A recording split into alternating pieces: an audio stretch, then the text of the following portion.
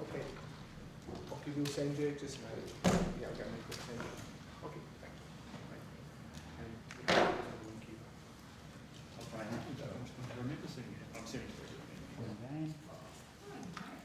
All right. Good morning to everybody. Before we start, I did just want to acknowledge the passing of Senator Alex Gallagher. He was a long-term member of this committee. He served not only with his time but with his interest. As a relatively new member of this committee, I always appreciated his sage common sense, his wise counsel, and his gentlemanly approach to doing the business of the Senate. And I mourn his passing, and I did want to just take this opportunity to acknowledge that we're the little poorer for not having him with us anymore. So I now declare open this public hearing of the Senate Rural and Regional Affairs and Transport Legislation Committee. The Senate has referred to the committee the particulars of proposed expenditure for 2021-22 and related documents for the infrastructure, transport, regional development and communications portfolio, excluding communications. All questions on communications go to the Department's appearance before the Environment and Communications Legislation Committee. The committee may also examine the annual reports of the Department and agencies appearing before it. The committee has before it a program listing agencies relating to matters for which senators have given notice. The proceedings today will begin with an examination of corporate matters within the Department of Infrastructure, Transport, Regional Development and Communications. The committee has fixed Friday, the 10th of December 2021 as the date for the return of answers to questions taken on notice. Senators are encouraged to provide any written questions on notice to the committee secretariat by the close of business on Friday, the 12th of November 2021. Under Standing Order 26, the committee must take all evidence in public session. This includes answers to questions on notice. I remind all witnesses that in giving evidence to the committee, they are protected by parliamentary privilege. It is unlawful for anyone to threaten or disadvantage a witness on account of evidence given to a committee, and such action may be treated by the Senate as a contempt. It is also a contempt to give false or misleading evidence to a committee. The Senate, by resolution in 1999, endorsed the following test of relevance of questions at estimates hearings.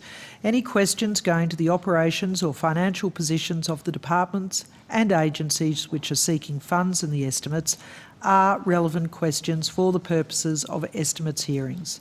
I remind officers that the Senate has resolved that there are no areas in connection with the expenditure of public funds where any person has a discretion to withhold details or explanations from the Parliament or its committees unless the Parliament has expressly provided otherwise. The Senate has resolved also that an officer of a department of the Commonwealth shall not be asked to give opinions on matters of policy and shall be given reasonable opportunity to refer questions asked of the officer to superior officers or to a minister. This resolution prohibits only questions asking for opinions on matters of policy and does not preclude questions asking for explanations of policies or factual questions about when and how policies were adopted. I particularly draw the attention of witnesses to an order of the Senate from the 13th of May 2009 specifying the process by which a claim of public interest immunity should be raised. Witnesses are specifically reminded that a statement that information or a document is confidential or consists of advice to government is not a statement that meets the requirements of the 2009 order. Instead, witnesses are required to provide some specific indication of the harm to the public interest that could result from the disclosure of the information or the document. An officer called to answer a question for the first time should state their full name and the capacity in which they appear, and witnesses should speak clearly and into the microphones to assist Hansard to record proceedings. Can I please remind everyone to switch off their mobile phones or render them inaudible? Senators, departments and agencies have been provided with advice on the arrangements in place to ensure the Budget Estimates 2021-22 hearings are conducted in a safe environment. This guidance is also available from the Secretariat. The committee appreciates the cooperation of all attendees in adhering to these arrangements. I now welcome Senator the Honourable Jane Hume and Minister for... Would you like me to recite it? Would you mind, 'Cause it's quite Senator? long. Thank you. Minister for Superannuation, Financial Services, the Digital Economy and Minister for Women's Economic Security. For very It's a terrible important acronym. things. Thank you. Thank you. And also Mr Simon Atkinson, Secretary of the Department of Infrastructure, Transport, Regional Development and Communications, and also officers of the department. Minister Hume, do you or Mr Atkinson wish to make an opening statement? No, I certainly don't. Thank you, Chair. Yes, I do, Chair. Thank you. Good morning, Senators. Throughout the past year, the dedicated staff in my department have continued to work to deliver essential ongoing functions, COVID-19 response measures and business as usual activities, connecting Australians, enriching our communities and empowering our regions. I'd like to outline some of the key achievements of our department over the past year.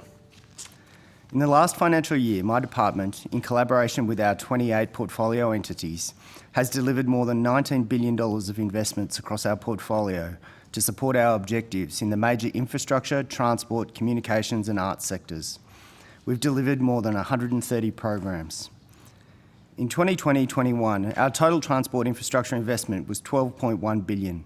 This is almost 60% increase above average annual transport infrastructure investment from 13-14 to 19-20. This is the largest delivery in history and is up from $7 billion last year, thanks to hard work and great partnerships with state and territories to deliver through COVID. This includes $5.2 billion of investment in roads, including road safety upgrades through the $1 billion invested under the Road Safety Program, and almost $2 billion for rail, including Inland Rail. Our major infrastructure investments also include Western Sydney International Airport, which is progressing and on track to open in 2026. Transport infrastructure investment helps to connect all Australians. It supports reliable, safe and efficient road, rail, shipping and aviation sectors, facilitating freight and passenger movement and connecting Australian businesses and consumers with domestic and international markets. The COVID-19 pandemic has created enormous challenges for the aviation sector, and our work has supported it through a very difficult 12 months. Including administering funding to maintain a minimum level of aviation connectivity. It's been important to maintain essential connectivity on regional and major routes during the COVID-19 crisis and preserve critical capacity while not distorting market shares so a competitive aviation market can restart post-COVID-19. In the past financial year, my department has delivered $202 million under the Domestic Aviation Network Support Program, $132 million under RANS, $360 million under the Airline Relief Package, and $65 million under the International Aviation Support Program. To support Australians living in remote areas, we delivered funding for regular air services for passengers and/or freight to 268 remote communities at a cost of $13 million. These services provided access for these communities to healthcare and deliveries of fresh food, educational materials, medicines and other urgent supplies, despite lockdowns, border closures and travel restrictions. Over the past year, my department coordinated delivery of the $1 billion Relief and Recovery Fund, supporting industries that have been disproportionately affected by the coronavirus crisis, including aviation, agriculture, fisheries, tourism and the arts. The fund supported a commitment to 10 regional recovery partnerships across the country, with projects identified from existing community and recovery plans to help the regions avoid some of the worst of the earlier impacts of COVID-19. As part of delivering the government's significant investment in local economies and across regional Australia, we also delivered community development grants and the Building Better Regions Fund. We helped to facilitate the successful rollout of COVID-19 vaccines in Australia's non-self-governing territories, the Indian Ocean Territories, Norfolk Island and the Jervis Bay Territory, ensuring these communities had equitable access to essential healthcare. There has continued to be intense pressure on Australia's transport networks, notably on our aviation, maritime and road freight systems. To support the continued movement of freight around the country by road and rail, my department has continued to engage with states and territories, regulators and industry as COVID response measures evolve. We facilitated the Land Transport COVID Group and Maritime Response Group to address COVID-19 impacts in these sectors. This included assisting with the implementation of the Freight Movement Code to keep freight moving across domestic borders throughout the COVID-19 pandemic. We continued to underpin international aviation operations, including managing and maintaining passenger caps, which played a vital role in assisting returning Australians and enabling critical air freight services. We also provided $443 million in funding to support exporters through the International Freight Assistance Mechanism. Meanwhile, the department has also continued its business as usual, regulating airports, providing advice on airspace issues, setting vehicle standards and managing the Tasmanian shipping program. The department also continued its work progressing transport reforms, addressing safety, disability standards, sustainability and digitisation. We worked with partners throughout 2020-21 to implement city and regional deal arrangements and delivered around $540 million in funding across 10 city and regional deal locations. We also delivered agricultural water projects in Midiamo, Warwick and Macalester through the National Water Grid Fund. I'd like to note also that since last estimates, there's been a machinery of government change that has meant the department has acquired the functions of the Office of Northern Australia and the Northern Australia Infrastructure Fund. I think this goes some way to demonstrate the breadth, depth and complexity of the work of this department, which I'm immensely proud to lead. These achievements have been delivered despite lockdowns affecting much of the country and the disruptions of COVID-19.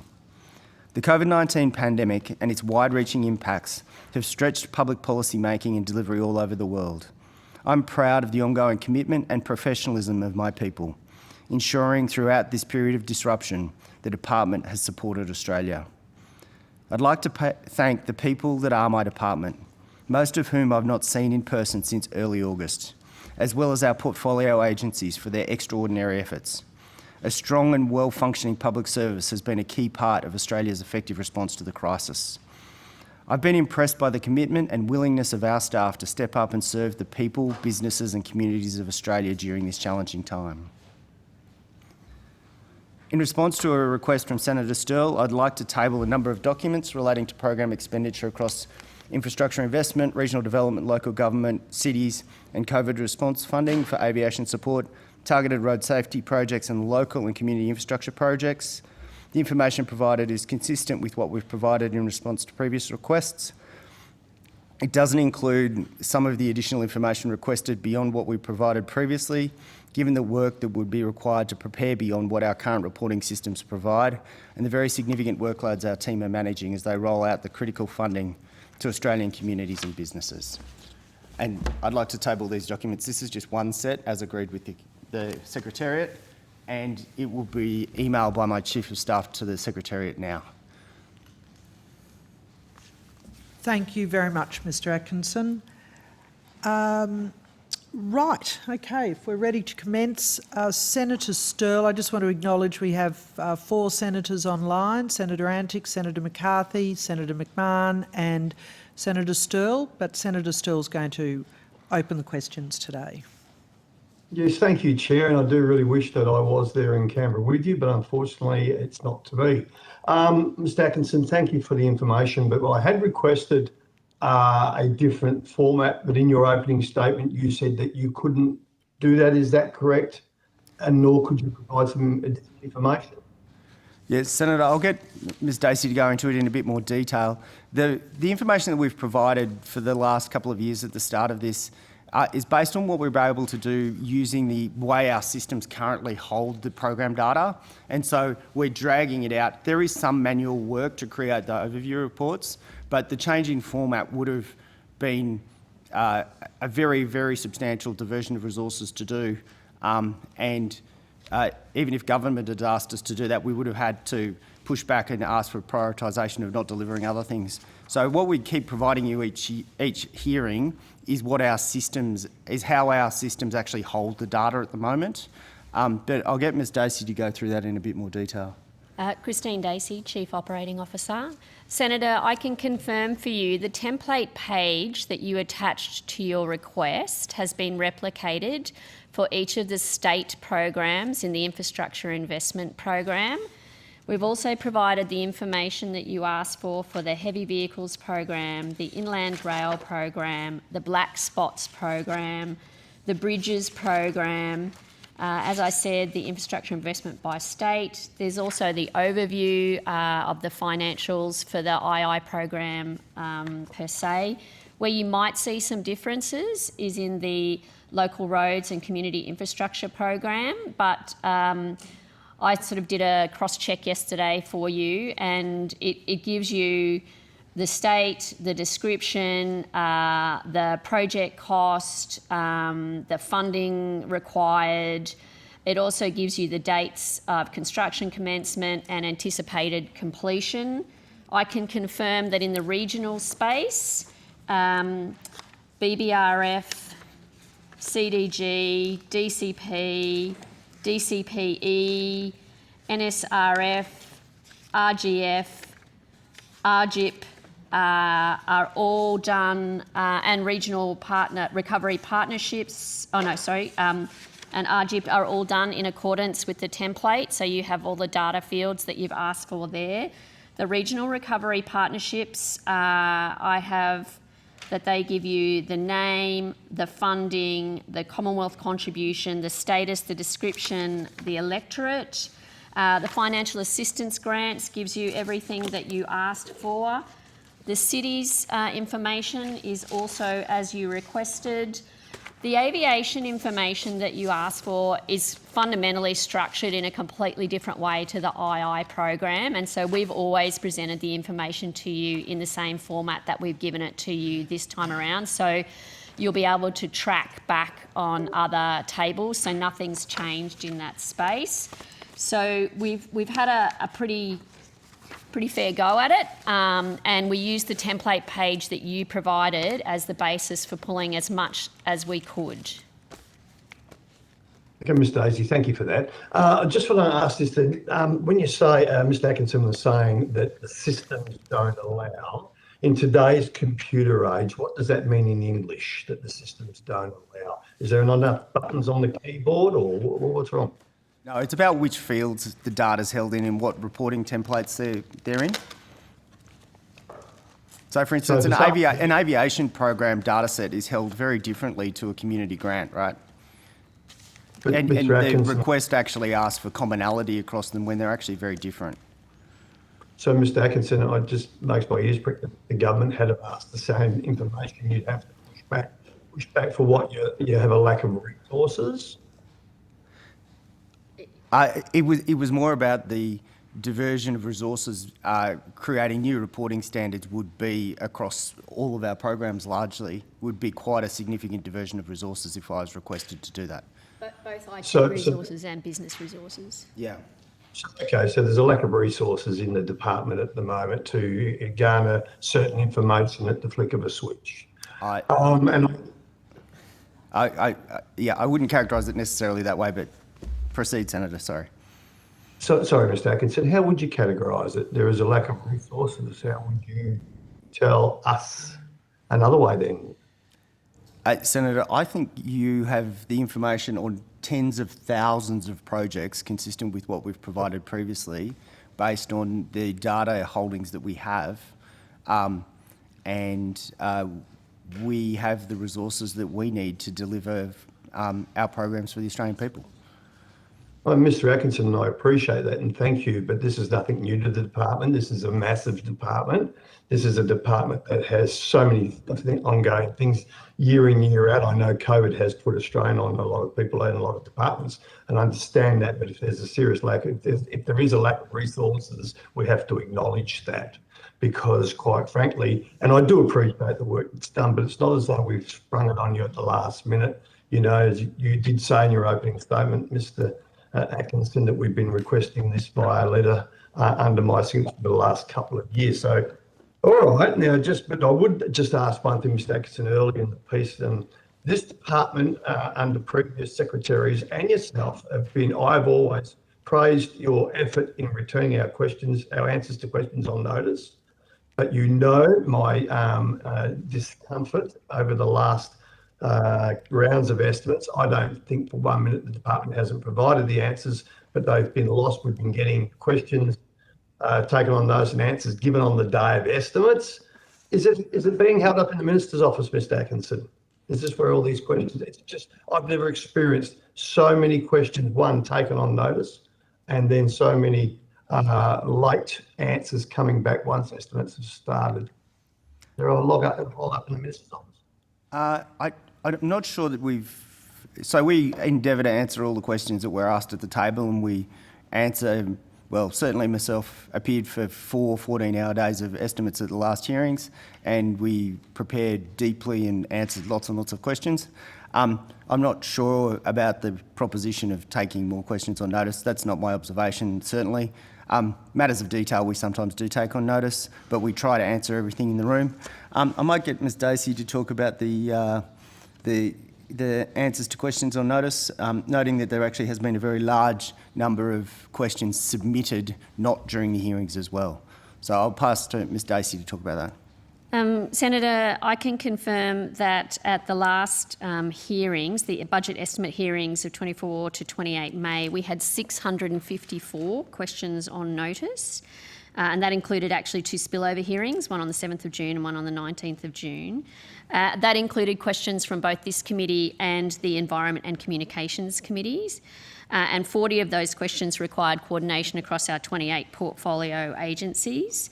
The lodgement dates for answers to the 346 questions that relate to this particular committee was the 16th of July and the 29th of July. 121 answers were provided to the Secretariat by 16 July. 15 answers were provided by 29 July, which was the second relevant date, and 204 answers were provided to the committee after the applicable date set by the committee. There are 6 that remain outstanding. So those are the statistics. I don't have a historical trend that I could point to in terms of your question about whether it's more or less being taken on notice. Ms Dacey, thank you for that. And I know that you've come from a different area, and I don't make this up, and I appreciate your answer, but I have never, ever experienced so much opportunity for department officers to continue to take simple questions on notice. And there are a couple that will come up during the day, some of the officers that I've had to wait months for an answer when the officers have come back to tell me it's not even in their remit. Now, if we've got officers sitting at the table who don't even know what their job are, I'm going to highlight that. So let's see how today goes, and let's hope that that the trend that I've experienced is broken, and we actually get the ability to answer questions. And you know yourself, Mr Atkinson, thank you anyway, but you know I always say to you, is there someone in the room, or can we get hold of someone via a telephone that can come back to us a couple of hours later? I always give you that opportunity. So anyway, we'll move on from there, okay? And I haven't got that in front of me, but no doubt it'll be available soon. So thank you for that, Mr Atkinson. And Chair, I will go back to you and my colleague, Senator Watt. Thank you very much, Senator Sterle. I'll just quickly go to Senator Rennick for 3 minutes, and then I'll go to Senator Watt. Thank you. Hi guys, how are you going? Look, I just wanted to ask, I know that the police investigation, federal police investigation into Leppington Triangle has been finished. Can I just ask, before the report was lodged last year, did the Auditor General speak with any of your staff before he referred matters to the federal police?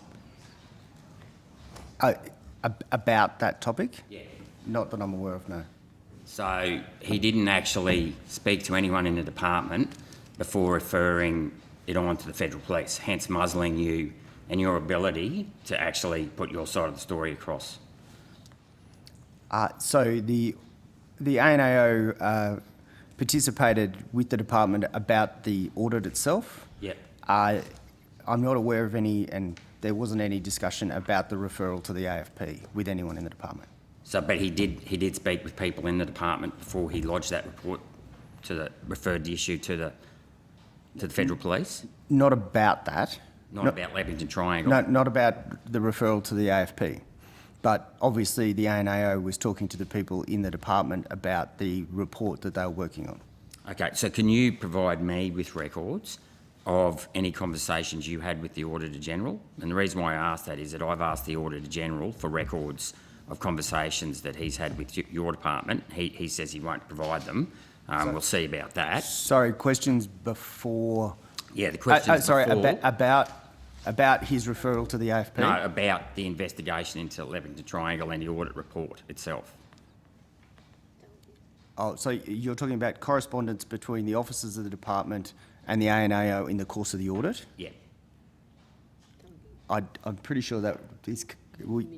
Yeah, that's covered under the Auditor General's Act. I don't think that it would also be huge because they asked for thousands and thousands of documents as part of that audit. Okay, well, I just want to... Yeah, but I don't want the documents. I just want evidence of conversations between the Auditor General and your department and what questions were asked. So I want to basically audit the Auditor General, so I've got a background in auditing myself, and I want to make sure before he actually lodged that, he did, because as it's turned out, there were no records, there was nothing wrong, so I want to know what exactly he thought was the wrongdoing as to why he referred it to the Federal Police in the first place. Yep. Senator, will, at risk of annoying Senator Sterle, will take on notice what we can provide. Yeah, sure. But certainly I had no conversations with him With the prior to Auditor that. General, prior to the referral? Yes, About the referral. about the referral. Right, okay. There were many conversations going on. Right, okay. Thank you. That's all. Thanks, Senator Rennick. Senator Watt. Thanks, Chair. Thank you, Mr Atkinson, Ms Dacey, and thanks, Minister, for attending today as well. Minister, can I just start with you? Can you just remind me, I didn't catch your full title? Yes, I am the Minister for Financial Services, the Digital Economy. Well, I missed one. The Superannuation Financial Services, the Digital Economy, and Women's Economic Security. Right. They're obviously all very important portfolios. In what way are they connected to the matters we're discussing in this portfolio I'm today? filling in today. You're filling in. Who are you filling in for? Another minister that's supposed to be here, but I'm filling in. Which minister are you filling in I for? assume it's Senator Mackenzie, but I'm not entirely sure who's responsible for this portfolio most of the day. Right. I absolutely don't mean this in a disrespectful manner, but so you've just said you don't know who's responsible for the portfolio.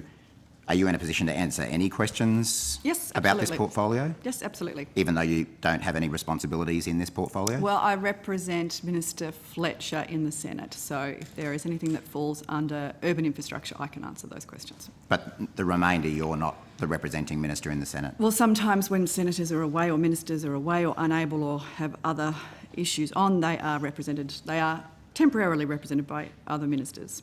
Is Minister Mackenzie away today? I don't know. But I thought you said that you I would didn't rep ask. when the minister's away. Yes, that's what happens. But you don't know if she's I didn't away. ask. When were you asked to... Yesterday. You were asked what time? I don't know, about 3 in the afternoon? So around the same time the Nationals were having their party room meeting. I don't know. So you were asked to fill in for a minister Just for the morning. for the morning. What time will you think you'll be here till? I'm on an environment this afternoon, so any time up until that starts. Right. So you don't know where Minister Mackenzie is? No. But she is the minister representing this portfolio in the Senate. I understand that I'm filling in for Minister Mackenzie right now. Because I had a look at the schedule that Parliament published for these estimates on Friday, which had said that Ministers Mackenzie and Ruston would be attending today. Oh, I've just had a message to say that Minister Mackenzie would be back at 10 a.m. 10 a.m, okay. That's good, because there are a number of questions that we're keen to put to Minister Mackenzie. Okay, well, we might just do a bit of reordering of our questions. So she'll be here at 10 a.m? That's the message I've just received. Right. I'd be concerned if we had a representing minister who decided not to show up for I think, the portfolio. Senator Watt, it is quite normal that we have different ministers repping in and out. You know, that is a usual estimates process. Senator Mackenzie will be here at 10 a.m, so let's move to the questions that you have for... The other time I've encountered that is when Minister Cash was running away from questions and didn't turn up to No, Attorney I don't General's think that estimates. is. I don't think that is the case. But please Well, it go was. to I your was there. I question, was Senator actually there. Watt, so that we can move forward this morning. Well, it's going to be a little bit difficult because some of the questions that we had intended to put in the cross-portfolio section we're in now probably do require Minister Mackenzie to be here. I might get Senator Sheldon just to cover off some Western Sydney Airport questions while we work out how we want to proceed from there. Thank you. Good, thanks, Chair. Good morning, everybody. Secretary, Minister, Ms Dacey, Mr Atkinson. And just to the Secretary, we've discussed issues related to the Leppington Triangle purchases many times before, of course. I know the AFP has concluded its investigation. You've published reports prepared by Sentia and KPMG, and I'm aware you provided a briefing to the Shadow Minister about the Code of Conduct investigations, which we appreciate. Are there any further reports or processes underway that you are waiting for the result of? No, Senator. Across the Sententia report, KPMG report, and the codes, those are the finality of the report. And we've made very substantial work to address the issues that were raised in those reports, particularly the Sententia report, and ensure that we don't get in these circumstances in future. Is there anything else that you believe the committee should be aware of in this matter? No, Senator, I think the key for people who want to be informed in the detail of it is to read the detail of the Sententia report, which really gives a full understanding of everything that went on at that point. Ready or not? Yeah, as I mentioned, Chair, we did have a number of questions that we were keen to put to Minister Mackenzie in this first bracket. Obviously, she's not here. So I'm wondering whether the best thing to do with the committee's indulgence would be to move to the next section, which covers aviation policy, and we then come back to this cross-portfolio item.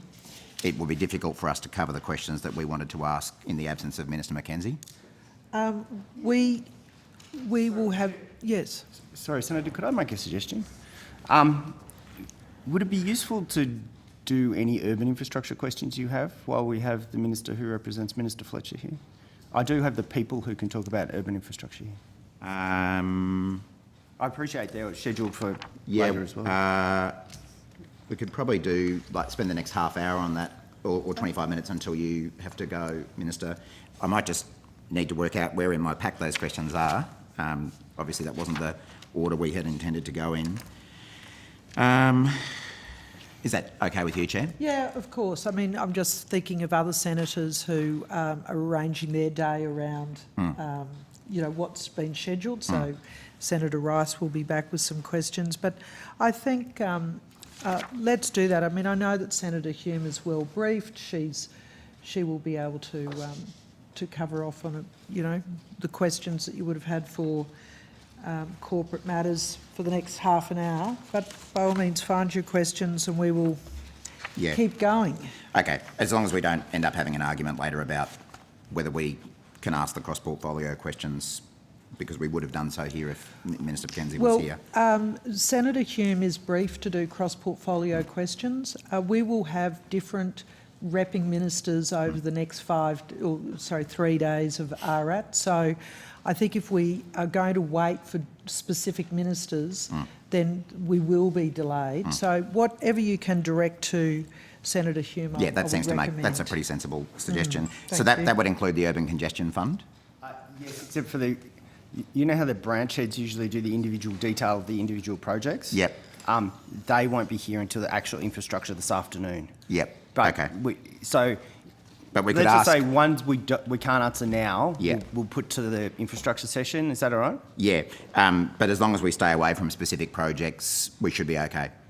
Yeah, we'll do our best. Yep. Okay. Anything we can't now, we'll do then, if that makes sense. Okay. So I'll just start with some pretty simple questions about the size of the fund. So the Urban Congestion Fund used to be described as a $4.8 billion fund. But now I see it's described on the department's website as around $4 billion. So what is the right figure? How much is this fund? How much is in it? My understanding Minister? is it's still a $4.8 billion fund. And less than 4% of the government's record $110 billion 10-year infrastructure investment program. So does that mean the department's website's wrong in saying it's a $4 billion fund? I'll pass to Mr Smith. It may be that represents what's committed, but... Yes, Philip Smith, First Assistant Secretary, Infrastructure Investment Division.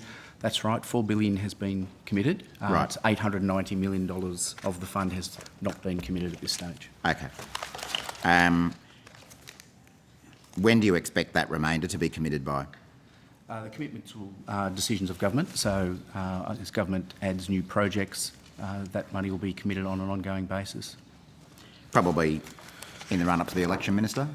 Well, it already has 144 projects on the go and 182 separately identifiable packages of work. Yeah, but my question's about when we're going to see the remainder committed. It would be fair to assume that Well, it'd be in this term of government. Yeah, so in the run-up to the election. Well, we don't have much choice in that, do we? Well, no, not that. We're now only months away from an election. So, Mr Smith, how much... So $4 billion, or roughly that amount, has been committed to projects. How much has actually been expended? To date, $550 million has been expended. Wow. I know we have this discussion every estimates, but I mean, Minister, this was a key election commitment at the last election, a $4.8 billion fund. We're nearly at the next election and the government has only spent $550 million. I mean, it's basically about almost $1 in 10 that it committed. What's the hold-up? Senator, I think we've discussed this a little bit before, but the expenditure profile of projects is sort of like got a bell curve to it. And in the first period where detailed design works are going on and prior to PPR agreement with the states, there's quite a lot of design work, which isn't the very expensive part of the projects. It's actually the build and construction phase where the larger money gets spent. So it's normal for there to be a ramp up after projects are agreed until we move into the major construction piece. And it just depends on what stage in maturity they are at various points in time. And so the expenditure to date reflects payments against milestones with the states. I don't know if there's a distinction here, Mr Smith, but how much has been contracted to date out of the Urban Congestion Fund? I wouldn't have those figures. We rely on our delivery partners to do that. Those that are obviously in construction, you'd assume they would be under construction, but even when you're in planning, quite often you're doing preliminary works, and those bits would be under contract as well. Is that a figure that someone back at the office would have easily to hand? It's not information we normally collect. Delivery partners look at the contract side of things. We look at, are they in planning, are they under construction, or are they complete? And whilst we would have some of that information, we'd have to trawl through that manually. Right. So, Minister, when the government went out and made a big song and dance about its Urban Congestion Fund at the last election, describing it as a $4.8 billion fund, do you think that members of the public, voters, would have thought that by the time of the next election you would have only spent about $1 in every $10? Well, I think that was very well explained to you by the Secretary, that there is a bell curve attached to infrastructure spending always. So did the government... I don't recall the government I think at the you're election... asking me to speculate on what the public might think about how infrastructure is spent. Well, I don't recall the investments are spent. government at the last election telling people that when it said that they had a $4.8 billion fund, that they'd have to wait 5, 6, whatever many years it will be before that money will be spent. Did I miss something? I don't think that the public are so obtuse that they would think that an infrastructure spend happens immediately the day after an election. You don't think they'd expect that that might happen over the next term of government? I think that they would understand that infrastructure takes a long time to build. So, Mr Smith, I think I'm right in saying that last financial year, so 2021, the department expected to spend $483 million through the Urban Congestion Fund. I'd just be interested to know what was actually expended in the last financial year. $388.5 million. Right, so about a quarter below what was expected. The figures we get, we work closely with the states about their expectations of what they can deliver. We roll those into both the budget and updates in MyIFO. So they're our two best estimates at the time of when we think we can deliver. I don't have the prior figures with me, but that sounds roughly right. But 388 was what we anticipate. Oh, sorry, 388.5 is what we spent last financial year. Okay, and the remaining 120 million or so that has been spent to get us to that $550 million figure, was that spent before or after last financial year? So prior years was 148.1 million. Last year was 388.5, and the residual is made up to payments to date. Right. So it's only about another 20 odd million that's been spent this financial year so far. Yes, and that's probably not unexpected. Again, our profile ramps up. It's sort of like a bit of a hockey stick, to be honest. It ramps up in that May, June, July. That's generally the history of the fund, so we'd expect the same sort of thing again this year. So, sorry, towards the end of the financial year? Towards the end of the financial year. So we obviously only ever pay on milestones, so the milestones need to be completed. They need to provide sufficient evidence, and then the delegates then approve those payments as they go through. Okay. At estimates in May, the department told us that it had downgraded the projected 2021 to 22 expenditure from $1.2 billion to $776 million. What's the projected expenditure for this financial year now? So the current spend, that's still in the budget forecast under BP3, and it's got the forward outlook as well. So for 2021-22, 775.6 is our best estimate. 22-23 is 1.3 billion. 23-24, call it 800, so it's actually 797, and then 24-25, 256 million. Okay. And at those same estimates, actually, before I go into that, and you still feel confident about that projection of 776 million for this financial year? They're our best estimates at the time. As I said, we update those in MyIFO. We're obviously going through that sort of process and working with the states about their profiles. So that is our best figure at this stage until we update our estimates. Right. So as we sit here now, you don't have any reason to think that you won't meet that figure? I think a lot of states have experienced a lot of issues in delivery. I mean, if you look at New South Wales, they had some massive floods at the back end of last year. Western Australia has its border shut, which makes it difficult to attract additional resources. You know, we're kind of in unprecedented times with lockdowns, out of lockdowns, mobilising, remobilising staff. So there's a whole raft of factors, global factors come into it as well, but these are our best estimates right now. Mm-hmm. Again, in the May estimates this year, we were told that 31 projects had been completed, 25 were under construction, and 69 were due to commence by the end of this financial year. Could we get the updated figures, please? Yes, certainly. So 35 have been completed, 39 are currently underway. By the end of December, we anticipate a further 25 will be under construction, and a further 49 will commence in 2022. 2022? Yes. But still this financial year? Look, I've only got the figure for 2022. I'll take on notice how much till June. Okay. How many projects are still in the planning phase? Yep. I do have that. Bear with me.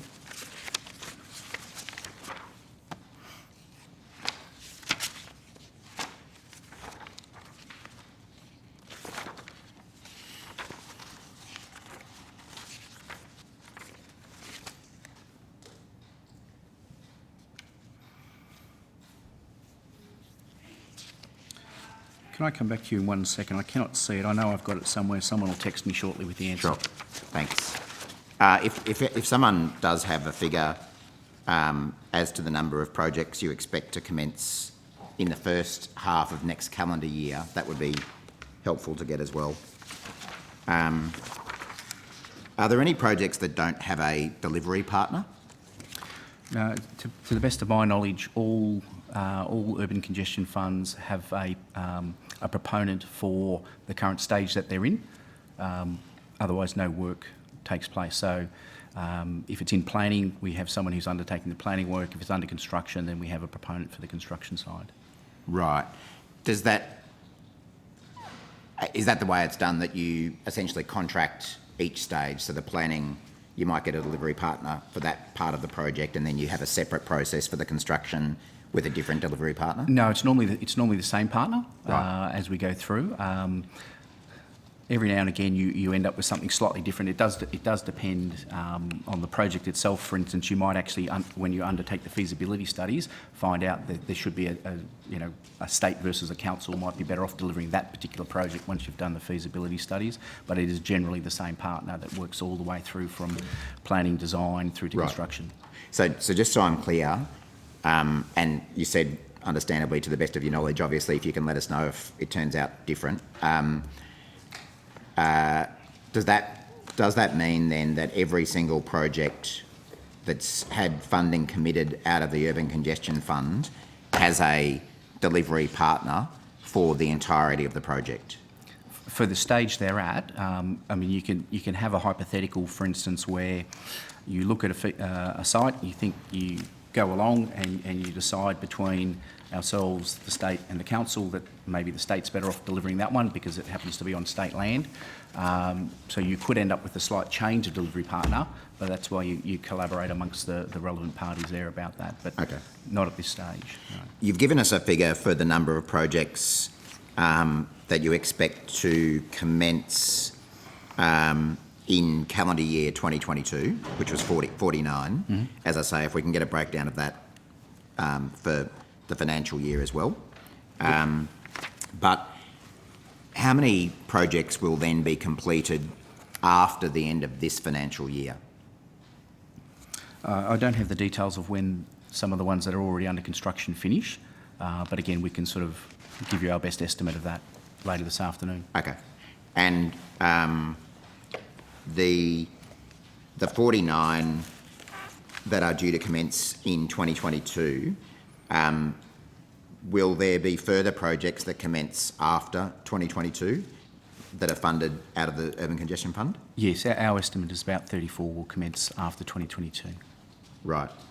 Has any, and that will spend the remaining 800 or so million that's in the fund, is that how it No, works, that's or part of the allocated money. out of the 4 billion? Yes. So the 34 that you anticipate will commence beyond 2022, they're funded out of the 4 billion that's already been committed? Correct. Right. And is it known, those projects have been settled? We know what those projects are? For some of those, they're probably still going through a bit of a scoping phase, but the projects have all been announced. They have, right. Those numbers that we have read out are all projects that have been selected and agreed to by the Australian Government. Okay, I didn't realise they'd all been announced. And then whatever the government decides to do in terms of the remaining 800 million, obviously those projects will commence sometime after that. Correct. Yep. And there's been no estimate of the number of projects? Sorry, when you say sometime after that, depending on the type of the project, Yeah. some of them could commence earlier Yep. if they're smaller and they've gone through design work already. Yep. So it does depend on the nature of the project, but they Okay. would commence after they're announced. Okay.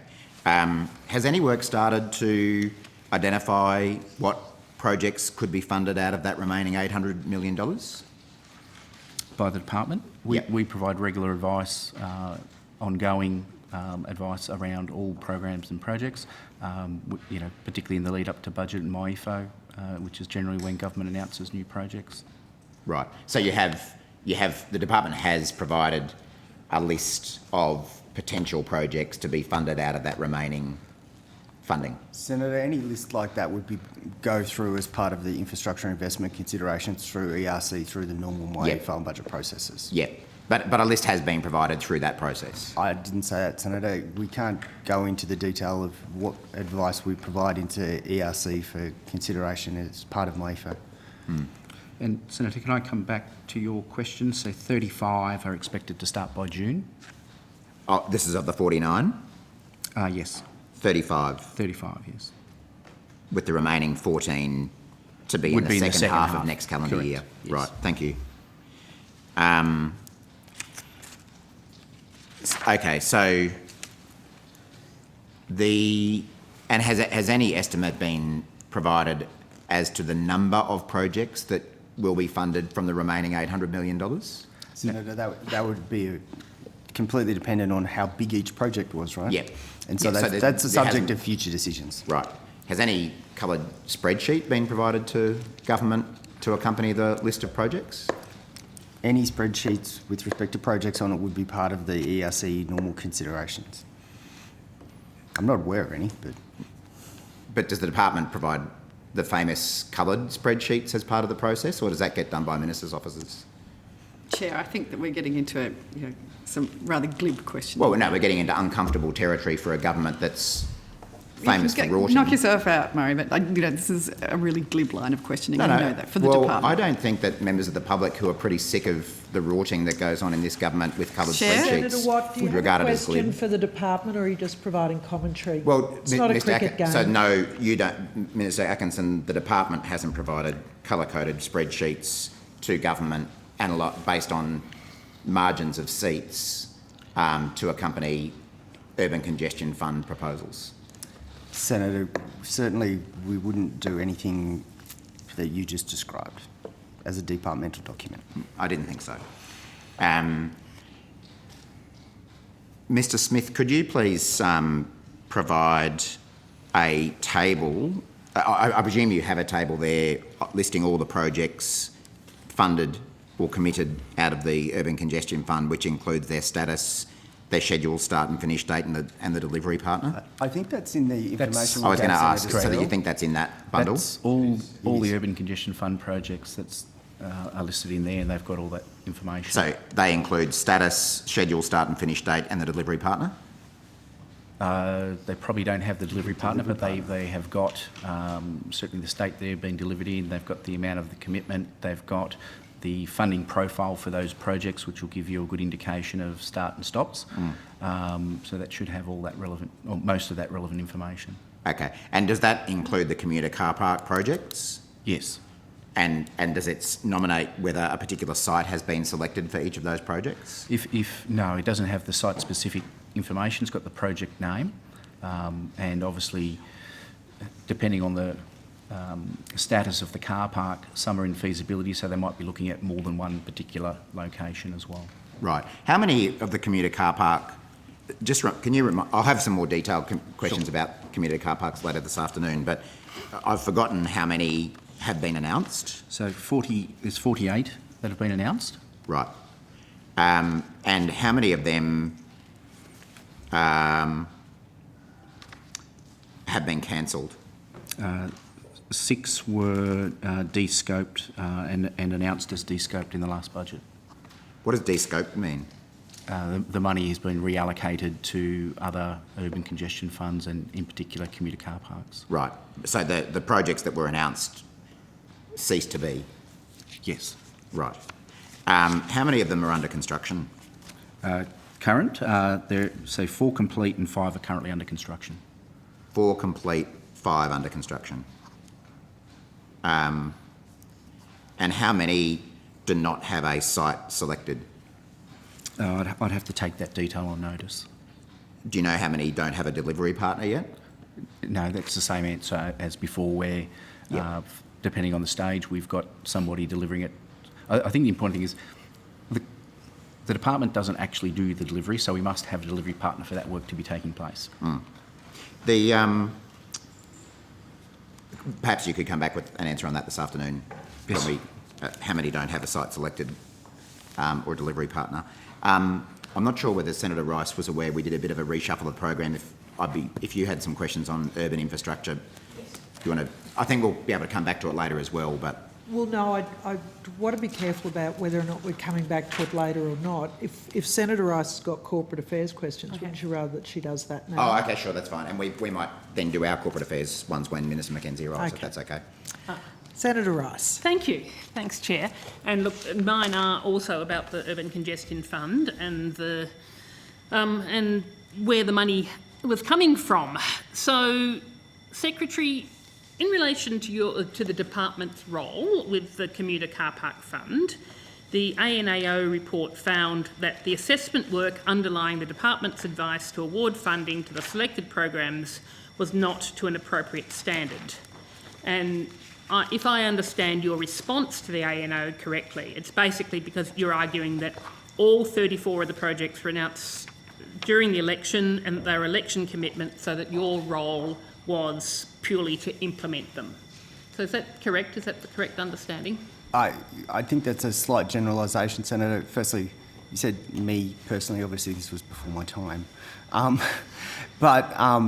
The key point that I was making there is that the vast majority of those projects were election commitments that were announced during the election campaign, and the department, to my knowledge, and Mr. Smith or Mr. Helena might jump in, and the department didn't provide detailed advice on those. There's a lot of specifics as to what the department actually did provide, which is consistent with the time available and the point that they were at.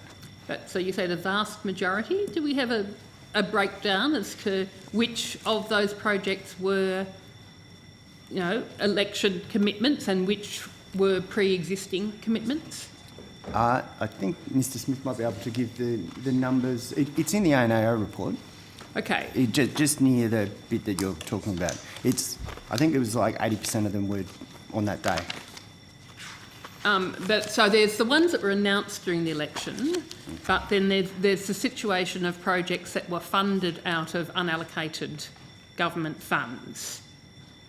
So do you treat them as election commitments because they were announced during the election? Sorry, Senator, I treat commitments that were made to the Australian public during the election campaign as election commitments. Okay. And so that's including the ones that were decided via an exchange of letters on the 10th of April? Yes.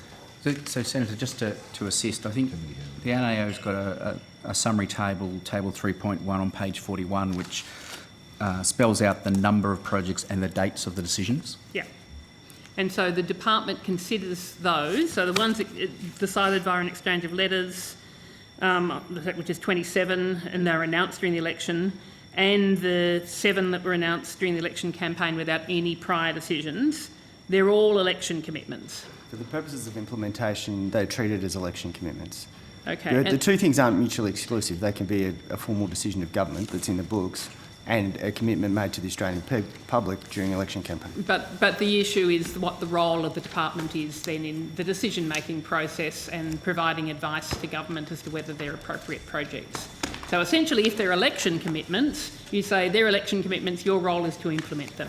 So you are treating all of those as election commitments, so essentially your rationale is that they're election commitments. We didn't have any say as to what the projects were. All we need to do is to implement them.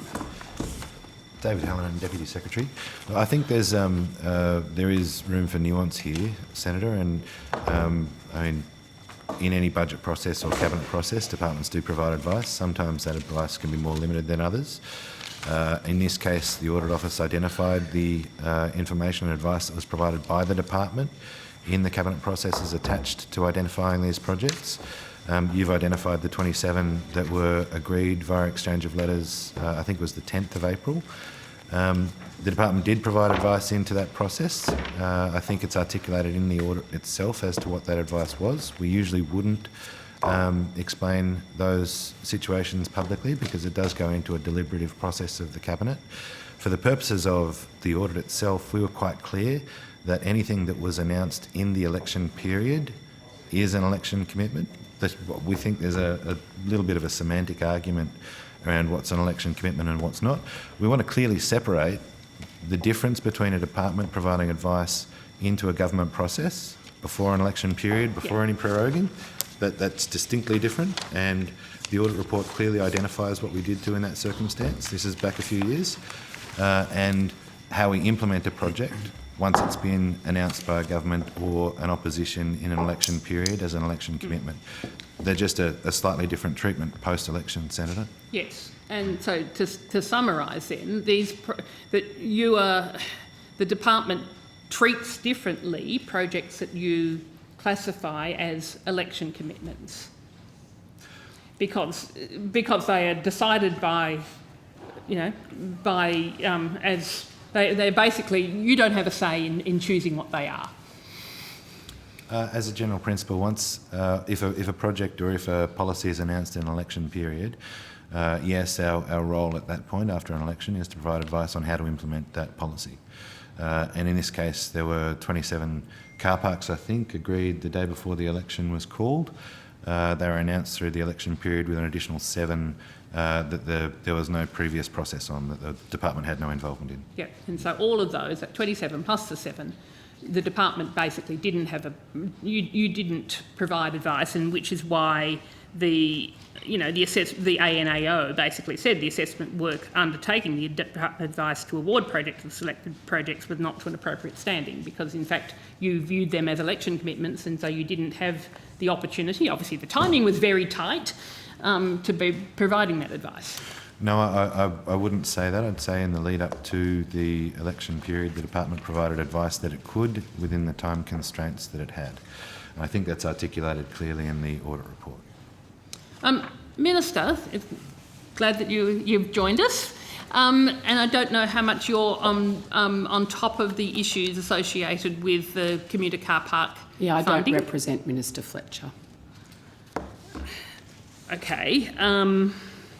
All right, so you can't answer any questions about whether Minister Fletcher viewed all of these as election commitments? So, No, I Rice, can't. we had agreed while Senator Hume was here that we'd do car parks. We will get back to that again later in the day. So if you would have any questions on corporate matters, if you'd like to turn to that, that would be terrific. Well, I mean, it's corporate matters, and it's a high-level decision as to sort of whether you're spending government funding on election commitments, which is essentially where my questions are going to. So, look, I'll leave asking questions of the Minister about that then. But then, can I move on then after the election, you do a election commitment process, that's right, isn't it, to ensure that all the election announcements are allocated to programs, including the Urban Congestion Fund and the Commuter Car Park Fund? Yes, Senator. I think I ran through that at previous estimates about the process by which those get allocated. Yeah. So do you keep track of how many of those election announcements were new commitments versus decisions taken by the government before the election?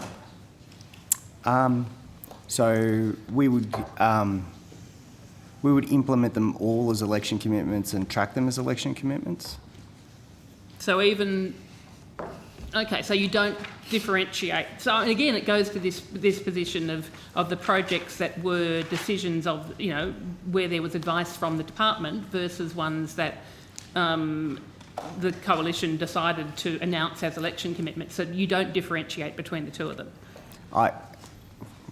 Mr. Smith might correct me, but the normal process by which election commitments come through is that election commitments are made during the election campaign, and then formal authority and funding and those sorts of arrangements are addressed following the election. So, and that's even though you've got funds that have got projects, across the Urban Congestion Fund that the Liberal National Party coalition announced with a cost of almost $1 billion, and 3/4 of them were just committing unallocated funds, so that they don't show up in the election costings bottom line, but you don't differentiate between them. I think for the purposes of budget tracking, Senator, all of the decisions taken up until the election is called will be reflected in the PFO. And for this particular program, I think there was a budget allocation. Now we've got a budget allocation of $4.8 billion. The commitments against that allocation don't total to the $4.8 billion. So we still have an amount of money that Mr. Smith articulated earlier. I think it's $800 or $900 million that is unallocated from the $4.8 billion bucket.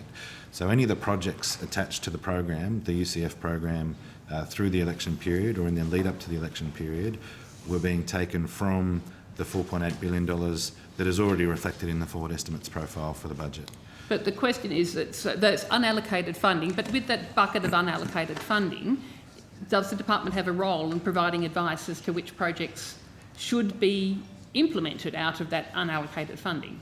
So, unallocated funding just means that there's a forward funding profile for it. The individual process by which projects are identified is different across each program. And in this instance, there were election commitments that are being implemented through that funding program. But they don't have to show up in the bottom line as being election commitments because they're included in unallocated funding. So what bottom line? The Commonwealth bottom line or the election costings? The election commitment bottom line. So in terms of the total election the government gets to implement projects that have got very little rationale or credibility, that don't have to have advice from the department, and yet they are coming out of unallocated government funding. Yes, Senator. And that's not a problem? What's the point of having a department if then they can get to commit on basically, zero rationale to do things that are supposedly meant to be tackling urban congestion with no rationale? Why, isn't that frustrating to the department that you've got all this expertise that, you could provide advice to them as to how to tackle urban congestion? You've got a fund that says it's meant to be tackling urban congestion, and yet you've got, essentially, because all the money is considered as election commitments, you don't have a role. Sorry, Senator, I wouldn't describe it quite that way. Obviously, we've got a $110 billion investment pipeline, which is made up of a series of different administered programs, and our role in providing advice to government is different, usually through the two major economic updates, through the cabinet processes. But when things are election commitments announced during election campaigns, this is the same of all governments that are duly elected by the Australian people. If a government makes, or an opposition makes, an election commitment in a campaign, they can expect that the public service will implement that election commitment. Yeah. So can I clarify, all the car parks under the commuter car parks are funded under the National Land Transport Act 2014? Yes. And in line with the National Partnership Agreement on Land Transport Infrastructure Projects? Yes. And there's a project proposal report for each car park before the funding is finally approved? That's correct. And so then presumably for all the car parks, you've received some form of project proposal? Yes, they go through the same. Once the projects are decided by government and a decision and they've been announced, they go through then the same process as any other project. So, a proponent would develop a delivery PPR that comes to the department. Department would then provide advice, and then the minister would make appropriate decisions based on that. Okay, so can you provide us with the PPRs for the 43 car parks that have now been committed? I'll have to take that on notice. I don't have them obviously with me, and some of that information would be commercially sensitive, so we'd need to take on notice and liaise with the minister about what we can provide. Okay, thank you. Oh, actually,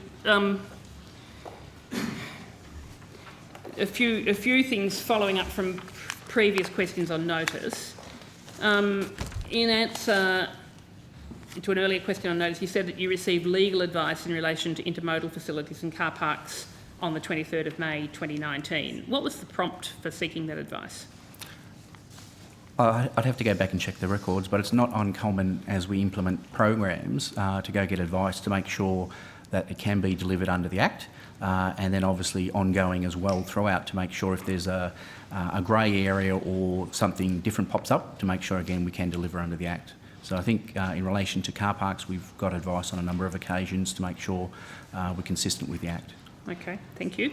And in relation to the Turner and Townsend contract, which I think we discussed at the last estimates, can you tell me when the Minister requested that analysis, what the day was? You might need to take that I'll take that on notice, yes. And when you sent the documentation to Turner and Townsend? And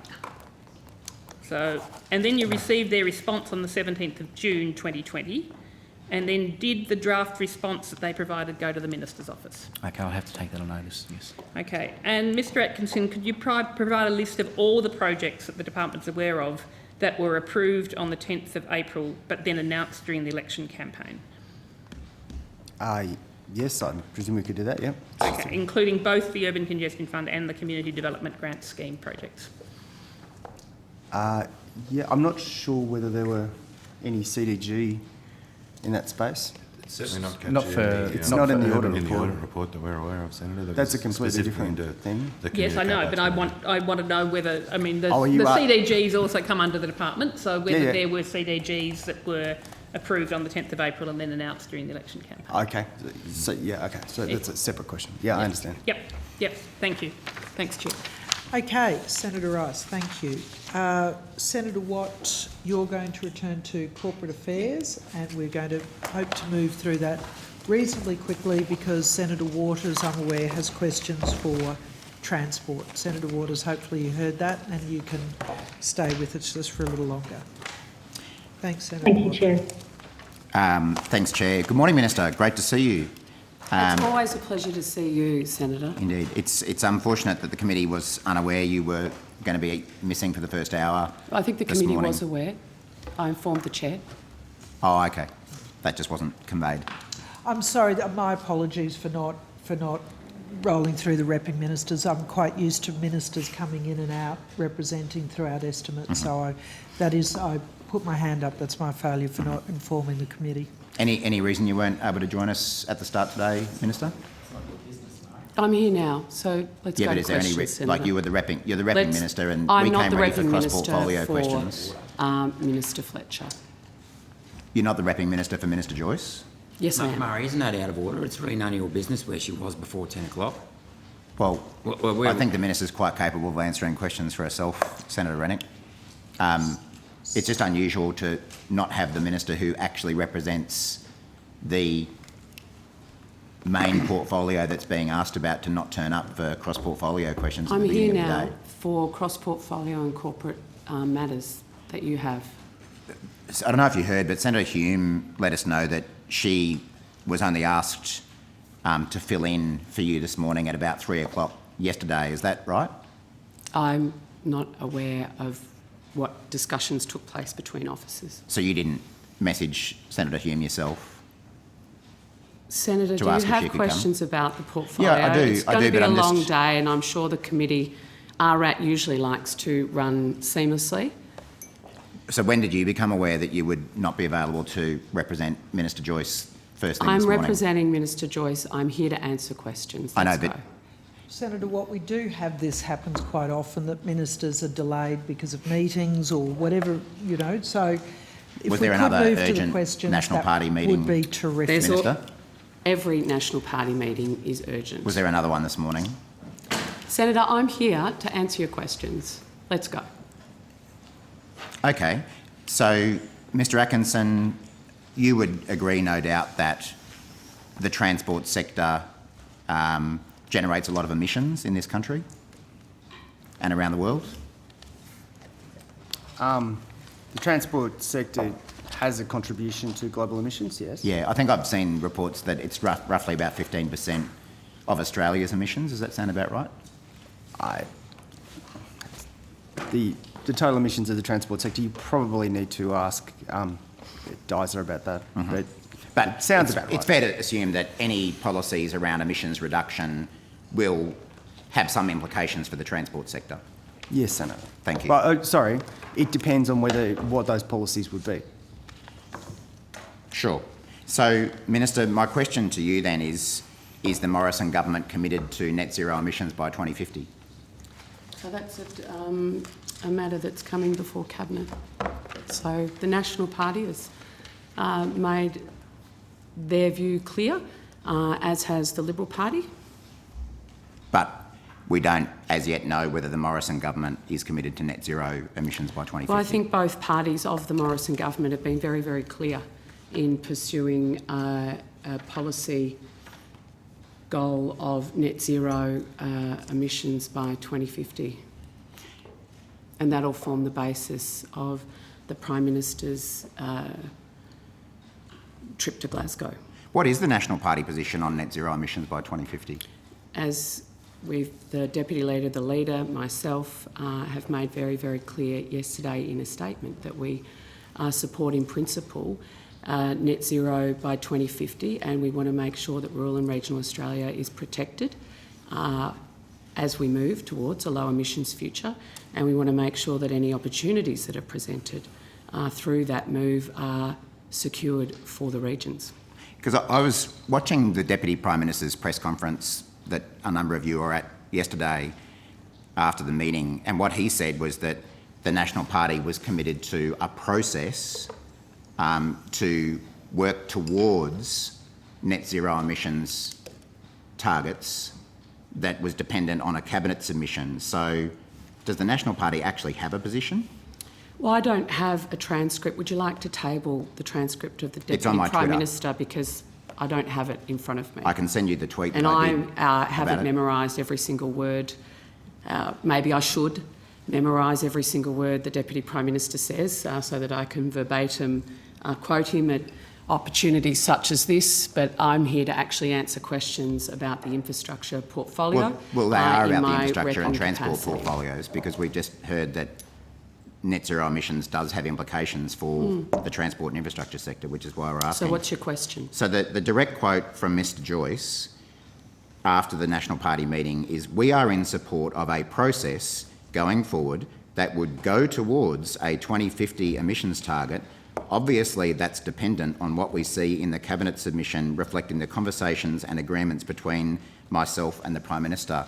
What on earth does that mean?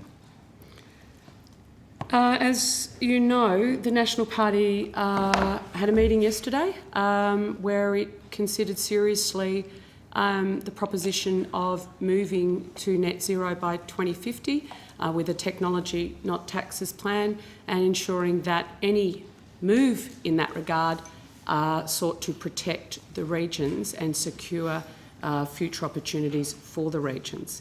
That's what we considered, and out of that meeting we'll be heading into a cabinet process, which I think the Prime Minister and the Deputy Prime Minister have outlined very, very clearly. So when Mr Joyce says... Is there a question on transport? Well, actually, what is it? Are you saying that emissions... What is the question on transport? Are you saying that emissions targets don't have any relevance to the transport sector? No, that's not what Well, that's why I'm asking these Senator. questions. Do you want me to say that? Is that what you want me to say? No, I'd be surprised if you did.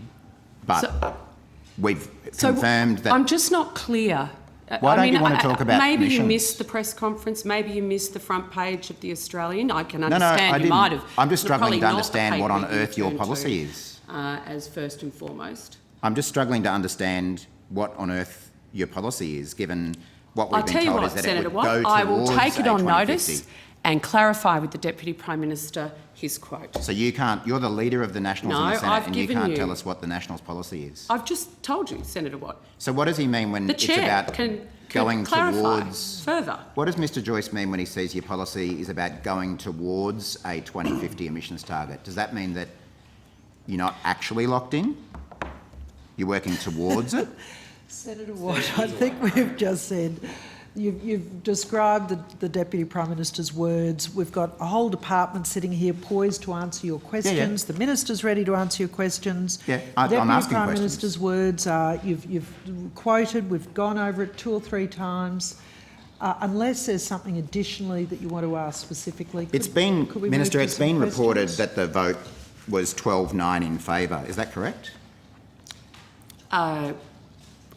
I'm not going to comment on party room, and people that are commenting about what happens in the National Party room aren't doing themselves any favours. Who are they?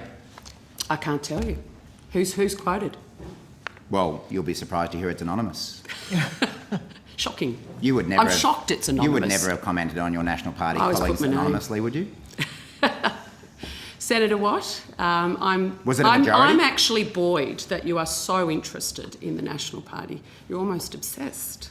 Well, I'm pretty obsessed with making sure that the regions get good representation, which they haven't been getting for a number of years now. You know, Senator Watt, if it wasn't for the National Party actually standing up for the regions through this process and securing So what have you good secured? outcomes. Well, as Senator has Watt, been as- outlined, Senator Watt, it is part of cabinet process. So I'm not going to. So we're just supposed to I'm going to believe- work very regional- hard to make sure you never are part of a cabinet. So regional Australians are, you're saying they can rely on the national parties to secure Please a don't good verbal deal me. for them? Chair, Well, you just please. said that The senator's secured. verbaling me. I'm So what have you just secured? Waiting for Senator Watt to turn to the questions of the RAP committee. We're all here for This is highly relevant to a the long transport and day. infrastructure sector. It's about the future of emissions policy, which impacts on the transport and infrastructure sectors. And that is an incredibly important topic Yeah. because we rely on transport in We this do. nation. So I think that transport is important, but your questions are not going to the purpose of today, which is understanding the government's budget commitments through estimates. And I would encourage you to turn back to that matter because we're all keen to Okay. discuss that. So how much has the government budgeted to deliver on the apparent deal with the National Party? Minister? We're here for the. I'll ask the infrastructure department. Sorry, Senator, but as the Minister pointed out, these things are the subject of a future Cabinet consideration. Has your department seen a draft cabinet submission on these matters? Senator, we participate in normal Cabinet processes and we can't comment one way or the other on what's going forward. So apparently there's going to be a secret cabinet submission based on a secret deal going to a secret cabinet meeting tonight. But has your department had any involvement in preparing that submission? I'm not going to ask you what's in it. Senator, I don't agree with your characterisation of all of the Cabinet documentation you just talked about. All I can say is that we always participate properly with all of our colleagues across government on preparation of Cabinet submissions. The Minister, we've read that Mr Joyce didn't support this net zero emissions by 2050 target. Is that correct? I'm not going to the deliberations of the party room. Well, I'm not asking you. You'll have to ask Mr or Mrs Anonymous. Okay, let's forget about the party room. Does Mr Joyce, as the Deputy Prime Minister and the Minister for Transport and the Leader of the National Party, support net zero emissions by 2050? The Deputy Prime Minister's made it very, very clear that the National Party supports in principle a process of moving towards net zero by 2050. He's been very clear on that. I understand that. And I'm sure if you saw his comments this morning, I hope. Have you had a chance to catch up on those transcripts? Yep. Have you? I understand that he has said that the National Party supports this. I'm asking. You're here representing Mr Joyce. Does Mr Joyce support a policy of net zero emissions by 2050? Mr Joyce has been very, very clear. He supports, in principle, Australia moving to a net zero position by 2050. So he personally supports it? Well, He's been very public about this, Senator Watt. I don't know. I mean, No, he's you conveyed know, I the love. he's conveyed the asked National Party position. You asked the same question 3 or 4 times. I'm pretty sure when I used to be chairing a committee that there is a standing on order around I'm sure the tedious chair can- repetition. Tedious repetition. Asked and answered. I'm sure the Asked chair can and do her answered. job without you telling her how to do her job. I know that Mr Joyce has conveyed what the National Party position is. I'm asking whether the Leader of the National Party and the Deputy Prime Minister of this country supports his own party's position. Of course he does. So he does support net zero Senator emissions Watt, by 2050. you've asked this question now 5 times. I've answered it. Well, I've had to Chair, ask I've you answered the repeatedly question. because initially you tried to say that what you said was that Mr Joyce has said that what the National Party position is. What about you, Minister? You've had a lot to say about net zero emissions over the years. Do you personally support Australia committing to net zero emissions by 2050? So this My is the position last on climate question. change policy has been very, very consistent. So what do you So personally... I have always accepted the science of climate change. I have not always been in support of methods to deal with it in this country that have severely and negatively impacted the people that sent me to Parliament. And my question is, do you personally support Australia committing to net zero emissions by 2050? I absolutely think that the National Party Room's decision was the right decision because we were able to secure protections for rural and regional Australians and actually ensure that they'll be securing opportunities that will be available as a result of the government's policy. That's us doing our job. Yesterday on the Insiders program, Ms Nikki Sava said that Mr Morrison wanted a more ambitious 2030 target, but the National Party wouldn't let him have it. Is that correct? Well, we've also been very, very clear on that publicly. It's a pity you haven't got those transcripts and you wouldn't have to ask these questions. Yeah, we don't support a more ambitious target on 2030. So is it correct that Mr Morrison wanted a more ambitious 2030 target, but the National I'm not Party going to wouldn't let him private have it? discussions between the Prime Minister and the Deputy Prime Minister. I'm being very clear about the National Party's position, and it is that we don't support a more ambitious target than we already have on 2030. We're actually decreased our emissions in this country by 20%. I don't hear you actually applauding that at all, Senator Watt, and we did it without the Labor Party's carbon tax, I might say. So we're able to lower emissions, have record exports in mining and agriculture, growing regional jobs, all the while doing that without a carbon tax. I think that's something we should be thankful for. And I mean, if it wasn't for the National Party, you guys would still be walking around with a carbon tax as your policy. We might have ended the weekend What by is your now. policy, Senator Watt? We might have ended the weekend. What's your policy? We might Do have. you have one? What's your 2030 target? We've- Albo we've- silent. Are you in opposition now? Silent.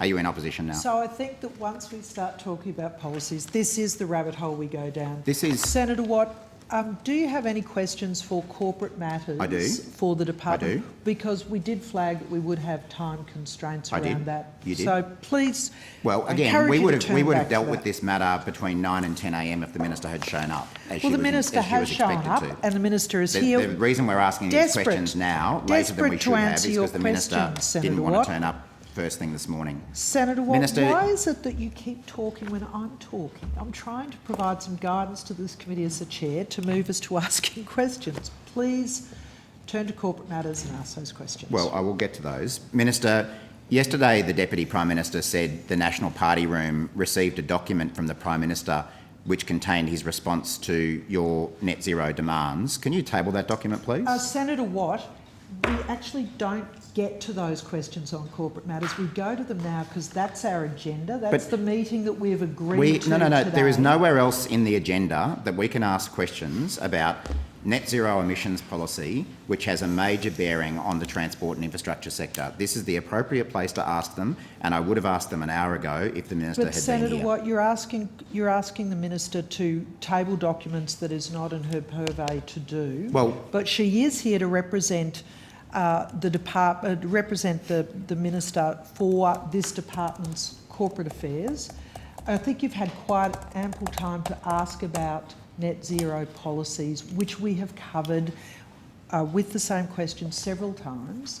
So would you mind moving back to the department's area, because there are a lot of other senators waiting to ask questions Chair, as well. with respect, it's senators can ask the questions that they choose without being boxed in by the chair, provided they're relevant to the portfolio. And these are relevant to this portfolio because it's about net zero emissions policy, whatever the government's policy is, and how that will impact on the transport and infrastructure sector. I agree that the Senate does have a wide range of discretion, and it is about holding the government's budget processes through the estimates procedures, and I'm just trying to keep us on that target so that we don't have other senators miss out on their opportunity to ask questions. Yep, understood. As well. Thank you. So, Minister, I'll just ask again. Yesterday, the Deputy Prime Minister said that the National Party Room had received a document from the Prime Minister which contained his response to your party's net zero demands. Can you please table that document? I'll take that on notice, Senator. Have you seen this document? Senator, I have made it a practice of a decade in this place of not commenting on party room matters, and I won't be starting. It's about a that letter now. that the Prime Minister sent the National Party. I will actually not be starting that now. So, sorry? I don't comment on party room matters. I'm not asking you about I wouldn't expect what the you Party to Room had to comment say on about your the letter. caucus. we can read Matt Canavan's private WhatsApp messages to see what the National Party thinks of the Prime Minister's response. Why won't you table the Prime Minister's response to the National Party on issues that have a direct bearing on the transport and infrastructure sector? Senator Watt, I think the Minister has answered your question, which is that she doesn't comment on party room matters. Would you turn back to the departments? We've got plenty of questions for the department, but... Well, we will run out of time in corporate Chair, affairs because we've allocated an hour. That was what we agreed. We're now well over that time. No, well, only because we had to substitute other questions which would have ordinarily been asked later in the day. So, Senator Watt... Can I just, if I can just ask the questions? Let's go back to corporate matters right now so that we can stay on top of our corporate agenda. matters include the application of net zero emissions to the transport and infrastructure sector. So, Minister, we read that the Cabinet submission is going to include a number of asks from the National Party. What are those asks? Well, Senator Watt, I genuinely hope you don't get to be a Cabinet Minister because that will mean the Labor Party has won an election.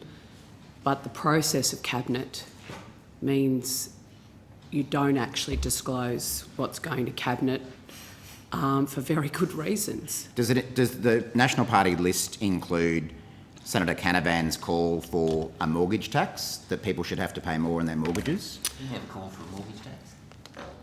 Senator Watt, the National Party's been really, really clear. The only thing we have been considering in responding to the net zero by 2050 question over the last week has been how will it impact the regions?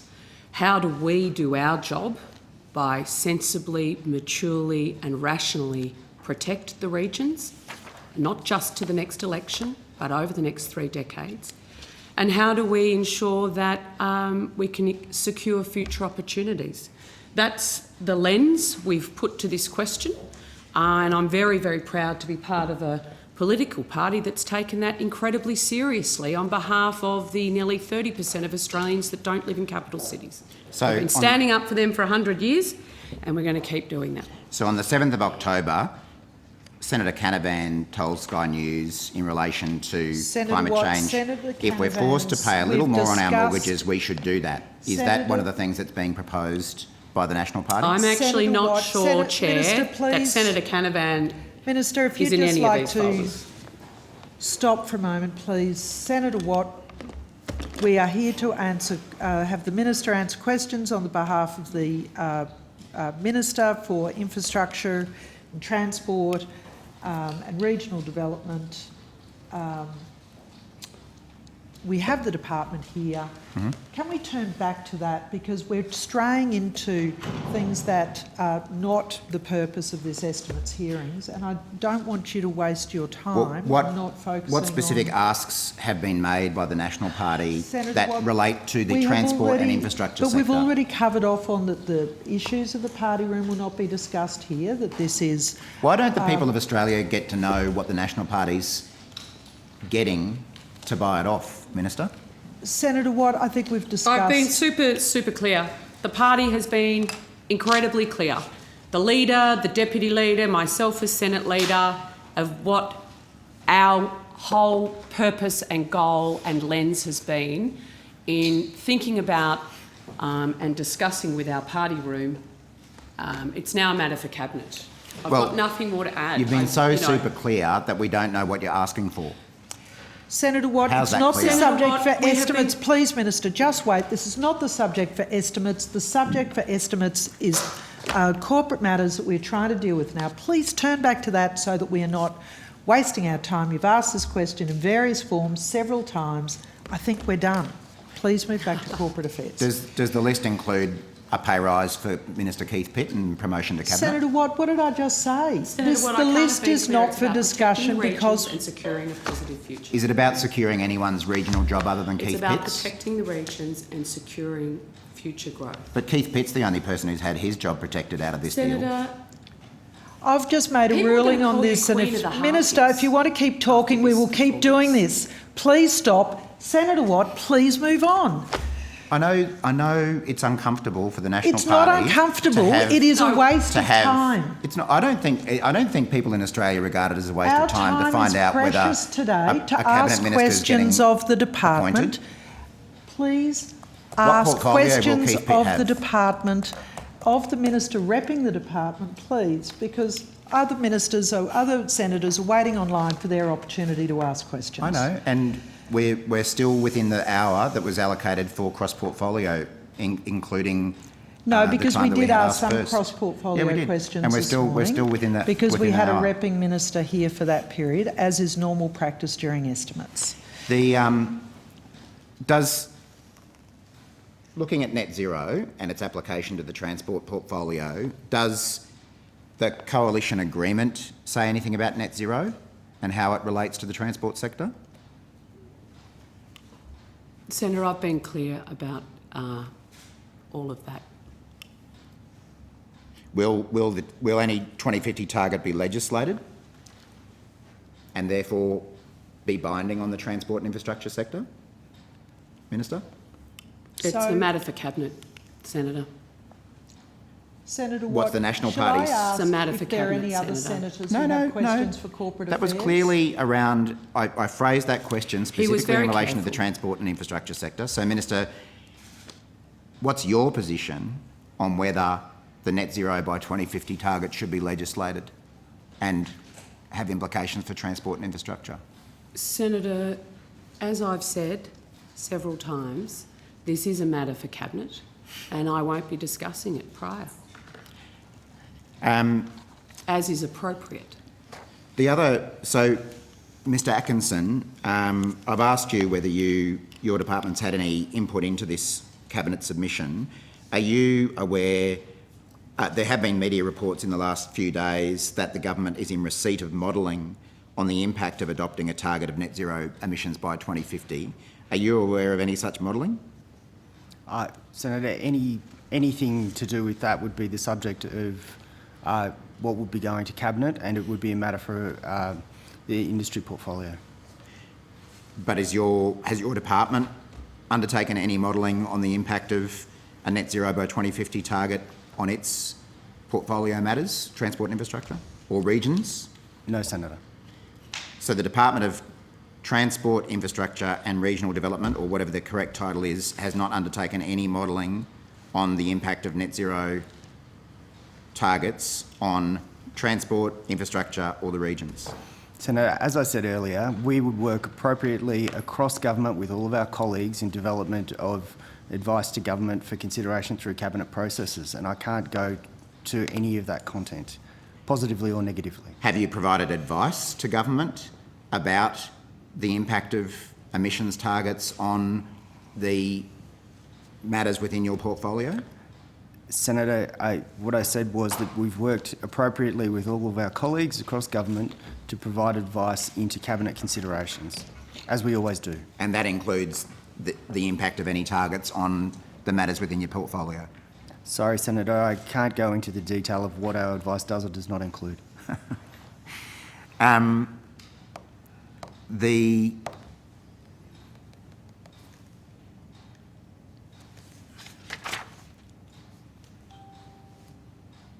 What work is the department undertaking to ensure that infrastructure projects are resilient to the impacts of climate change?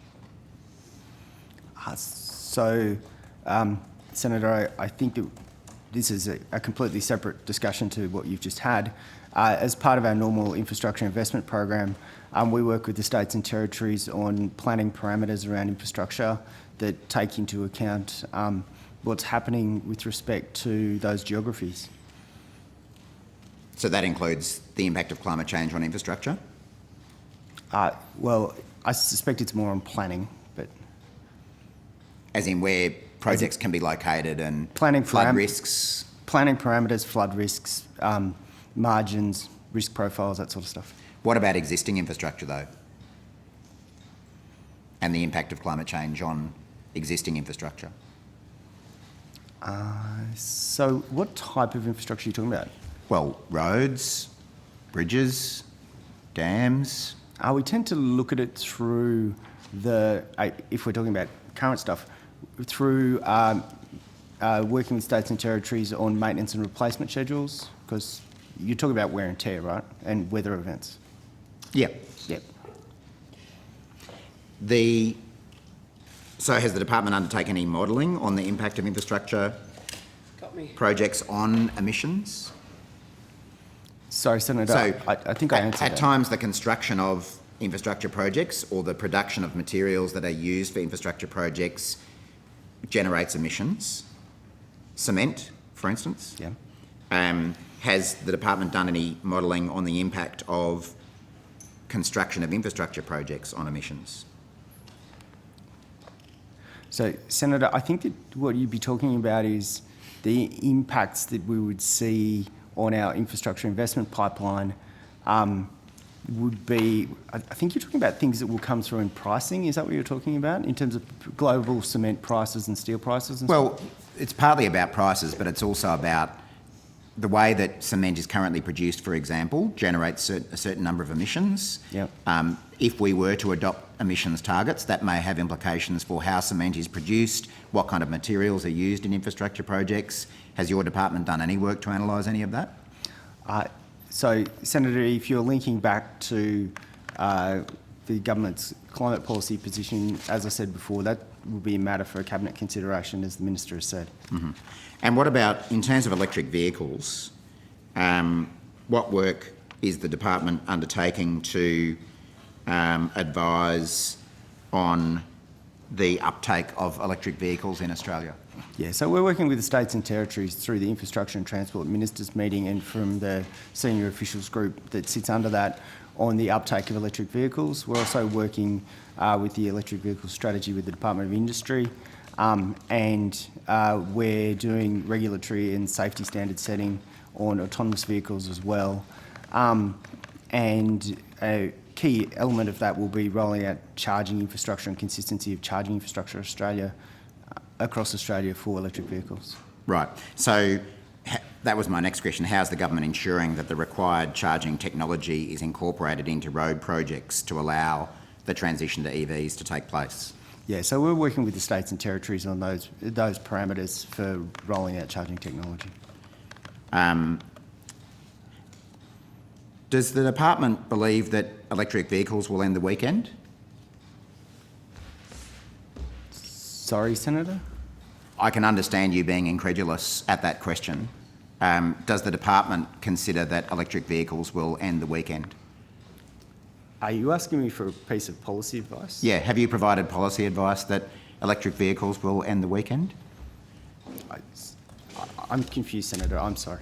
I can understand you being confused. But Minister, is it still the National Party's view that electric vehicles will end the weekend?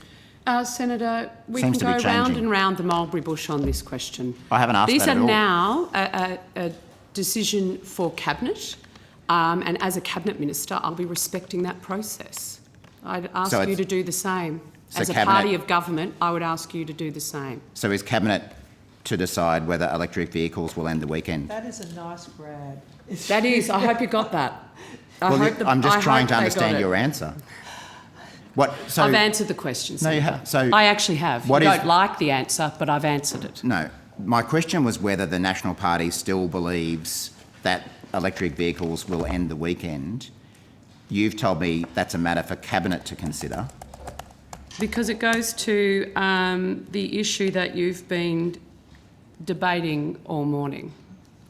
And So- that is a matter for Cabinet, and I've got nothing more to say. How long is the section in the Cabinet submission about whether electric vehicles will end the weekend? Well, you'll have to get into Cabinet to work out how long a Cabinet submission is.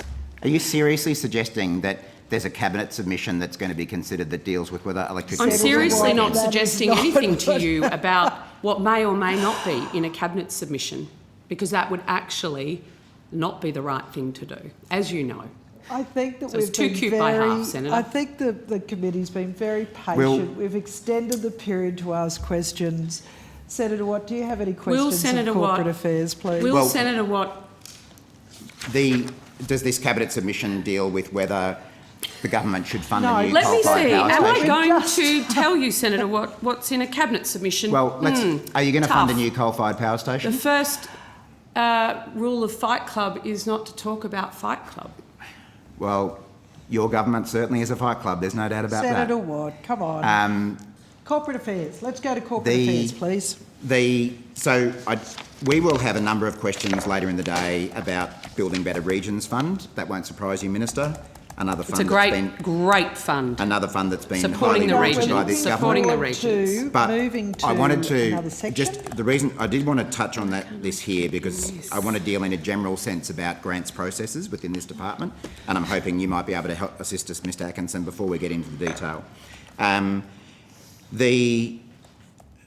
don't know if you heard about this interview, but after the announcement of round 5 of the Building Better Regions Fund, the member for Mallee, Ms Webster. No, Senator Watt, we're doing Building Better Regions later in the day. I know. But the cameras is Senator Waters is waiting to ask questions of aviation.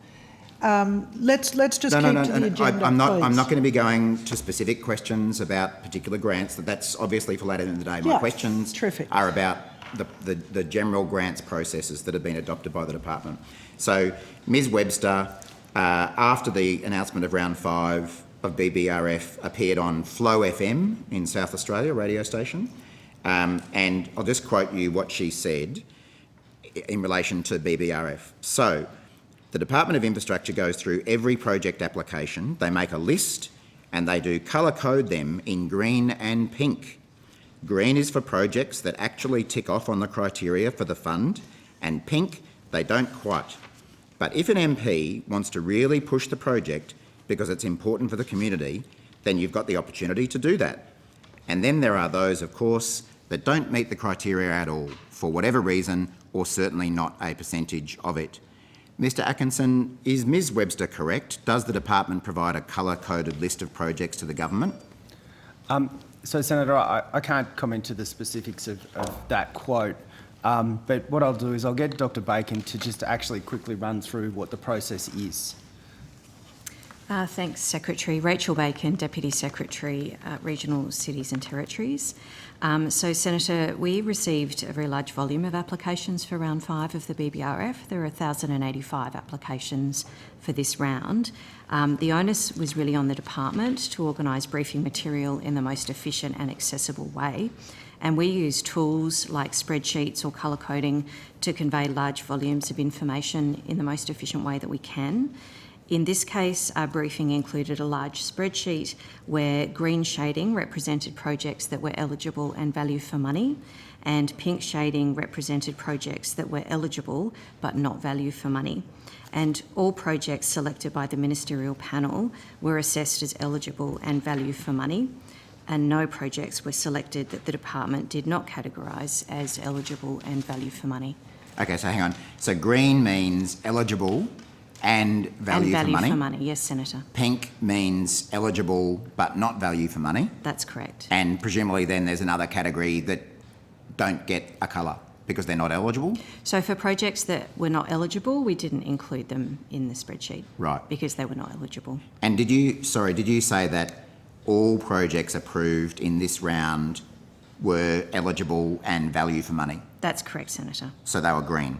That's correct, Senator. Right. So there were no pink projects being eligible but not value for money that were ultimately announced by the government out of this round? That's correct, Senator. None of those projects were selected. Right. Can you please table that list? Senator, that list was developed as part of a cabinet process, so ultimately this information goes into cabinet considerations. So I'd have to take that on notice, Senator, as to whether we're actually able to provide. So how is it, I thought you might say that, so how is it possible for a backbench member of Parliament, Ms Webster, who's not a member of Cabinet, to see this list that you say is Cabinet in confidence? Sorry, Senator, we don't know what list the member is referring to. We haven't seen that.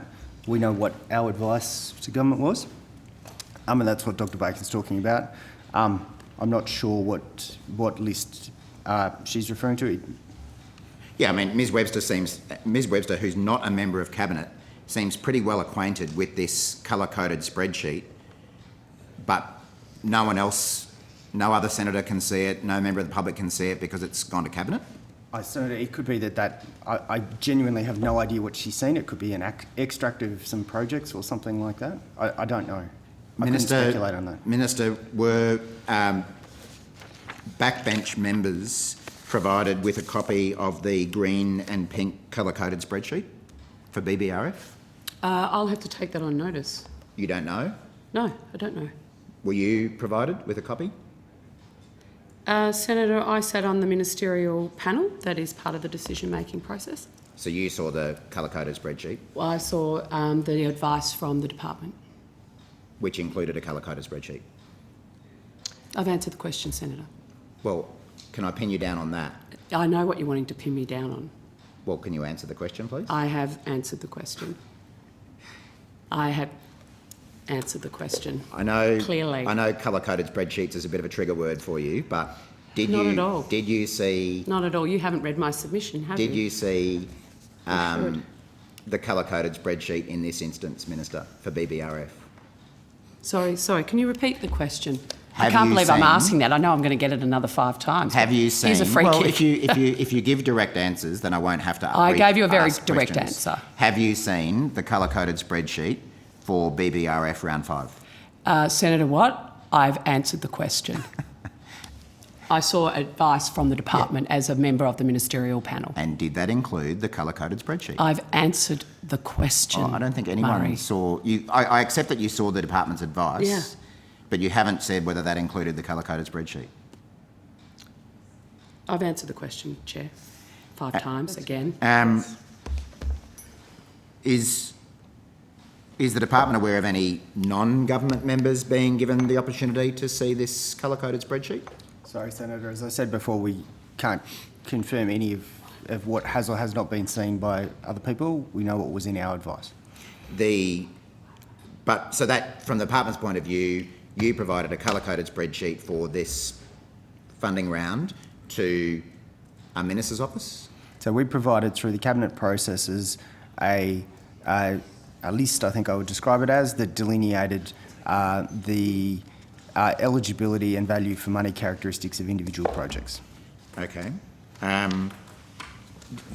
Ms Bacon, I think you said there were 1,085 applications, and how many were approved?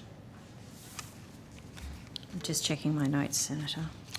Do you want to do this right now, Senator Watt? Just conscious we're coming up to the morning tea break. Yeah, I won't be much longer, So- and then, Okay. then we'll be done with cross-portfolio corporate. Chair. Senator, 298 successful projects for round 5 were announced on the 8th of October. Okay.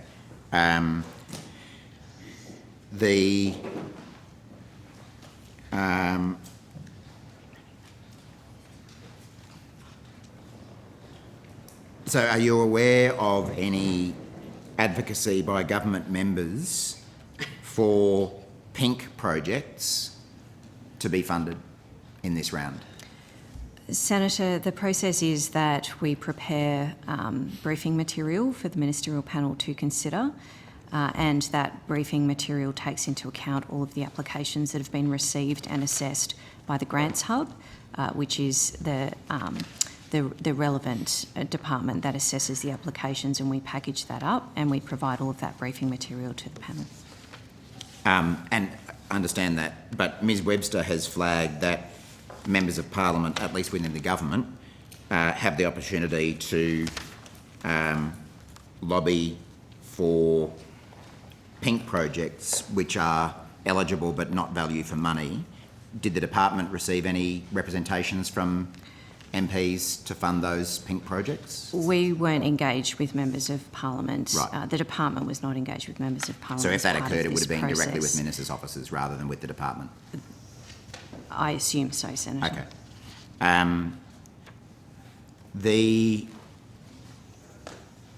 I think the guidelines of the BBRF state that applications will only be considered if they score at least 60% against each assessment criterion, as these represent best value with relevant money.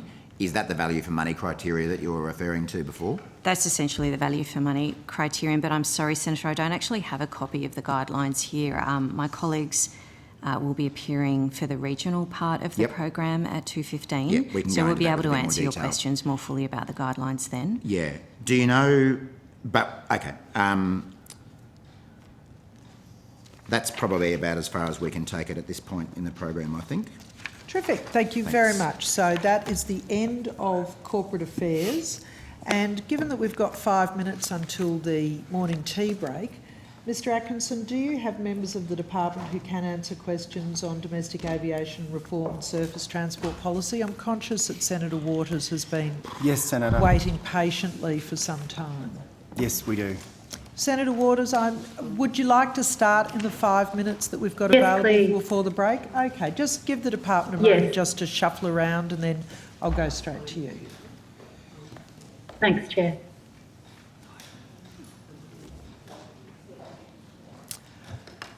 Senator Waters, we're just getting people in. Could you maybe tell us, are we talking about aviation, surface transport, shipping? Yes, it's about the Brisbane Airport. Okay. It's about the Brisbane Airport Post-Implementation Review Advisory Forum. Okay, thanks, Senator. We'll get the right people. Thank you. Airport?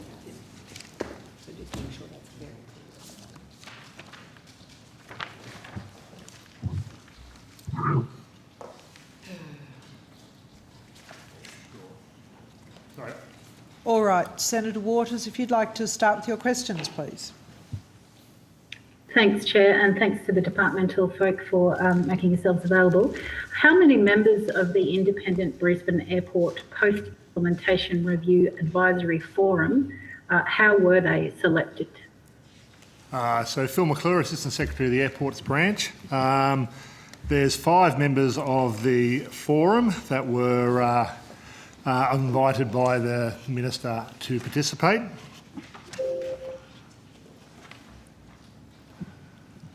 Yes, and how were they selected? The Minister's office and the Minister basically determined or identified the majority of the panel. The department gave some advice. They were looking for an academic, gave some advice around who might be an appropriate person, and the department also made a suggestion that to assist the panel link back to existing community groups involved with the airport, that Mr Nigel Chamber also be involved. Okay, so sorry, just for clarity, did the department provide a long list, or can you just give me a bit more detail about that selection process, please? So the 3 of the members were identified by the Minister's office. We didn't provide a list necessarily towards that. We were asked specifically around who might be other appropriate people with some more technical knowledge in that academic or industry space, and we provided some names along those lines to fill one of the other positions. Okay, thank you. So with the 3 that were identified by the Minister's office, did the department have any input into selecting or scrutinising the expertise of those 3 folk? We didn't. Right. And are you aware of what process the Minister's office used to choose those 3 reps?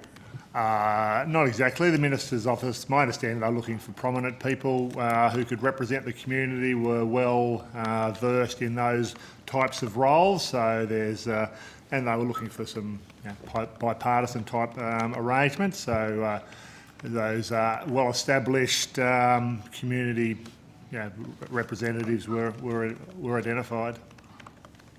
Oh, okay. So if they were after community reps, but they didn't ask the department to provide the suggestions as to whom, I'm just a bit unclear on how the Minister's office knew where to look or how to identify those people. Sorry, Right. Senator, we can't probably Can you speak shed any light on exhaustively to what process the Minister's office went through.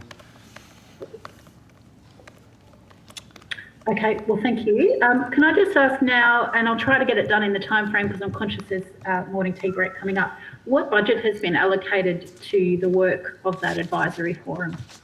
The panel members are being remunerated depending on the amount of meetings, the amount of time, potentially outside meetings or other forums that they might attend. At the moment, we have a budget of around $40,000 to support the panel. Okay, thank you. And so are all of them being remunerated? They're all being remunerated. Okay, and according to how many meetings and commitments they have? Yes, that's right. It's based on the normal remuneration in the department's appointments guidelines and in line with the remuneration tribunal allowances. Okay, thank you. Now, community members affected by airport noise have expressed concern about the lack of promotion around the advisory forum's call for submissions. What plan does the department have to make sure that members of the community are aware of the advisory forum and their opportunities to submit to that forum? Have you got a specific budget for communications or a work plan to make sure that members of the community know when the advisory forum is conducting an activity and can input into that?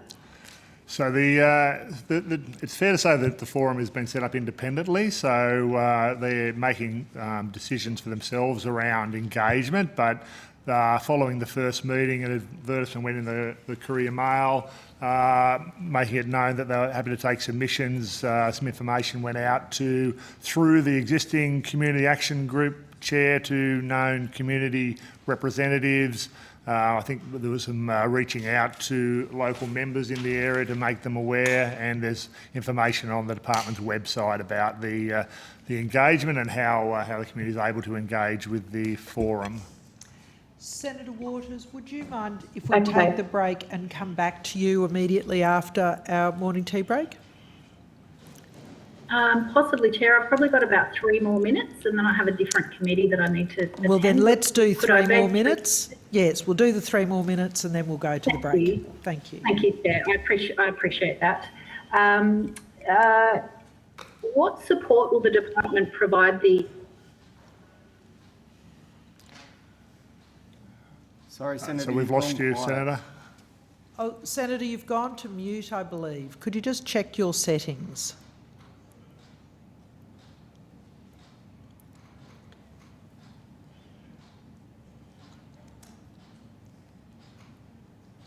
Still can't hear you.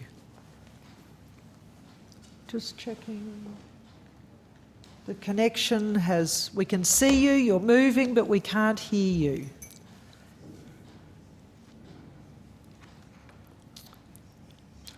I think the start of the question is what support the department's providing, and that's we're providing secretariat support to the forum. Okay. Can't hear us? And now, oh dear. I'm so sorry, Senator Waters. We will go for a break and then we will, I think you're writing something down. Okay, Brent, nice and close.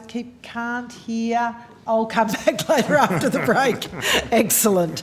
The very old-fashioned form of communication. Thank you. All right. We will go to a break now. It is 11:03 and we'll be back at 20 past 11. Sorry, Senator, which group will we be on? And we will still be going with domestic aviation and reform and surface transport policy. Yes. Chair, my understanding is some of those areas fall into Minister Fletcher's portfolio area and some fall into the Deputy Prime Minister's. Yes. Do you have any guidance for the committee for those senators so we can have the right repping ministers in the room when you need them? All right. Thank you for that. I understand that Senator Hume will be here for the first hour and you'll be here for the second hour as soon after the as Fletcher's break. Yes. stuff's finished. All right. So we will go Senator, just to be clear, first to Minister Fletcher's responsibilities. So that's infrastructure, not transport. Nothing on domestic aviation reform or surface transport policy?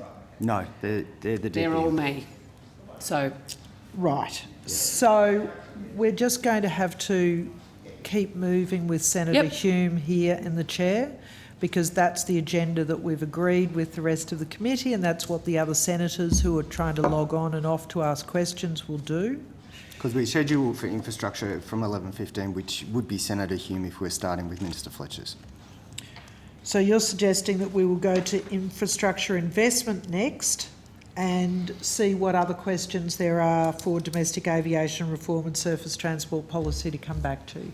Senator Sheldon, I think you're going to have questions of that area? Yeah, I've got some questions on aviation, yes. Yep. All right, so we're going to return with infrastructure investment. We're going to do that after the break, and then we will return to domestic aviation reform and surface transport policy after we've finished that next section. This is going to get very confusing though if we keep chopping this around, and I would ask that this be the last change that we make for the morning, because the other senators will not be able to keep up. Thank you. See you at 11:20. Thank you, Hansard. We can recommence. Welcome back, Minister Hume.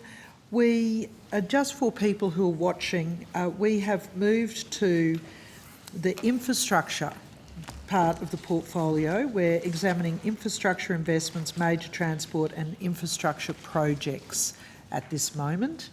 I'm going to ask Senator Sheldon if you have questions.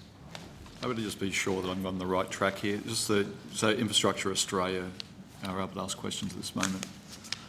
Infrastructure Australia is later. They're at 9:45 this evening.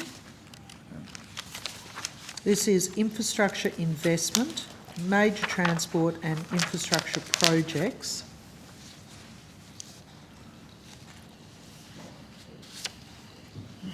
Yeah, I just want to thank you, Chair.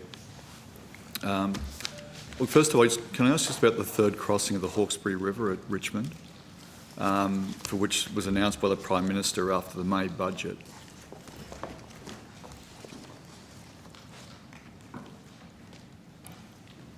Chair, just while we wait for the officer, can I just answer a couple of questions that we took on notice? Oh, that'd be marvellous. Thank you.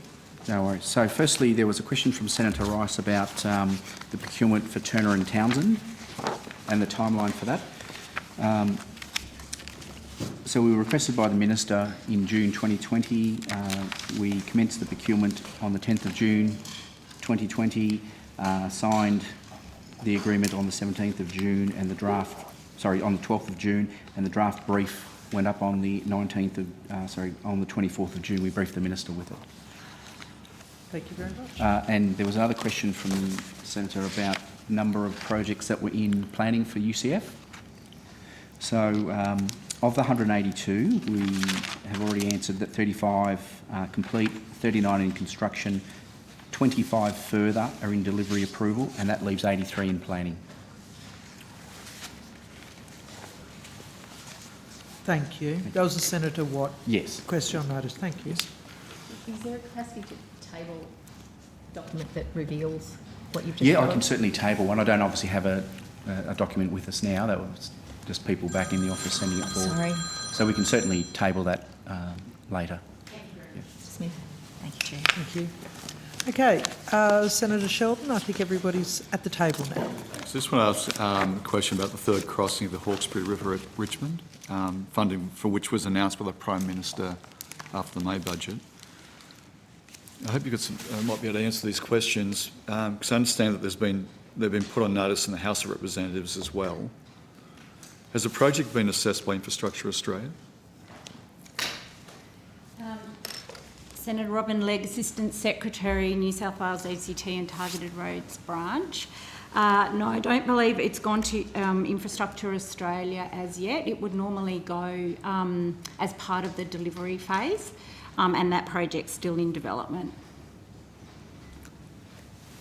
So the just so I'm clear, so has it been assessed against the Infrastructure Australia's assessment framework?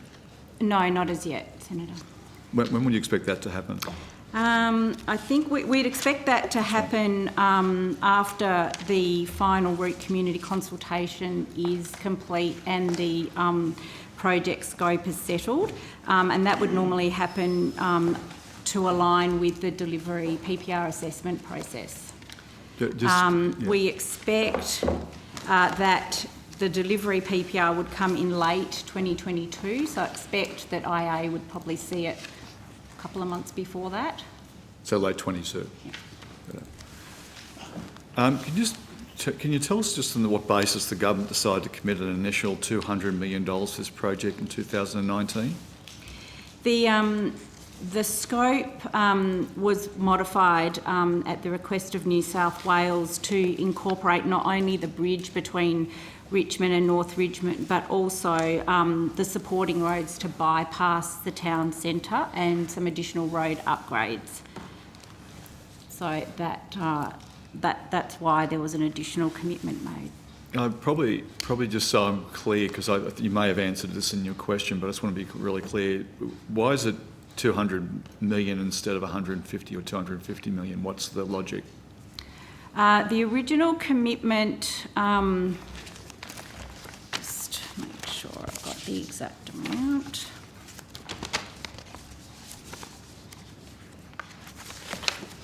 Sorry, Senator, I had some Hawkesbury notes here, but I don't think I've got the additional commitment written here.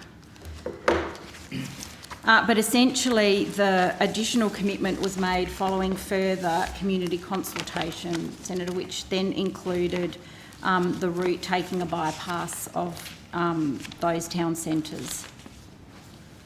And that brought it to the current total project 400. cost of 500. 500 million, right. 400 million in May, wasn't it? That's right.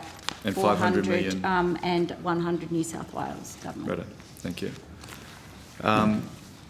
Just so I can just go back to this earlier part, the $200 million itself, why was that the first trench of money to go forward rather than, say, 150 or 250 million? I'd have to take on notice the exact information that was available on the project at the time the commitment was made, Senator, but I think as design progressed and community consultation's been quite extensive on this project, including looking at flood resilience and the level of the bridge, there's been that scope change and the additional funding was committed after that. I'd just like to ask some questions about Western Sydney Airport Metro project. Can you please give us an overview of the project and how it's travelling, where it's up to?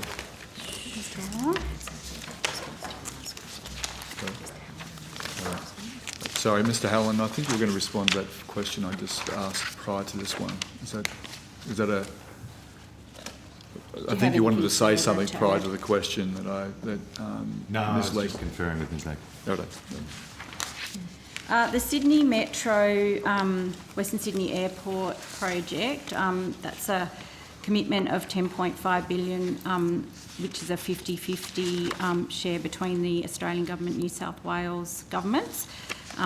Obviously, as you'd be aware, Senator, it's the metro line that will run from St Mary's through to the new airport and on to the Bradfield Centre. The project's well underway. Some early works have already started on that project, particularly around the St Mary's car park station there. A number of tender packages are out and underway. All of the approvals, both on and off the airport, are now complete, and we're expecting major construction to start in late 2022. Is there a final business case for the project that you can table for us on the Metro? There is a final business case. I'd have to take on notice the tabling of that, Senator. That's Is it possible to do that today? Sorry? Is it possible to do that today? I can certainly ask. Also, just want to be clear about the funding that the federal government has committed to the project. It's $5.25 billion, so that's the 50% share. Yep. Of the total. Can you tell us whether the route is settled, and if so, where the stations will be and the nature of the route itself? The route is settled. There are 6 stations, St Mary's, Orchard Hills, Luddenham, the Western Sydney Airport Terminal, the Business Park and Bradfield. Just lastly, can you please just step through the timelines for the project just so I'm clear?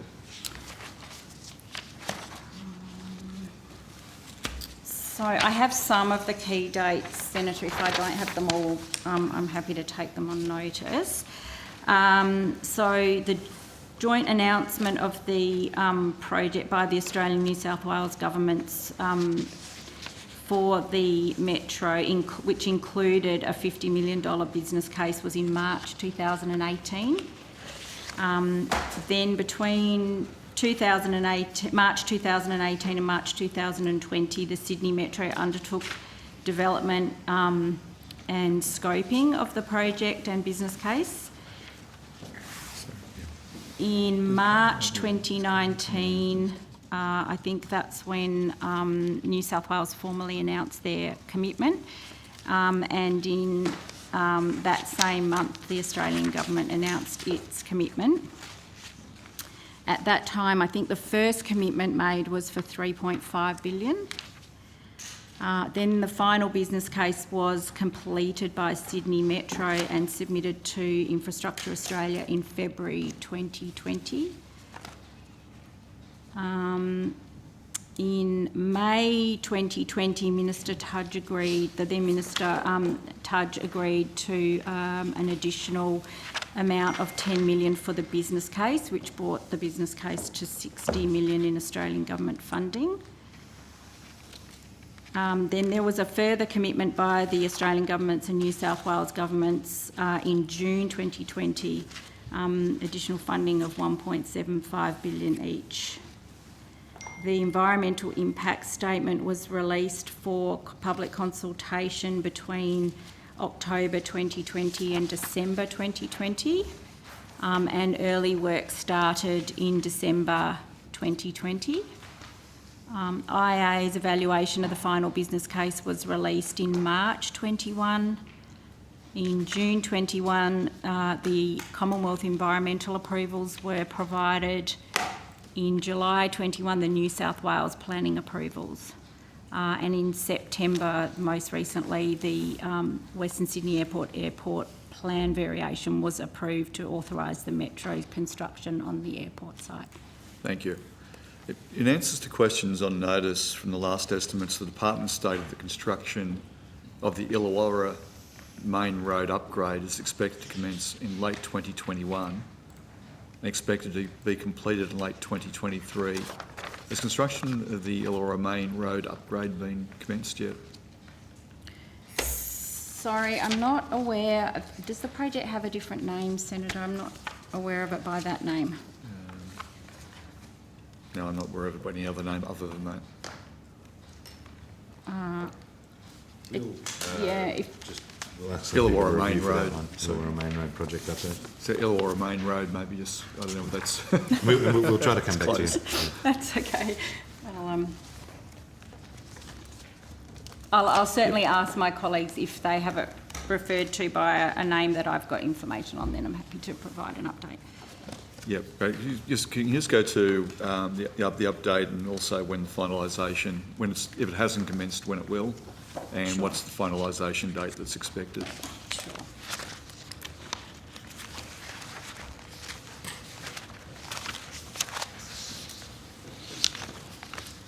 Yes, sir, Senator. I assume when you say Illawarra, is that the Tasmanian project?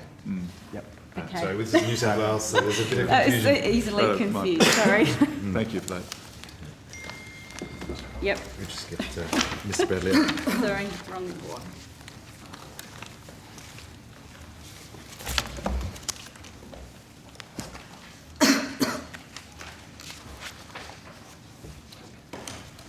Rob Bradley, Assistant Secretary, Victoria, Tasmania, South Australia branch.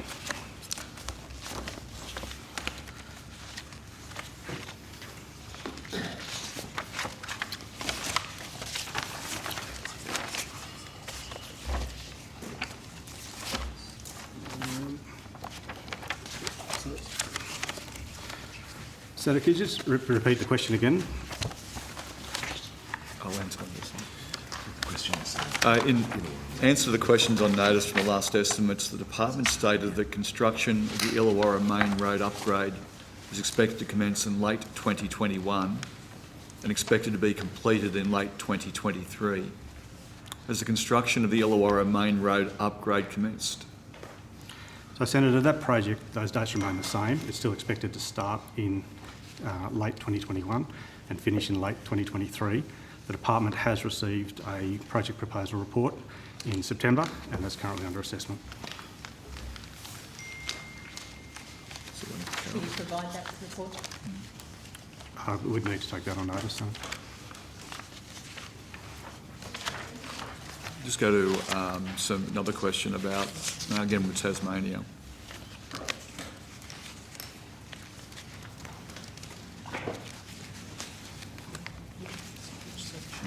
While you're Actually, here, can I just ask? I know Senator Brown wants to come in to ask some questions about Tasmania. So sorry, I'm chopping and changing with people in the chair there, but if I guess ask some questions about Western Sydney Airport Metro project.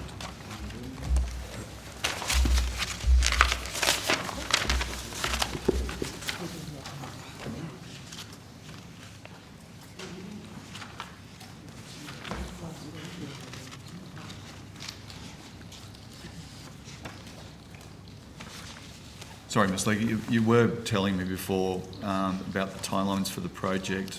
Could you just step me through again about what the construction timelines for commencement and finalisation? So I think I mentioned, Senator, some early works have already commenced.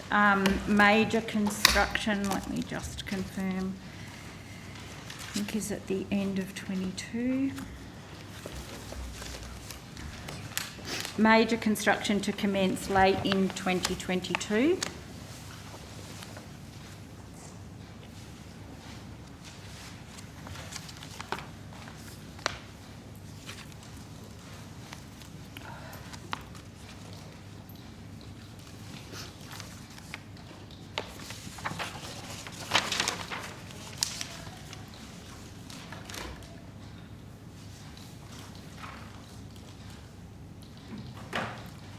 Are we waiting on a question?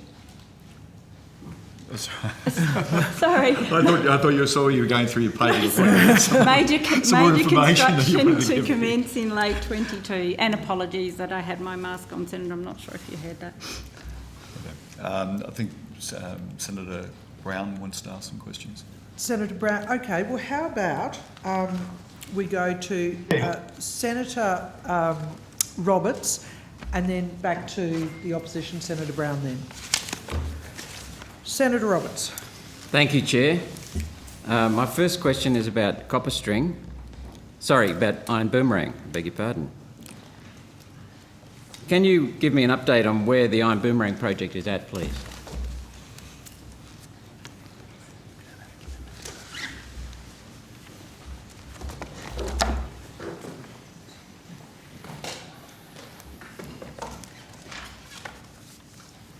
And thank you all for coming.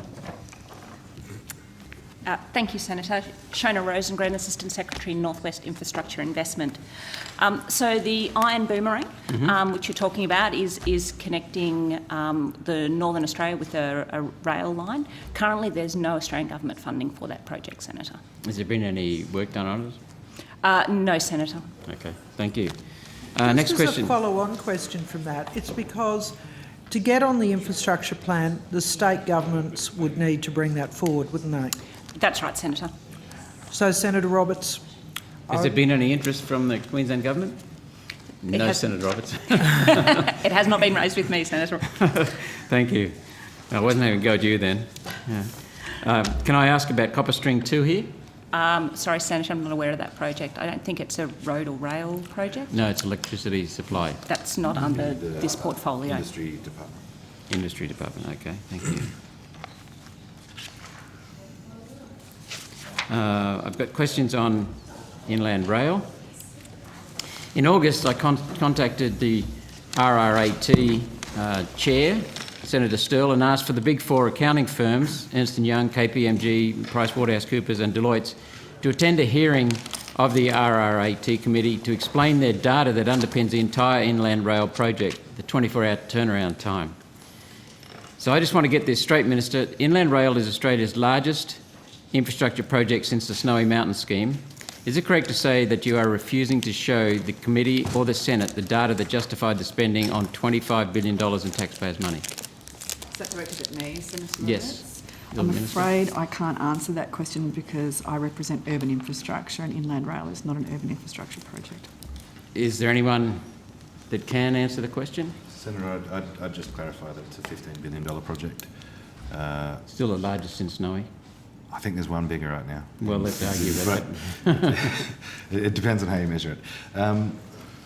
Ms Hall, there were a series of business cases undertaken for the Inland Rail project. I'm not aware of, when was the last one done? Sorry, Senator, Jessica Hall, First Assistant Secretary, Major Transport and Infrastructure Projects. The business case was released in 2015 and there's the last business case that was made available. In regards to additional information that has been provided, my understanding is that ARTC releases anything that isn't commercial in confidence, so it would just be a question of the fact whether that information was commercial in confidence or not. Well, Ms Hall, thank you. My understanding is that the business case was released, but the fundamental assumptions on which the business case is built were not released. And that's what we want to see with the material from the four consulting companies. Well, because without that basic assumptions, we can't tell whether it's feasible or not. Well, the business case did go to Infrastructure Australia, and Infrastructure Australia, I think, put it on the infrastructure priority list. So are we able to get a look at the assumptions there? I'm just looking. They're fundamental to understanding whether or not Inland Rail is viable. Well, I think the information around Inland Rail has been made viable because the BCR has been made public. BCR? The benefit cost ratio. But without the assumptions, how can we assess that ourselves? Well, I think that's the role of Infrastructure Australia, though Infrastructure Australia has assessed that and said that it's a viable project. When's Infrastructure Australia? They're on this evening at 9:45. So they'll be able to tell me the details about the 24-hour turnaround time? I think ARTC would be the best organisation to respond to 24-hour turnaround times. They're not currently scheduled for today, though, Senator. No. Do you know when they are scheduled? I don't believe they're scheduled for this estimate, Senator Roberts. Okay.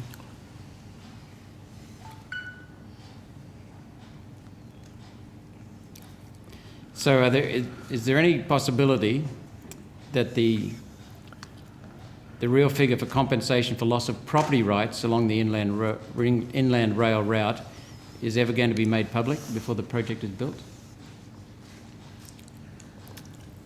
I think we'd have to take that on notice, Senator. I'm not sure what you mean in regards to loss of property rights. There's compensation paid to anybody whose property is acquired. Yeah, we'd like to know who's getting the money, who's being compensated. We'd like to know who owns the land. We'll take that on notice, Senator. Okay, thank you. So why is it structured? Why is Inland Rail structured so that the data that could challenge the preferred alignment is locked up in the big accounting firms and can never be brought into debate? It seems like to me that the government is trying to keep this vital data from us. I don't think so, Senator. I think any information, as I said, that is not commercially sensitive in regards to ARTC entering into contracts has been made publicly available. The alignments for the route also are subject to environmental impact assessments and studies through relevant state jurisdictions. So the usual regulatory approach for this and the control of final approvals for alignments lies with states through their environmental approval processes.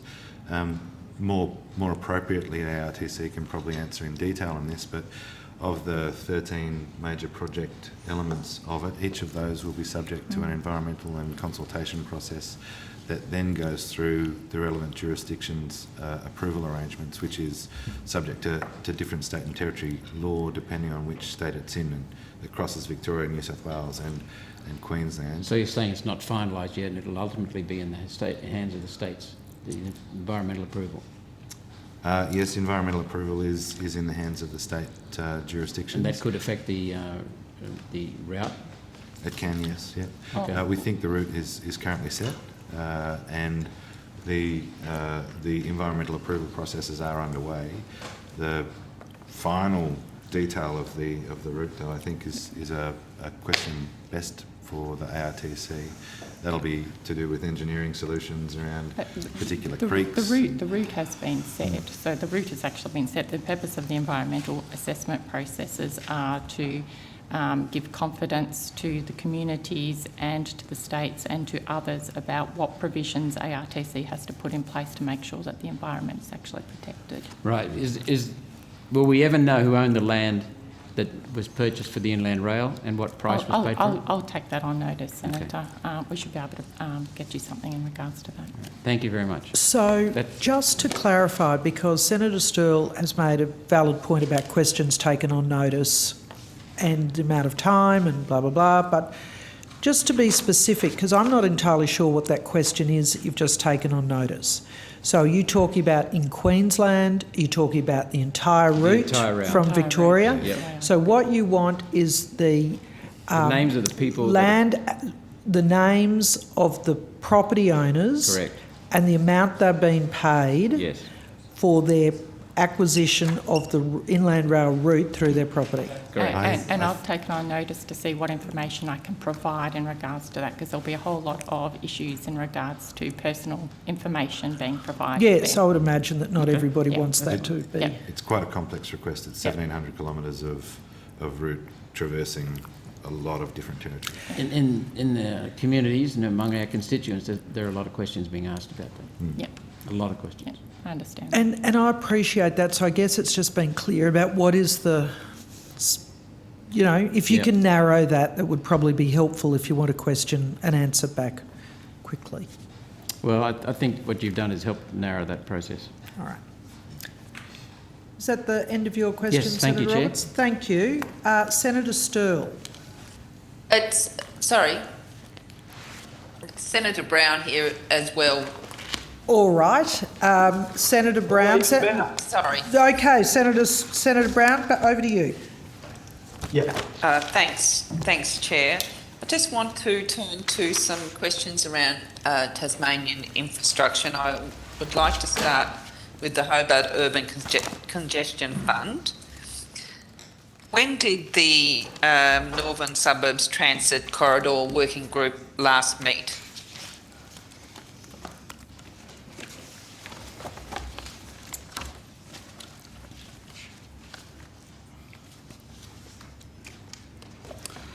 Senator, the Northern Suburbs Working Corridor Group last met on the 25th of May.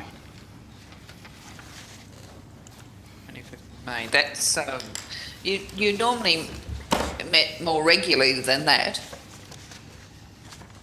No, Senator, that was the last meeting of that group, Senator. Yeah, that wasn't my question. Normally you met nearly every... When's the next meeting scheduled? The next meeting is scheduled for tomorrow, Senator. Tomorrow? I think this is deja vu. That's what you told me last time we met. Senator, the meetings are scheduled by Tasmania, Senator. Sure. I wasn't being critical. So it's tomorrow. And at that meeting, are you expecting to receive a copy of the conditions report that you've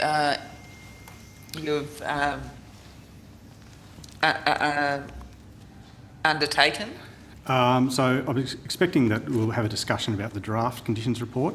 The final of the conditions report is expected at the end of this month. So, look, being as it is that we're close to the end of the month, there's a chance that the report may be provided tomorrow, but certainly I'd expect there'd be a discussion around a fairly late draft of it. So, and that conditions report will be made public? I think that would be, it's a Tasmanian government report. I think that would probably be up to Tasmania. We would need to consult with the Tasmanian officials. So who was present at the May meeting? I need to take that on notice, Senator. Who was the federal department rep? I think Mel Choyol represented the department of that one, Senator, but as I say, I can take that on notice to confirm that. I think last time we talked about whether there was any avenue to receive some information around what's been on the agenda. So you've had 8 meetings, including the May meeting of which, other than a commissioning of a conditions report, no decisions have been made. Am I able to get some information about what was on the agenda at those meetings? We can take that on notice, Senator, and come back with a summary of I'm pretty sure you've taken this on notice before. Here we go again. Senator, I'm afraid we don't have records of all of the meetings that have occurred on this project with us. But we can take it on notice and come back to you with what we can provide. So I'd like to know what was on the agenda and who was present at those meetings. Again, just to narrow the question, so for what period or what meeting, is there a specific that you're looking for, Senator Brown? Yeah, sure, Chair. There's been 8 meetings, which commenced on the first one on the 22nd of January 2020. And I'm asking for the agenda items and who was present at those meetings. Thank you for clarifying. Yes, so that's for the Northern Suburbs Transit Corridor Working Group. So we'll take that on notice. Thank you. Do you have a schedule? You don't have a schedule of forward meetings because they're set by the Tasmanian government, is that correct? That's correct, Senator. So,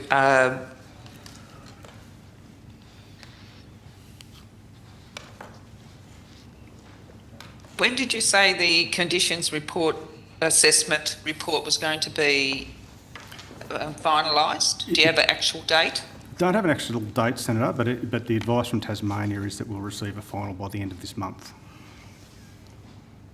Are you able to give this committee any information that's arisen from the condition assessment about this?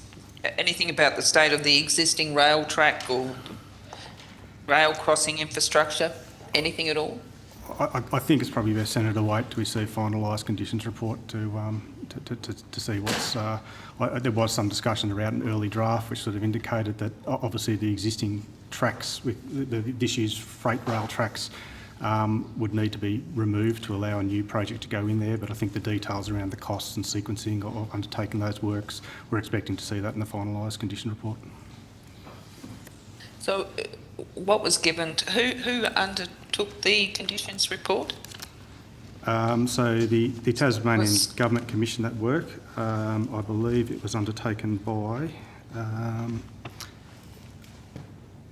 may need to take that on notice, Senator.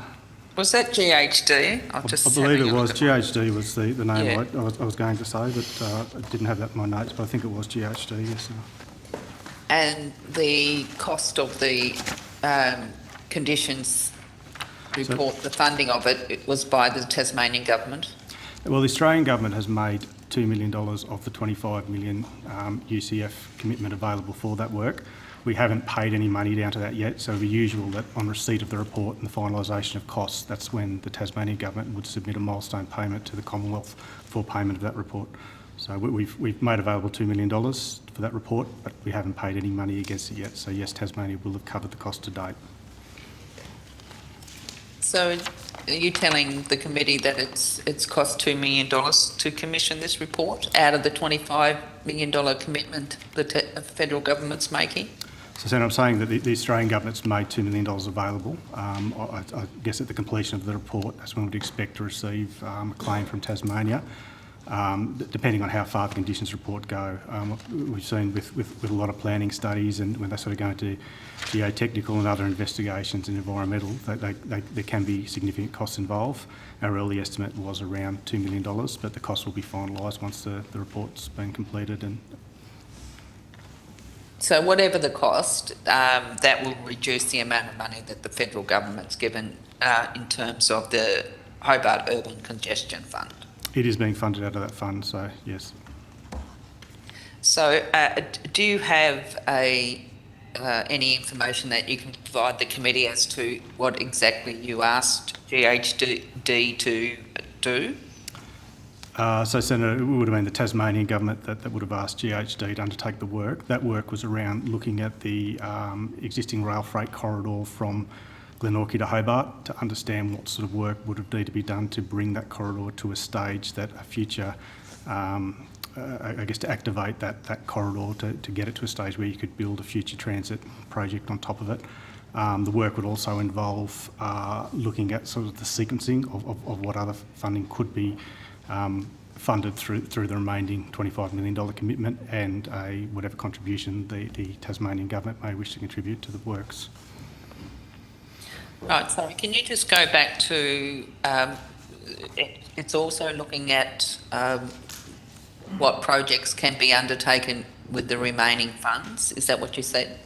That is part of the work that they've asked to sort of, I suppose, a forward program of works for the commitment, yes. Right. Did the work include surveying the Risdon Road Bridge? My understanding, Senator, is that the work looked specifically within that corridor. It did look at where there would need to be culvert strengthening or bridge strengthening, any sort of thing along the lines of, I think with a lot of sort of rail corridors, there's often contamination in there, so we look at sort of some of the environmental needs in order to clean up those, and I guess any sort of strengthening works that would need to be undertaken, but I think we'll see the full detail of that once we receive the final report. So you have a meeting tomorrow to consider the draft condition report. When will you actually be considering the final? As I say, the final is due at the end of this month, Senator, so as soon as we receive that from Tasmania, we'll start to consider that as a department sort of thing, and I'd imagine that the group will meet as required. So you don't actually have a date as to when you'll consider the final? Look, I suppose from the department's perspective, we'd start considering it as soon as we've received it. But in terms of scheduling a working group meeting to go through it as a group, no, we don't have a date for that, Senator. So other than the cost of funding the condition report, up to $2 million, has any other funds been extended out of this fund, the congestion fund? No, Senator. So how about what's been happening in terms of any other projects that may have been put forward? So, Senator, we would expect that future projects that are put forward from Tasmania will be informed by the conditions report.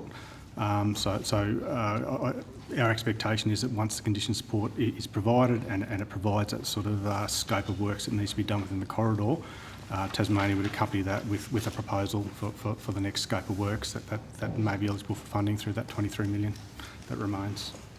So essentially the only decision that's been made is that a condition report be undertaken, which took 8 meetings and over from that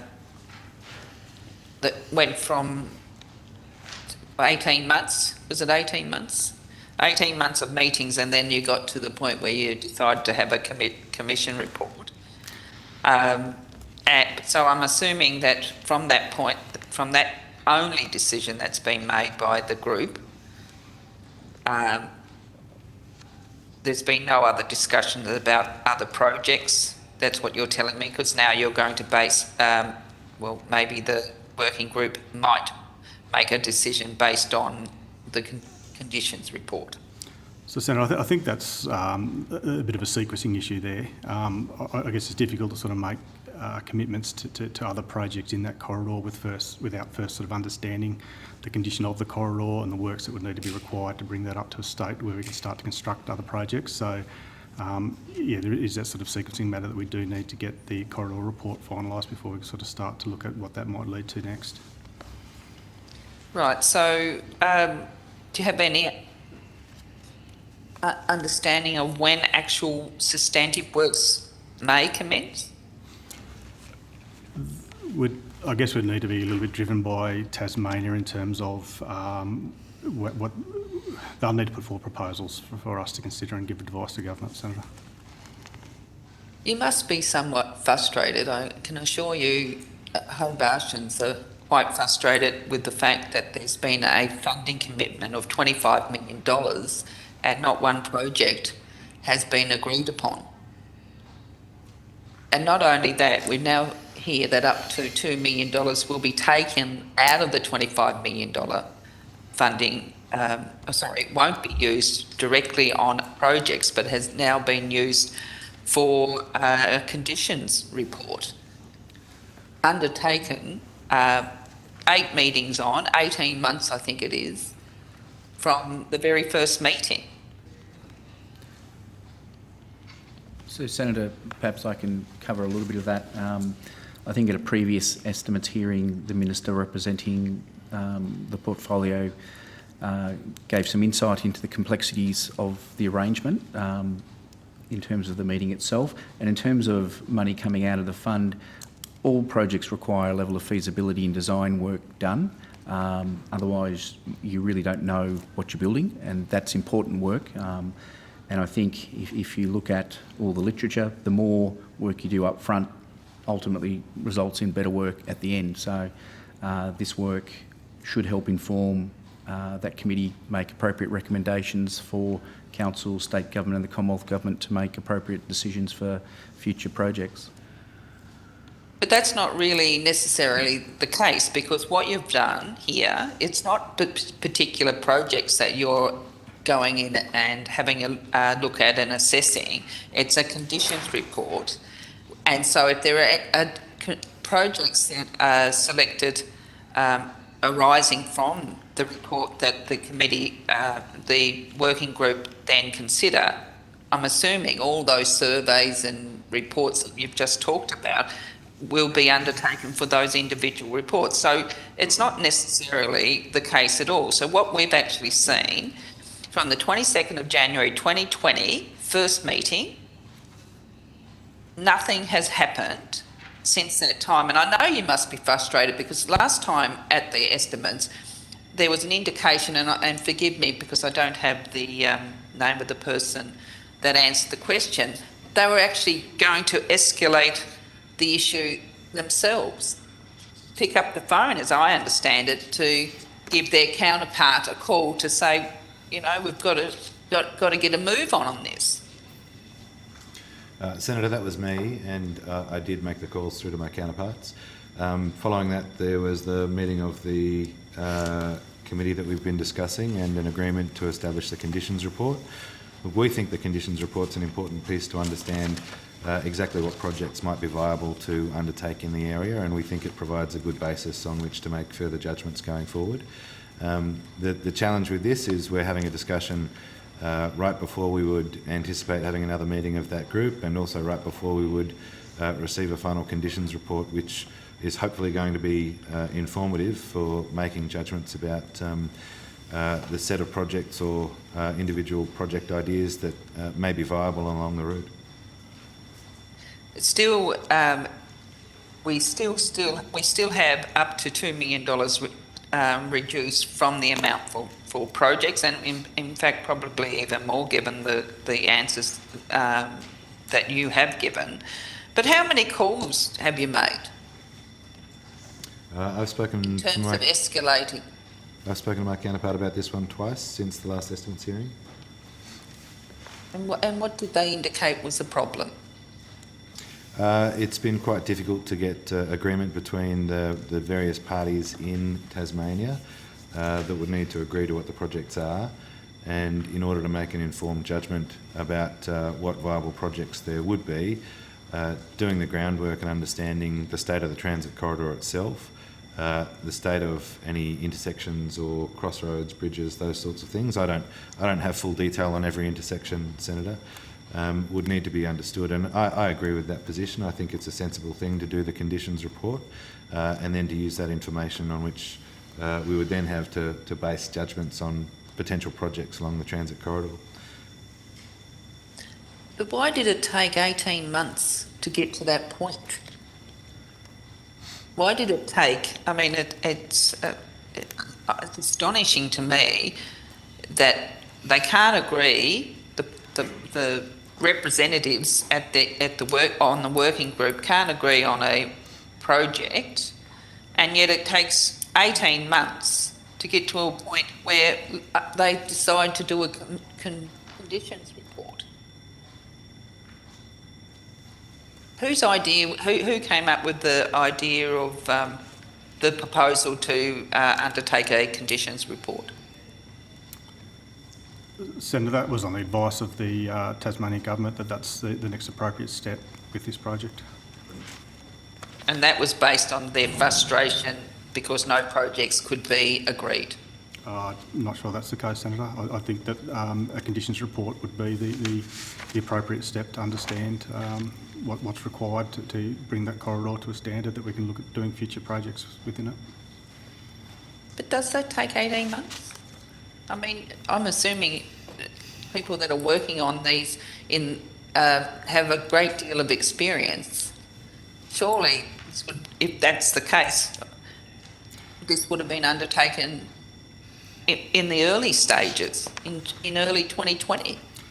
So Senator, I'd have to go back and possibly sort of get you some information on notice, but I'm not sure whether some of the earlier meetings might have looked at the Northern Suburbs Transit Corridor as a broader sort of, including some of the road networks there and discussions around whether some of those projects might be included in the road before there was a decision to sort of focus the works within the existing rail corridor. So I'm not sure originally sort of when we talked about a Northern Suburbs Transit Corridor whether it might have been a broader scope there, and some of those earlier meetings refined it back to the work that would be done within the rail freight corridor. But as I say, I don't have detail of that in front of me at the moment. But still, you must admit that 18 months to get to a point where only one decision is made, and that is to undertake a conditions report. And you must admit that that's an extra. I mean, I know that there's frustration. You've said that last time. There's frustration with what's happening in Tasmania. Senator, I think for full context around this, it's worth contemplating the broader environment. This is a period of time where every jurisdiction struggled with the COVID environment, with various lockdowns and changes in work practices across locations. We've also rolled out major stimulus programs across every jurisdiction, including in Tasmania. To some extent, that direction of effort may have redirected effort away from some of the projects that we could have really honed in on and tried to get to a solution earlier. I think in this case, we are certainly working closely with the Tasmanians on it. We've got project steps underway to try to identify exactly what options may be achievable along the transit corridor, and we're awaiting quite eagerly, I think, the next steps of information on this project. I'm afraid there's not much more we can say about it. I don't think you're waiting more eagerly than in Hobart, where we've been. There's this commitment's been around since 2019, I think, and we still haven't received any idea about what's going to go forward. And essentially, you're telling me that they've dropped the ball, and you've needed to step in and to get something moving. I'm not sure I'd characterise it that way. I think it's a complex environment with a range of parties with agency in the decision, and to try to get to an agreed set of projects requires probably a better understanding of what's achievable with the transit corridor than was available to the group at the outset, and we think that this report may provide the basis to do so.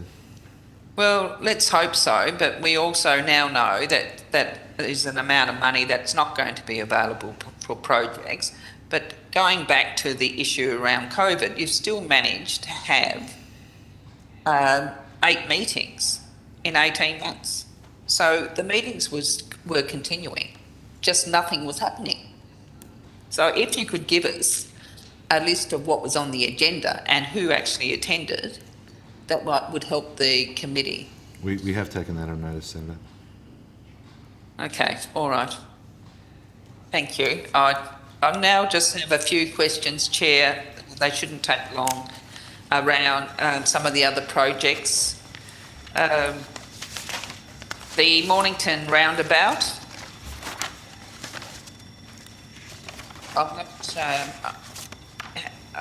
Is the department aware of whether the Tasmanian government has submitted any requests for funding for an upgrade of the Mornington roundabout? It's in the... Sorry. Sorry, Senator, you were about to say where it was? It was in I was just going to say it was in southern Tasmania. southern Tasmania. I don't have it listed as a project in front of me. Is it part of a package where I might be able to find it? Is that commitment part of a... Is it on a particular highway? The Tasmania government is currently engaged in consultation as a part of a traffic solutions study around the Mornington roundabout. And I just wondered whether there's been any request for funding for an upgrade of the Mornington roundabout. Senator, I don't believe there has been, but if I could take that on notice just to be sure. Okay. Yep, that's great. The Hobart Airport roundabout should be on there. So it says, the website, your website, says that the Hobart to Sorell corridor Hobart Airport interchange is expected to be completed in mid-2022. That's correct. So, and that's still on target? It is, still Senator. Yeah, due to be completed? That's correct, Senator. So work started on that one in 2020 and we're expecting that to be complete in mid-2022. When is mid-2022?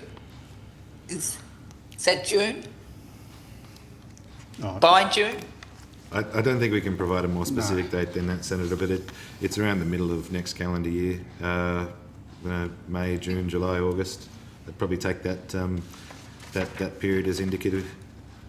Right. Okay. Now, I think someone might have asked some questions around the Illawarra Main Road. Is that correct? I did answer a question on that earlier, Senator. I might just quickly, if you've answered them, I did miss it. So, has construction of the Illawarra Main Road upgrade commenced? No, Senator, that project's still in planning. So when will that commence? We're expecting it to commence later this year. All right, and finalised? We're expecting that to be completed in mid-2023. Right, so if any of those dates, they haven't changed from the original date? No, Senator, it remains on track. Okay. I think can I ask you questions about the freight rail revitalisation program? In Tasmania, yes. Yep. So I just wanted to go to the, there was an issue where some of the money that was allocated to the Tasmanian Freight Rail Revitalisation Program, some of that money was diverted to the Port of Burnie shiploader, yes?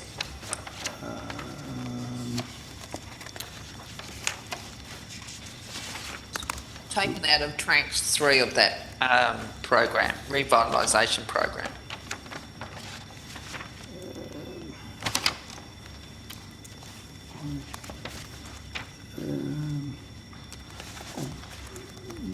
Don't have that in front of me, Senator, but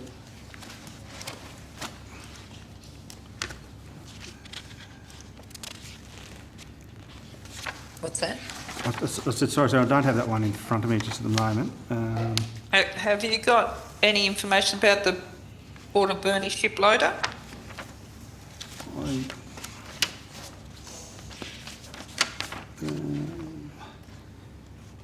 just wondering whether it's actually funded through one of our sub-programs and the information may be under there. I'm sure I can find you information on that, Senator, if you want to ask the question, and if I can't find it, we can take it on notice and get back to you. Right, so I'll do that. I'll ask the questions, but if you could get back to me, that'd be great today. So what I wanted to know is has the Commonwealth Government returned in full the money reallocated from Tranche 3 of the Tasmanian Freight Rail Revitalisation Program for the Burnie Port Shiploader? And how much was taken from the revitalisation program to cover the additional costs of the shiploader?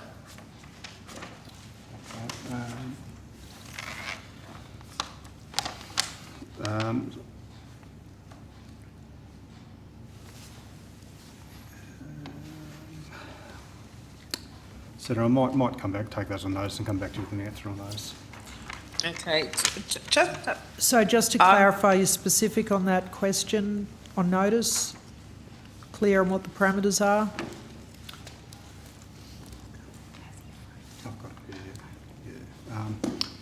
So it's relating to, so Senator, just to be clear on that, it's relating to the amount of money that was taken from the Tasmanian Freight Revitalisation Tranche 3 to the Port of Burnie shiploader, and you're asking whether that money has been returned to the rail freight program, revitalisation program. Yes, you answered a question on notice from the previous estimates that stated that the funding commitment for the Port of Burnie shiploader was met through the reallocation of a portion of the funding committed to Tranche 3 rail renewal, network and off-network of the Tasmanian Freight Rail Revitalisation Program. So that was 68 million? I haven't got that figure in front of me, so you say, was it 68? I didn't think it was that much, actually. So I have here, Senator, that 68 million was announced for Tranche 3. The Tasmanian Government made it clear that the shiploader was the priority, so the decision was taken to use 40 million of that 68 to accelerate the shiploader. That's noting that Tranche 3... Yeah, so sorry. Yeah, so that's right. So 68 million, I've got... and how much was used out of the... So 40 million was used for the shiploader. 40 was diverted to the shiploader. Yep. So my question is, has it been returned to the Tranche 3 of the Tasmanian Freight Rail Revitalisation Program? Yeah, Senator, I believe it's just been funded out of the revitalisation program. So it's not going to be returned to the revitalisation program? I think that project forms part of the revitalisation program, Senator. Can you check on that, please? Yes, sure, Senator. And if there's a list of projects under that revitalisation program, can I have that on notice? Yeah, sure, Senator. Thank you. And also with the Mornington roundabout, it would be the South East Traffic Package if there was a request for funding for that project. It would potentially come out of the South East Traffic Package. Sure, so I think that might be a Tasmanian program, is it, the South East Traffic Package? We'll check that on notice as we... But if you could check that on, it would be, yeah, if you could take that on notice. Sure. And also, I'm just on notice as well, in terms of the Hobart Urban Congestion Fund, I just want to know whether there has been a preferred option for the use of the corridor put forward by any of the parties to the working group or the Tasmanian Government. Sure, sir. Okay. Thank you, Chair. That's good. That's all for me. Thank you, Senator Brown. Senator McMahon. Yes, thank you, Chair. I've just got a couple of questions that involve Northern Territory roads. First one concerns the National Highway. So our National Highway, which runs up through the Northern Territory as the Stewart Highway. There is a section near Newcastle Waters on this highway which is in an extremely bad state of disrepair. Has been like that for 7 months or more. Is now a bit of a choke point in that the speed limit has been reduced from 130, which is the normal speed limit on that stretch of road, down to 60. And there are now, in fact,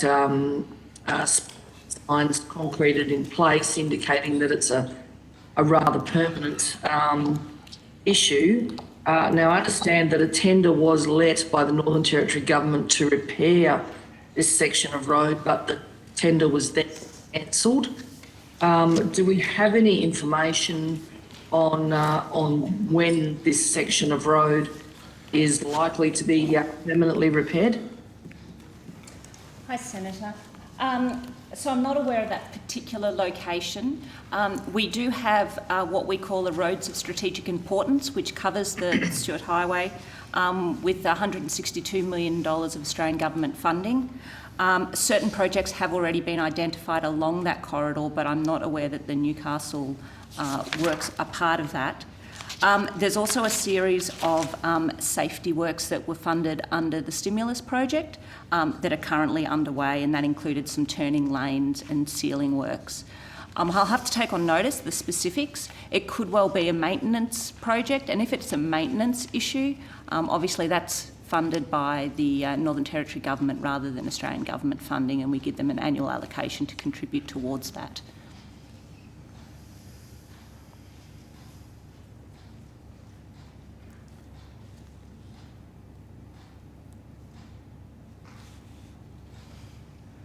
You there, Senator McMahon?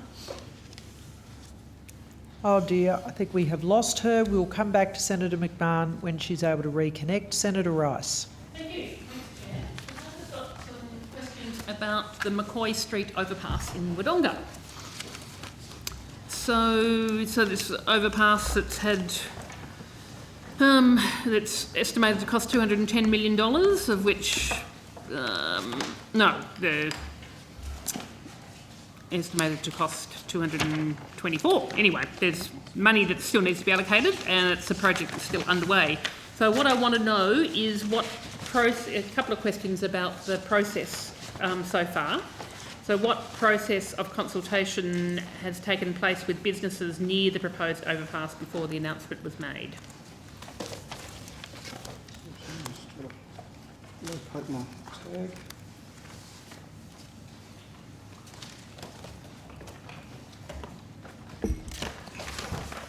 So, Senator, the McCoy Street roundabout. So that project's currently in the early planning phase. It's major projects, major rail projects Victoria are progressing the scoping works of that one, and they would have undertaken the consultation works there. So I'll probably need to take that on notice to consult with them about the taking place. Okay, so I mean, but basically it was announced that it was going to happen, and there's $168 million of federal money allocated towards it. That's correct. I've got my numbers right now, so it's in total estimated to cost $210 million. But you're saying it's still in the early planning stages? So transport modelling and technical investigations are currently underway. We're expecting a business case for that project to be submitted in early 2022. Okay. So Roads Victoria has put out a document for consultation that's got 3 design options on it. What input did the department have into those 3 design options? So I'd need to take that on notice, but generally the states as a delivery agent for our projects would undertake that work and submit the outcomes of that to the department for assessment or consideration. I would expect that we would have had some discussions with them through our regular meetings around that, but I think they would have done the majority of the work around those options. Sorry, it would become... They would have done the majority of the work around developing those but options. you were saying that you think that there probably was some input, though, into those 3 design options? We have regular meetings with the states around projects where we have sort of broad-ranging discussions to sort of see how things are progressing. Whether there were specific discussions about this project, I'd need to check that. So. Okay, so we could take that on notice as to what input we had into those. And then... Sorry, Senator Rice, I'm trying to be very specific for the purposes of questions on notice. So you understand what that question was? So am I right, Senator, in saying the questions around whether the department had any involvement in the work to develop the 3 options for that project? Yes. And given that those options are out for consultation, but we're still at an early design stage and the business case hasn't yet been finalised, is it possible that the department would be considering that there could be other possible designs not included in that consultation? Well, I think sort of like all the projects, that the community consultation process will inform the final sort of designs. So Victoria will run that process, but I mean, I think as with every project, it'd be our expectation that they take into consideration the feedback that comes through those processes. Okay, so the answer is yes then. There potentially could be another design option that wasn't one of those three options. Potentially, Senator. Yes. Okay. How confident is the department that planning will actually conclude? I'm told that it will conclude at the end of 2022 and construction will commence in 2023. So that's the advice that we have, Senator. I'm actually expecting construction to commence in mid-2022. So based on that advice, I'm confident that the planning will commence on time to allow us to achieve those start So we'll dates. have a business case ready by the beginning of Early 2022? That's correct, Senator. And then the construction commencing in mid-2022? Yes, Senator. Okay. What discussions has the federal government had with the Victorian government about their financial contribution? As it said, there's about $42 million that's estimated we're currently short. So the state is putting forward their $42 million toward that project for the total project cost of $210 million. Sorry, So Victoria is putting forward the $42 million. so they have committed to doing that? They have, Senator. Okay. I mean, certainly the information I had that they'd been unwilling to pinpoint the exact amount. So you've got a commitment from Victoria that they're willing to put in $42 million. That's the advice I have in front of me, Senator, but I can check that if I think we'll just go with that's the commitment at this point from our understanding, Senator. If we've got that wrong, we'll correct it, but no, it's a co-contribution model. Okay. Yep. Senator Hume, who's just left us, has estimated that the project will create 520 jobs. Can you tell me what the breakdown of those jobs by skill, type and length of employment is? I'd have to take that on notice, Senator. Okay, well, if you could provide me as much detail with that estimate of what those 520 jobs are and how many of those jobs over the time frame. So how many would Wodonga expect to see, before, during construction, at the end of construction, ongoing? So, we'll talk to Victoria and see what we can obtain around that. Thank you. Thanks, Chair. Thanks, Senator Rice. Senator McMahon, would you like to finish your questions? Yes, thank you, Chair. I think to the point of take first question on notice to come back to me, was that correct? Just repeat your question, Senator McMahon. So the question was regarding the condition of the Stewart Highway, National Highway near Newcastle Waters, and the fact that it has been, for at least the last 7 months, reduced down to a 60 km/h section due to the pretty severe disrepair of the roads. And is there funding allocated for that section, or do we have any plans what is going to happen to that for the long term? Hi, Senator. As I said, I'm not aware of the specific details of Newcastle Waters. We do have substantial funding along the Stewart Highway. There's $162.3 million Australian government funding under the Roads of Strategic Importance program. We also have a Northern Territory National Network Highway program, which is around $40 million to be spread on the Stewart, the Barkly and the Victoria highways. As I said, I'm not aware of the particular work needed at Newcastle Waters, but if it is maintenance, it may well also be a state-run project rather than an Australian government-funded project. But I can take on notice whether we have been approached to fund those works there. Yes, thank you. If you could take on notice and get back to us with the specifics of that particular section, that would be great. And my next question was regards the Tablelands Highway in the Northern Territory, which are also at the moment particularly bad state of disrepair and quite a dangerous road. Do we have any funding in the pipeline or that's been committed to improving this particular road? Senator, not that I'm aware of, there's no current funding for the Tablelands Highway. There may be specific projects funded previously under the Northern Australia Roads or the Beef Roads program, but we don't have a specific project for upgrading that highway like we do the Stewart, the Barclay and the Victoria highways. Okay, and just lastly, could you tell me how much money has been committed by the federal government to road projects in the Northern Territory that is yet to be let out to tender? Senator, I couldn't talk about let out to tender. What I can say is that we have, just having a look here, we've spent $1.12 billion in the Northern Territory since 2013. And of that, and that comes from a $3.2 billion commitment over that same period, going out to 2030. So there's still, by my reckoning, around $2 billion worth of funding to be paid between now and 2030. So, Senator, it might Do just help. you have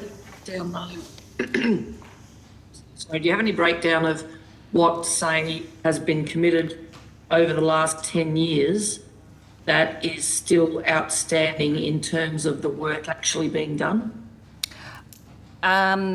Look, Senator, we can take on notice how we can package up some of this information and to say how much has been to approved projects and how much has been paid. I think that's probably answering your question, but we don't really have a lot on contract letting. We're more about once the work commences, we will be making payments to that. So we tend to rely on funding that has been committed and then funding that has been paid. And could we clarify, if you'd like to take us something on notice, could we clarify precisely what it is? So we've got the budget estimates that roll out. So if it's commitments over the last 10 years, that include up to the recent budget estimates.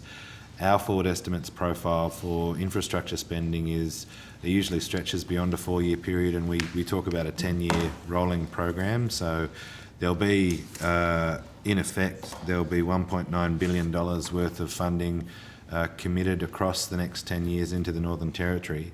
But that's our scheduled commitment for that 10-year period. So it's, I think that's as much clarity as we can give about what the commitments are in aggregate form over the next 10 years, but it's not, I'm not clear on precisely what the question is though, Senator, sorry. Yeah, okay. What I'm really after is not sort of what's been committed for the next 10 years, but what has been committed over the past 10 years that essentially remains unspent to date. As in perhaps projects that have not proceeded that you would otherwise anticipate proceeding, or? Well, not yet. So, so say, for example, just as a figure, for example, say if we've committed $1 billion to road infrastructure funding in the Northern Territory over the last 10 years, but, 200 million of that has been spent. Therefore, there's 800 million still sitting there waiting to be spent.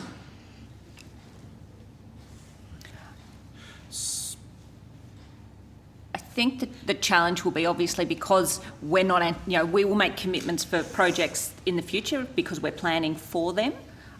So as I said, we've got a figure that we have spent $1.12 billion in the NT since 2013, but I don't have an estimation of what we should have spent because we update our estimates every budget based on the delivery timeframes given by the NT government. Okay, so you don't actually have figures of what's been committed versus actually paid out? Well, we do, but it rolls every budget update. It's quite a complex question. So at budget and then at MyEFO, there'll be a new estimate for each jurisdiction, including the Northern Territory, about the Commonwealth commitments into the jurisdiction. I can clearly articulate there's been $1.12 billion spent from 13-14 to 2021, and out to 30-31 there's a total $3.2 billion committed, including that $1.12 billion that's already been spent. the next 10 years is $1.9 billion worth of commitments into the Northern Territory, but there's a whole series of projects, and you'd anticipate with a program of activities where we've got lots and lots of projects with any one jurisdiction, there'll be changes up, down, left and right in terms of profiling and spending in your entire portfolio of activity. So it's actually a very difficult thing for us to trace back for 10 years worth of changes in those profiles. Okay, I do find that somewhat surprising, but if you can't provide those details, you can't provide them. All right, thank you very much, Chair. That was all I had. Thanks very much, Senator McMahon. Senator Sterle. Thanks, Chair. Is Ms Charles there, or Ms Charles, Assistant Secretary? Did you say Ms Charles? Yes, Ms Susan Charles.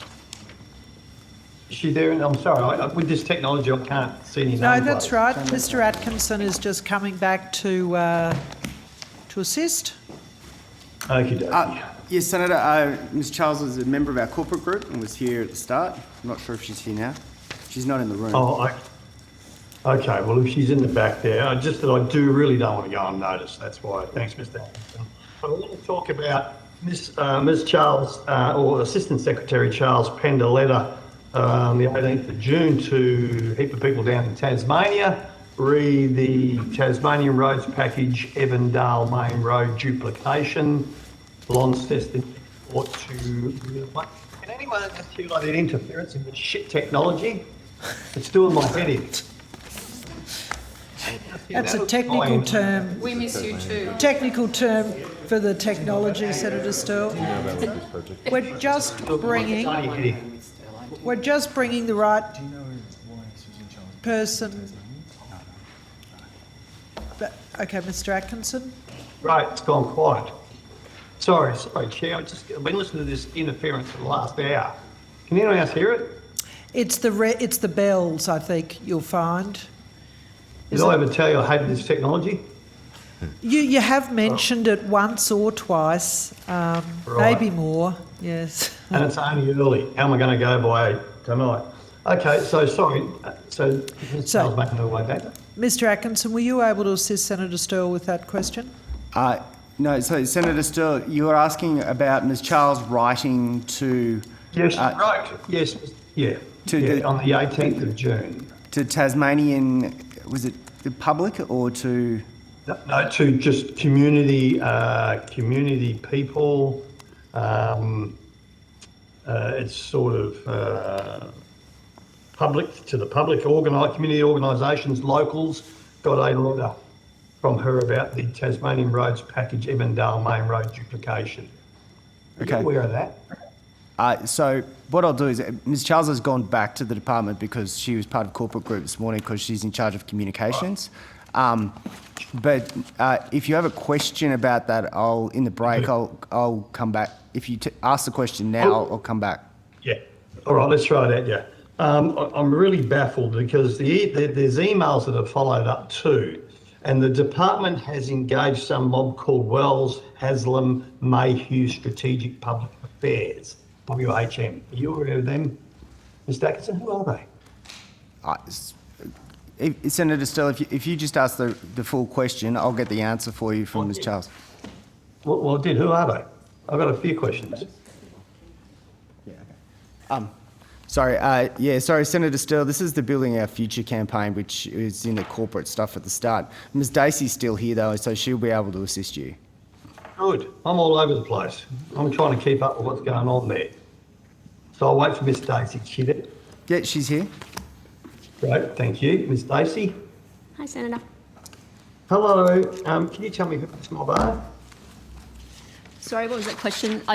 You've Wells, Haslam, Mayhew Strategic Public Affairs, in brackets WHM. So what I can tell you is that we have contracted Wells, Haslam, Mayhew as part of the Building Our Future campaign to undertake public relations services, which are like social media management, infographics, and generalised local case studies. Now, I'm not aware of the correspondence that you're talking about specifically, but it sounds like it might fall into that latter category. So if you are able to table... All I can tell, yeah. If we can see it, we might be able to work out which bit of the work that they're doing for us that it falls into. All right, it says Tasmanian Roads Package, Evandale Main Road Duplication, Launceston Airport to Breedalbane Roundabout, helping better connect businesses to customers, friends and families, regions and cities, and then it's that's all it tells me. So, any other fun? So just in a general sense, Senator, I know that they picked local projects as part of that campaign, so that may fall into one. I'm just looking at the list that I have for Tasmania, and that's not ringing any bells. It's certainly not in my briefing notes. So I'm very happy to go away and try and dig into it to see if we could get you some more information. Okie dokie, because I'd like to know why the department has contracted the public company to do this work for you. Do you want me to read the whole letter to you? It's only about 3 paragraphs. I'll cut out all the preamble rubbish at the beginning and just get to the bit about WHM. And it says that as part of the investment, the Tasmanian Roads Package, Evandale Main Road Duplication along Airport to Breedalbane project will be delivered near you.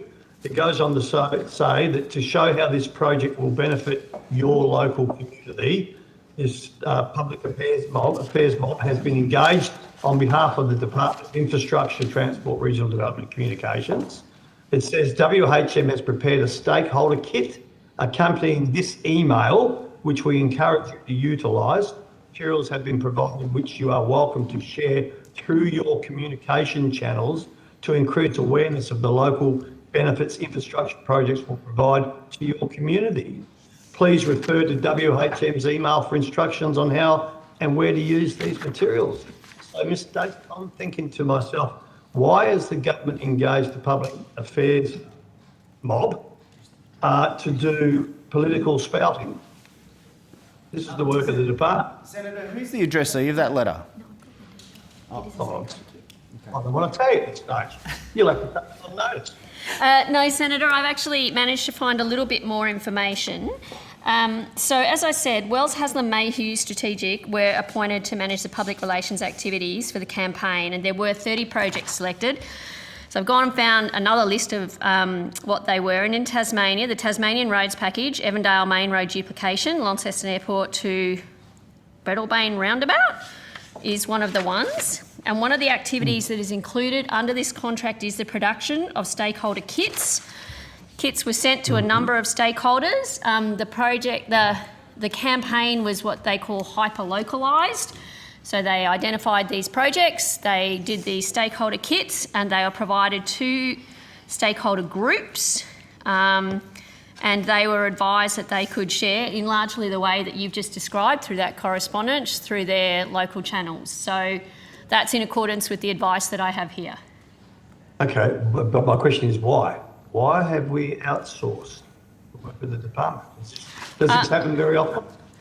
Well, I think campaigns take all sorts of forms.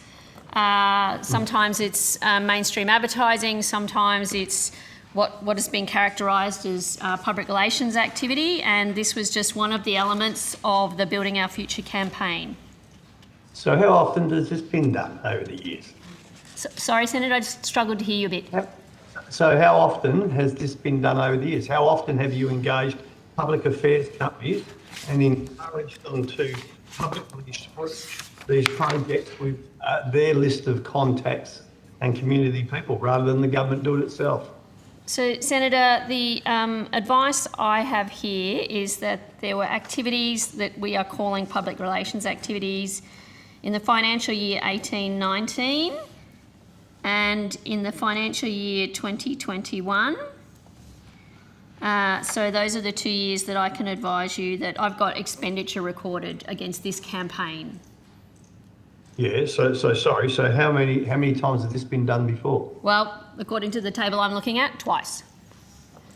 Twice? Oh, okay, thank you. But this could form parts of other campaigns as well. That's right. I can only speak to this particular campaign and this element of this campaign. Yeah. So this campaign's been going for how long? This one's been going since 2016, 15-16 financial year. Okay, so 15-16 financial year to 2021, it's only happened twice. This particular element of it, Senator. So how much does it cost to engage this mob? Well, I think it depends on the amount of work you want them to do and the type of work. I can give you the expenditure amounts if you'd like. No, Miss Stacey. How much have this mob been given to do this? So that's what the expenditure. So I can tell you in the financial year, 2018-19, $798,965. And in the financial year 2021, $292,250. And I can confirm, Senator, that since 1 July this year, so this, I'm talking about this financial year, 21-22, $80,000 and $750 has been spent. So historically, I've given you the two other numbers, and there's a spend this current financial year. So it's on top of the 292. Yes, the 80,000. Yeah.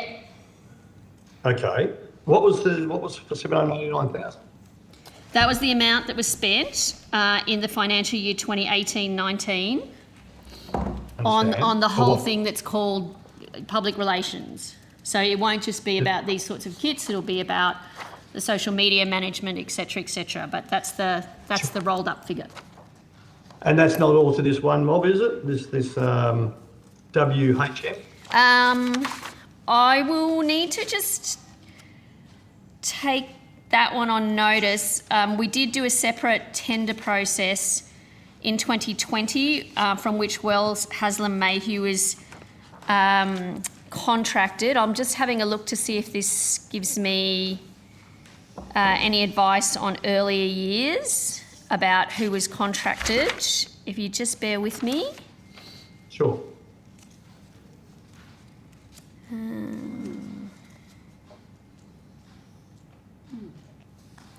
Yeah, I'm sorry, I don't have that level of detail for earlier financial years, but I'm happy to take it on notice.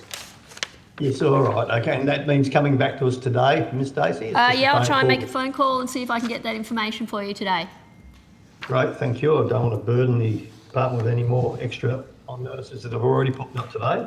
Okay, so I just want to know who they are and how much they've got over the whole time money's been taxpayers. So, Senator, just to be clear, I think I'm only checking on the 17-18 year for you because I'm pretty sure, but I'll confirm that it is the Wells Mazu Hayham, whatever they are. Yeah, great. And while you're at it, Daisy, if you could please just let us know how this represents good value for the taxpayer dollars by outsourcing this department's social media or spousing unit or whatever we call it, please. Because I just can't. Sorry, Senator, that, yeah, we can do that on notice, but it's part of the broader approach to government campaigns. Yeah, and? So it's just one part of It's one part of the broader campaign. And the campaign guidelines are set out by finance. Taxpayer dollars, yeah. Yep. All right, that will do me for now. Thank you, Chair. Thank you, Senator Sterle. Senator Watt? Thanks, Chair. Could I just... There's a few questions that we had around final budget outcomes across a range of programs that, rather than going back and forth and you scurrying around, I thought if I gave you them before the lunch break, people might be able to work on the answers for us to come back afterwards. Yep. So this will just take me a little bit of time to go through, but I think it's quicker to do it this way. So what I'd like to know for each of the following programs is how much money has been contracted and how much remains uncontracted at this stage. Now, I can see you're wincing. Committed or, yeah, committed or contracted? So we don't contract with the state, who we finance usually through the NPA. Yep. And we don't usually reach into the detail of a contract between a state or council. But he might be asking about almost anything though. Yeah. So to give you one PPRs. example, say the Black Spot program. Yeah. Yeah. What I'd like to know is, I don't know how much money is actually in that funding program, but let's say it's, I don't know, $500 million. It's a lot less than that, but Okay, yes. $100 million, whatever it is. How much of that funding for that program has been contracted? As in committed to a project? Yeah, I mean, I think I'm probably talking about a step further along. So committed projects, obviously, just because something is committed to a project doesn't mean it goes ahead and you enter into a contract for it, So as can I- we've seen with car parks, for instance. Can I just step back for 1 second and say, for an IIP project, right, there's a government agreement to do a project, then the PPR comes in from the states, and then we sign off a PPR agreeing to the project with the state, and that's effectively when it commences. And I think that's the point you're talking about. Once a PPR is signed, a state might go out to open market tender, or they might deliver a project themselves. And when you talk about contracting, a project might have multiple contract elements to it. Yeah. So we might, if it's to do with the Commonwealth state arrangements, we might be better off, and I'll consult with my colleagues, contemplating something around the notion of what's in planning and what's in delivery. But also, Senator, are you after what's unallocated funding? Because once Well- again, if you're asking project by project, which is one of the challenges we have, is we've got more than 20,000 projects, and we already gave, tens of thousands of lines of information at the start, project by project, about their status. So you have all of that in the table Senator Stirl asked for. Yeah. I suppose my problem is that it's possible for the federal government to commit to a particular project that a state government doesn't necessarily want to fund. Yeah. So the mere fact that the federal government has committed to a project doesn't really mean that the funding is... So you're after where there's not a PPR agreed? It's a bit more Which is complex where as the well. state and the Commonwealth agree and sign up to this is the scope and cost of a project. Yeah, I think that's probably right. And forgive my ignorance, but across, I mean, there's a whole bundle of programs that I was going to ask for this on, and... Do you want to tell me what they Yeah. are? Because they actually are managed differently, so... Yeah, because they wouldn't necessarily all be subject to agreements with the state government, I imagine. Okay. Do you want to run through them quickly? So in the general infrastructure division, there's probably about 8 to 10, and then there were some in the regional division as well, but I thought I might as well let you know that now. Do you want to just tell me the list? Yeah, so Black Spot program, Roads to Recovery program, Bridges Renewal program, Heavy Vehicle Safety and Productivity program, the Significant Projects Investment Delivery Office, otherwise known as SPIDO, or is that Speedo? Probably Spido. Yeah, but by the way, the question you started is irrelevant to all of the ones you've just said, so I'll come back. Is irrelevant? Yeah. Okay, Yeah, why don't I'll I come finish the list and you can explain why. Yeah. Sorry, SPIDO seems to also alternative funding and financing. So it's the Yeah. Significant Projects Investment Delivery Office, alternative funding and financing. Yeah, it does both of those, yeah. Urban Congestion Fund.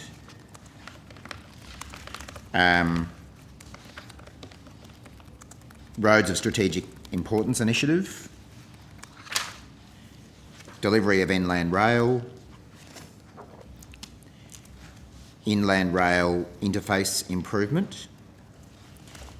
Do you want the list of the regional division ones as well? You might as well. So, Building Better Regions Fund, COVID-19 Relief and Recovery Fund, National Stronger Regions Fund, National Water Grid Authority,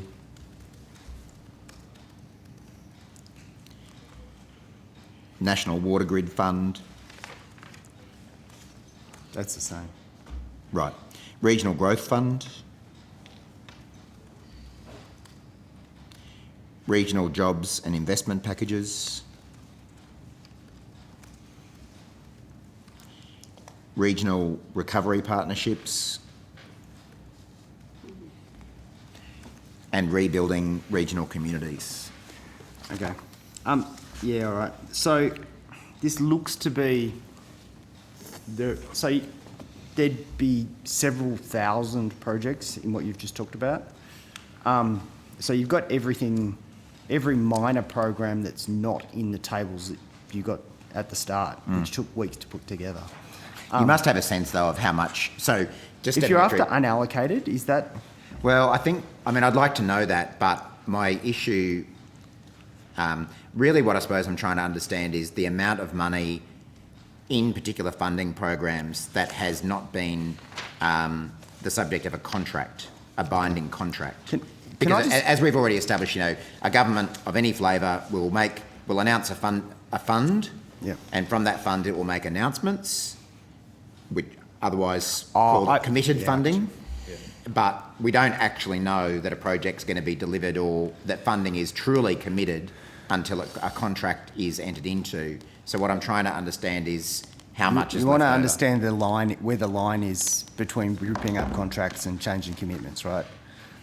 Yeah, I suppose I'm thinking that this government, once it's entered into a contract, whether it be with a state government, whether it be with an infrastructure company, a council, whoever, I understand. There's a binding commitment there. So can I just go through them one by one? Yep. And I might need people to correct me if I'm off-piste.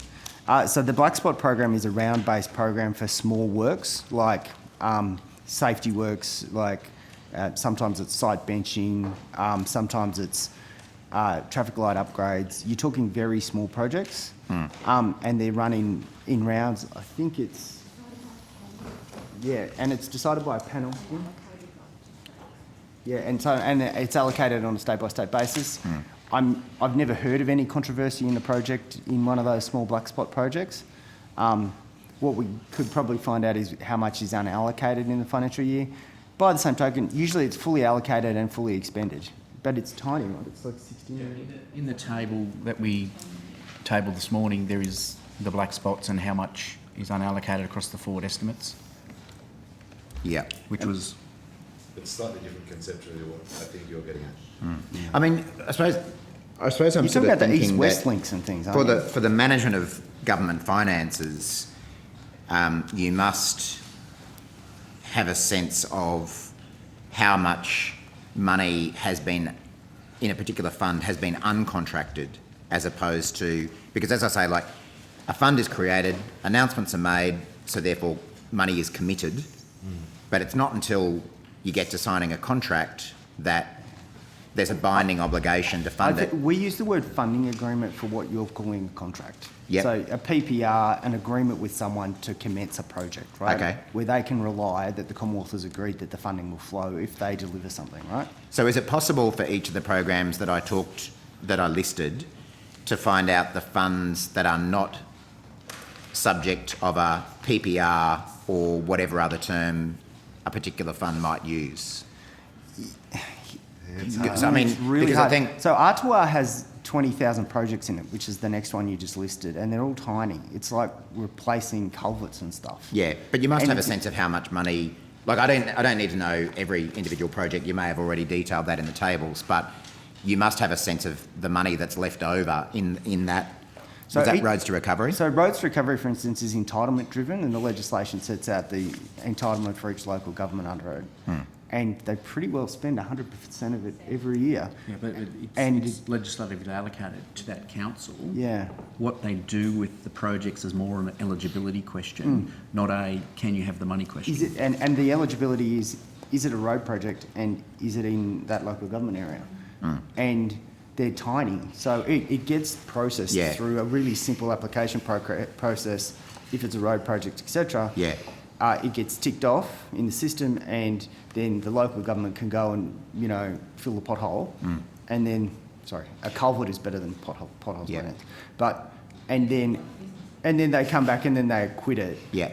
And the money flows. I suppose what I'm seeking to understand is another level of detail below the funding that is committed, because to give one example, in the Urban Congestion Fund, I know that the federal government has committed several $100 million to projects in Victoria, but my understanding is that there's at least some of those projects the Victorian government has made clear that it's never going to co-fund. So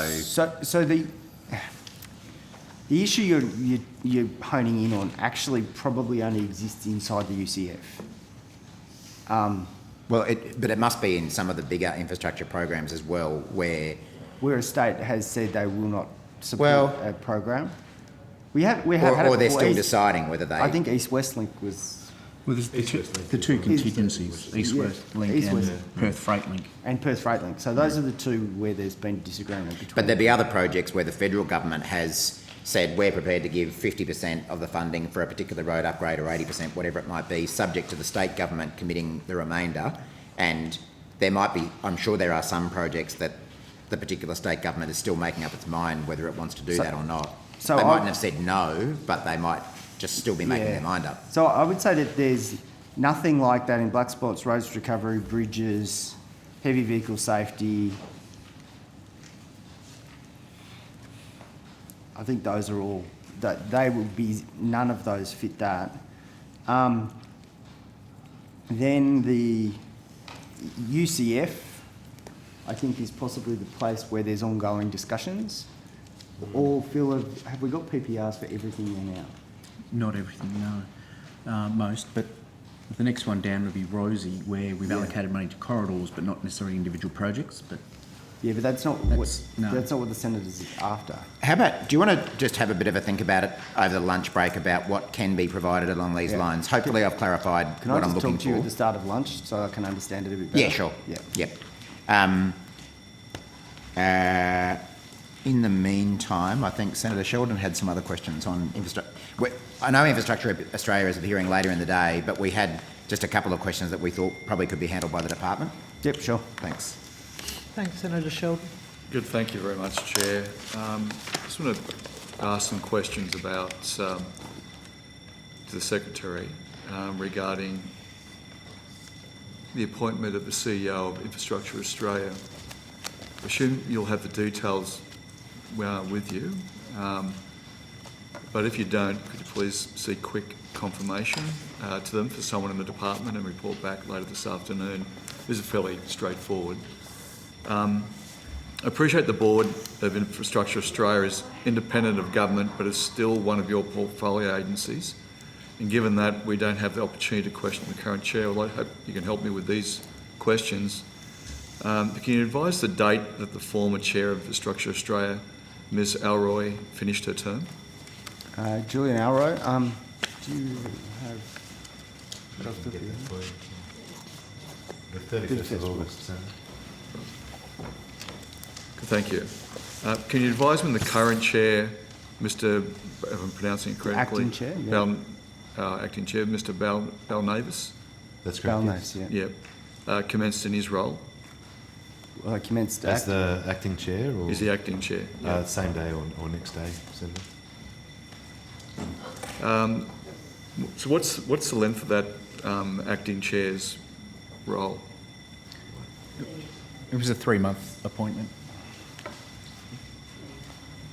Yes, a 3-month appointment to the 30th of November. Thank you. Can you please advise when the current term of Infrastructure Australia CEO, Ms. Maydew, expires? I think it's April or May next year. April next year. Thank you. And what was the length of Ms. Maydew's term when she was initially appointed in 2019? That would have been a three-year term. 3-year term.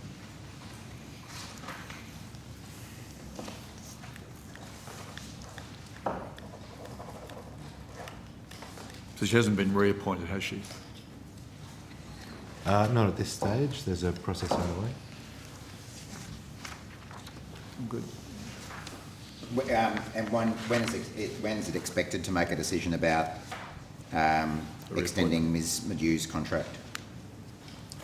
That'd be going through government appointment processes. And So sometime before April next year, Yes. no decision's been made at this point? No. No. Okay, thanks.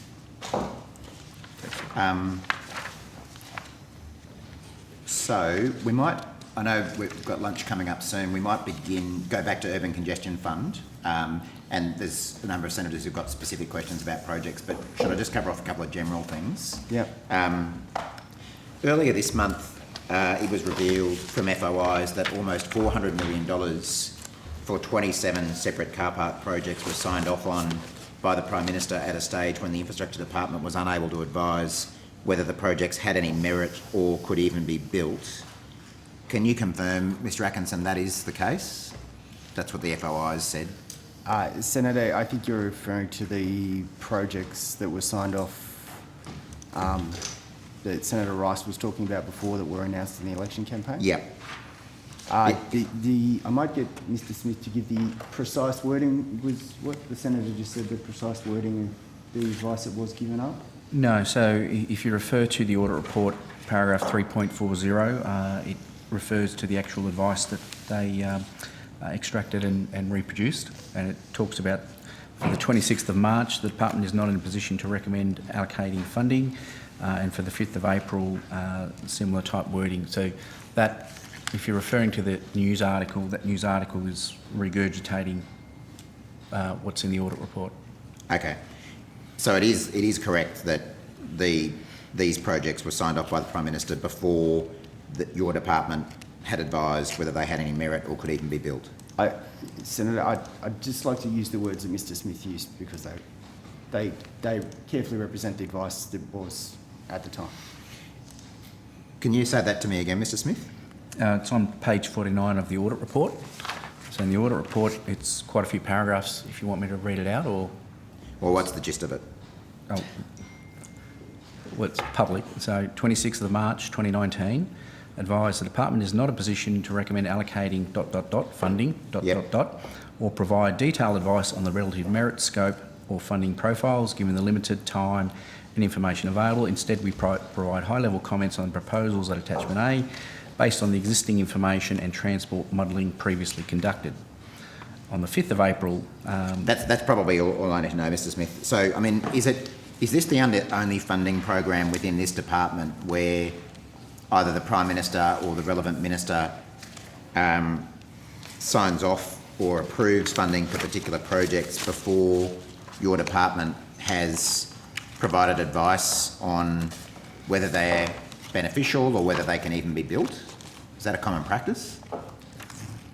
So Senator, I wouldn't say it's a common practice, but certainly election commitments don't always go through those processes. And of those 27 projects that were signed off by the Prime Minister, how many have progressed to construction and how many have been cancelled? Specifics on notice and look through that list. So but I think this morning you told me, was it 6 projects had been There were 6 that had de-scoped, been I think was your word? Yes. Otherwise known as cancelled? De-scoped, yes. It's just a question as to whether they're Which within the ones? 27. Yeah, so there's more than 27 projects in total. So Yeah. So what I was... we just need to clarify what the overlap list between it's the from. 6. That's what I suppose I was trying to establish, is whether all 6 were in the 27? Whether the 6 that have been de-scoped or cancelled were within the 27 that were announced by the Prime Minister. I'm sure we can find that out. Okay, maybe if you can come back to us on that after lunch, eh?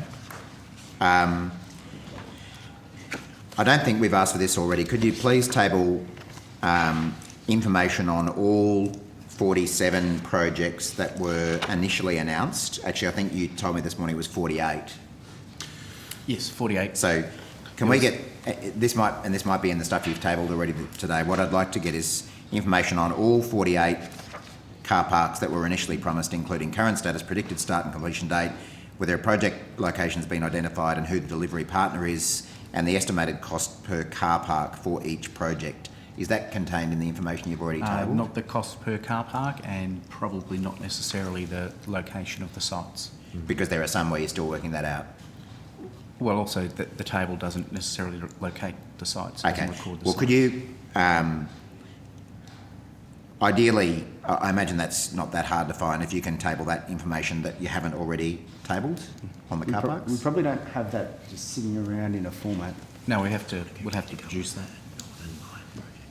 And the people who would produce it are also sitting here.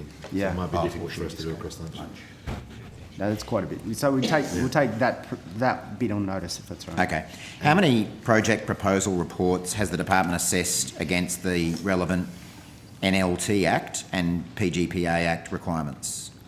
So I don't have the number, but the process is obviously once the government's committed to a project and committed funding, then the minister's required to sign off against a PPR, against both the PGPA Act and also the National Land Transport Act, and the department provides advice as part of that. Are you talking about across the whole IIP? No, I'm talking particularly about urban congestion. Oh, you're fund. talking UCF? Yeah. Okay. Yeah. I was going to say it's hundreds and hundreds. Yeah, exactly. No. I suppose I'm trying to understand the application of that legislation to this program. So you're asking how many? So I think, as Mr. Smith said, we've got PPRs for almost all of them. Yeah, so the question is, for some of them we might have had multiple in terms of PPRs. feasibility versus delivery. And is it specific to the car parks element, Senator? Yes. So okay, we can take on notice how many PPRs are you are after signed or received. The word I have here is assessed. Okay, so let's say signed is what you mean. I think that's probably right. And so we'll take a notice how many of those there are for the Commuter Car Parks Fund. Yes, please. Okay. And I'd also like to know which of the car park projects have been assessed or signed in that manner. I think we'd say which ones haven't would probably be the right thing. Okay, they're an exception. Whether they have been signed against that legislation or not, are you able to assure us that all projects have met the requirements of the relevant NLT Act and PGPA Act? So we assess those against that. The Audit Office called out one project, the Doncaster project, where it's a bus. The car park's connected to a bus transit area. So we're working through that process as to how to manage that one. Intermodals normally are required to be from a mode change, not a private to public transport change. Okay. And how many officers does the department currently have dedicated to the commuter car parks program? There's a very small central team. When I say small, it's one person.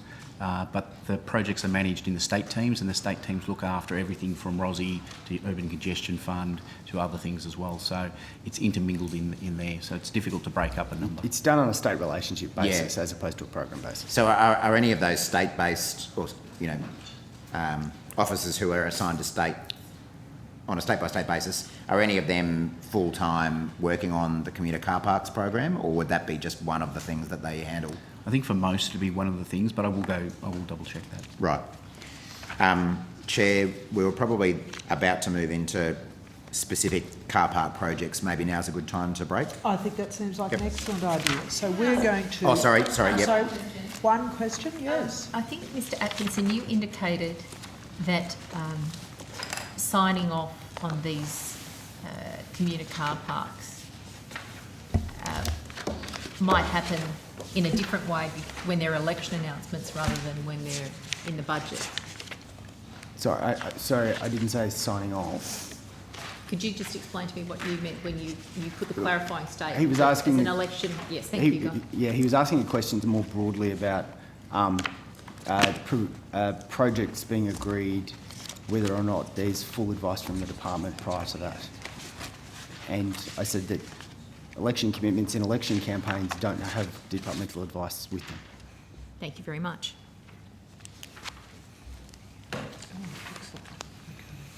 Thank you, Senator O'Neill. Thank you all very much. We're going to go to our lunch break. We'll take an hour. We'll be back at 2:15. At that time, we'll continue going with this section, infrastructure. Following that, we'll return to transport, domestic aviation reform, surface transport policy. And then depending on the number of questions that we have tabled with me, we may have very little for some of the other parts of the department later this afternoon, but I'll be able to confirm that with you after lunch and give you some advice, Mr Atkinson, so we don't hold anybody up. Thank you, Chair. Thank you.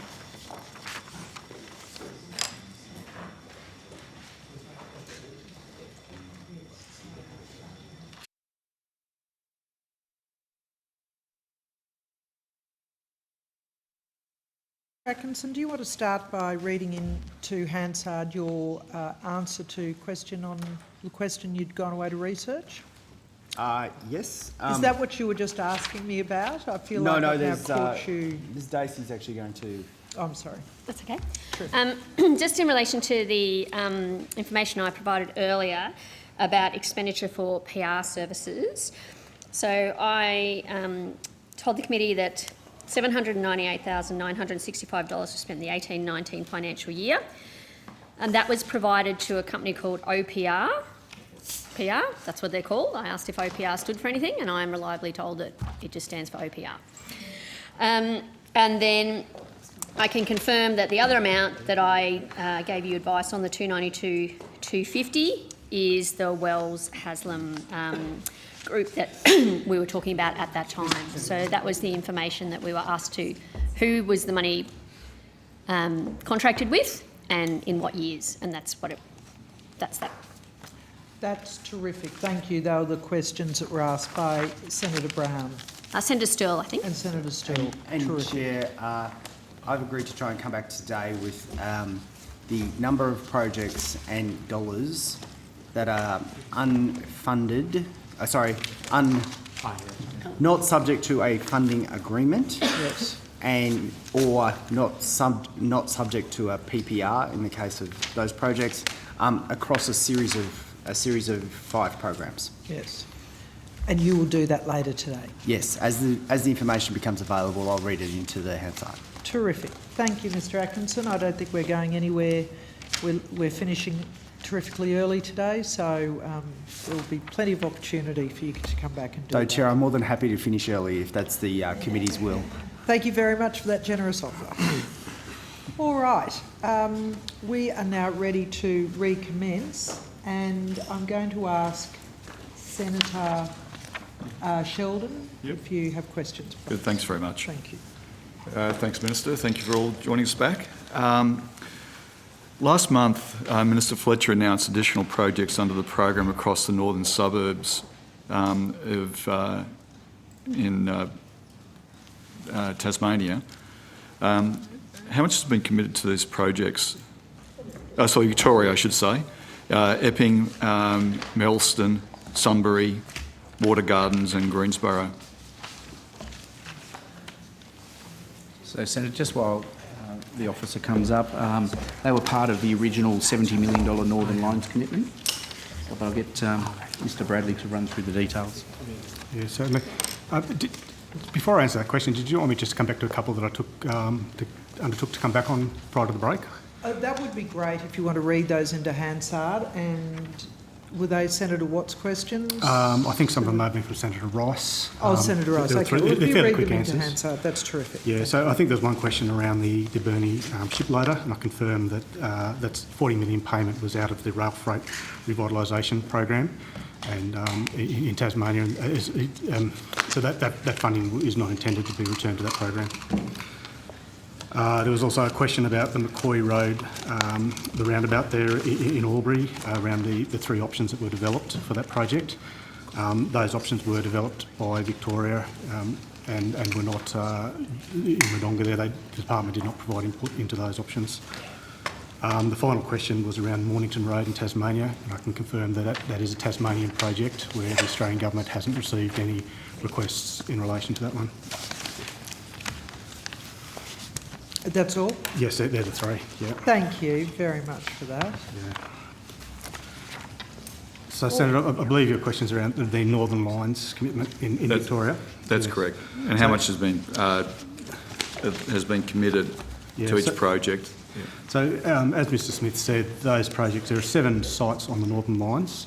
And I guess this is where we get to the difference there between sites and projects. So it's considered to be one project, but there are 7 sites on there.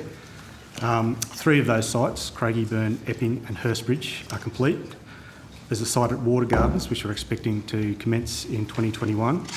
And there are sites at Greensborough, Melston and Sunbury, which are expected to commence in 2022. Are you able to confirm that each of these projects was an existing project in the Victorian Government's Car Parks for Commuters program? Sorry, Senator, I missed that. Were these each of these projects, if you can just step through them, the ones that you've just named, and tell me whether they were part of an existing project in the Victorian Government Car Parks for Commuters program? They were, Senator, so they were part of a Victoria program which the Australian Government came on board as a 50% funding partner for. So were these car parks fully funded under the program prior to the offer by the federal government? We're a 50% funding share partner on this project. So. No, I'm saying prior to this project and investment from into those particular sites that you've mentioned and I've asked you about. Prior to that, was that previously to the federal government putting money in? Was it previously 100% being funded by the Victorian government? I think, Senator, what we've done is added funding to budgets for the Northern Lines, which has increased the number of car park locations that can be built. I'll just make sure with the team that's the case. Yes, that's the case. I think, again, the audit report highlighted that there was a decision last year that additional car parks for the Northern Lines would be looked at. I think the audit report quotes up to 10. These are a part of that same decision.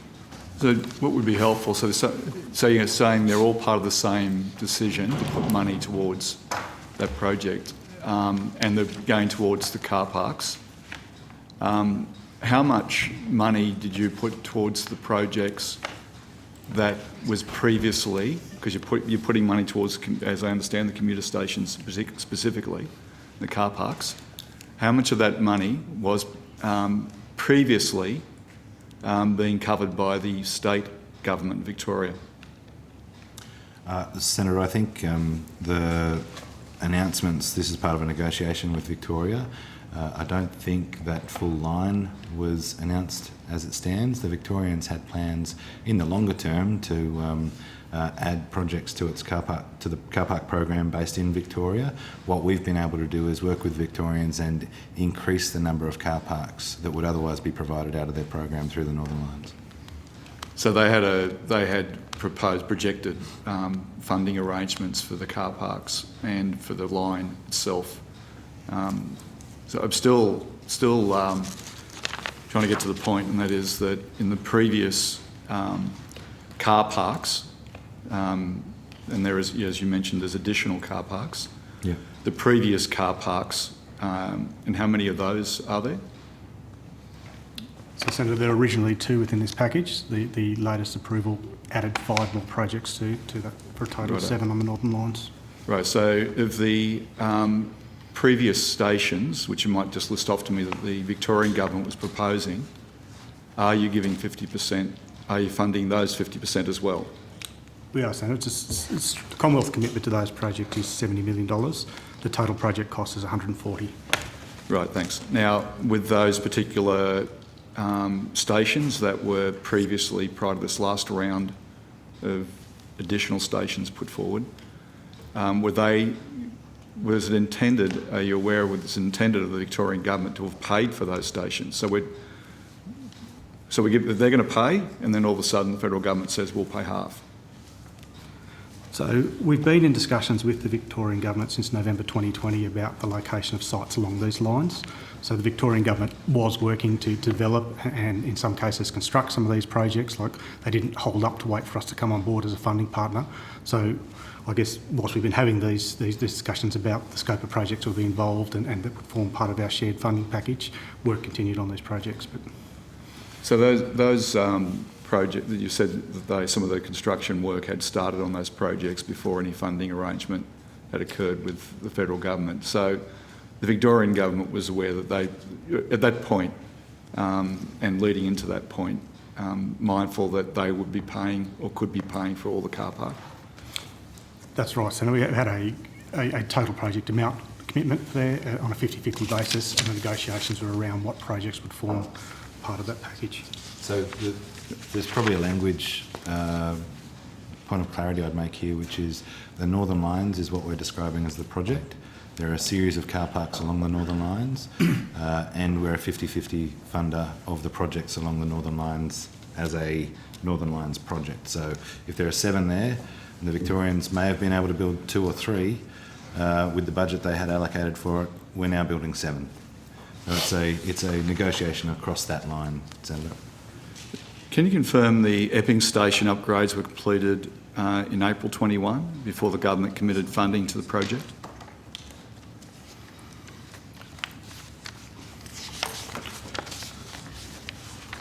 I know that Epping has been completed, Senator. I'll just grab the date.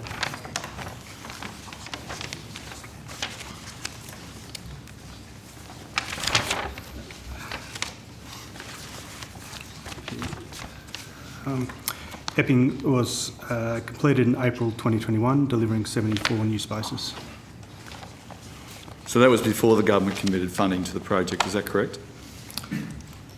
From the last, yes, that's correct, Senator.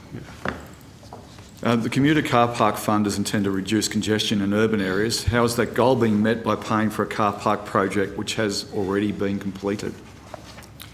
So, Senator, I think it goes back to the point I was making earlier that negotiations around the projects which form part of that package have been going on since November 2020. It was a 50-50 funding commitment to that. It wasn't practical, I suppose, to go and unpick the funding share arrangements for that. We've joined the Victorian Government on the proposal that's put forward on a 50-50 basis. So I'd just again make the point of clarity that this is a package of projects along the Northern Lines, 7 of them, and we're co-funding 50% of it. So breaking it down into individual car parks doesn't really make sense in that context. We're a 50-50 co-funder of the Northern Lines package. Well, it does make sense when the state government already considered that they were putting in funding to actually build those car parks, and one was actually completed. Well, the alternative, Senator, would be that we took that one off the table and had a smaller funding bucket to work with and added 6. Like we were talking about the Northern Lines package, and it's part of the Northern Lines package. We recognise their effort. In the electorate of Dunkley, the government made a commitment that money from cancelled car parks would be reinvested into other congestion busting projects within the electorate. Has this money been reallocated? I think they've gone, if I understand this one correctly, I think they've gone into the Frankston commuter car park. Is that the... If that's in that electorate, yes. I think we answered a question on notice from last estimates that explained how additional money had been added to the Frankston car park from the same areas. And that was to cover the blowout costs at Frankston Station project, is that correct? No, Senator. The Frankston Station project is a pretty substantial car park build, and in consultation on the 3 projects, it was agreed that there were 2 that wouldn't go ahead and 1 in Frankston that would become the substantial car park to be built. So it's the cost blowout was there a cost blowout on the Frankston Station? I think there's been a car park designed for Frankston, which costs the amount that's been committed to it. I don't know how I'm not going to describe it in that term. Are you considering alternate sites within the electorate of Dunkley at all? I think we've just traversed the territory on what's happening in that location. Have you had any discussions with the council about any potential sites? Has the council raised any potential sites with the department? Certainly not with me, but I can check with my colleagues. This is in respect of Frankston car park? This is in respect to within the electorate of Dunkley. So alternate sites. So you've got Frankston Station, which we've dealt with, which I'm happy for you to say more about, but I'm satisfied at this point what you've answered. And I'm asking whether you considered alternate sites within the electorate of Dunkley. And then I asked, have you had any discussions with the council about these potential sites? Senator, I don't have projects breakdown by electorate. Could you outline the Which council? is the council that you'd be referring to? I haven't got the name of the council here, but we certainly there have is spoken with councils in most of the areas where there are car parks identified by the Commonwealth in the commuter car parks program. And if there have been alternatives put forward, then they may have been considered. I'm just not sure in this case. And with them being considered, is there any that are likely to get the tick? That would be that'd be subject to anything like that would be subject to a decision of government. We'd go through an appropriate cabinet process on it, Senator. So there's still potential for more car parks to be opened up? Look, I think in total the Urban Congestion Fund still has some unallocated funding in it. I think we traversed that a little bit earlier. And how that funding is used is a matter for the government. Deb. Thank you. Thanks, Senator Sheldon. Sorry, can I just add from a question I noticed earlier just before the break, there was a question about of the 27 projects that were announced just before 2019 election, how many of those were part of the de-scoped 6? There was 4 individual projects and one on the Northern Lines, which has been since reallocated. Sorry, just to go back to a question I had before, just clarified it. For Frankston City Council, has there been discussions with the council about it? Well, first of all, has there been alternate sites within the electorate of Dunkley, which is primarily City Council of Frankston? And have you had any discussions with that council specifically about these potential sites? I do know that there were 3 sites along that line and 2 collapsed into the Frankston site. My colleagues might recall the site names, and there was certainly consultation on the 2 sites that were collapsed into the Frankston car park. So, Senator, I believe the site that's being explored is the Fletcher Road site. It's potentially 515 spaces at that location. And you said there was 2, so that's one of them. Is that one of them? What's the other one? I think that's actually the Frankston site, if I've got that correct. So that's the Frankston site. So just you've got, what were the 2 that collapsed?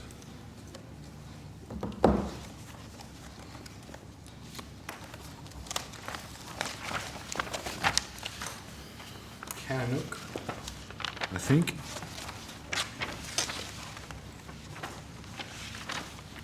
And Seaford, if memory serves. So they're both off the drawing board? Yes, both of those projects are not going ahead at this stage. I guess they don't need congestion busting. Is that what you're suggesting to me? I think through the consultations it was determined that it would be better to have a larger site at Frankston. So we're doing a congestion busting project, and we've got a reduction in number of sites, and and resources have gone to Frankston. How do you break congestion when you start concentrating all the car park and movements to one particular station when you've collapsed 2 into it? So Frankston is at the end of that line, and it has a lot of commuters that come in from across the peninsula and out into Victoria. So you're taking commuters out of the urban environment by doing so. So the judgment was taken in consultation that it would be better, and the preference was to go to the Frankston site instead. But you'd have to agree with me that those 2 other stations that you've mentioned that have been mothballed, that there would have been people that would have been going to those stations are now going to Frankston, aren't they? If they were deliverable.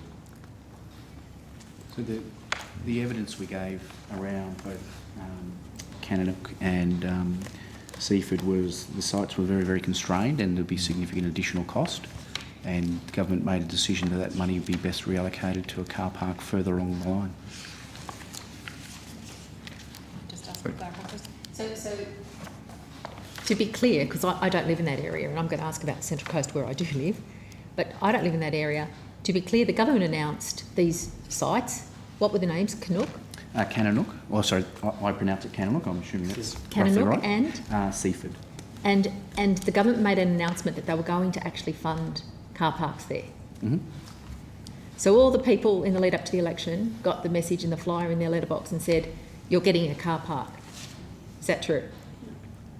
I don't know what was delivered, but there was a campaign centre. But the information was there for the government to use in that way because they made the announcement. Is that correct? It was certainly a commitment, yes. Yes. So I'm pretty sure, given that they put the money out, they probably put the flyers out in people's letterbox as well. So those communities expected that to happen. And the only reason it's been pulled, Mr. Smith, is because after the announcement, and after the gathering of the votes by the government on the back of the dollars announcement, then the work got done to prove that the car parks were actually not viable to be delivered.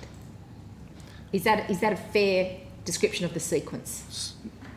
Not the way I'd describe it. I think I'm, that there I'm were... not surprised, Mr Smith, but, let's do ordinary talk for ordinary Australians so they can cut through all this de-scoping nonsense. Yes, the government made some announcements on car parks. We then worked with the Victorian government to undertake feasibility studies.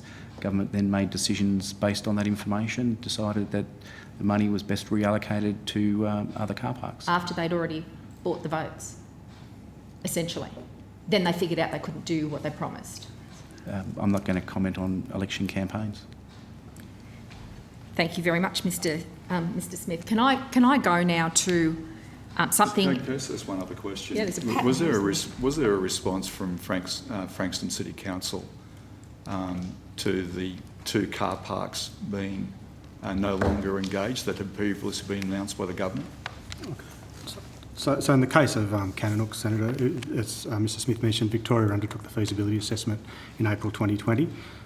Council was comfortable with the results of the state government. They found that it wasn't feasible there, so Council was supportive of changing the location of that roundabout for Kananook. And in the case of Seafood... So are they accepting, or and you use the word comfortable, so they no longer wanted those other stations? That's correct, Senator. In both cases, they didn't want car parks there. They're happy with the new location. Okay, so I want to ask some detailed questions about the Woy Woy and Gosford commuter car parks that were announced in the seat of Robertson held by the current member Lucy Wicks. They were announced by the government back in 2019.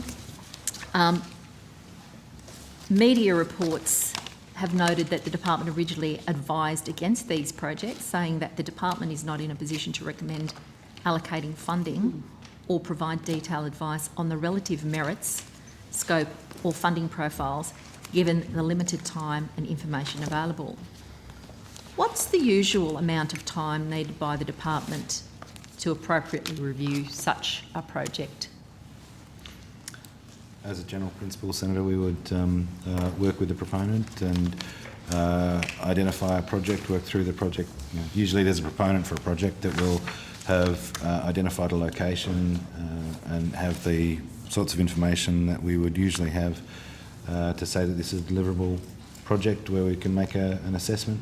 It's a slightly different process in this circumstance, I think, as identified in the audit, that the projects weren't identified through the usual processes. So it's a difficult question to answer how much time we would usually take.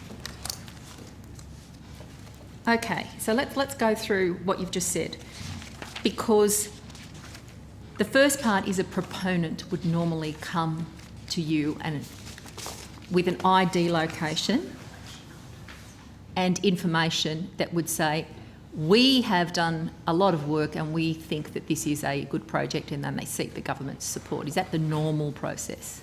In the usual course of events, but not. Yeah, I'm not asking you about exclusions. Just normally, your normal practice is wait for somebody to come and bring it to you, see if it stacks up, and then you put the case.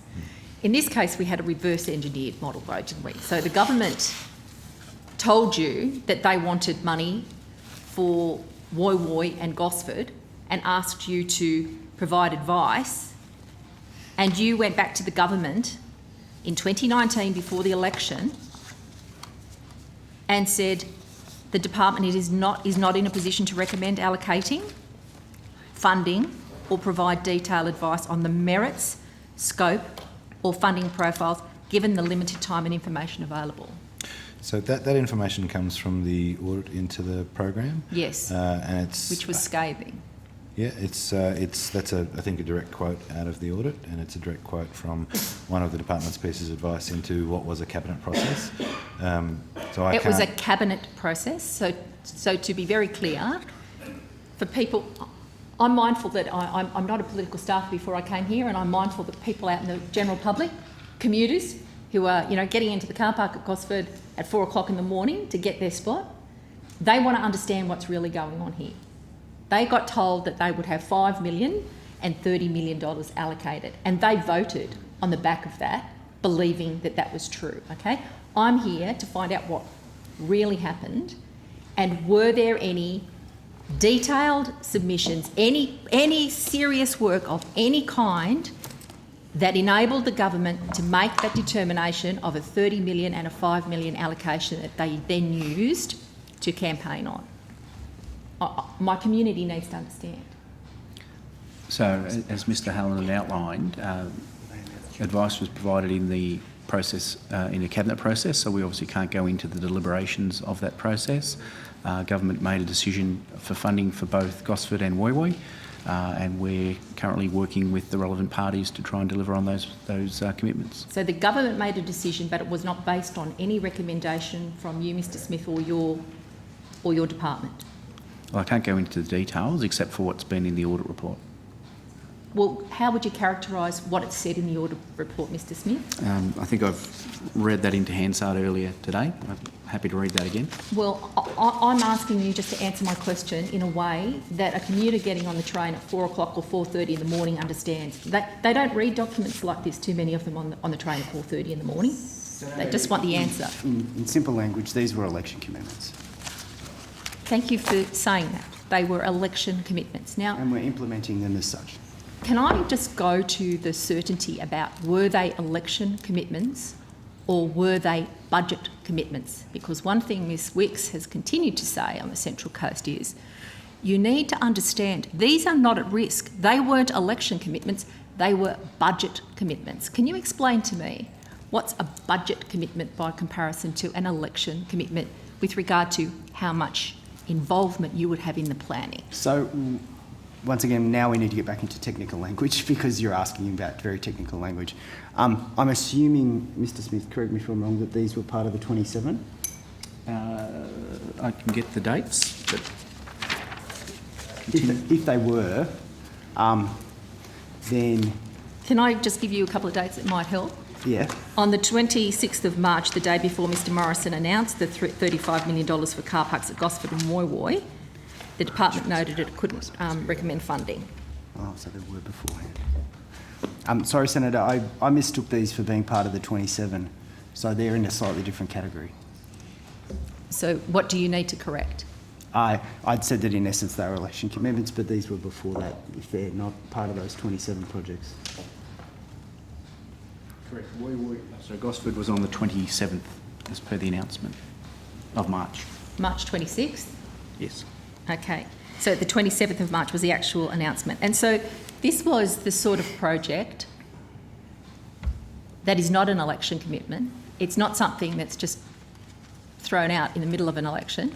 It is something that would be normally subject to careful scrutiny by the department.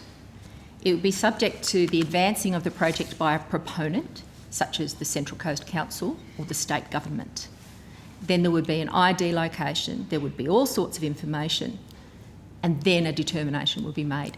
Was there a proponent for the Woy Woy or the Gosford commuter car parks that were announced by Mr Morrison and Lucy Wicks for the seat of Robertson?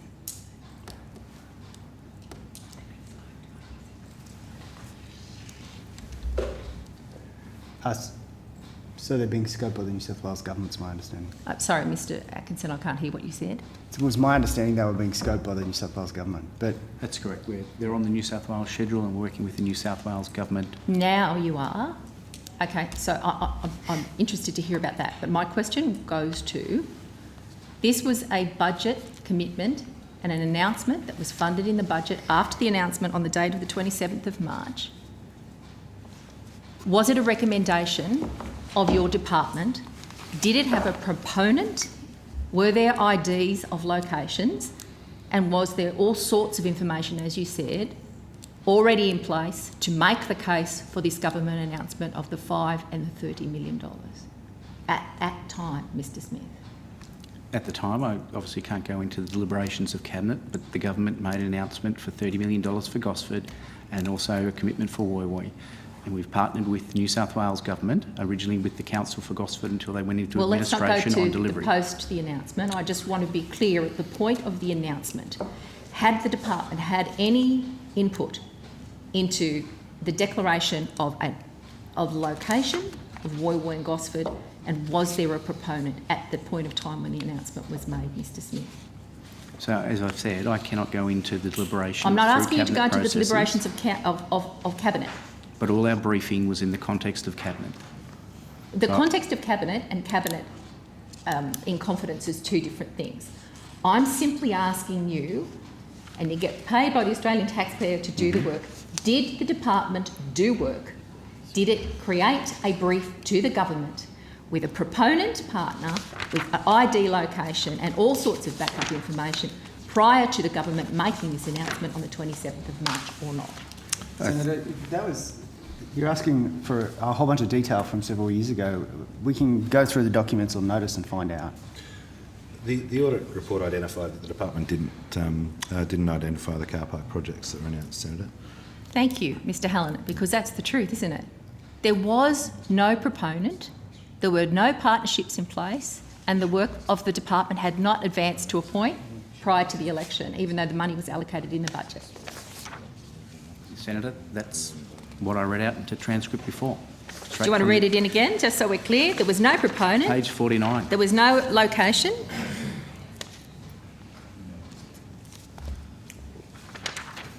So what you're referring to there is the department was not in a position to recommend allocating funding or provide detailed advice on the relative merits, scope or funding profiles, because when the announcement was made on the 27th of March, you had insufficient time and information available to be able to make a recommendation one way or the other. Is that correct? That's what the audit report says, yes.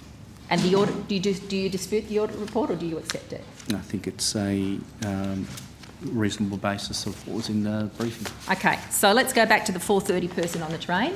Essentially, Lucy Weeks and Scott Morrison just decided to make it up on the spot without any background documents, and they didn't have a partner.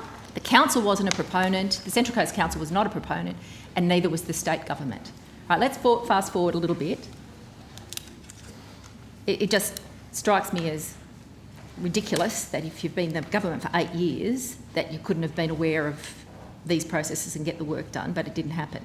Now, fast forward to a point after the announcement, without any verification of documents, and I've FOI documents, or I've got FOI documents from Transport for New South Wales, and they show that New South Wales Government have no financial commitment to the Woy Woy car park project. Is the project able to proceed at all without Transport for New South Wales funding? Yes. The Australian Government quite often funds projects at 100%, should it deem appropriate. And what is the current situation with regard to the federal government and a state government in partnership on any of these two projects, either of these two projects? New South Wales are undertaking necessary feasibility studies. When they're finished, they will be put forward to government for consideration. Necessary feasibility studies, and these are the things that would normally be done at the beginning stage before the government makes the commitment, but that's where we are right now. Not always. For instance, Melbourne Airport Rail Link, there was a commitment made, and then the feasibility studies and business cases were taken thereafter. So you still, regardless of when the commitment's made, you normally then run through that process as you would for any infrastructure project. Right, so to be clear, an announcement for the sum of $5 million and $30 million was made on the 27th of March. Today, what is the date? The 25th of October. That was in 2019. The 25th of October 2021, and at this point of time, the project that didn't have a proponent, that wasn't able to be assessed, is now at a feasibility stage. Correct, they're both in planning, yes. And it hasn't been assessed, it's only still being developed. Well, once the feasibility study is complete, that will give a good picture about size, scale, cost, location, and then the government will make appropriate decisions, but the commitment still remains for the Gosford and Woy Woy car parks. Well, I think everybody's seen what an announcement commitment from this government means by comparison to delivery of the project, and this is a perfect example of one of those. Can I also, the state government, Transport for New South Wales, you've referred to feasibility statements and studies coming. Is that for one or both of the projects, that Gosford and Woy Woy? Woy Woy, Or which I one? think is imminent. I will probably just need to refer to Miss Legg.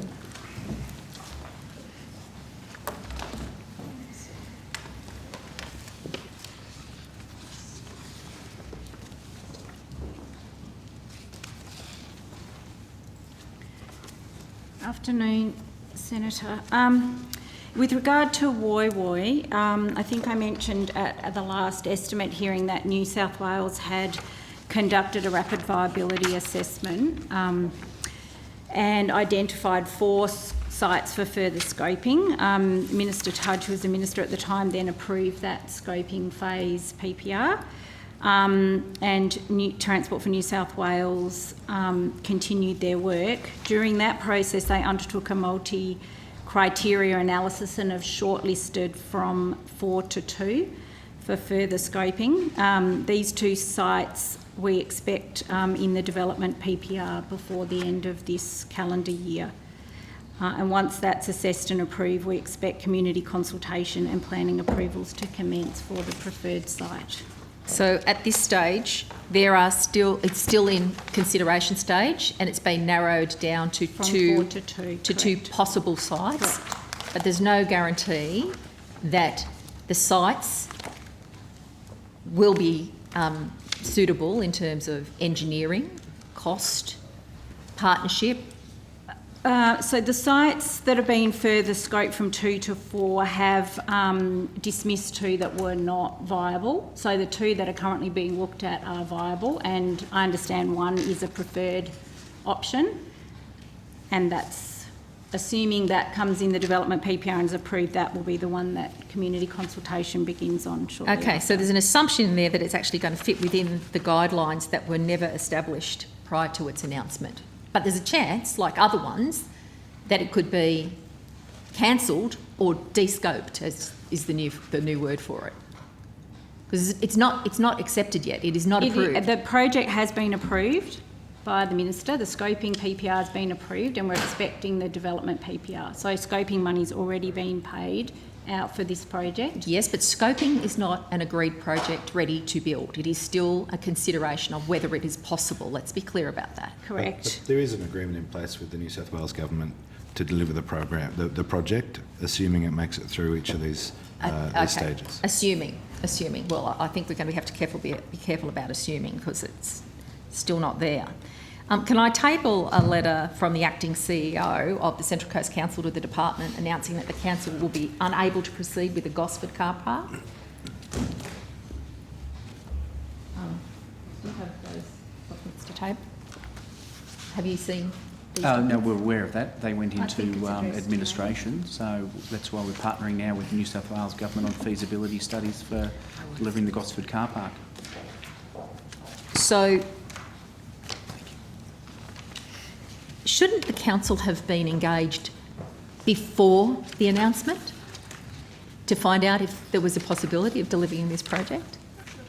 We're not aware of what engagement happened before the announcements. Did the department engage with the council before the announcement? I'd have to take on notice. I don't believe so, but I'd take that on notice. Given your other answers today, I'm pretty sure that you didn't engage with the council before the announcement, because it sounds like Lucy Wicks and Scott Morrison made it up on the back of an envelope. What is the status of the Gosford car park? Is that in planning stages too? It is. As I mentioned, I think at last estimate, Senator, we had started quite a lot of work with the Gosford Central Coast Council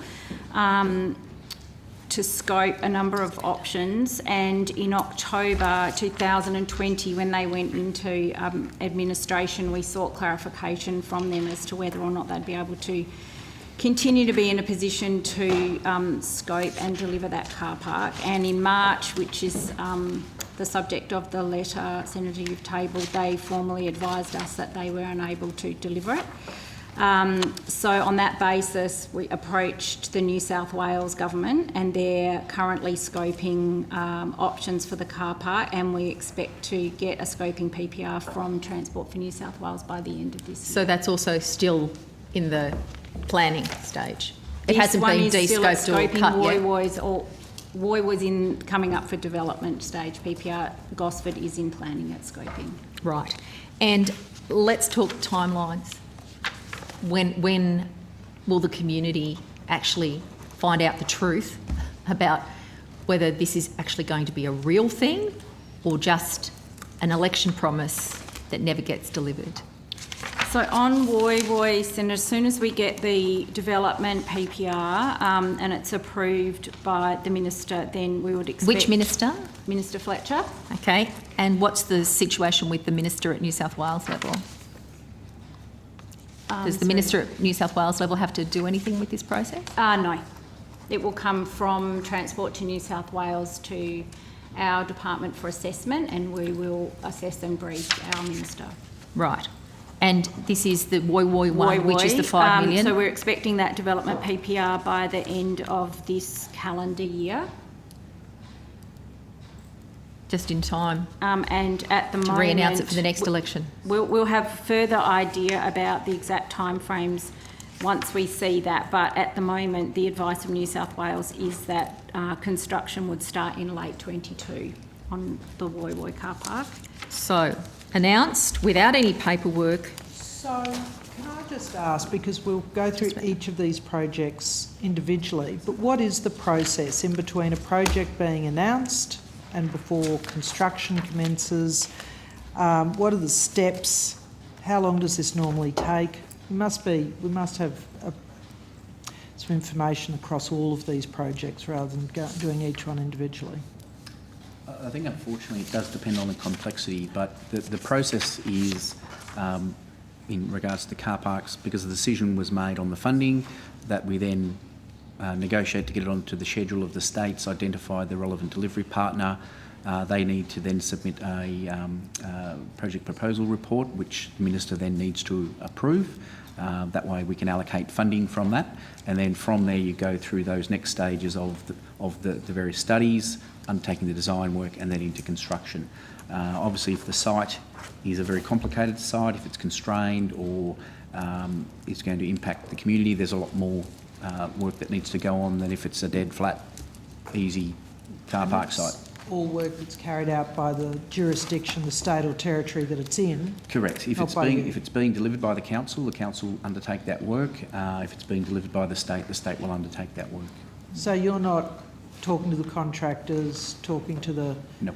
This is... The normal practice is we go through the relevant jurisdiction, they undertake the work, they've got the expertise on the delivery side of things, they've got big machineries that can actually then sort of go out and run their tender processes and contracts, and we are more from the oversight point of view about how they're progressing. So we don't actually let those contracts, they do. And have you reviewed this process? Because we've been talking car parks at several estimates. We've done a specific inquiry into the car parks. Have you done a review? Has the department or the Minister's office done a review of this project now? And what was the outcome in terms of the process, well, because we're not a delivery vehicle, we do need to partner. It's no different to the broader IIP. Sometimes, unfortunately, projects do take time to go through the planning and design stage. You can't have an infrastructure project that is able to start the day after it's thought of, because you've got to go through all those processes. They all have to comply with the local council state planning rules as well, and they need to go through all that. So if you were doing it from scratch, maybe we could possibly speed up some of our own internal processes, but generally you've got to go through those design works, otherwise you let a contract and you're not quite sure what's under the ground, and then you end up in troubles and contract disputes there. So the feasibility work and design work is really important. All right, so are these projects, are they taking longer than you would expect normally, or are they about standard? What's your experience? I think we haven't done car parks before, so everything is a new base. We are partnering with states who do have car park programs, and some of those car parks, I would dare say, would be smack bang in the middle of what's the norm. I think the expectation on delivery, we did take a bit longer to negotiate delivery partners, and I think we've said that in previous estimates. It took longer than we thought to negotiate, particularly with Victoria, to get them onto the schedule. We've now done that, and so now we're off doing all that work. All right, do you have any more questions on car parks? Just a couple more. All right. I think you indicated there that if you were starting from scratch and driving it yourself, then there's perhaps efficiencies in the way that you might go about it. In this case, it's like doing a renovation. There's always more work when you've got to go back and retrofit, and that's essentially what's happened. So the people of Gosford and Moywoy got promised this in March 2019. We're still at the if, maybe, baby stage, because it's not guaranteed that this is going to go ahead, and I'm assuming there'll be some cost analysis. Some cost analysis has shown that it's $200,000 per car park. So if it blows out, it won't happen. I think on the cost analysis, certainly our comment on what was in the ANAO report, until you get the work done, it's a bit hard to say the car park will cost X per space. So, that's exactly right. So how did the government come up with those numbers? You didn't give them any advice, and they had no idea about what they were doing, and you said they've never done car parks before. So that's the work we're doing as part of the feasibility study, and then we'll provide that advice to government. That will quite clearly have in there the cost of the project, and therefore be able to identify the cost per car park space. So, but I guess what I was saying was, in the early stages, it's a bit difficult to label simplistically. If the announcement was, say 300 car parks at $5 million, it's not a simple case of 300 divided by 5. You've got to do the work before you can actually identify the cost per car park. I have to agree with you, Mr. Smith. The government has had 8 years. It should have done the work before it made the announcement and cashed in the votes, because the people have spent their votes and they haven't got what they were promised. It's March 2019 when they made the announcement. Anyway. Sorry? I said I'm not quite sure that's the analogy. Well, yeah, we're going to disagree on that, because that's kind of just common sense for people on the ground. March 2019 announcement, if, and it's a big if the thing can get off the ground, the earliest possible date that it might commence is 3 years later, in October 22. Is that correct, Ms Legg? At the moment, Senator, the latest advice I have is late 2022. So that could be October, November, December. But the development PPR, which we're expecting in coming months, will give us a much better idea about the preferred site and the beginnings of the planning approval, so we can refine our Okay, and to be clear, is there any contribution from the state government, who are now your declared consideration partners, the proponents with you? No, both these projects are fully AG funded. And fully funded by the Australian government? Yeah, okay. And what happens if the cost is much more than the $5 million, or much more than the $30 million that the government, that Mr Morrison and Lucy Wicks just sort of made up? What happens then? Have you got a contingency? So the government, as with anything, even if it's within the cap, the government still needs to make a decision, a funding decision about committing the money to the project. So they've done the announcement, and this would be committing money under the Act to the project. So whether it's within or above, the government will still need to make that decision. We'll provide relevant advice, and the government will make decisions at the due course. And the decision to go ahead could be a yes or no decision. And in the case of the two car parks that Senator Sheldon was asking about in the seat of Dunkley, that have now been collapsed into the Frankston car park, people were promised those car parks and they just disappeared because they were too hard to deliver in those contexts. Is that correct? They've certainly been collapsed into the Frankston commitment, Senator. Right. So the commitments that were made were not honoured. A different thing was advanced there. So the people of the Central Coast still have no car parks, and if everything goes well from here, the earliest they could expect to see anything possibly happen would be 3.5 years later. I think that's not a very well-planned project at all, despite the great need. Thank you very much, Chair. Yeah, I think to be fair, Senator O'Neill, we've been talking about this for quite a while, and this council's in administration, the one that you just tabled this document, they don't want it built because of the depreciation, the way we account for councils, depreciation charges. And the other one, they're going to build a bigger car park because that's what the council wants. I don't care. It's not my patch. I'm not in. They're not in Queensland. They were promised and they haven't had a delivery. But we have been okay. I thought the department had some reasonable answers for that. Okay, thank you, Senator O'Neill. Are we Senator Sheldon? Thanks. I just want to just go to this, to the electorate of Lindsay in New South Wales. I just want to talk about some of the commuter car parks there. I understand that there's 3 commuter car park grants within the electorate, St Mary's, Emu Plains and Kingswood. Is that correct? Senator, I'm sorry, I'm not aware of the electorates, but certainly St Mary's, Kingswood and Emu Plains are 3 of the car parks within the Urban Congestion Fund in New South Wales. Has construction started on the commuter car park at Kingswood? No. If you just bear with me one moment, I'll give you the latest update on that.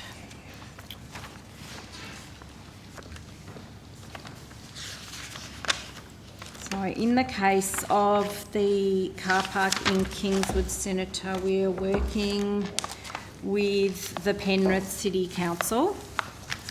So scoping and development has been approved. That was approved for that car park in December 2020.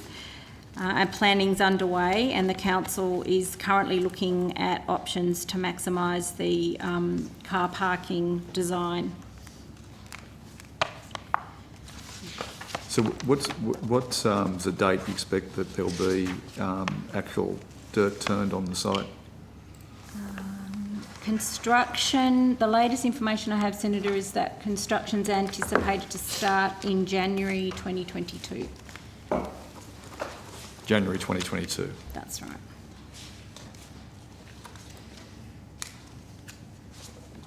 Auspicious time of the year. What's the, has the construction, when's the construction likely to finish? December 2022, Senator. Thank you. Has construction started on the commuter car park at St Mary's? No, St Mary's is also being delivered by the Penrith City Council, and it's also in planning. I'll just give you the dates for that one. Expected, actually there's no date for expected construction. Let me have a look. Department is expecting the final scoping PPR later this year or early in 2022. I don't have an anticipated construction date. I will just have a look for that, but ending date December 2022. It says ending December 2022. That's right. I just want to, just back to Kingswood. Transport for New South Wales website talks about the construction at Emu Plains that's temporarily paused. The Transport for New South Wales website does not mention the upgrade at Kingswood. Is there a reason you would have? The Kingswood car park, Senator, is 100% Australian government funded, so there is no contribution from the New South Wales government, unlike Emu Plains where they are a co-funder. Thank you. I'll go to some other questions on aviation. I'm finished. Thank you, Senator Sheldon. Senator Watt, no more questions on this section? No, we're going to... aviation one? Yeah. We're all done? On urban congestion. And... not infrastructure generally. Right, okay. Don't get me excited like that. Okay. So, do we want to finish... Can we try and finish on infrastructure generally before we go back to aviation, just so that the department officials can change over in an orderly manner?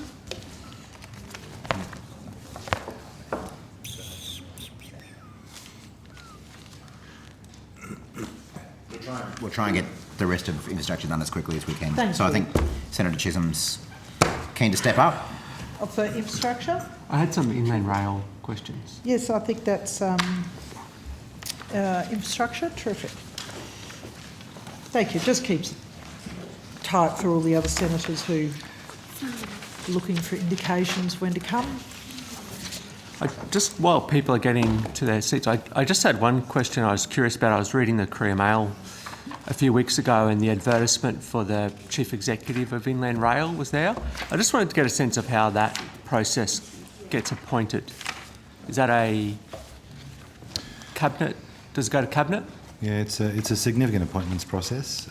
So I think there's a recruitment process undertaken by the board. The board will make recommendations.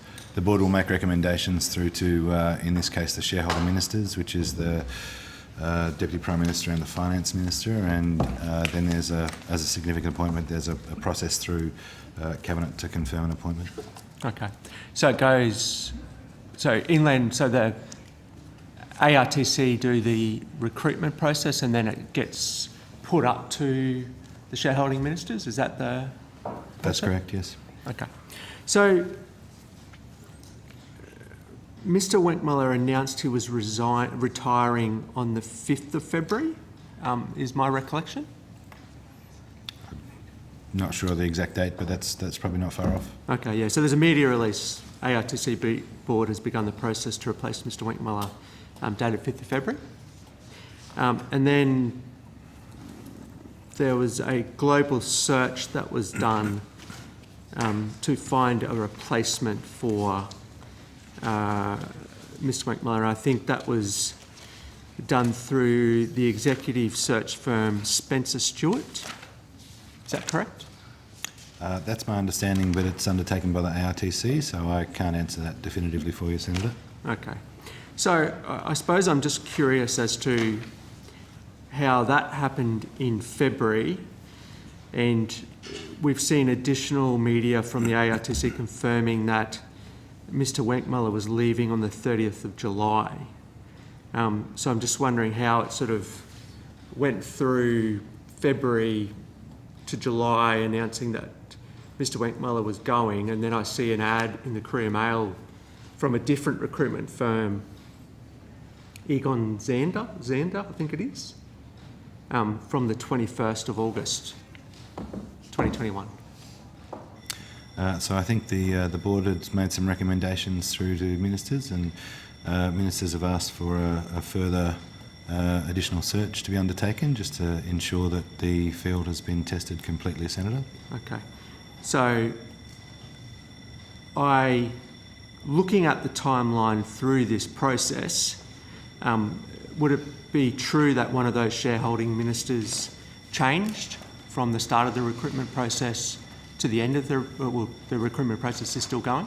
That's correct, Senator, yes. Okay, so Mr. Joyce becomes Deputy Prime Minister during that time and becomes a shareholding minister? Is that correct? That's correct, yes. Yeah. Okay.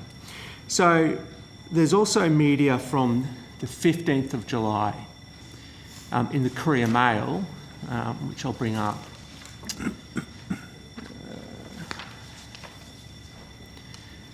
Where there's speculation that Cross River Rail boss in Brisbane, a state government project, Graham Newton, is poised to become the head of Inland Rail.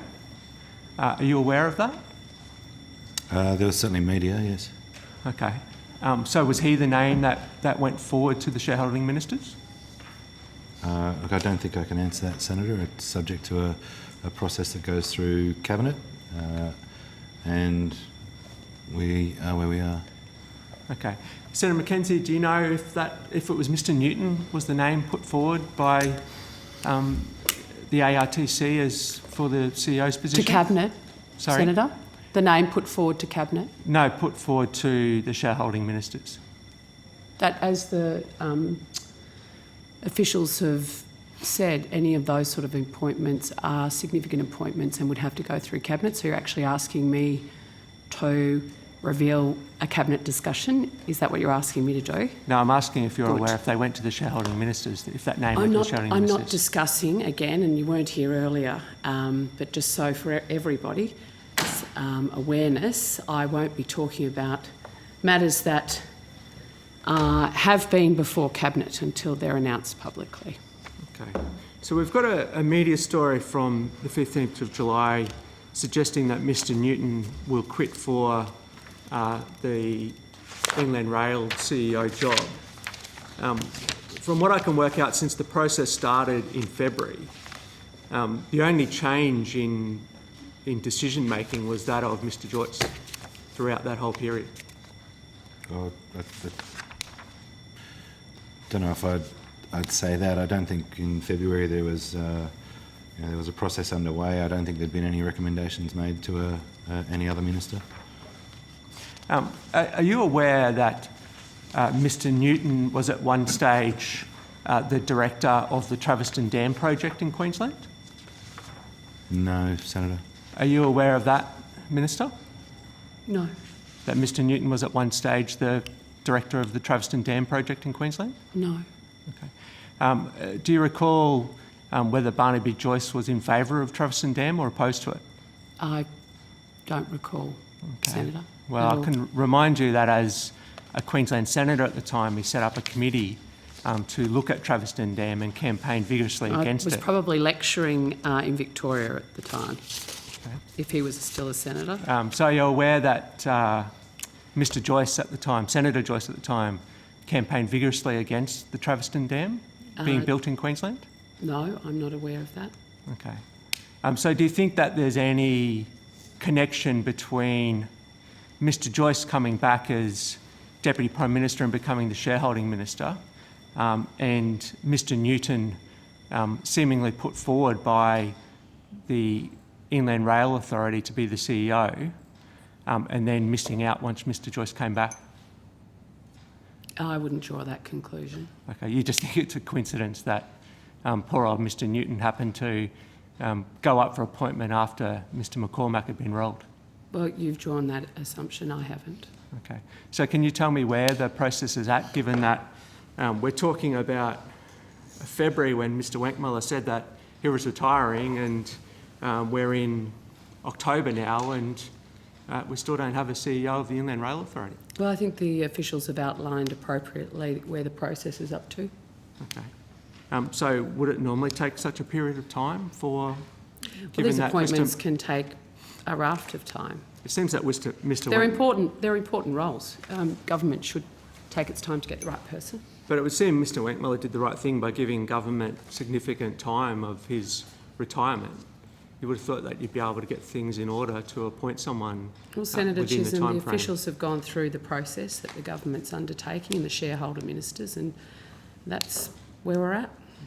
So as far as you're aware, there's no connection between Mr Newton being rejected for the role when Mr Joyce took over as Deputy Prime Minister and become shareholding minister, and his role within the Queensland bureaucracy in Traveston Dam. Yeah, I've already answered that. And which was? Which was I wouldn't be drawing the same conclusion that you do. Okay.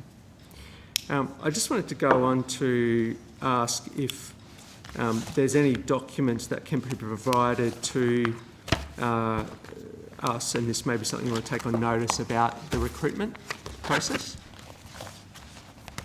What sort of documents there? So the advertising that's happened as part of it. That's a matter for the ARTC. We're not involved in it. Okay. And correspondence between the department and the ARTC then in regards to this matter? We can take on notice and see what correspondence there's been, but it's a matter for the RTC board to undertake the recruitment action, Senator. So we're not a party to the recruitment. Well, other than you decide who gets it or not, or doesn't. Well, the government do, sorry. Well, certainly ministers and cabinet have got a role in this, Senator. I just had some general questions around the Inland Rail project. I just wanted to get a sense of what the current budget is for the project. Senator, the current budget's 14.5 billion. Sorry, 14? 0.5 billion. Thanks. And what was the original budget from memory? I'd have to take that on notice unless one of my team know it off the top of my head. So I think it was around 10 billion. There was $5.5 billion extra in a cost reset last year. Yeah. So I think it would have been around 9 billion thereabouts. 9 or 10 billion, yep. Can you just explain why there's been such a large increase given the scope of the project is effectively the same as when it was first proposed, basically Melbourne to Brisbane? Yeah, I can do this in the detailed design and assessment work. There's been substantial additional additional scope added to the project in effect. So the costs include an additional 4,500 culverts, 9 additional viaducts, 6.8 kilometres of additional bridging, 453 kilometres of additional fencing, 10 extra grade separated crossings and 139 level crossing removals. That's work that, and the budget has increased as a result of the detailed scoping work that was undertaken between the 2 budget periods. Okay. So I understand that the interaction of the route with existing stations along the way hasn't been finalised as yet? No, the route has been finalised, Senator. The interaction with the stations, though, that hasn't been finalised yet? At the intermodals? Yeah. Do you mean the intermodals at either end? Yeah. Yeah, the intermodals at the either end haven't been finalised. But also the draft designs for stations, there's a consultation process still going on in regards to that, isn't there, with some of the stations? So if you're talking about the intermodals at either end of the line, so the one in Victoria and the one in Queensland, then there is still consultation and scoping required for those, and no decisions have been made yet. Sorry, just to clarify, I was interested in Benalla. The Victorian stations? Yeah, yeah. So in regards to Benalla, there was a announcement last week in regards to the scope of that and the decision around that. So that has now been made public. In regards to what is still happening at the other ones, which is Euroa and Glenrowan, there is still decisions to be made. Okay. So there's no longer 3 draft designs for Benalla? No, I think a preferred scope was... Oh, there's still 2, sorry. Two still being decided. So there's 2 for Benalla and 2 for Euroa? I believe so, yes. Okay. So there's currently a consultation process on those designs? That's right, and that was announced in September. Okay. And then that will get... That consultation process would be used as input before any final decision is made? That's right. Okay. So when will a decision be made on the final design for each of those towns? I understand that the consultation process hasn't finished in regards to those 2, but I don't anticipate it's too far away, but it will still need to then go through all of the final approval processes with Victoria. Okay. My understanding of the survey that is out is that it doesn't have a closing date. I don't believe so at the moment. The consultation has been ongoing with those communities for quite some time. But surely there is a date that they're working to internally as to when consultation will stop and decision will be made. It's probably a matter best put to But the ARTC. We're trying to be very helpful, Senator. I understand, yeah. But we won't be able to give you some of the detail of this. Okay. So you're not aware that there's a closing date for the submission? Not at this stage, no, Senator. The survey does not directly ask people which option they prefer. That sounds a bit odd to me. Is there a reason why that would be the case? I might ask Andrew Bourne, who's been promoted. There you go. Sorry, Minister. That's so good. I was looking straight past you and going, Andrew Bourne to answer that question. Andrew Bourne, Assistant Secretary, Inland Rail Stakeholder and Regional Delivery Branch. So, Senator, I think ARTC, as Ms Hall said, have been consulting with the community for quite some time on these particular issues. I understand that survey process, whilst if you want more detail, it would be probably best to go to ARTC on that. But that was considered a part of the overall consultation process to get a sense from the community as to their views on those particular options, and from that point, it is ultimately a matter for ARTC to then take forward to the Victorian Government. Okay. So I suppose how will they decide on the final outcome as part of the survey if you're not asking directly which proposal people prefer? I think you need to ask that specific question of ARTC, Senator. Okay. I can't speak for them on that one.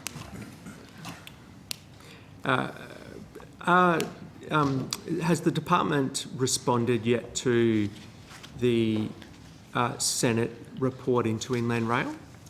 No, we haven't, Senator. Okay. Is there a timeline on when the department will respond to that? Will it be a document that's tabled by the government? It's 3 months from the time that the report was handed down. I think the report was handed down on the 11th of August, so I think the government has till about the 11th of November. Okay. Just in terms of some other inland rail questions, I've just got a few more on inland and rail, and then I've got some other ARTC questions.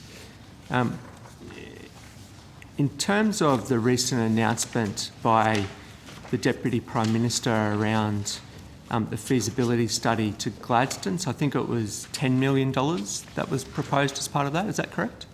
That's correct, Senator. Okay. And where is that? Does that come out of a bucket of money that's already exists, or?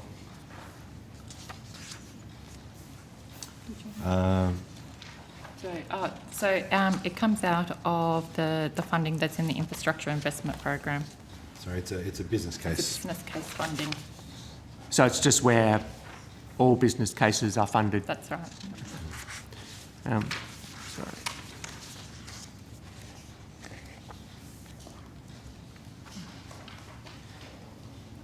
So is there a timeline on when that and how that will be undertaken? We don't have the relevant officials here to answer the detail of it. I'll see what I've got, Senator.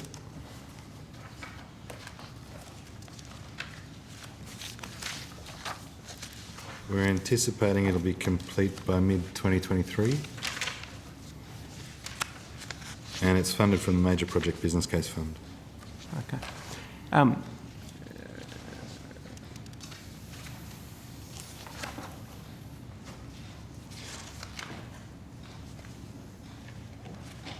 So you might be aware that Mr. Joyce also recently went on Brisbane Radio on 13th of October and said that the Gladstone route is booked in. Mr. Joyce told Brisbane Radio that coal transported from Toowoomba to Gladstone would be booked in as a coalition election promise. Has any money been allocated to actually build the inland rail from Toowoomba to Gladstone? At this stage, it's a business case commitment, Senator, Okay. that we've funded. Okay. So the only money that's been put forward is what was announced, I think it was on the 3rd of September 2021, when Mr. Joyce announced a business case from Toowoomba to Gladstone. That's the funding we've got committed to it, yes. Okay. So in terms of when Mr. Joyce says that Toowoomba to Gladstone could be booked in as a coalition election promise, there's no actual money, as far as the department is aware, that's been allocated towards that. There's the funding towards the business case, Senator, and then beyond that there'd be any further work that's undertaken by government between now and then. Okay. Just on some other... Yeah, sure. So just to be clear, so there's no funding anywhere in the budget for extending and building the rail line to Gladstone. That's right. So, Minister, what does Mr. Joyce mean when he says this commitment is booked in? Well, it's if there's hard no to money in the build budget? a railway line if you haven't done the type of work that's being funded through the department at the moment. So the business. So it would be quite Mr. Joyce reckless that? to be announcing we're going to build something without actually having done the pre-work. Sorry, can you say that again? It's what, sorry? I said it would be like doing this sort of pre-work is actually what's required. It's a sensible thing to do. So did you say it's pointless to... Reckless, I think. the word Reckless, was it? To commit... Well, I think The business case works. the business case is actually the case for going forward with a project. So why is Mr. Joyce saying it can be booked in? Well, I think Mr. Joyce has been very, very clear about what he would like to see happen with the Inland Rail. Senator McDonald has heard him say this a lot, and she's also from the great state of Queensland. Well, the direct quote from Mr Joyce on ABC Radio, I mean, talking about Gladstone, you can book that in because it's a policy on my behalf, on the coalition's policy of ours. And then he's asked, so you will be taking this to the next federal election, I assume, in March of next year? Barnaby Joyce, yep. So is it happening or not? Well, he's the leader of the National Party, he's the infrastructure minister, he's booked the business case to be done, so absolutely. So where's the money in the budget, if it's happening? Governments can commit funding at any economic update, Senator. Yeah. Has there been a decision of government to fund an extension of the rail line to Gladstone? Should there be, it will be announced by the government, Senator. But there hasn't been yet, has there? There's been no announcement to that effect.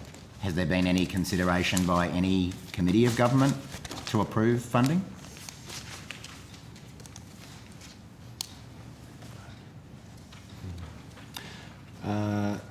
It would necessarily be part of a cabinet deliberation process. If it had happened.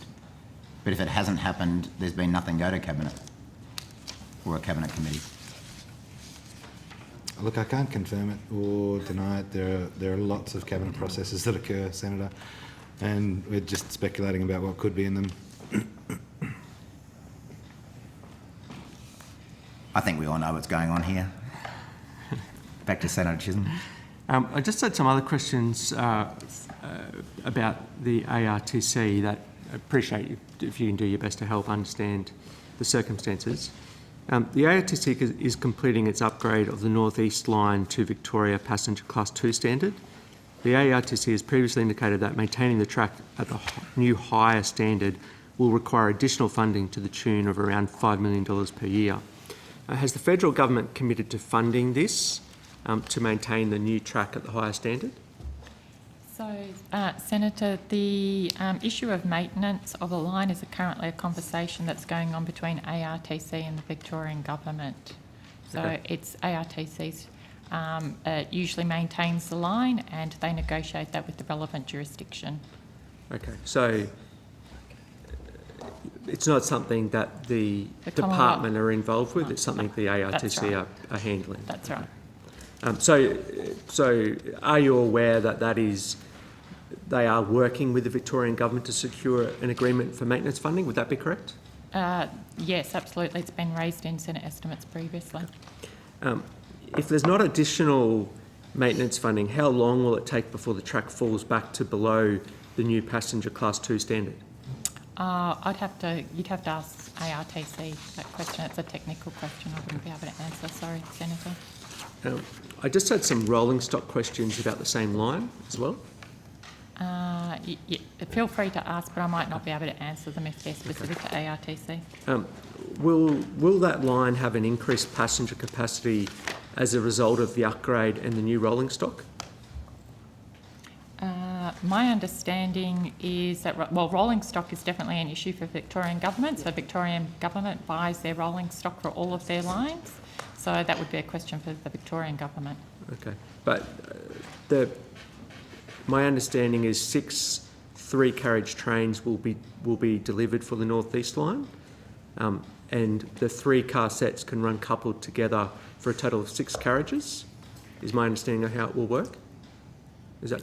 I believe so, Senator. Okay. And I would presume that with the upgrade of the line and new rolling stock, if purchased by the Victorian Government, then the answer to your question you'd presume that there'd be greater capacity. Okay, so you don't have knowledge of how much higher, or that's a level of detail. Okay. We can take that on notice and see if we can ask the Victorian Government for you. We don't, as a general principle, finance rolling stock. No. Understand, yeah.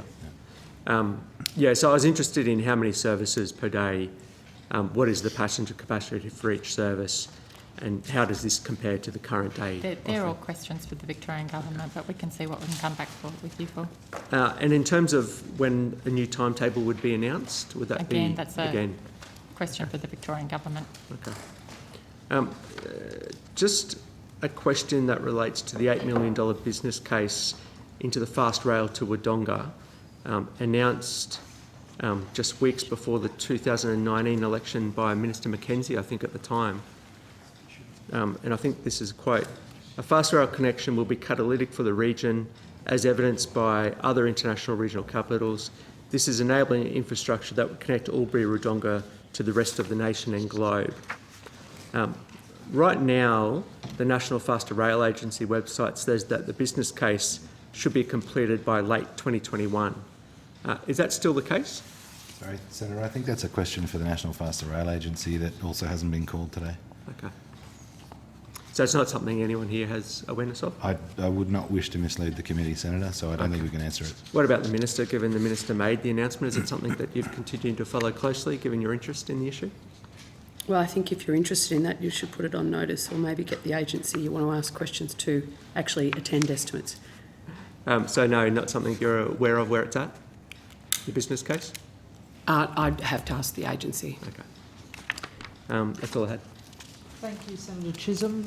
Right, Senator Sheldon, is that I just got one quick infrastructure? question to ask of infrastructure. Yeah. Great, thank you. Just regarding Hawkesbury River Bridge, some couple of comments in regards to that. Couple of questions. Yep. Yeah, we'll just get the right officials at the table. Thank you.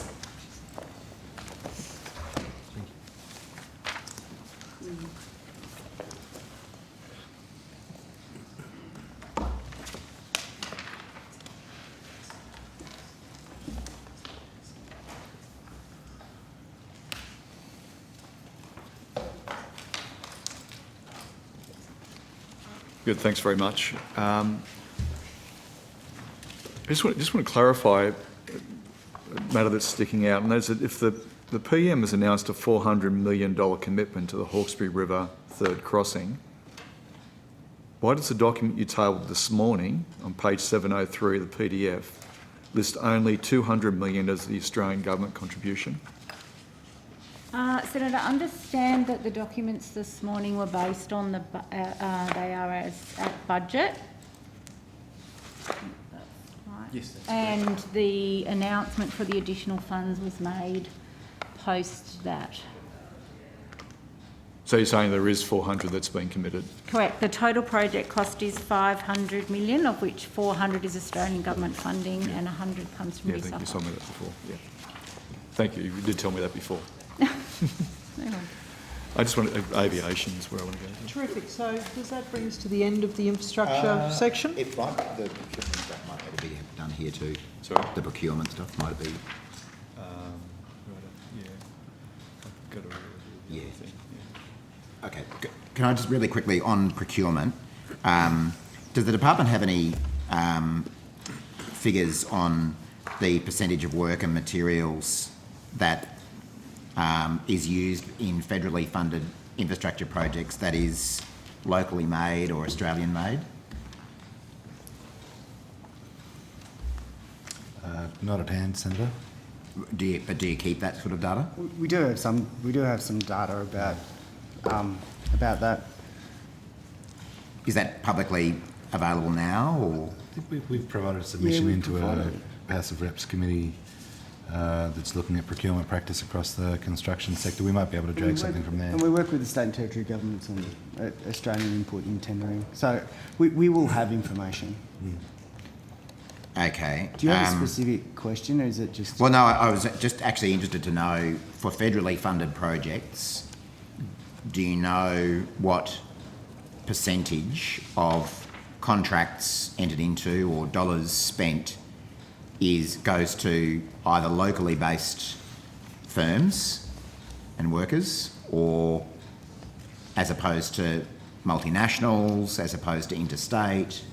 Yeah, we do have information on the breakup of the size of the tiers of contractors that do our projects, so we can provide information. I don't know whether we'd have location-specific information on the contract. I was going to ask that as well. So, looking at a particular project... By definition, they're done in Australia, right? And they're infrastructure projects. Yeah. It's not like it's a procurement of something you can buy overseas. No, but... So the work happens here, if that makes sense. But for let's say, for a big infrastructure project that's happening in regional Queensland... Yeah. do you keep track of the dollars that are spent engaging local workers as opposed to interstate firms who might send people up to work on those projects? We wouldn't keep track on the individual workers because across the course of a project they use different workers, right? Yep. There'll usually be, for a large project, there'll usually be some very large companies subcontracting through, and there'd definitely be local employment as well as employment from external areas, particularly if it's a project in a, that requires high-level engineering skills. You'd usually drag those from a different part of the country or world. Depending on the size of the project, it's actually quite difficult for us to pull apart, I think. Okay, we might put the rest on notice because I know Senator Sheldon is keen to get to aviation questions.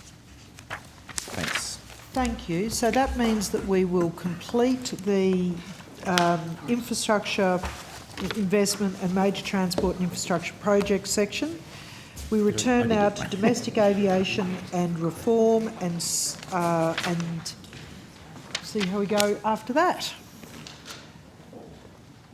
And Mr. Ackland, you're coming back as best you can on the final budget outcomes issue? Yes. Later's fine. Yep. Yep. I've got to pop out at one point, but I'm happy to come back after the aviation section. And if you're not here, I'll just read them. Yep. Thanks.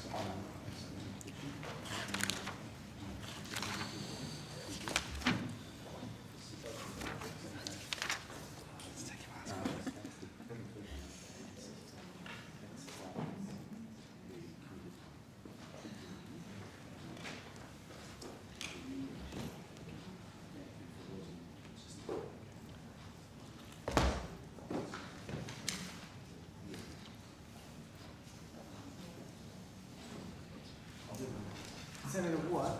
I can do the first one now on the urban Appreciate you doing that. I know Senator Sheldon's got another commitment, so I might, if we can do that after he's had a chance to do his aviation. Yep. Thanks. Thanks very much. Just wanted to ask some questions about the retaining domestic aviation capability fund and how it's operating.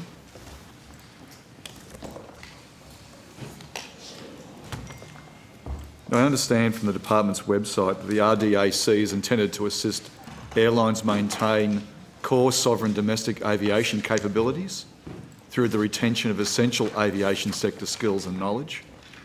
And when it goes on to say this will ensure airlines can quickly increase capacity if border restrictions ease, recognising aviation as a key driver of the growth in the broader economy. Now, I understand, first of all, when the scheme was announced, and we've discussed this at previous estimates, that we were talking about, but the Deputy Prime Minister, Barnaby Joyce, said we are talking about pilots and hostesses, not people on the ground. And just a day later, the government backflipped and Barnaby's office, Deputy Prime Minister, the office clarified the ground staff, including baggage handlers and check-in attendants, are also eligible. Of course, that's if they're not employed directly by an airline. So I just want to ask the department, how are we looking in aviation at the moment? Like, how's it shaping up?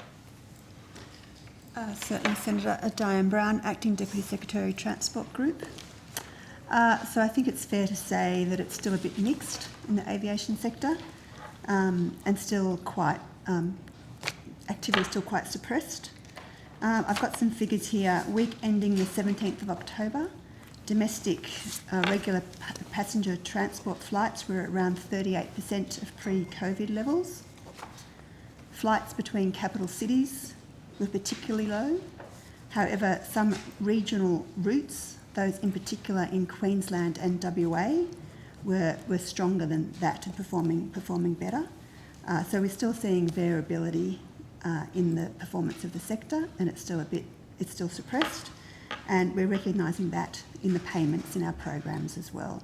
I don't know whether Ms Quigley has anything to add to that description. Janet Quigley, First Assistant Secretary, Domestic Aviation and Reform. No, I think Ms Brown has captured it. We do see Some of our programs, like DANS and RANS, have increased over the last couple of months in terms of programs that have come back in for support because of the border restrictions and travel restrictions. Those programs have been developed to support the sector as need and taper when the commercial viability returns, but we have seen some increased call on some of those domestic programs. We expect that will taper back out again as they're able to increase their activity. Senator, I might just state that certainly in our discussions with the airlines, I think there is cause for optimism as we move to reopening.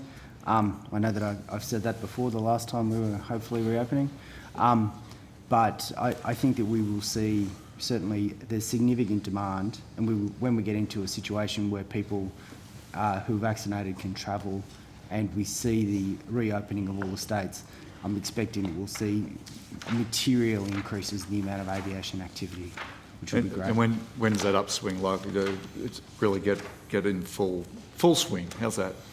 I can't really put a time frame on it, but I'm hoping to see increases as the states unlock and as people can move, particularly between the bigger states. So I'm not asking for a specific date, but is a period is that likely to happen before Christmas? I'd like it to happen before or around Christmas. I just want to go to a question. Logically, there's three sectors in the aviation industry. There's airports, airlines, and I'd include aviation ground handlers as the third.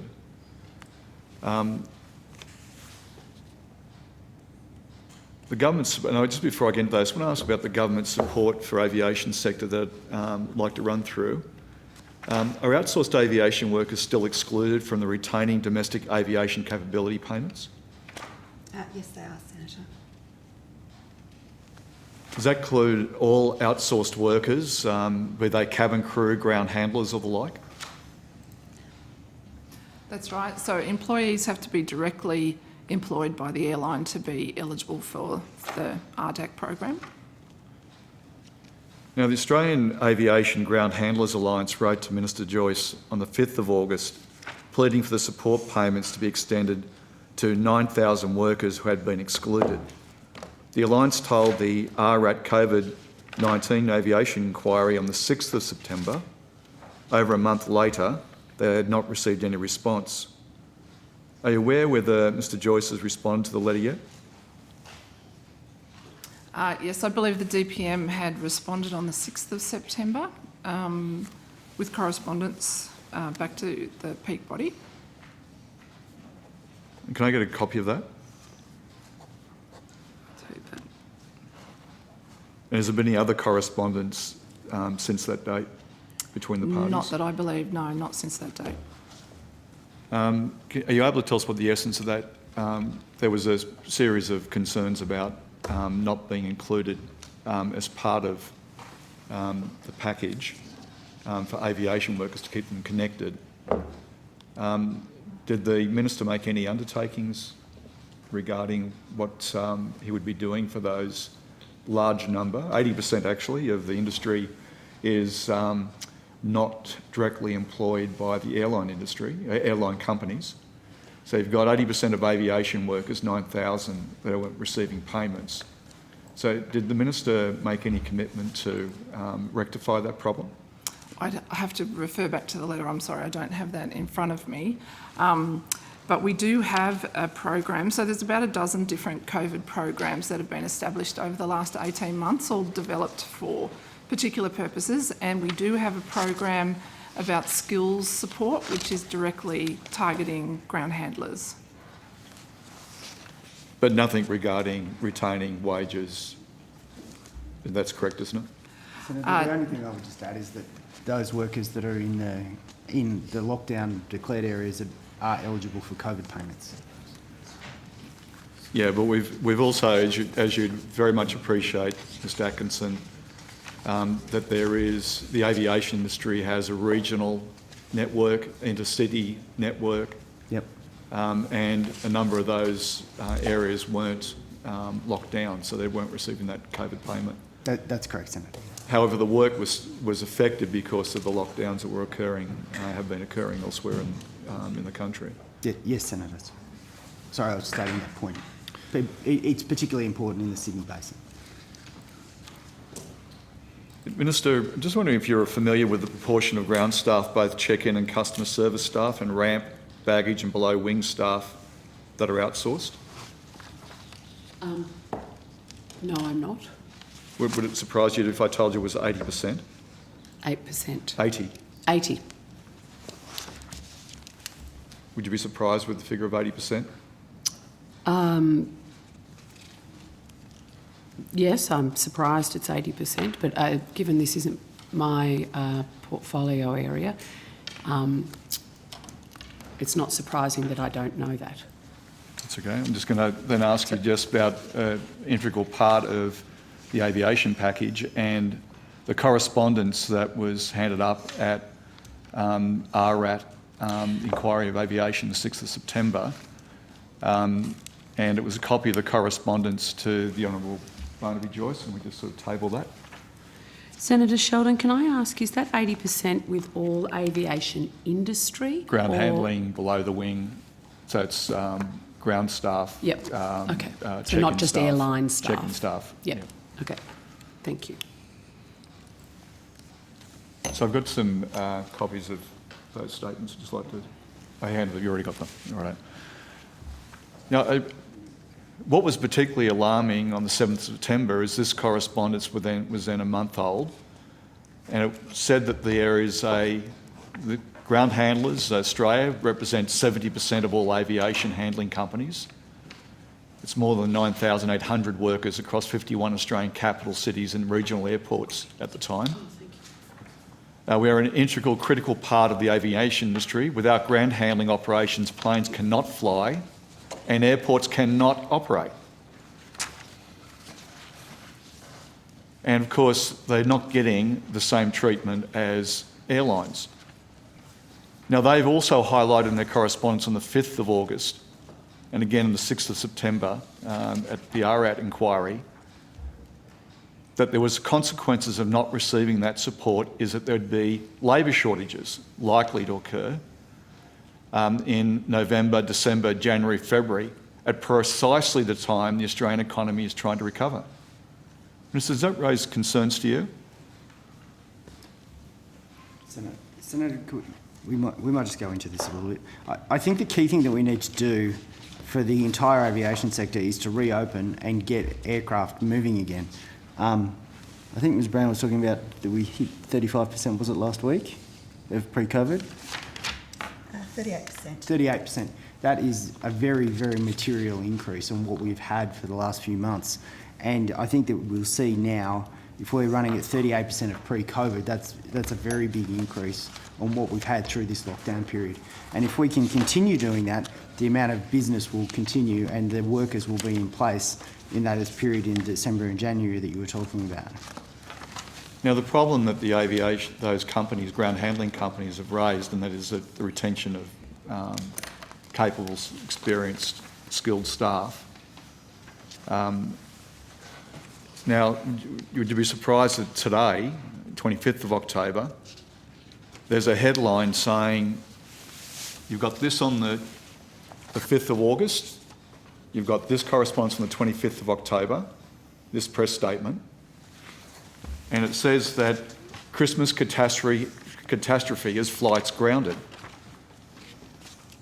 With only 4% left for the vital third leg of aviation after the $5 billion package was paid out to airlines and airports, only 4% went to the third leg, that's ground handling, leaving the industry in an unbalanced and perilous state, it says. Aviation JobKeeper payment of $750 per week that has been paid to all airlines, of course, has not been paid to those workers, to those companies, those specialist companies that handle ground operations. Now, the Australian Aviation Ground Handlers Alliance went further to say that they warned today that up to half of its staff were set to leave the industry for good, setting in train a cascading effect across the economy. Does that concern you?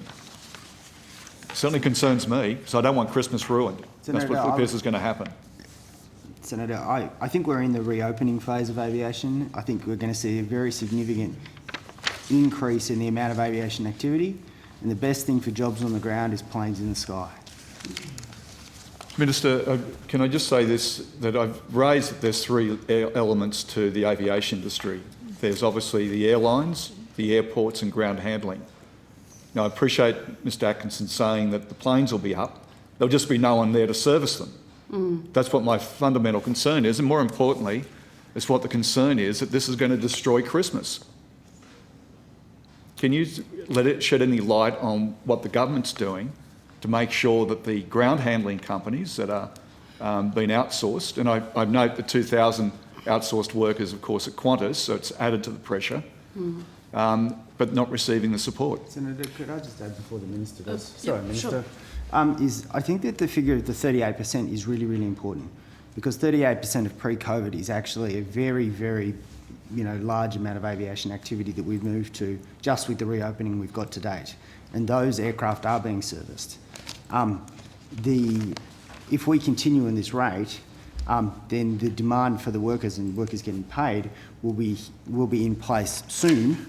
And the thing that you're talking about, hopefully won't be a problem, because we'll have aviation employing staff, in coming weeks because of the demand that's in the system. Mr Atkinson, and I'll direct this to the Minister, Yep. and that is that there is a clear position put by 70% of the ground handling industry that not receiving support means that there will be a shortage of staff. They will not be able to retain staff, and staff will have been leaving. So they've raised serious concerns about the fact there isn't a retention during this period of the build-up, the ramp-up.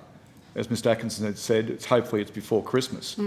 This will ruin Christmas if we don't have support for the ground handling companies. Well, Senator Sheldon, thank you for your ongoing advocacy for the aviation sector. And as you appreciate, and obviously the Minister Joyce and the government appreciates, this has been an incredibly difficult time for the aviation industry, being subjected to border closures and an uncertain operating environment, not just international borders, obviously, but within our own nation.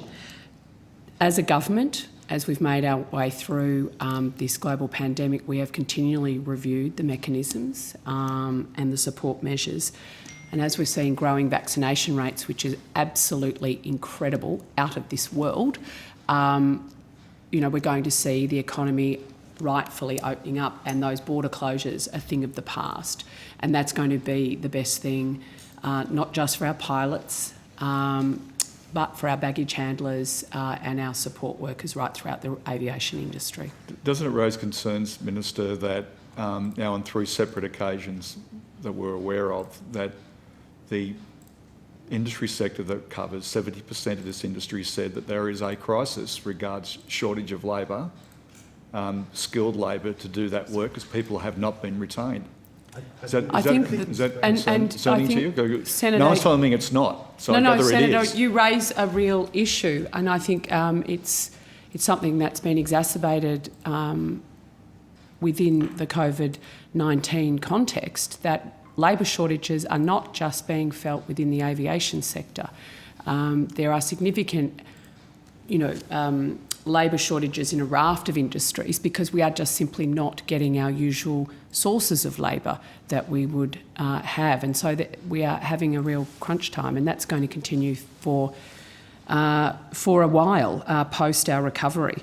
But I think the best thing for the aviation sector and the workers that you care about is that we get these borders open, that we follow the national plan. Lockdowns are supposed to be a thing of the past come 80% double vaccination rates. That's the science, it's not the politics. And with Australians rolling up their sleeves in amazing numbers, I'm hopeful that that will happen much sooner than later, and so that people can be with their loved ones for Christmas. I think we'd all wish that there wasn't any more lockdowns. Of course, we all share that aspiration. But the National Cabinet also has said that there's a potential for there is a capacity for lockdowns to still occur. And that's yet to be seen, whether we have further lockdowns or not, potentially. I just want to go then just back to this question, and that is that we've got an industry body saying that their work, in 2 pieces of correspondence and a press statement again today, saying that they will not be able to service the industry and to keep airlines running. This is not like equivalent, all work's essential, but I think there's nothing more essential than trying to keep the planes in the air, which requires ground handling staff. So you can't get airlines up and running unless we have the ground handling staff there as well. And quite clearly, it's been spelled out on a number of occasions now. There's been a policy failure, this is the Minister, a policy failure about not giving support to the ground handling staff is going to ruin Christmas for everybody. Sorry, Senator, I think Ms Brown had something to add on that. Senator, we have heard your concerns and we have heard the industry's comments as well.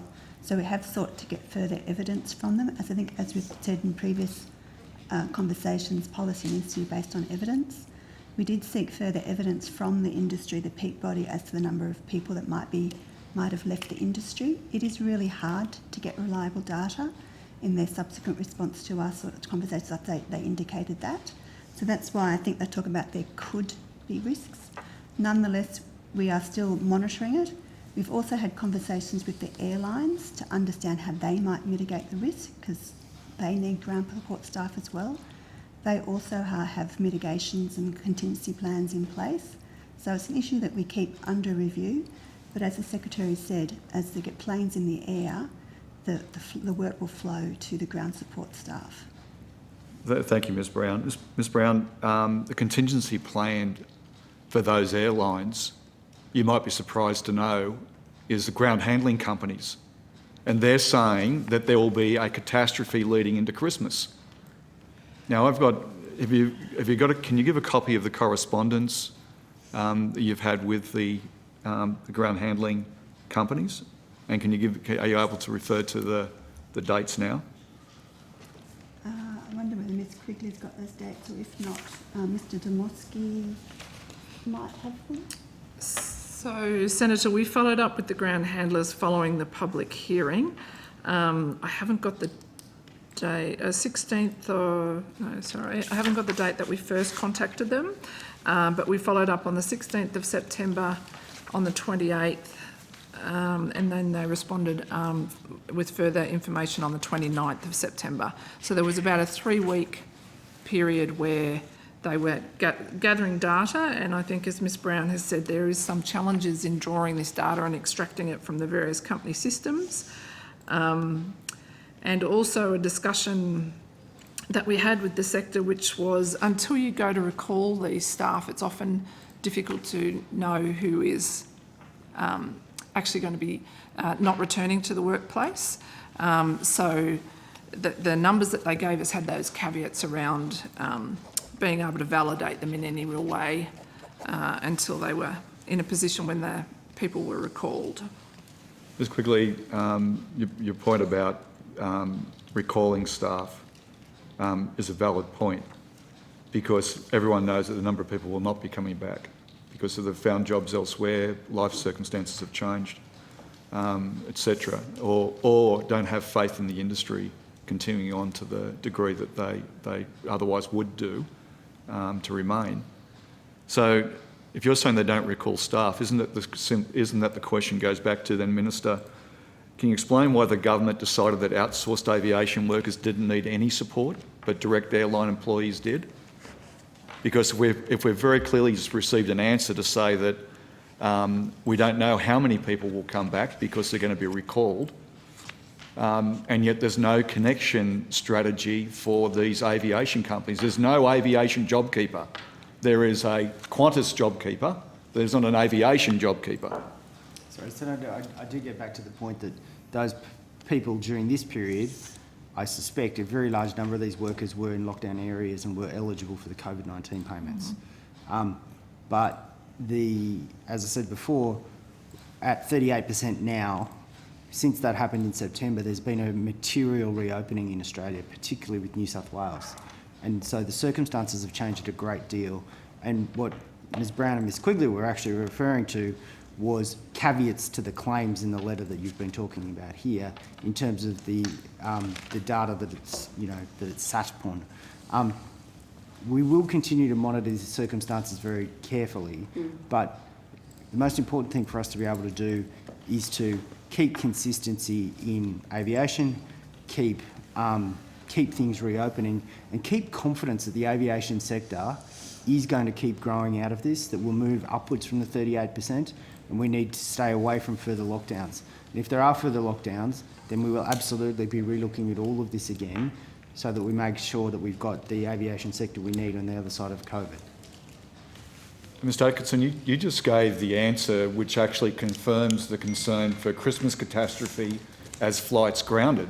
No, you just Senator, said as the upturn will be requiring more people. That is the problem. That is the heart of the problem that we have. So the point I was because making people is that aren't being retained. We're 38% in that of the critical way work. there, and it's working. So what happens when it's, so you know it's going to, we don't know how many are going to come back, it's already evidence that we've received.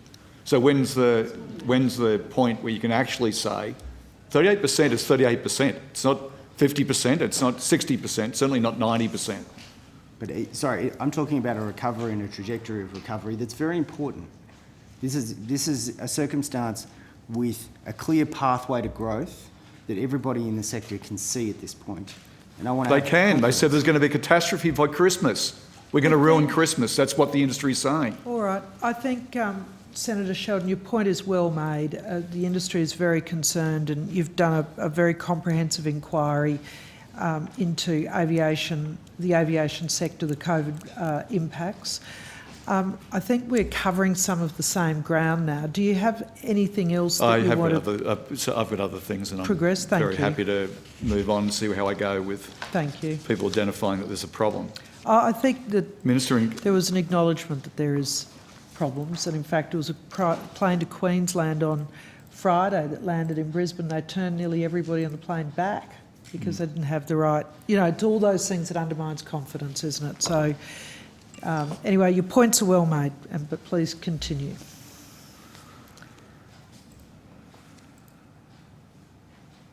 So I just want to then, you said that most aviation workers, you're asserting, I'm going to ask you what the percentage is and what the actual numbers are that were receiving COVID payments because of lockdowns, and you might explain what's happening in Tasmania for the outsourced ground handlers there. Sorry, Senator, what I actually said is I suspect a lot of them will be in lockdown areas and have been able to access COVID-19. And how does that impact that Tasmania didn't receive payments, did they? I'd have to take that on notice, sorry, Senator. So you're not aware of whether COVID payments were made in Tasmania during this period? Not off the top of my head, Senator. Sorry. South Australia? I don't think they were. Western Australia? Also no. But Western Australia had a lot of aviation activity internally. So we've got 3 states, potential territories that have had no payments, and yet we've got an upswing that's occurring regarding aviation work. There's going to be a demand for airlines without having the ground handling staff there that we require. That's what's spelled out by this employer group.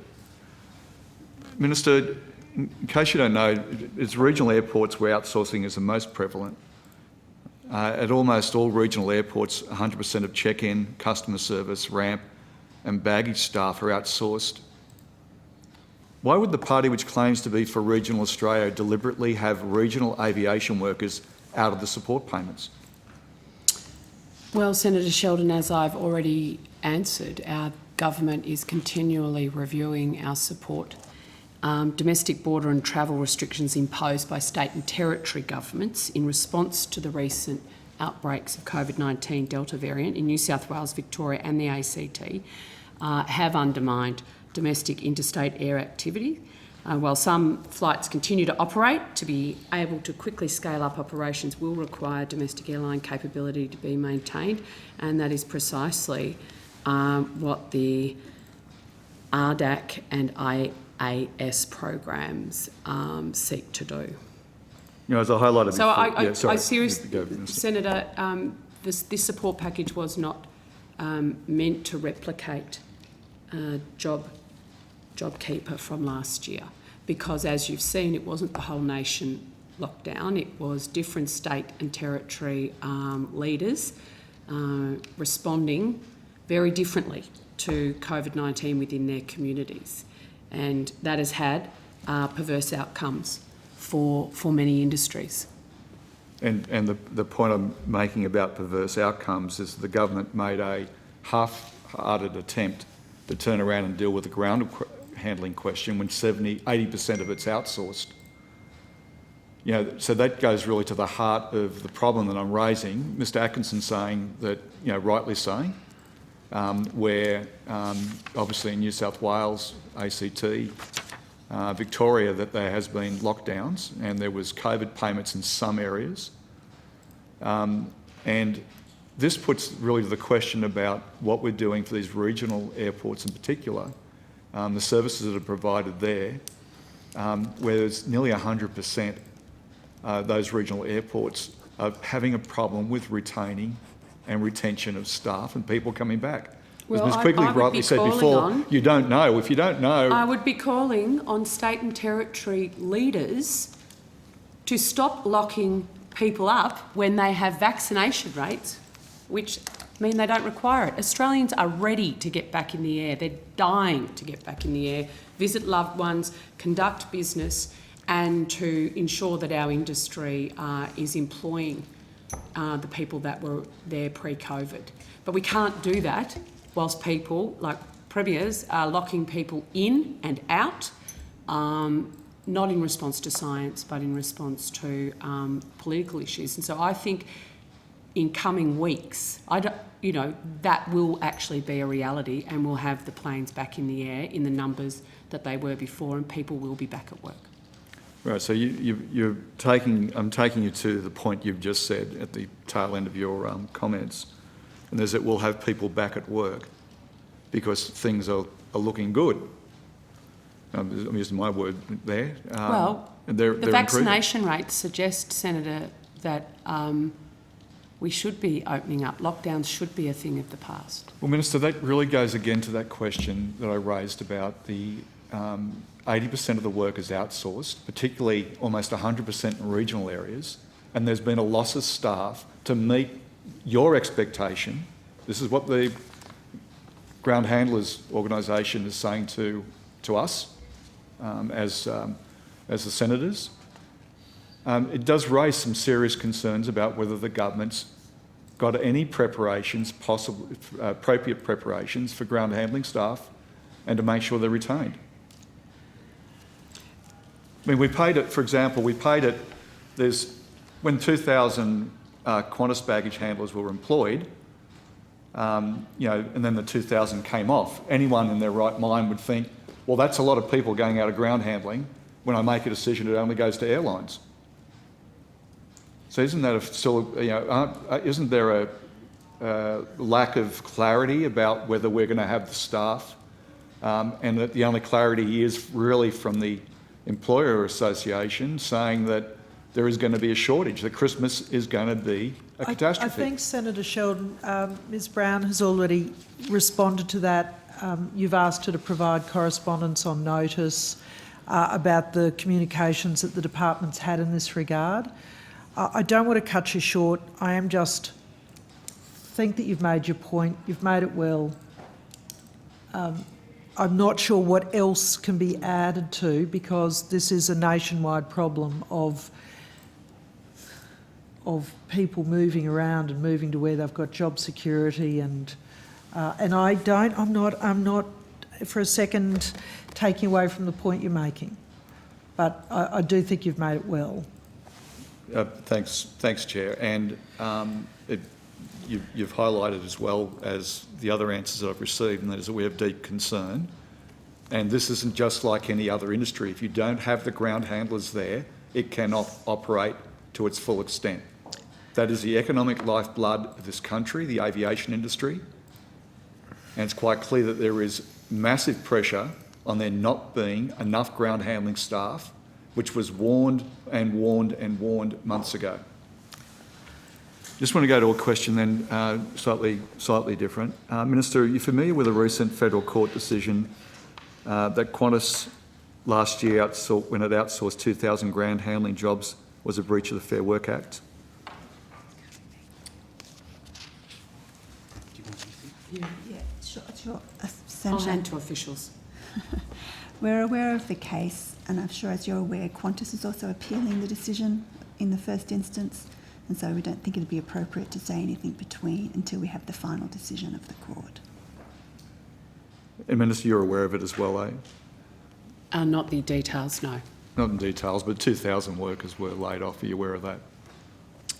2,000 workers. We clarify. 2,000 workers were outsourced. The officials, from the advice I've just received, this is a matter before the courts, and so I won't be commenting.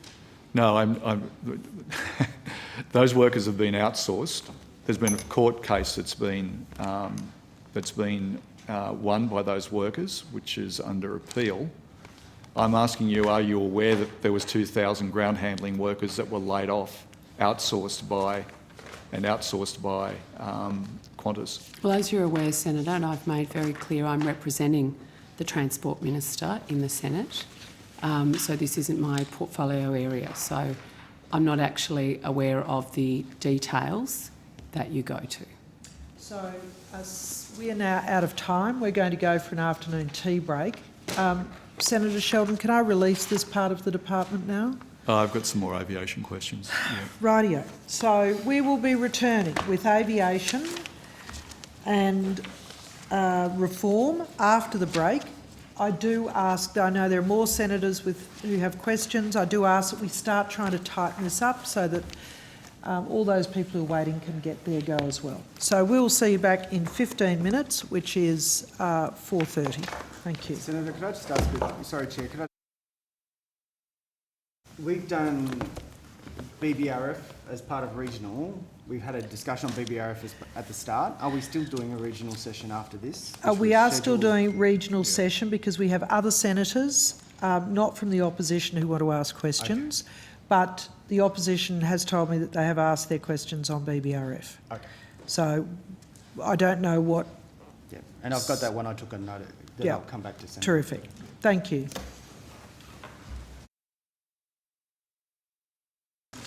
Yeah, no. Thank you. All right, welcome back and welcome to Minister Ruston. We're very pleased to have you briefly whilst Minister Mackenzie's been called away. We are now going to Senator Sterle, who I've not alerted that I was going to go to him first, so we'll just wait and check that he is able to turn his camera on. Otherwise, Senator Waters, are you ready to go? I am, and I believe my technology is working. It is working. We can hear you loud and clear, so please go ahead. Right, thank you very much. Can I first place on record my extreme gratefulness for 2021, which have just assisted me. The tech issues are all done now. So I just wanted to go back to questions pertaining to the Brisbane Airport Post-Implementation Review Advisory Forum.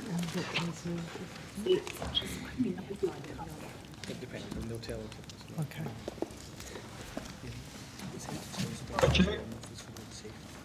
Yes, isn't it? Thanks, folks. Thanks, Senator Waters. We're right. We've got the departmental official at the table. Great, thanks very much. So we were talking earlier today about an Airport Post-Implementation Review Advisory Forum, which I'll just call the Advisory Forum. And we're talking about budgets and whether or not they had any budget for commissions. If you can just remind me what the answer to that one was. Said they were being remunerated, but I wasn't sure whether there was an actual budget for them to make their consultation opportunities publicly known. So the question around remuneration, I think we said we budgeted $40,000. Yes. Up to $40,000, yes, depending on the actual hours required.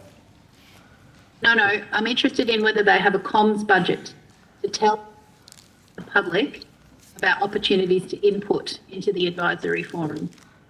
There's no specific budget for communications. The budget is, or the money that has been allocated relates to remuneration for hours involved in the committee. Okay, so if they want to advertise the fact that they're having a meeting and they're seeking public input, who pays? So they invited. Excuse me, I can't understand what Senator Waters is saying. You obviously can interpret because you sort of know where we're going. I'm having difficulty understanding what she's saying, so I'd be keen to actually be able to hear what she's saying.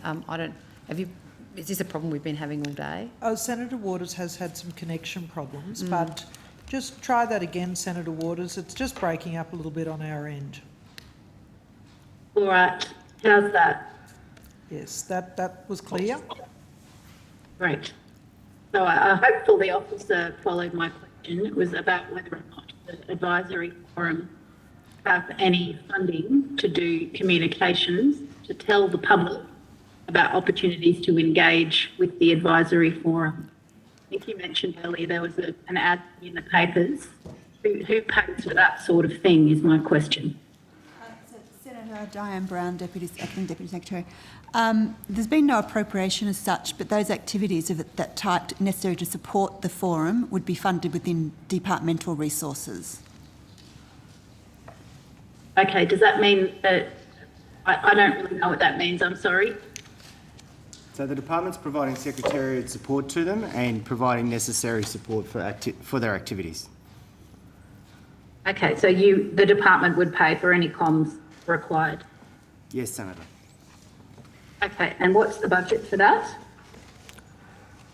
Well, at this stage, we, as I said, we've allocated the 40,000, which we think will meet the requirements as we've sort of predicted. But if that can be revisited if activities go on longer or more substantive than we'd allowed for in the forecast. All right. We talked about the mission of the advisory forum, and I note that the Deputy Prime Minister described it as an independent community forum, but I'm not aware that there are in fact any community members on the forum. Are there any community members on the forum? I think someone needs to be on mute, actually. That's actually the cause of the problem. A lot of you are too.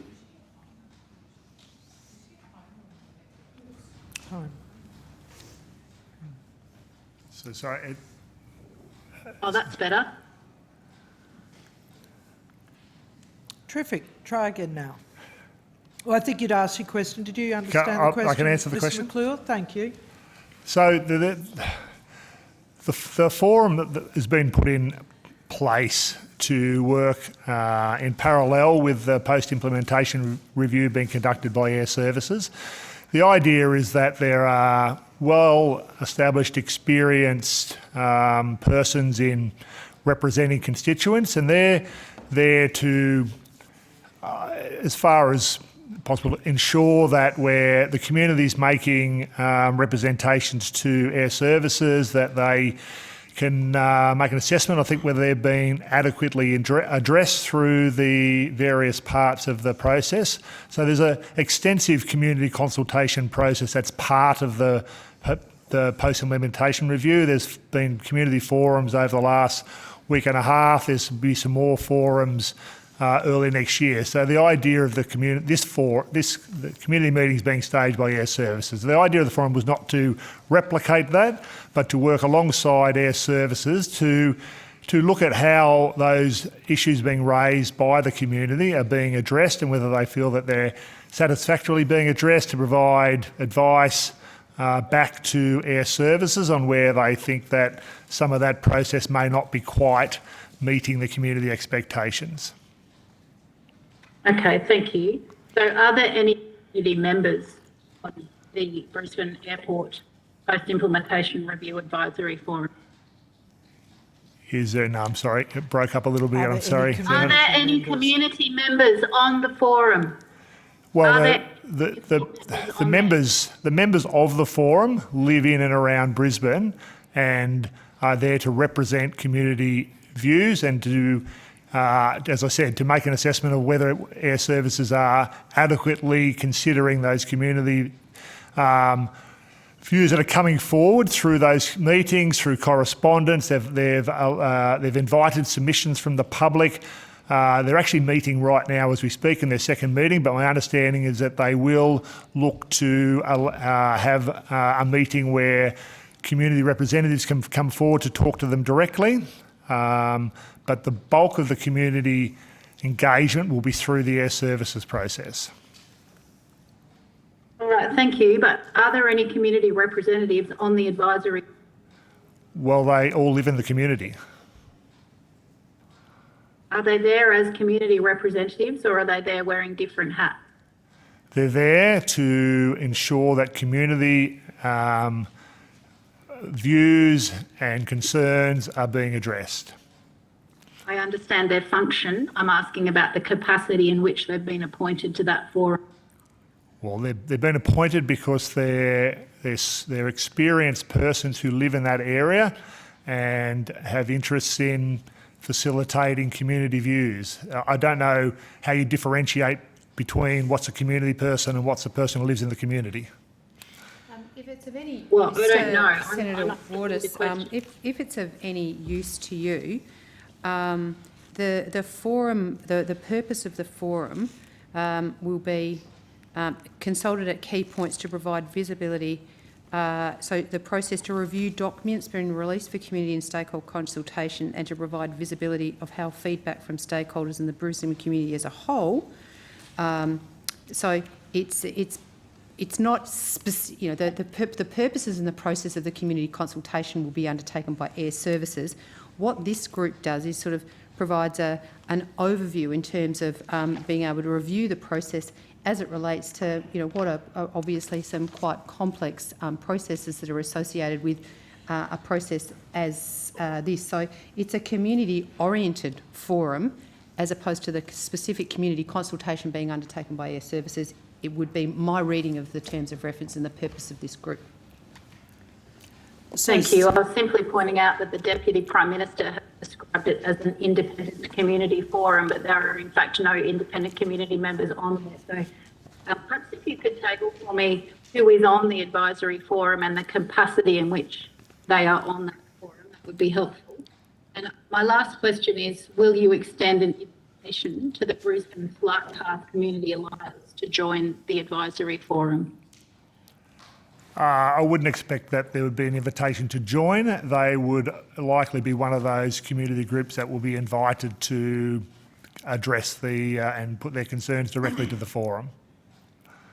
Okay, and why wouldn't you expect they be invited to join the forum? The forum was set up to be a reasonably small group that representatives across. You've got to remember that there's many community areas that are impacted by the aircraft noise, both positive and negative from the change in flight paths. So we haven't sought to single out any particular community group, but as I said, the community has been invited to submit and would most likely get the opportunity to make representations direct to the forum. All right, thank you. Thanks very much, Senator Waters. Senator Sterle, are you there? No? Right. Senator Sheldon, I think it is back to you. Thanks very much, Chair. Just want to go, Minister, just wondering if you're familiar with the recent federal court decision, the Qantas decision last year to outsource 2,000 ground handling jobs was a breach of the Fair Work Act. Senator, could we just update the Minister on what we said before she came? No, I think that would be useful because the if the Minister's not aware, then the Minister is not aware that 2,000 Qantas workers were sacked. And someone has to explain it to her. Senator, I think it's important that we put on the record that Ms Brown has already answered that is the subject of an appeal now. That's right. That's not what I was asking, Mr Atkinson. That was Glenn. Yeah, sorry, I was just making sure the Minister understood. No. Well, actually, what I was actually going to seek Senator Sheldon to do was to actually ask for an update. I mean, obviously, I am broadly aware of what happens across the Australian landscape, but I am certainly not across the kind of detail that would enable me to be able to give you an answer that I would be confident in. That is sufficient, because the answers have been given from the department's view earlier, so that's fine. Chair, did you want to go to Senator Sterle I'm or keen keep for you going? to finish your question, Senator Sheldon, Oh, yeah? so Oh, that then right. Senator Sterle can do surface transport policy and we can finish his section. Absolutely, thank you, Chair. Oh, sorry. Senator Sterle, Senator Sheldon's just going to finish his couple of questions, and we're going to you, and then we'll finish his section. Well, my apologies. It's got down the line a little bit slower all the way over here. I will wait patiently. Thank you. Thank you, Senator Sterle. And thank you, Chair. Until last year, those 2,000 roles were filled by Qantas employees who would have been eligible for the support under the program that we were discussing before you arrived, Minister. And in that support from that program, because of the illegal outsourcing, it's been found to be illegal. I'm not asking you to make a comment, other than the fact you want to deny that it's been made, the decision's been made that it is illegal. I know it's appealed.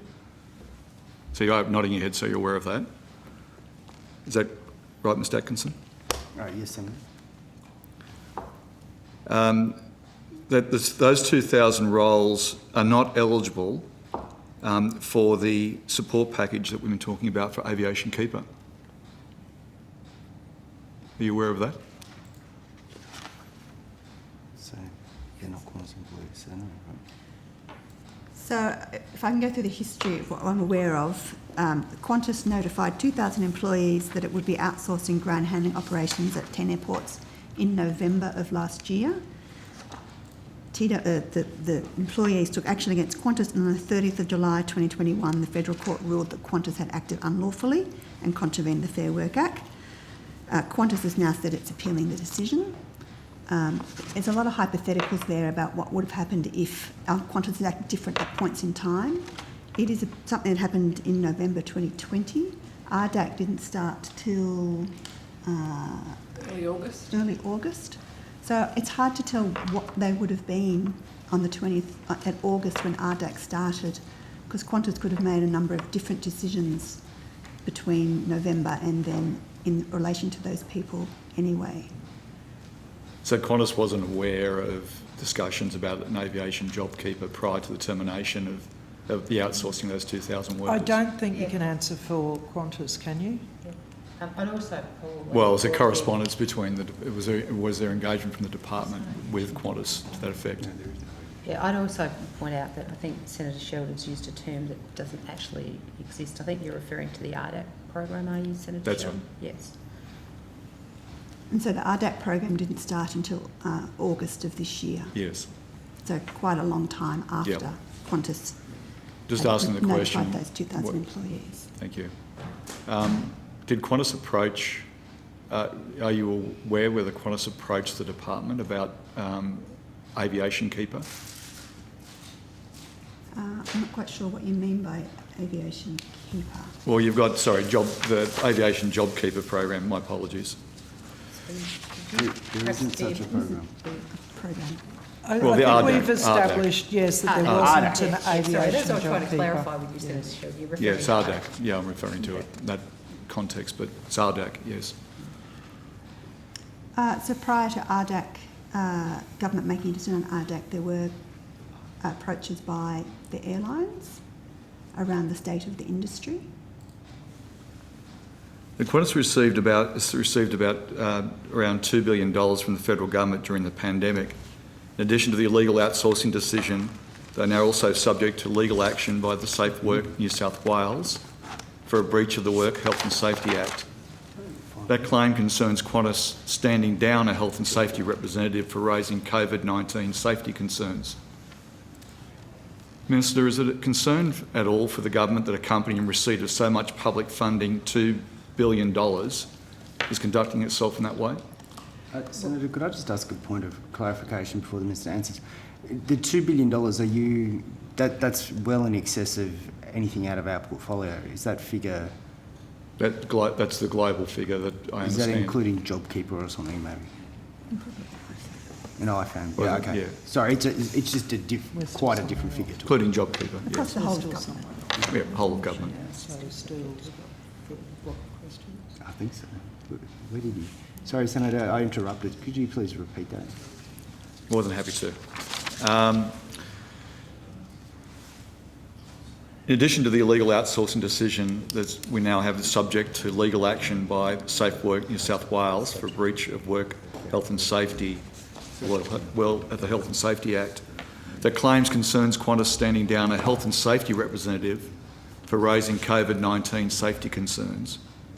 In light of that and the decision from the Federal Court regarding the stand down of these 2,000 workers should be reinstated, is it a concern at all for the government that a company in receipt of so much public funding, $2 billion, is conducting itself in that way?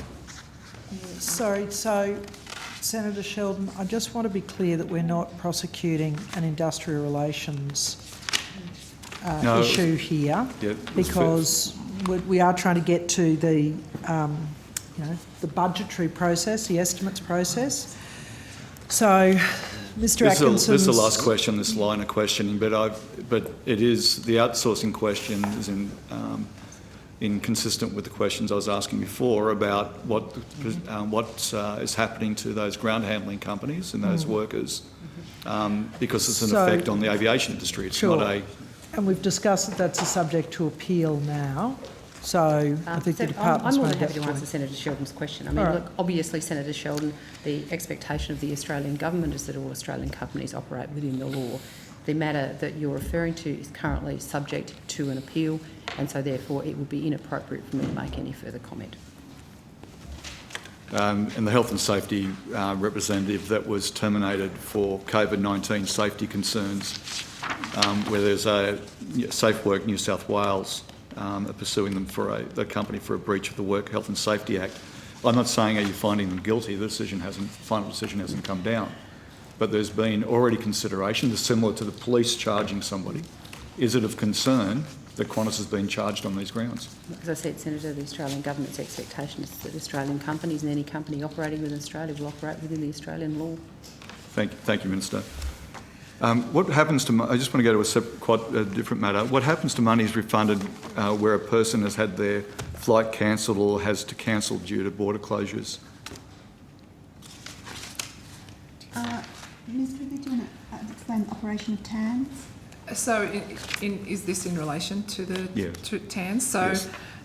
Thank you. Airlines have got their refund policies in place, but effectively a person who cancels their flight or wants to recirculate it goes back into the TANS pool and then comes up again for sale within the timeframe of the program. So if someone cancels in the pool, the money that's been paid to the airline, that gets paid back, does it, to the government? So at the moment, they've still got 800,000 tickets that they're intending to sell. The timeframe's been extended till the end of November, which gives them the opportunity to recycle the tickets that have been returned, either due to cancellation or rebooking. Thank you for that. Just want to ask about the department's response to questions on notice IQ 21-0000082. It's a question taken on notice on the 6th of September at the COVID-19 aviation inquiry. I asked about TANS tickets sold in light of the recent lockdowns, and you said, I quote, around 800,000 TANS tickets have been sold as of the 20th of June 2021. As of the 29th of August 2021, the number of sold tickets had dropped to approximately 623,618. Just want to clarify about the 177,000 tickets that were cancelled lockdowns as a result of lockdowns. Has that money stayed with the airlines, or has it come back to the department before it gets reallocated potentially to the airlines? It stays with the airlines, and they then, through our process, acquit the sale of those tickets. So we still expect that those 800,000 tickets under the TANS program will be used between now and the end of November. Right. So Do you have a figure that you could give us on the amount that they're holding for tickets that have been cancelled? So I've got in percentage terms. So at the 31st of August, we had 65% of TAN's tickets had been used for travel. So we've got approximately 35% still available for use. I have it in number terms, if that's helpful. Thank you. As at 10th of October, an estimated 710,947 discount TANs have been sold, representing an indicative 86% of the total ticket allocation. Righto. So it's definitely increased since we last spoke. What percentage of that 86% are tickets that where there's been a cancellation due to lockdowns? Sorry, so my read of that is there's 710 out of the 800. Yes. So there's money that's been paid to the airlines. It's been paid for tickets under TANs, and it's been paid for. This is how I understand what you're putting to me. They've been paid for the amount of money that's obliged to be paid under TANs. Then flights are cancelled because there's been lockdowns, etc. Change patterns of aviation. And you're telling me that money is kept then with the company. They keep the money even though the ticket hasn't actually been expended. So I'm trying to work out how much money are the airlines holding on to those expended tickets that haven't been utilised but been paid for. So we're expecting that they'll resell those tickets, and the program's been extended to the 30th of November in recognition that border closures had slowed down the amount of travel. So tickets will be recycled, I think was the word Ms Quigley used, and resold, but Qantas will only ever be paid once for a ticket, or any airline will only ever be paid once for a ticket. Are you able to give us the amount of money they've actually got in that holding pattern? I don't have that figure here. I'm wondering whether we can take that on notice. Yeah, would you be able to get it? Is it possible to get that figure today? I don't know if we can get it. Maybe not today, but... No, I think it was a bit more it's a bit of a complicated question. Apologies. That's okay. It just raises concerns in me about the fact that we don't know what the figure is, and the companies are holding on to substantial amounts of money, running into the many millions of dollars. It would be over $10 million. Senator, I think the thing that's the hard part of the equation is Quigley gave you a figure from August, and Ms Brown gave you a figure from 10 October, and 10 October has showed, maybe interpreting this wrongly, that the vast majority of it's been recycled back in already. Yeah. If that makes sense. Well, sorry if I'm so clear each day mistakes. more and more of these are getting recycled, right? I appreciate there's a recycling. I'm just trying to work out what is the oversight of the recycling and what is the amount of money that these companies are holding on to when the people haven't actually used flights. So we'll take that on notice. There's an oversight acquittal process. In the 30th of November, if there's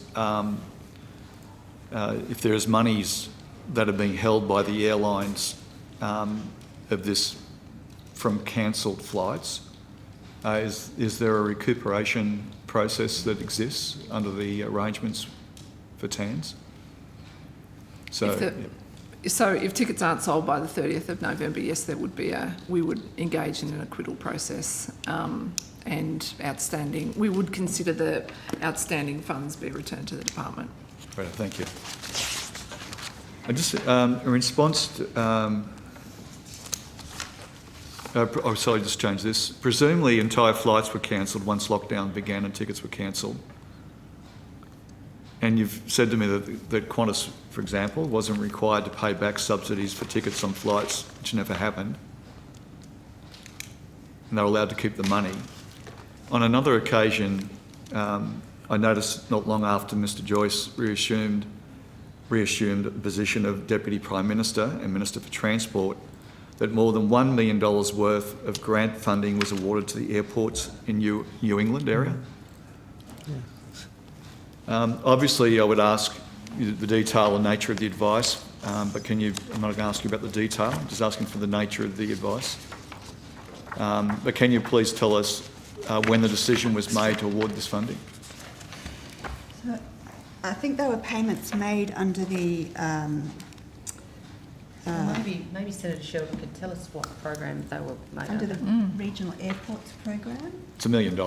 It's in the... Sorry, Ms Brown, you're answering the question. So the Minister put a press release out on the 22nd of July. Is that the one you're referring to? Armidale received $300,000 to deliver an airside aircrew rest facility. Tamworth received $300,000, this is Tamworth Airport, to fund reconstruction and sealing of the taxiway pavement. And Inverell will receive over $278,000 for runway lighting upgrades, new wind indicators and a backup generator. Corindai will also benefit from $300,000 for runway pavement repairs. Thank you. I appreciate that. When the decision was made, when was the decision made to award that funding? I might have to get Miss... Is this the RAU program? Yeah. The RIP? Yeah. Here, have my clear.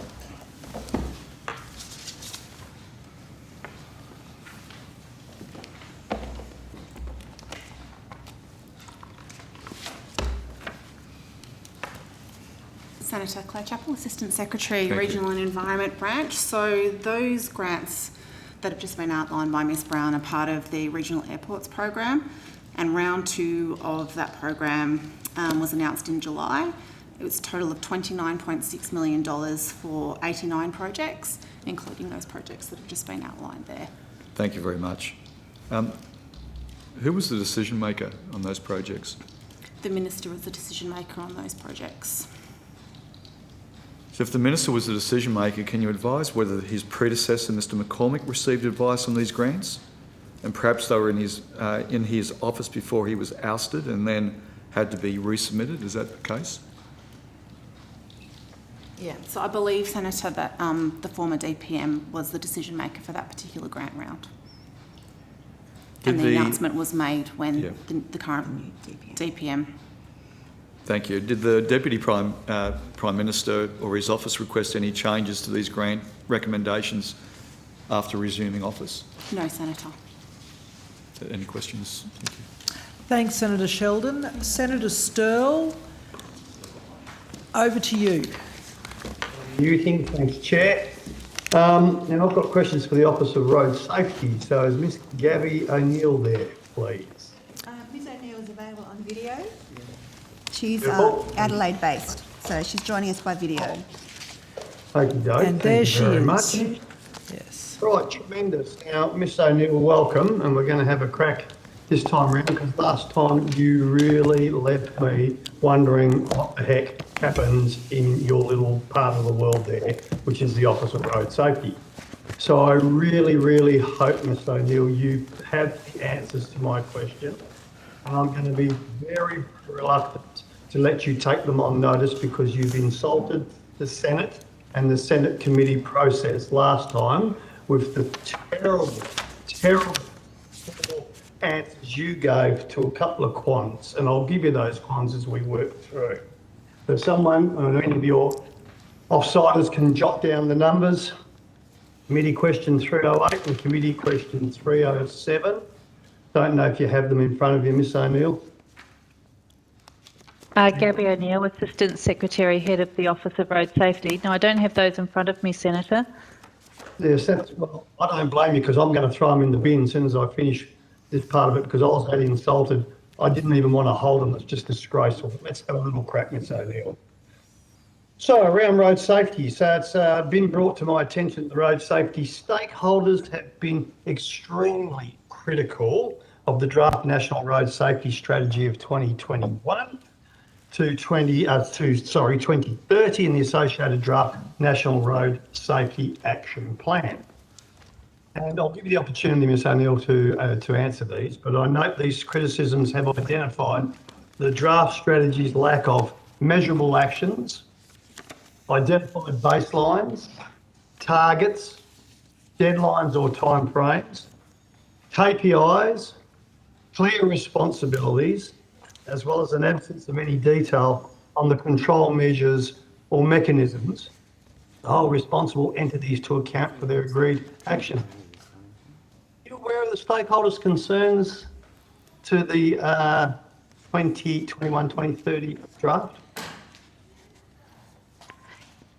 Senator, the concerns on the strategy, a lot of those have been addressed in the action plan, which is still being finalised. So the action plan has progress measures or proposed progress measures. It has the key accountabilities and responsibilities between local government, state government and the Australian government. And it details around who is responsible for what and who will deliver what.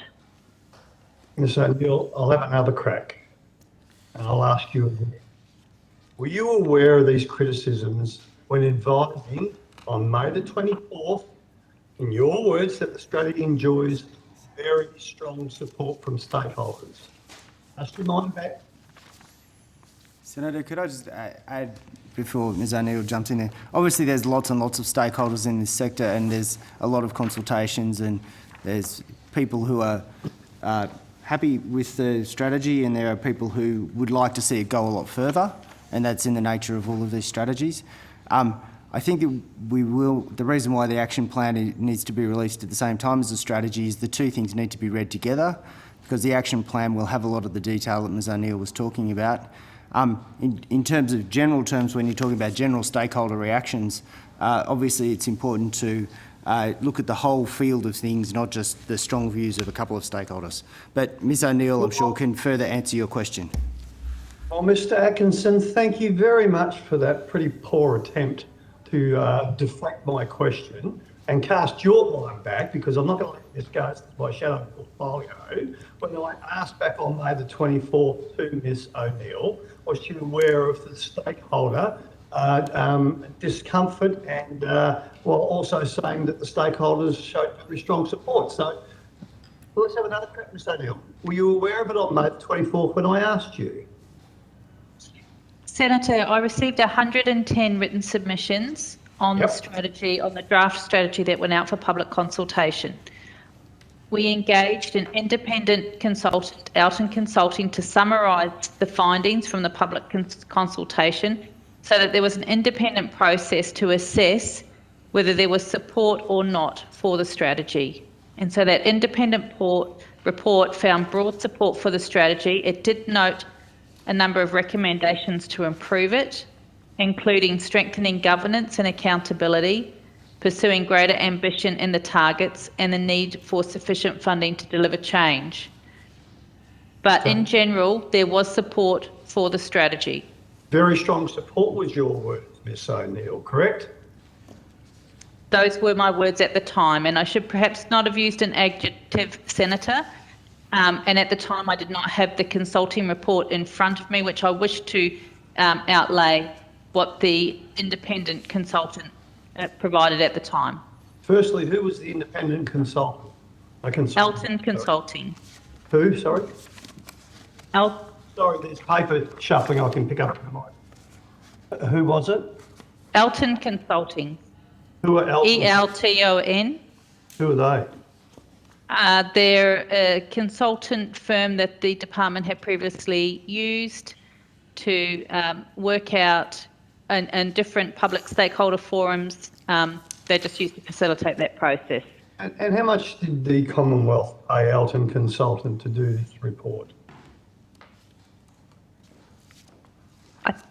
It was about $40,000. Okie dokie. So let's go back to the report, because you were saying that, now I won't use the words because I can't remember the exact words, but there was strong support, or there was 110 submissions. So tell us what the report says about the strategy and support for the, only support for the strategy.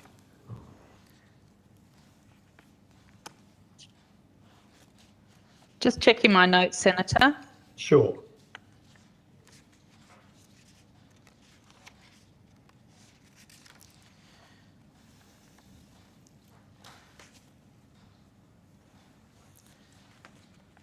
So the process included submissions from key road safety organisations and public stakeholders, including the Australasian College of Road Safety, Amy Gillett Foundation, Australian Road Safety Foundation, ANCAP, Australian Trucking Association, the Truck Industry Council, the Bus Industry Confederation, the Northern Territory Road Transport Association and owner-operators.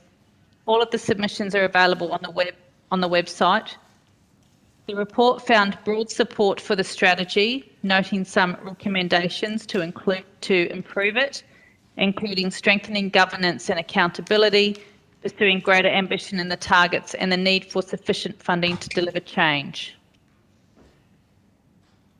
There was broad support for the policies. There were a number of stakeholder sessions to clarify any questions that people had at the time. And there was a strong support for actual targets rather than per capita targets. So it's a well-known fact, Ms O'Neill, that the AAA, who are not fly-by-nighters and represent a heck of a lot of motorists with their collective memberships of their members, and between them and the Australian Trucking Association, I think there could be said to be around about 8.5 million motorists or drivers. So the AAA did their own inductive thematic analysis. You're aware of that, Ms O'Neill? Yes, I am aware of their analysis, but I haven't been, I'm not sure on the factors on which they undertook their analysis. It's not clear to me from their website how they undertook that. Okay, so have you picked up the phone to call the AAA, call them in for a meeting and have a talk about it? I would say that we are in contact with the AAA on a number of programs and matters, but I think we have not, I'm not sure if there's been direct communication on how they used the submissions to convey the outcomes that they've put forward. The reason why I say that, Ms O'Neill, is because I was one of the first ones to come out of the box and say what a good thing after the demise of the Office of Road Safety under the Howard government, that I had proposed that we would have an Office of Road Safety and ticked off with our Shadow Minister Tom Anthony Albanese, that we would reinvent and reinstate the Office of Road Safety. And I thought, well, that's a good thing. The Libs have done, at least they've done something, they've taken note. I'm losing a little bit of confidence, Ms O'Neill. I'll give you the opportunity to come to the defence of the office. So let's just talk about the analysis that the AAA have done. They showed, of the 95 submissions that were publicly released, that 61.8% identify overall dissatisfaction with the draft strategy. 73% identify serious deficiencies with the draft strategy, and 64.9% identify serious concerns about the draft strategy. Now, Ms O'Neill, are you aware of those figures?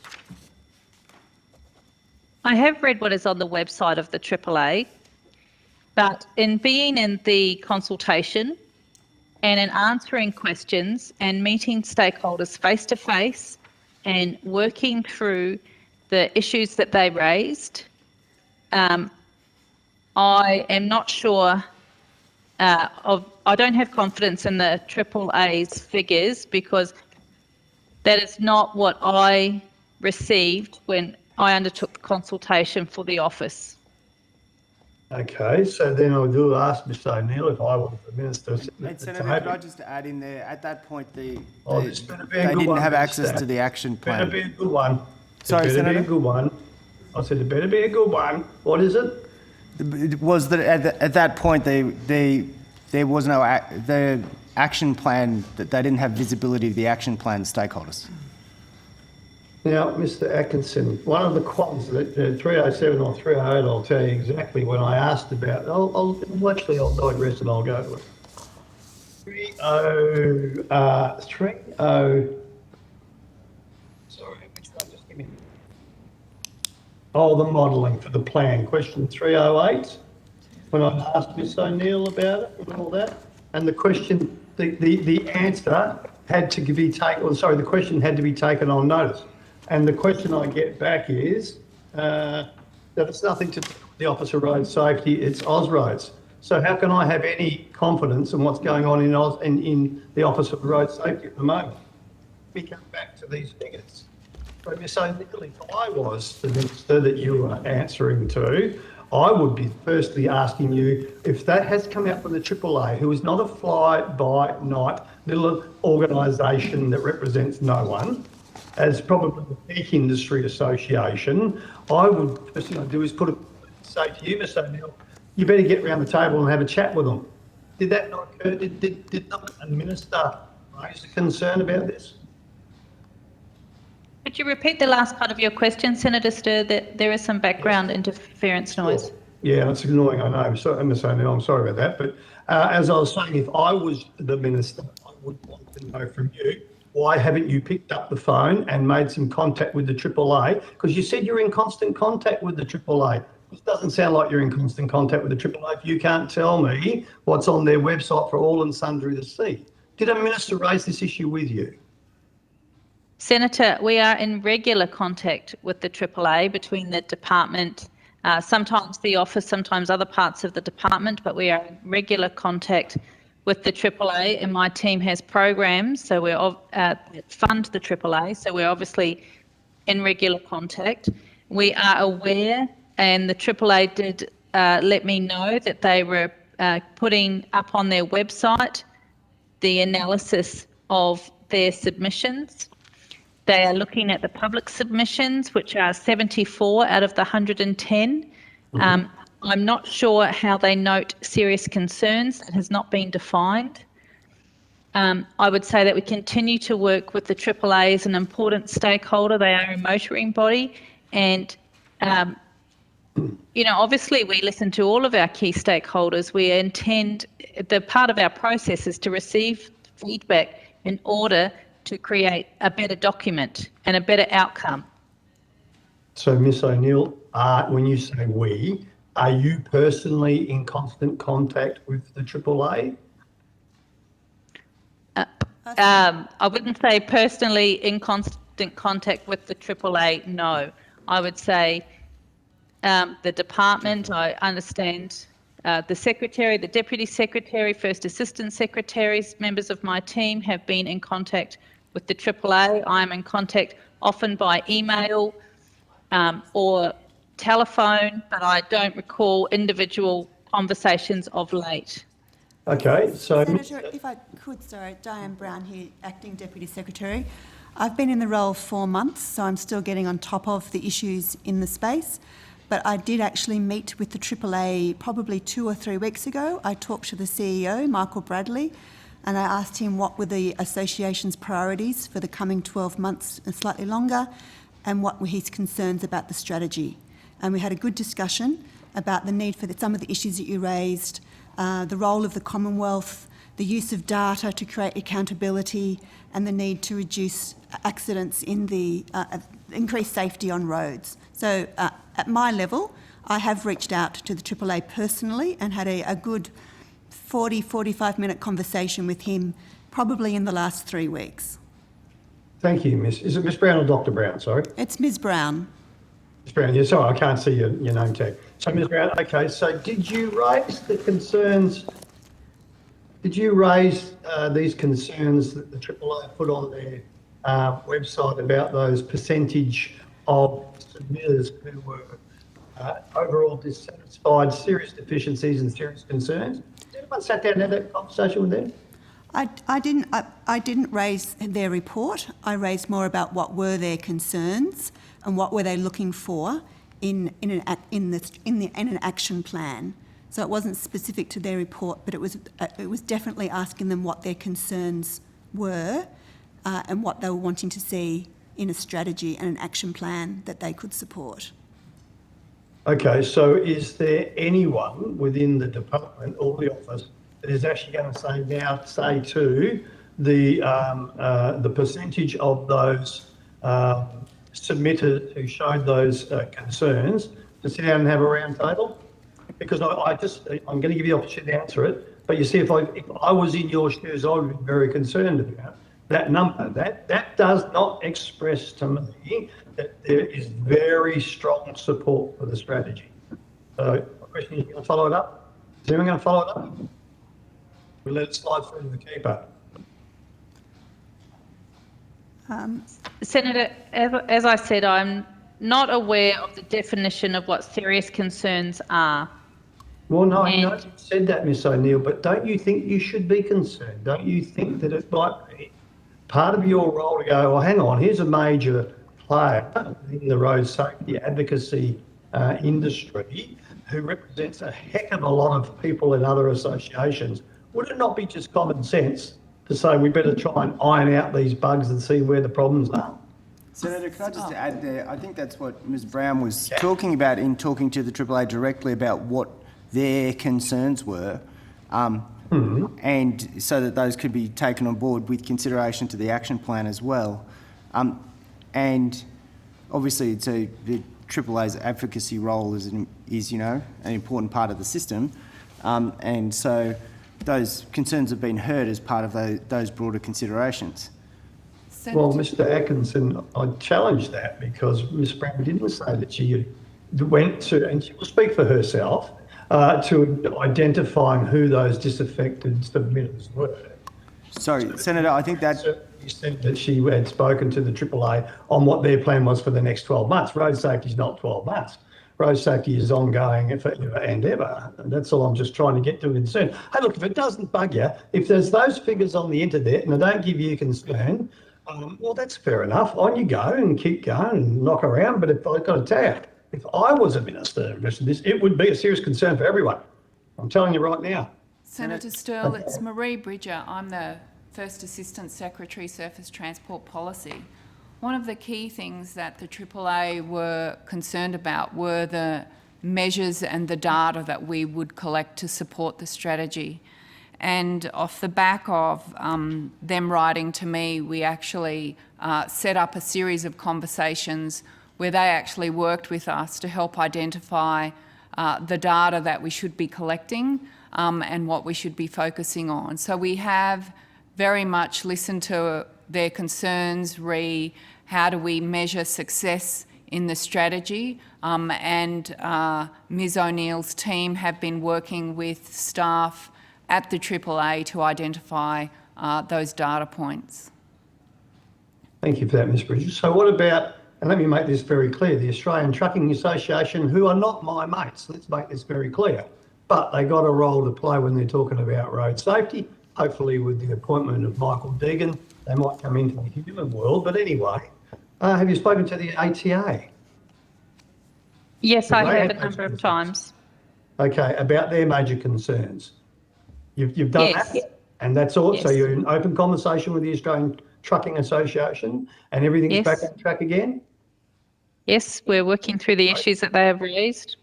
Okay, so because when I raised my question with you 307, they were part of that concern as well. It's just that you see, it set off a trigger with me, Ms O'Neill, that you brushed away the answer. You didn't answer it. Your answer to when I raised the concern, now, Ms O'Neill, it is your writing, the department, you might not have, I thought you might have ticked off on it, but the answer came back when I asked about the concerns of the AAA and the ATA with over 8.5 million motorists represented in the form of very significant concerns about the strategy. The answer that came back to me was submissions by the ATA and the AAA are publicly available on the website. The Assistant Secretary was advised on the 20th of April 2021 of the joint media release published by the AAA and the ATA titled United Call for Road Safety. A month before I asked you the question, you couldn't even answer me that. Anyway, let's get on to some other. Well, feel free and have a go back. Ms O'Neill. I'd like to say, Senator, that because of the concerns raised have been, we've sought to revise the draft strategy that went out. So we took the feedback on. We looked to make it stronger because obviously we had a document that we wanted feedback on in order to strengthen it. It's a combined effort. It's all state and territory governments and the Australian Local Government Association, as well as the Australian government. So, we worked really hard to bring people in to help draft the policies in the first instance, and then we developed a strategy, and now we're developing an action plan. And much of what people were after in the strategy will actually flow into the proposed action plan. Okay, well, I'm going to take some light away from here because I'm going to follow up on with some people in the road safety industry, because you're now telling me that you are in open conversation. You regularly consult, your office consults and the department consults with industry. So no one from industry should be able to come back to me, is this correct, and say that you don't consult them?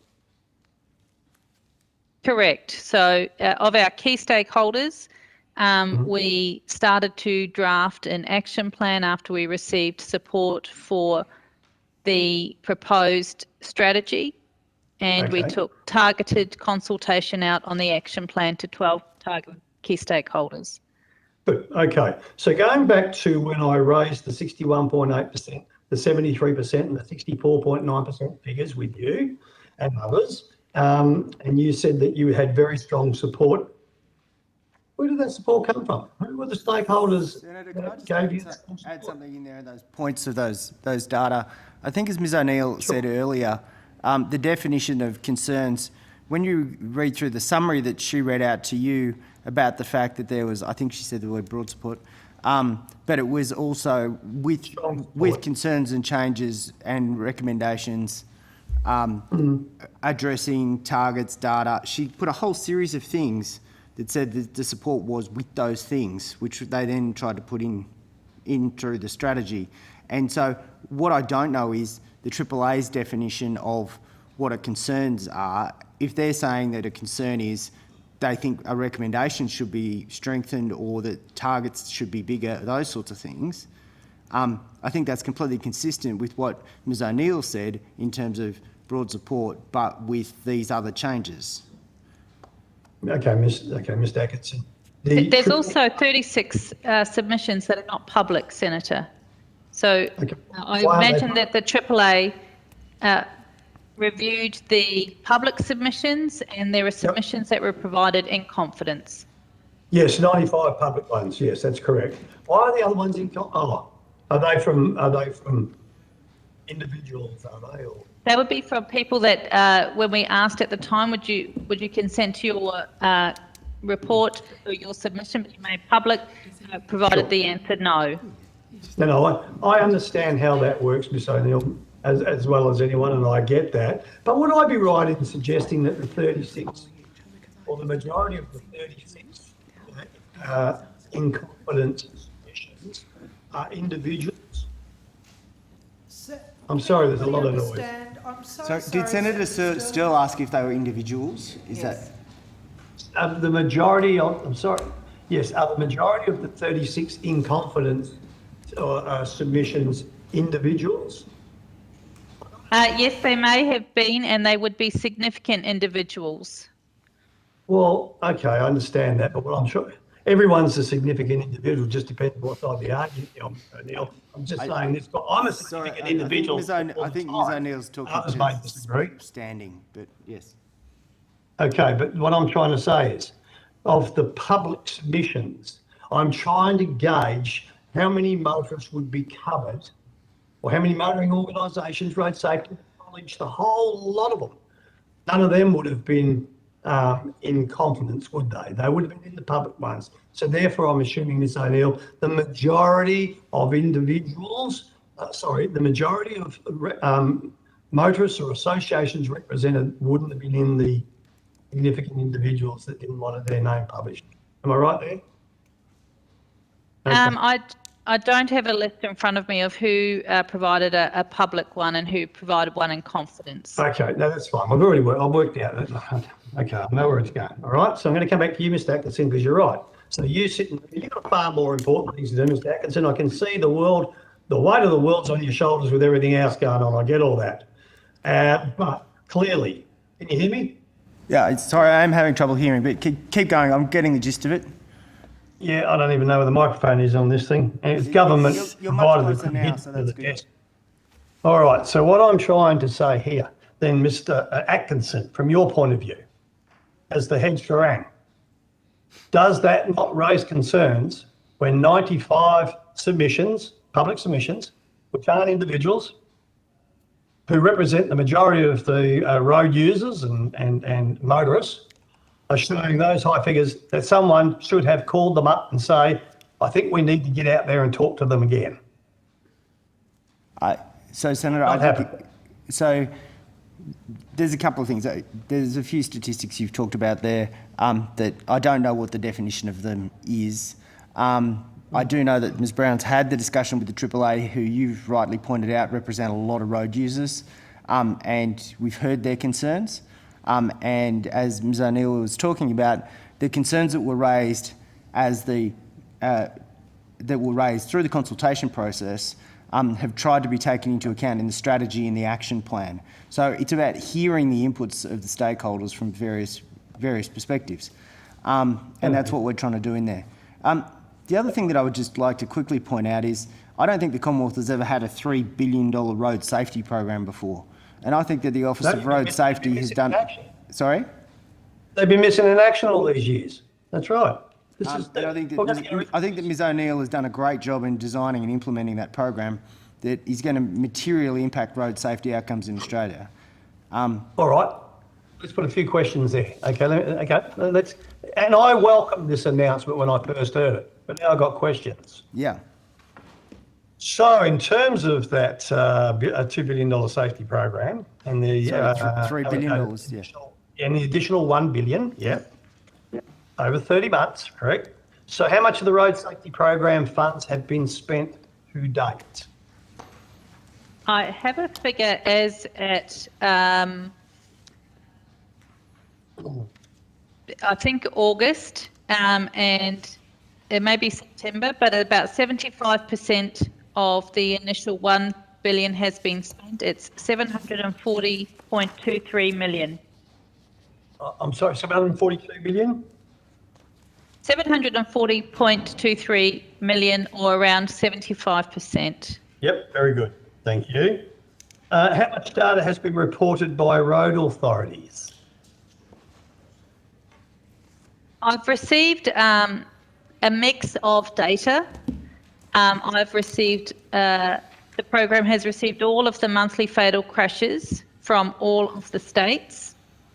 Then there has been some partial reporting of pre-risk and post-risk rating.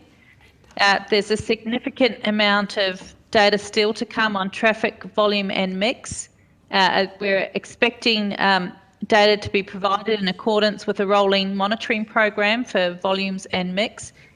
And we're still working through the majority of network risk rating data. We have received not much of that, but there's a bit of a mix. So what I might say to put that in context is that every state and territory is willing to provide us the data. There's no hesitation in their willingness, it's the how. And so we do have some current key challenges in receiving the data around its completeness. It does reflect that some of the processes used by states and territories, we're obviously trying to mitigate any risk as far as possible of re-identifying any individual. And we also have a number of legacy systems and processes used that were never designed to be interoperable. So the various data standards, definitions and collection methods still require harmonisation, quality and verification checks, but we are working together to progress that. There is a willingness and a strong desire to paint and provide the national picture on road safety. So, Ms O'Neill, is that evidence available to the committee? So you could break it down to which jurisdictions have done what and which who haven't, and for whatever reason? I'll take that on notice, Senator. Can I just put that then to, while I've got Mr Atkinson there. Mr Atkinson, does it have to go on notice? Sorry, Senator, I didn't hear that. Does that have to go on notice? I don't want to know who's who. I just want to know if that information that has been received so far via the office is available for the Senate committee. And if you want to put it, can I just ask O'Neill a question? Gabby, do you know off the top of your head generally what the answer is?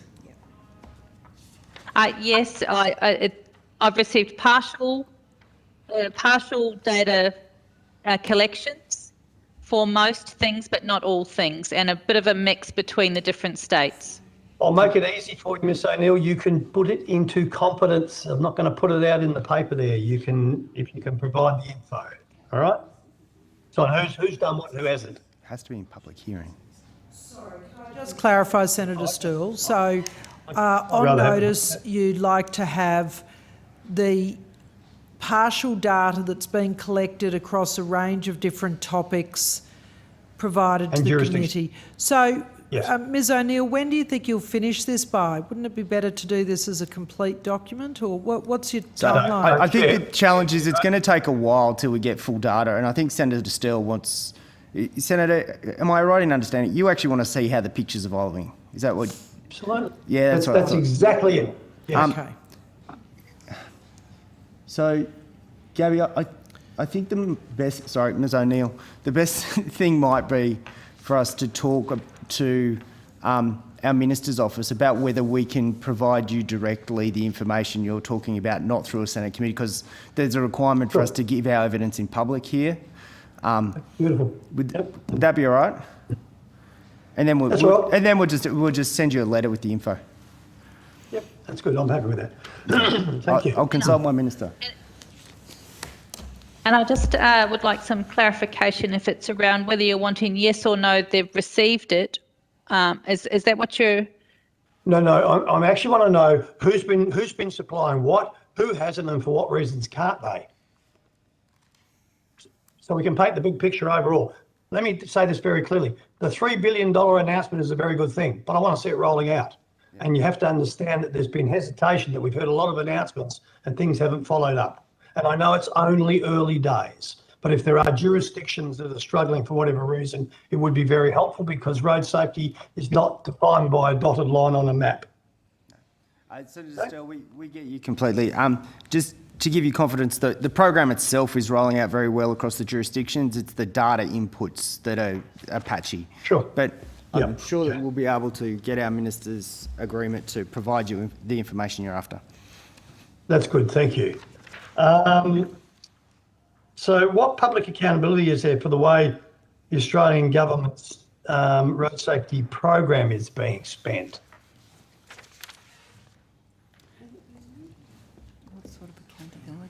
So are you talking about what the external reporting of the road safety, the $3 billion road safety program is? Yes, I've moved on to that. Asking what's the Australian government's public accountability? Okay. So, Gary, do you want to just run that through? Yeah. Yeah, so the states must deliver the projects and also provide data. And so milestone payments are made upon through the milestones as the projects are complete. They're 6-month tranches for tranches 1, 2 and 3.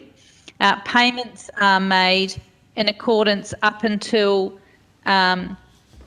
we receive data. So at the moment, when I said nearly 75% of the program has been spent, the last 25% is held by the Australian government until we receive all of the data. So we're holding states to account by the last milestone payment won't be paid until we receive a full completion report, a project completion report and data package. Okay, you can break that down for us. Okay, that's great. And can you just tell us, I've got many more, Chair, but can you tell us, Miss O'Neill, sorry, what road safety improvements have been made? As in project treatment types? Is that what you're after? The types of projects and the types of treatments that would go out across, there's been, I think in the first tranche across WA, nearly 6,000 kilometres of road have been upgraded across all parts of WA, where they've put in shoulders, delineation, rumble strips, in some cases centre lines. Across South Australia, they've done mass action corridor treatments, which is shoulder sealing, barriers, rumble strips, wide centre lines. there is a range of different projects of urban and regional projects going across New South Wales, Queensland and Victoria, slightly different mix. There have been truck bays / rest areas for heavy vehicles. Particularly, there are some done in the Northern Territory, down the Plenty Highway, Stewart Highway and Tanami Highway. There's been a number of pavement treatments to fix wheel rutting, skid resistance, drainage, shoulder sealing and audio tactile edge line marking, a significant amount of pavement widening and sealing. In the urban areas, you're getting more traffic splitter islands and pedestrian refuges, and in a number of cases, road resurfacing due to poor condition. All right. So a big mix of projects, but obviously we were focusing on the fast rollout of low-cost treatment, particularly shoulder sealing, rumble strips, barriers, particularly on curves, anything to help the motorist or the traveller get back into the travel lane, trying to reduce the margin of, the impact of a margin of error. And it's the states that are going to come to you, isn't it, to put that to you where they want to spend? That's correct, wasn't it? Correct. So we proposed a funding amount for each state, and we asked them to come with projects that will give us a road safety benefit. So I'm asking for prior to the project being done, what is the crash risk rating? All right. And after treatment, what is the post-crash treatment or risk rating? So I'm trying to find out what's the material change in the road and the collective risk for all travellers. Okay, then look, that information if that can be provided in a spreadsheet so we can all check how that's going, that would be appreciated. Any drummers there? I think that what you'll find on the one that I asked, could I take on notice about the types of information and data provided? That's where I have some incomplete data sets, but you'll see what we're trying to do. And as you understand, Senator, when I get a post-completion report and all of the data packages, then we'll know, was it a 1 or 2 star road raised to the minimum 3 stars? Yep. So that's what we're after. We're after for that material change to get regional roads up to a minimum 3 star rating. Yep. And I have a serious vested interest in this on some of those road train routes in WA, where we continue to have trailers fall over every week. Did you know trailers just don't fall over, but on that part of the road between Newman and Hetler, they do. Anyway, that's another story. Ms O'Neill, have we worked out how many lives that we've saved with the spend so far, or would that be at the end of the end of the first billion spend? To be honest, Senator, because it's a collective risk, I would expect us to look at a post-review after 5 years. I would really like to see 5 years of data to get to tally up exactly how many lives saved or not killed or seriously injured. And we really do need, we'll have spikes, and that may throw numbers out. So you need a 5-year data series in order to have a robust evaluation to understand the effectiveness of the treatments. But we know shoulder sealing on its own is a 20% reduction crash risk factor. Yep. We know the impact of rumble strips. It's a little bit lower, but when you combine them together, you get a greater benefit. We know that the wide centerline treatments help prevent those head-on crashes, and they particularly alert a driver to get back into the travel lane. So all of those things, we know that they're evidence-based treatments. It's just that the quantum and the gaps across the system are quite large. I would say the gap is high, so we've got a long way to go to retrofit all the gaps or to do those mass action treatments along the length of all the corridors. Okay, and I should just quantify this. It should make it a bit clearer, Ms O'Neill, for others. When I say trailers, I mean semi-trailers have fallen over, triple road trains, quads, because of the drop-off on the side of the road. I've got photos of a Coke can. Can you imagine a Coca-Cola can sitting there, and all of a sudden we've got 25 tonne of freight on the third trailer, and we're wondering why it's sitting upside down on the road with the freight all over. Anyway, I just wanted And to qualify that's why that. the shoulder widening treatments are so important, right? Absolutely, and that's why I'm keen to see who's put in for what, particularly in my state in WA. Now, just a couple more, and then I'm done. And I just make this as an observation, but we can report on COVID, who's got COVID and how many people are in hospital and all sorts of stuff, but we've really struggled to try and work out over the years that how many serious injuries we've had from road trauma over the last 3 years. How far off are we about having that information, Ms O'Neill? Senator, the serious injury or the National Modelling for Non-Fatal Crash Incomes, the Austroads Project Stage 2, I think is a lot closer. Mid-2022 is when I think we're expecting a report. The pilot, as you know, has been released and we have worked to get all states' data on. We still haven't received WA data in order to get a full national picture, but we will go ahead and complete the report with 7 out of 8 states, as I understand it. It is an Austroads report, but we're heavily invested in the outcomes of it because that's the evidence base that we want in order to prevent serious injuries. So that'll give us the best intelligence we can. I do acknowledge that it is late and that is doesn't make any of us happy, but I think that's just been that negotiation of privacy and around what data we can get from the states. And there are a number of different agencies involved, and it's a matter of us making sure that we keep the project going and we can finalise it as quickly as possible. Thanks, Mr. Senator. I think someone's left their microphone on. They're doing a furniture removal. But anyway, is it just me hearing all that? I'm hearing it too, Senator. Oh, okay. Thanks. Thanks, Mr. O'Neill. And this my last question. It comes out from the road safety inquiry I did with my very dear friend Alex Gallagher. May he RIP. But I asked what kind of evidence out there that we found around the nation that the department, the federal department and the Department of Health weren't working closely together. Is there anything going on to improve this situation and we can collect the data together? There is an interdepartmental committee which includes the Department of Health along with a number of other major departments that I would call significant contributors to us helping, establish the right way for road safety and having a bit more investment in it.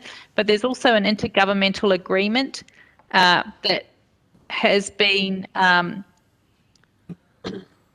put road safety as an immediate priority in order to flush out all of the difficulties that we've had to date in getting data. So we are working to really nut out what the rules might be and what barriers we need to break down and how we can get data custodians over the line in order to get that national picture. So there's active work going on at the moment through the Digital Ministers Forum in order to bring road safety data out into the open in order to solve the challenges that we've got. So that's a significant amount of work my team is putting in so that we can have a clearer access to the data and regular flows on the data. It's a significant piece of work due to the multiple jurisdictions and the different holders of data. Thank you, Ms. O'Neill. Okay, Chair, thank you, and I'll pass to next on the waiting list. Thank you. Thank you, Senator Sterle. And that brings us to the end of Section 2, Transport. We've completed Section 3, Infrastructure, and I'm now delighted to welcome Regional Development, Local Government and Regional Recovery. And we're going to be led on, and also to welcome Minister Colbeck. Terrific to have you on the chair for a while. And we're going... Before we move completely on to Mr Atkinson, I think was going to update us on some of those final budget outcome figures in infrastructure. Whilst the department is coming to the table for this new section and Senator Abetz prepares himself for questions, Mr Atkinson. And can I haven't missed any of this while I was out. This is, you have not. No, I No, great, thank you. So the first one is on the Urban Congestion Fund. In terms of projects that, sorry, this is in relation to the question earlier, Senator, for the benefits of Hansard. There are 144 projects that don't have what is called a delivery PPR.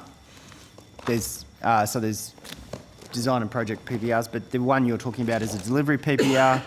Can you remind me how many projects there are in total? You don't have that handy? No. I've probably got it earlier today.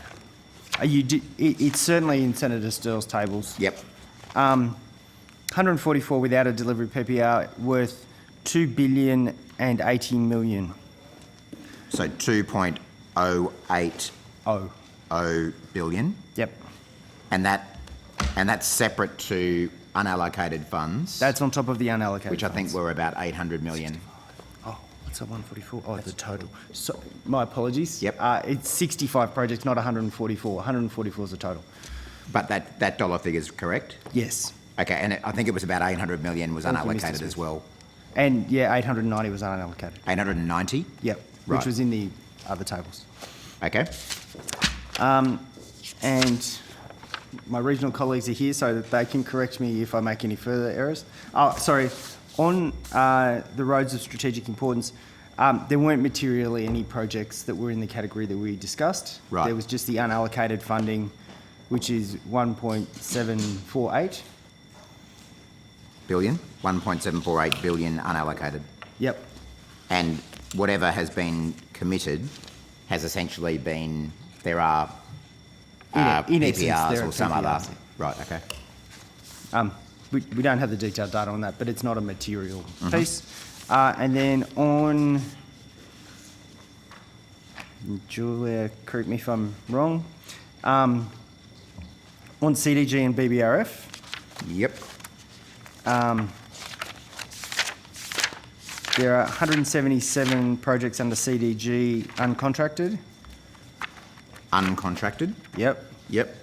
Sorry, this is BBRF? CDG. CDG. Community Development Grants. Yep. Worth $687 million. Uh-huh. And this is this is all as at 31 August. And 3 projects under BBRF worth 21.4 million. Sorry, 5 million, Randy. 21.5? Yep. In addition to that, though, since the 31 August data point, it doesn't include any of the 298 projects announced as round 5. Yep. None of which are in contract yet. Okay. Does that cover everything? I think, were you going to look for some of the water grid ones? Yeah, my water grid people have not come back to me yet, but they're working on it. Okay. Could you on notice provide which projects, so there's 65 in the UCF, could you just on notice let us know which ones those are? The names of them? The names of them? Yes. And the same for the other programs? So the 3 projects in BBRF and the 177 in CDG? Yes, I'll take it on notice. I'm sure there won't be a problem. Thank you. Yep. Thanks. All right. Ms O'Neill, do you want to turn off your camera unless you're giving evidence? And no. Okay. Senator Abetz, over to you. Thank you, Chair. Chair, I've provided you with a wad of documents and also the Secretariat, if they could be provided to the Secretary and the relevant individuals at the table.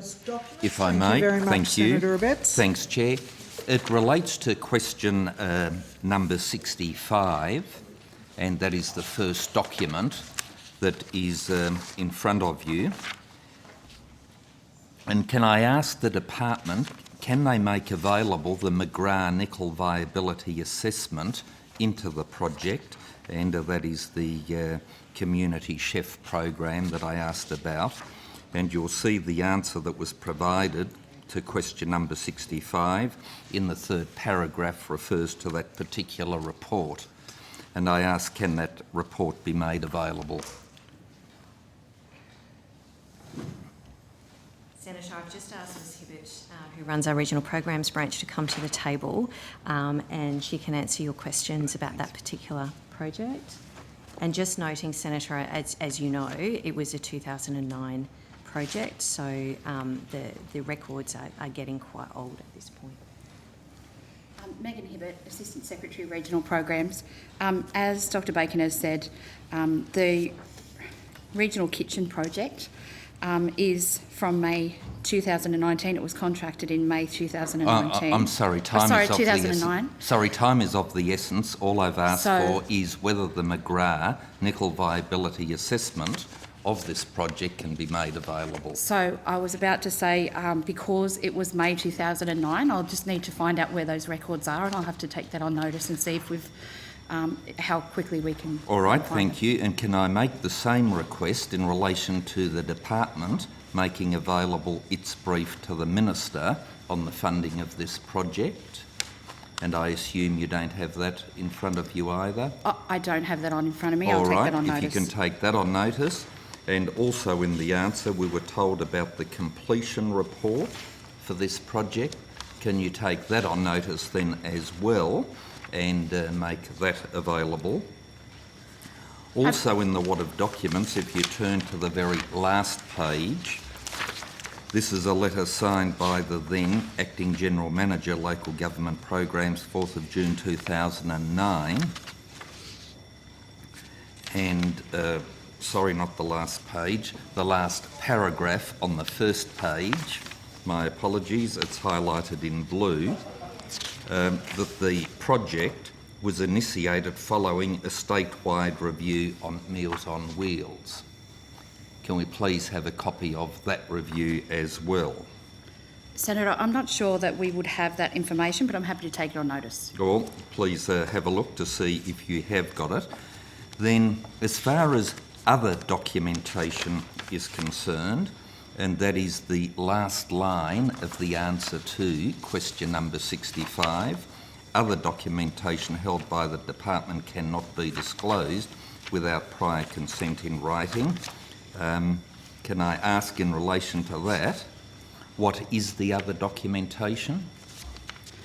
Senator, in our question on notice that we provided to you, we did indicate that we thought that because the grant is from 2009, that it could constitute quite a lot of work, and therefore we weren't able to we haven't looked to see exactly what documentation we have. You haven't even looked. So, well, we have looked. We haven't looked and found that we've got exactly the information that you're after. So I'll take that on notice for you.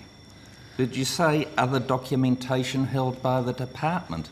Either the department has other documentation or it does not have other documentation. I'm certain we will have documentation on this particular grant, which we paid to the Hobson City Bay City Council, that relates to Community Chef, although no funds were paid to Community Chef. We know all that. So we now are agreed that there is other documentation.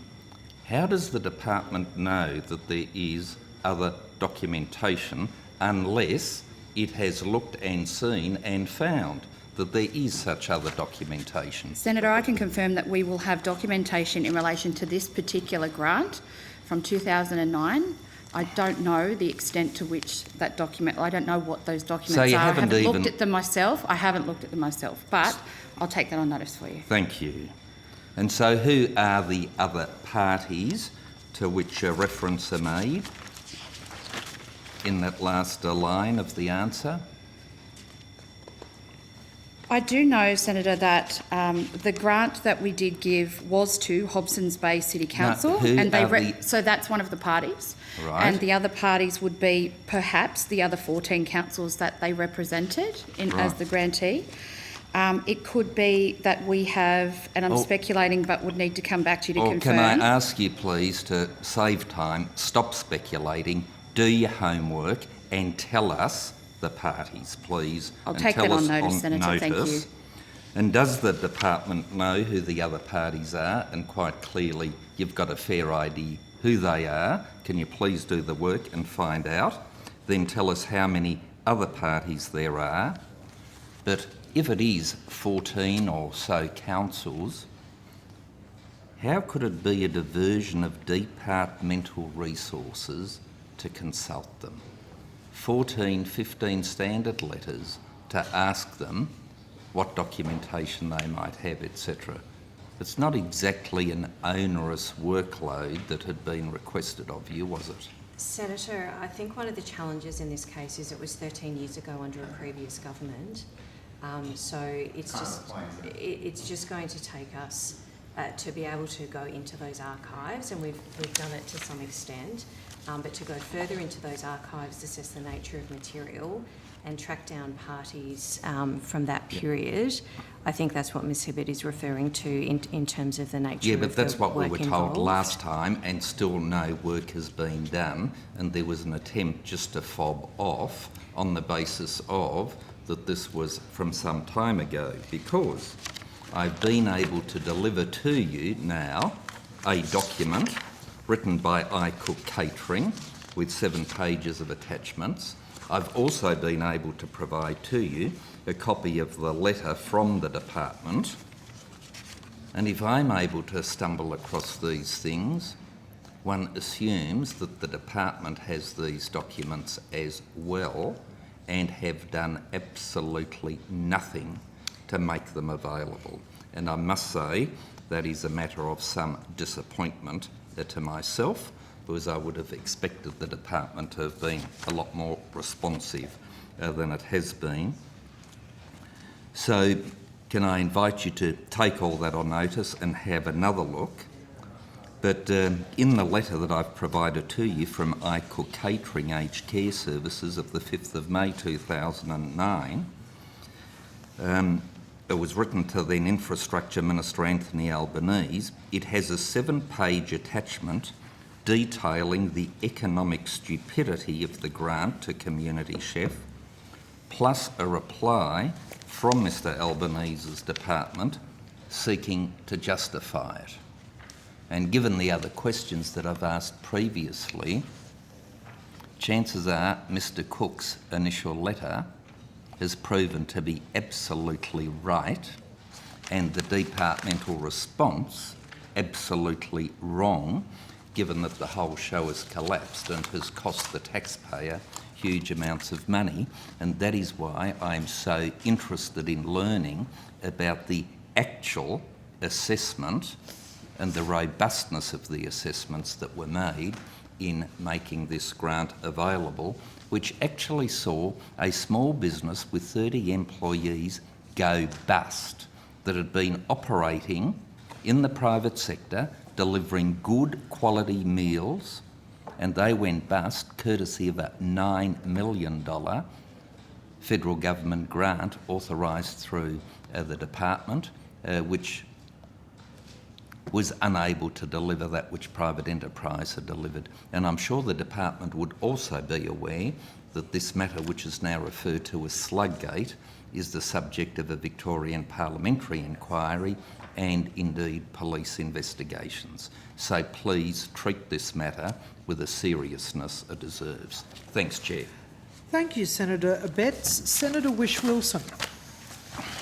Thanks, Chair. Can you hear me okay? We can, thank you. Thank you very much.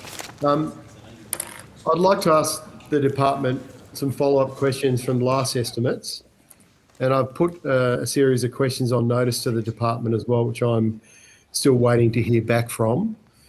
It relates to the $2.95 million business innovation funding grant provided to Ian Johnson for his private tourism development proposal to build 6 huts along the South Coast Track in Tasmania's World Heritage Area.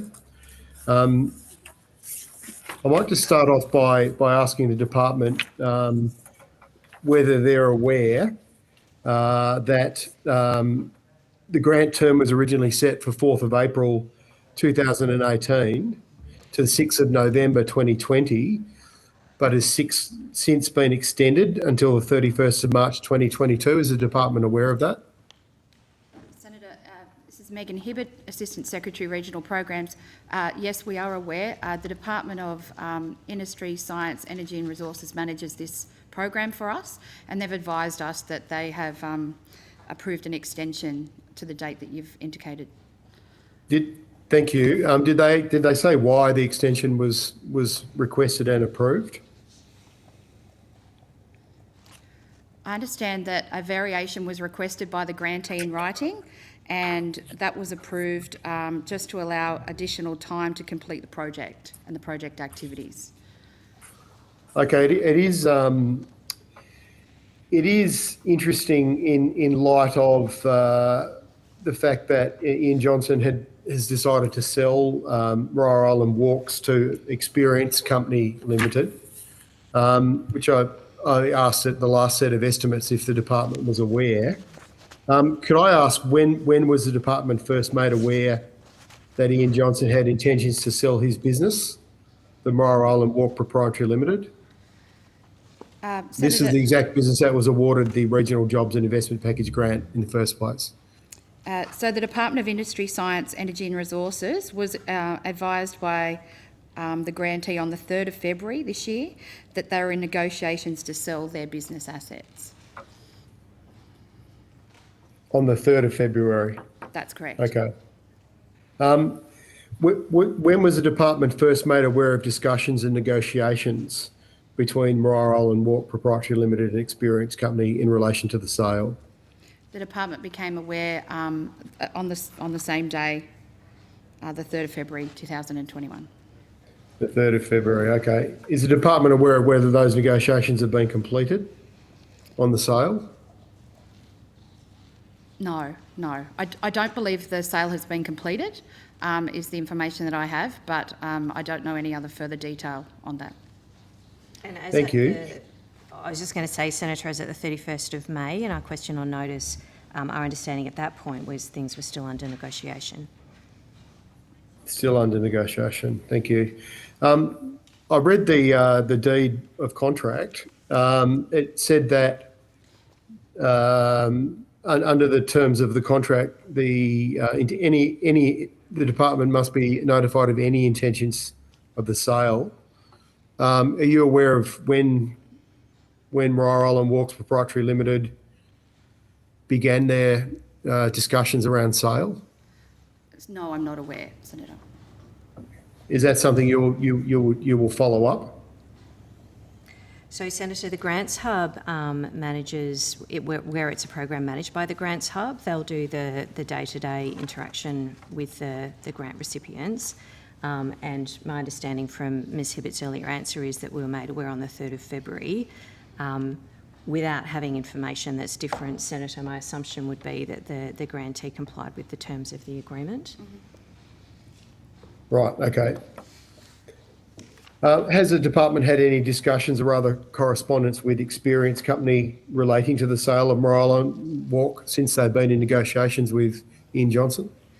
So, Senator, as Dr Bacon said, that the Department of Industry, Science, Energy and Resources manages this program, I understand that they have had correspondence with Experience Co in relation to this grant on the 6th of May, the 10th of May and the 20th of May, and the documentation will be provided to you as part of the tabled question on notice that we've prepared. Okay, to be tabled question on notice. Thank you. The South Coast Tracks Huts Walk project's been delayed twice since it was first awarded.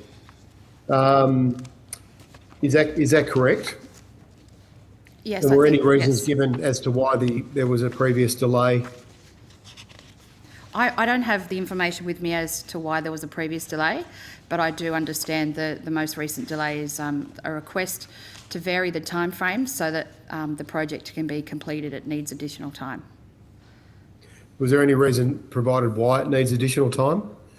I don't have that information with me. I'm happy to take that on notice.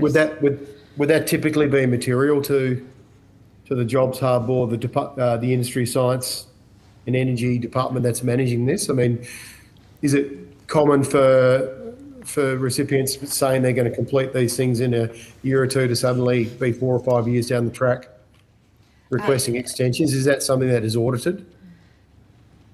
There can be a range of reasons, Senator, why grant recipients request a variation or an extension of time. Sometimes there are legal issues accessing particular sites. Sometimes there are delays in accessing material or labour.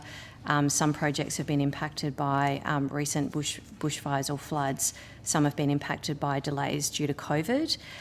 It is the hub that will have that information. The grants hub will have that more immediate information, Senator, but we're happy to check that with the hub and come back to you on what's been the circumstance for this particular project. Thank you, because those three, for example, that you gave wouldn't account for the first delay. I'll be interested to hear what you've got to say about that.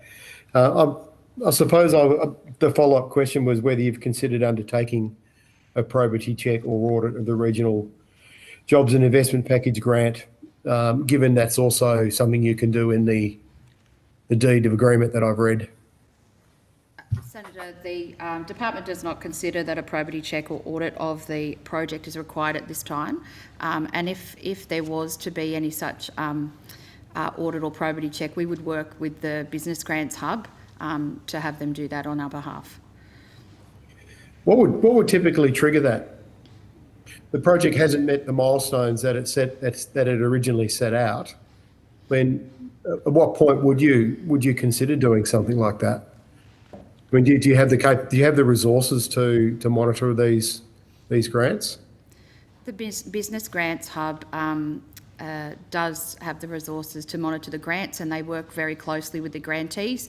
They're in regular contact with grantees, particularly if they haven't returned their milestone reports or they haven't heard from them regularly. And I understand that that's a regular process with the Business Grants Hub. Would the sale of this business trigger any concerns for you in terms of the original grant meeting its milestones that it promised or set out to do back in 2018? Senator, in part the reason that we have those provisions in our standard contracts with grant recipients is we are aware that from time to time, business decisions are made and businesses can change hands, etc. So it's not an unusual circumstance. We do cater for it in our contract arrangements. So it's not that far out of the ordinary that something like that might happen. Right. Okay. So there's other examples of that happening. There would be other examples, Senator. Okay.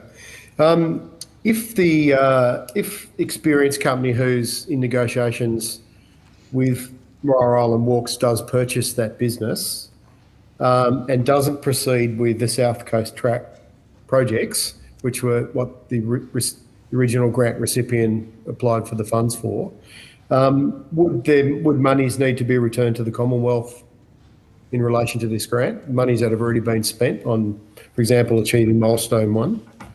Senator, the payment that has been made to, which I think is around $247,000 for the first milestone, I think we've tendered that in a previous question on notice to you. Those monies would not need to be returned if the project did not proceed for any reason, because that milestone has been met. We pay the milestones in arrears, so that work's already been done, and so it would not need to be returned if the project didn't proceed. So that work's been done in good faith, and it's been paid for and proven. So if in a situation that you've probably had before where one business gets bought out by another through a sale process or takeover process or whatever, does the department enter into any new conditions with the buyer of the business who inherits a couple of $1 million worth of taxpayers' money? So if there was an instance where a project was changing a grantee, so from one business owner to another business owner, then we would there'd be a request for a variation to novate the lease to the project funding to the next owner, and that would need to be approved by the department. And in order for that to happen, the new grantee would need to commit to the outcomes of the project and the milestones that have been agreed. And has that occurred already, or will that occur after a formal agreement on sale? In this instance, between these two entities. We would need to engage with the new potential recipient, I think, Senator, and go through the process that we would always go through with potential grant recipients to ensure that there's a good value for money. Good value for money will be met by entering into the arrangements as Ms Hibbert has described. Right. I'm not sure if you can see where I'm going with this, Doctor. It's that someone's got a grant for nearly $3 million and then sold their business, essentially capitalising taxpayer funds into the sale of a business. I'm interested in how the next company, or potentially capitalising some of that money into the sale of their business. I'm interested in whether the next company proceeds would be the beneficiary of that. And they'll obviously have to pay for that, but... So, Senator, we'll be focused on the outcomes for which the grant was awarded and the outcomes that would be achieved for Tasmania, for the Tasmanian economy, I think, in this case.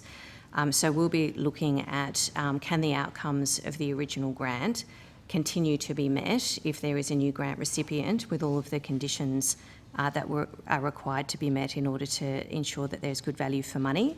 So we'll take an outcomes-focused approach and look at if there's a way that the project can be delivered as per the original intent of awarding the grant with a new grant recipient to ensure that the benefits can flow from that project. In the discussions that happened on the 6th, the 10th and the 20th of May that was referenced earlier, have these kind of things been discussed with Experience Co already? Senator, I understand that they were emails, the correspondence that I've referred to on the May dates that you just stated, and I've got copies. Actually, you'll receive copies of that documentation with your question on notice that we're about to table. Yeah. So just to finish then, it looks like I'll probably have to wait till I get... Would you be able to tell me when those responses would be due? Or how long, when I may receive them? It's due to the table office on the 29th of October. 29th, okay.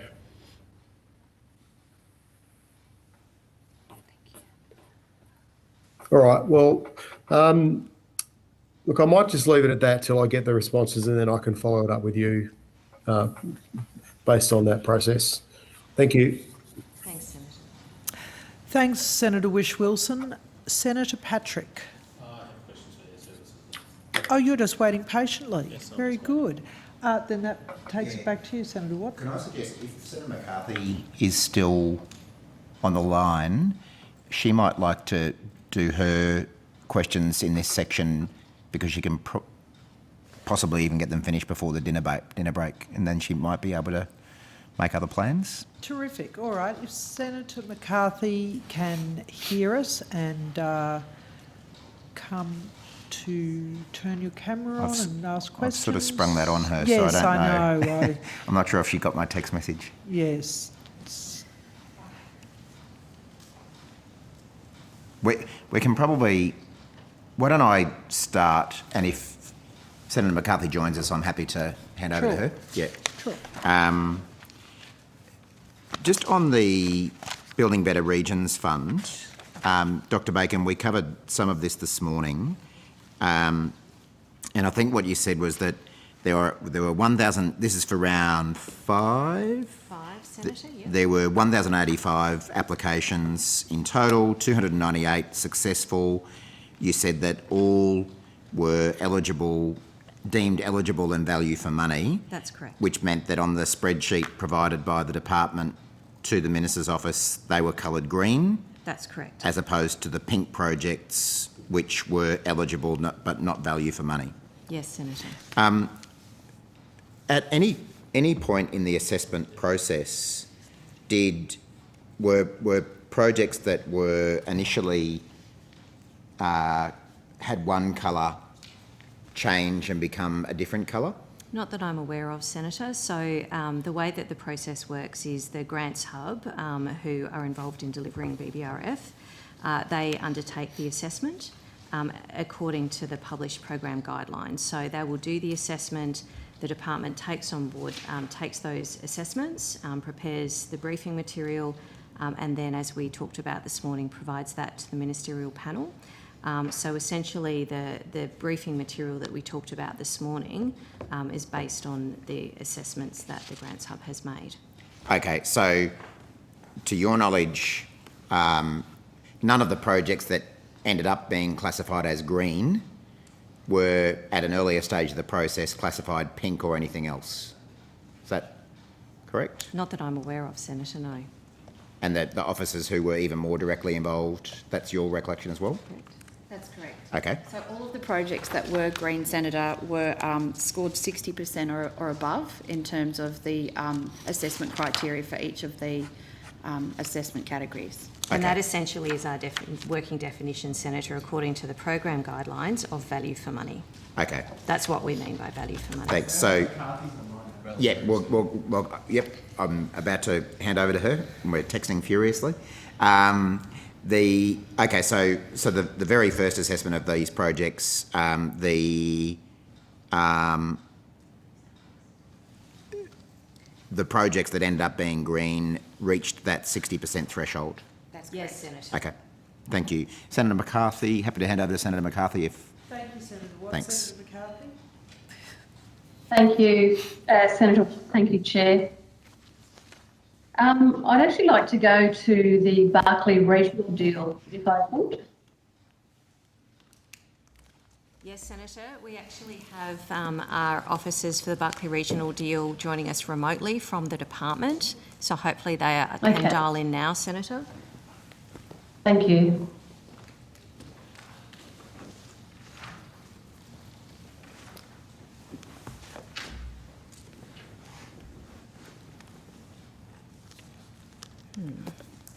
Maybe if you could start with your questions. I think I see my colleagues entering the room. All right. Thank you. Just going through the deal itself, the $78.4 million Barkly regional deal was signed on the 13th of April 2019, and only 2 projects are marked as completed on the website. Alpurulum Aerodrome and also a 1-year subsidised accommodation trial in Tennant Creek with the hostel. Could I just ask what is delaying the progress and implementation of the Barkly regional deal? So I think I see my colleagues there, and I might pass to Mr. McKay to answer your question, Senator.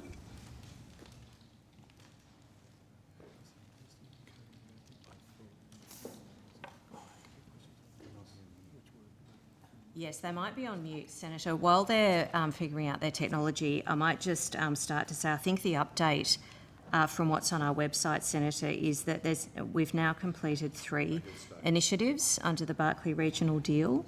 What's the third one?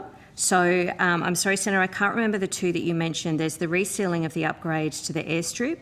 There's the Elliott Arts Centre feasibility study and the affordability trial at Aboriginal Hostels Limited's Tennant Creek facility. So they're the 3 initiatives, and there's been progress and quite substantial progress against a number of the other commitments under the deal. You're obviously aware, Senator, that a number of those commitments are not short commitments. The deal, I think I'm correct in saying it's a 10-year deal, and so a number of commitments are run over a number of years, but I'm happy to run through progress that's been made on some of the other commitments, Senator, if that would be helpful. Well, before we do that, I do want to go to the Alpurulum Aerodrome, which you did mention, and that was actually funded under the existing remote airstrip upgrade program. So this project would have happened without the BRD, wouldn't it? Senator, I honestly don't know the answer to that, but the way that the regional deals work is it draws in the right investments from across a range of different portfolios, and in this case across our own portfolio. And so we don't necessarily have just a single appropriation for the whole of the deal. that covers everything under the deal. Often at the back end, in terms of how the budgeting works, the deals draw different funding sources from different programs, different levels of government, different portfolios. So in this case, my understanding, Senator, is that it drew funding from an available program that was fit for purpose as a mechanism for delivering that particular project. So how much of the $78.4 million is actually new money, and how much is from existing programs? So I'm just looking at the Australian government expenditure details that I have in my brief and just checking that we don't have my department colleagues online yet, because they have all of these details to hand, Senator. We can see them. I don't think they have sound. So there were different funding sources for the different projects that are funded under the Barkly Regional Deal. Can I just make a general... And what were they? Do you want to name those? Sorry, Senator? Senator, do you want to name those programs? Could I just make one general point with the deal model is sometimes it's projects in other programs that we access unallocated funding through an existing programmatic arrangement, so we don't have to set up new program arrangements. So whenever there's a thing that needs to be done in sort of a deal location, we look for the best existing model for delivery so that we don't have to re-establish a new delivery model. So just because it goes through a program that's pre-existing doesn't necessarily mean either it's not new money or not money that wasn't allocated to that project previously. And Senator, the total deal value, as you say, is $78.4 million. The Australian government contribution is $45.4 million. In terms of where funding was drawn from, there's actually quite a long list here of the different funding commitments and what funding mechanism has been used to deliver those. I'd be very happy, if we're pressed for time, Senator, to table those so if you could have that information rather than me reading through line by line. Well, it sounds, when you say a long list, I imagine, over 20 programs? Well, there's 28 commitments that I have here, Senator, under the deal, and we're very happy to table this information for you. I'm sure we could do that today. If you could, and can I just ask, where are the department staff at the moment? So my departmental staff who work on the Barkly Regional Deal are in our conference room in Alinga. We've been trying to manage numbers because of the COVID restrictions, Senator. So we had plans to have some staff in the department virtually and a minimum number of staff up here in Parliament House. They're virtual. They're just... So you're not expecting anyone from the Northern Territory? I guess that's, I was just not sure. Senator, yes, Senator, we work very, very closely with a range of colleagues in the Northern Territory, but our staff who work on the Barkly Regional Deal are actually based in Canberra. But we do work very closely with the backbone team that's been established to support implementation of the Barkly Deal. And we do have, there are staff on the ground in Tennant Creek, I believe, as part of the backbone team supporting implementation of the deal. I'd have to just double check the details of that on notice for you though, unfortunately. Thank you. So you mentioned earlier the $45.4 million. How much of that from the feds has actually hit the ground in Tennant Creek? So Australian government expenditure as at the 31st of August 2021, $5.07 million has been provided to the Northern Territory government for a number of completed milestones. I could list those if it's helpful. And that's part of the $10.74 million project agreement with the Northern Territory government. And in terms of other Commonwealth contributions to the deal, there's a $7.6 million BBRF project, and that is for youth infrastructure. My assumption on that BBRF project, Senator, is that it will be set up like our other regional program grants where we're paying for milestones. So I just have to check on that one, which milestones have fallen due. There's also the $15.4 million that's allocated to the Bureau of Meteorology for the Tennant Creek weather radar. And sorry, I do have in my notes, Senator, that under the BBRF funding agreement, the first milestone payment of $1.2 million was provided in September 2021. And with the weather radar, my understanding is that the Bureau of Meteorology has ordered the radar equipment and tower for the Barkly weather radar. And so my assumption is that if there hasn't already been expenditure associated with that, there soon will be. I know the weather radar is of concern for people in the Barkly region, but there are also other concerns like the lack of affordable childcare, which was identified as a major issue for this particular program. How many extra places have been made available in Tennant Creek as a result of the Barkly deal?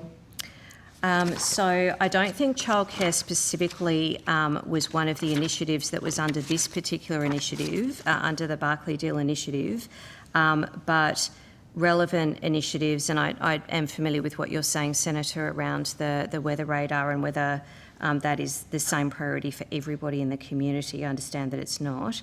But there are other initiatives as part of the deal, including the Youth Support Initiative, new social and affordable housing, the boarding facility in Tennant Creek. There's also been the construction of 10 new houses by the Northern Territory Government for employee housing to free up social housing stock to help reduce overcrowding. And one of the longer term initiatives under the deal that isn't so much about lots of upfront money being spent, but is a really important longer term reform, is around the Government Investment and Social Service Reform Initiative, which is really about how do we improve the delivery of government social service investment across all of the different agencies involved at all levels of government to make that much more community focused and easier to access. Can I just go to, you do actually have childcare places here, the document that you provided to Senator Sterle in our questions earlier, and it actually says here with childcare places that the status is on time, increasing attendance, increasing childcare attendance in Tennant Creek with government, the community and prospective childcare providers. So my apologies, Senator. Yes, my apologies, Senator. I was wrong. So I'm just looking at my notes again, and you're absolutely right. The commitment number 22 is around childcare places. That commitment. And so how many childcare places? So I'm sorry, Senator. Without having my colleagues online, I don't. Colleagues in Allinga Street, are you able to turn your sound on? Have you fixed the technical issue? We're connected now. Can you hear us? My colleagues will be able to answer you, Senator. So, Mr Mackay, can you please answer the Senator's question about places? Certainly. Apologies for the connection issues, Senator. The latest advice that I've got on the childcare commitment number 22, is that the proposal prepared by PricewaterhouseCoopers Indigenous Consulting, Anglicare and Connected Beginnings has been considered by the governance table for the deal, and that work has begun, led by Connected Beginnings, on the development of a regional childcare service model, and that there's engagement with both service providers and the community underway at present. I don't have a number of places in my notes. I would have to take that specific detail on notice. So the reason why the Barkly Regional Deal was established in the first place was in regards to a terrible incident that occurred in Tennant Creek relating to a 2-year-old. And you're saying now, 3 years later, that you still don't know whether there's any support for childcare or anything to do with the children in Tennant Creek.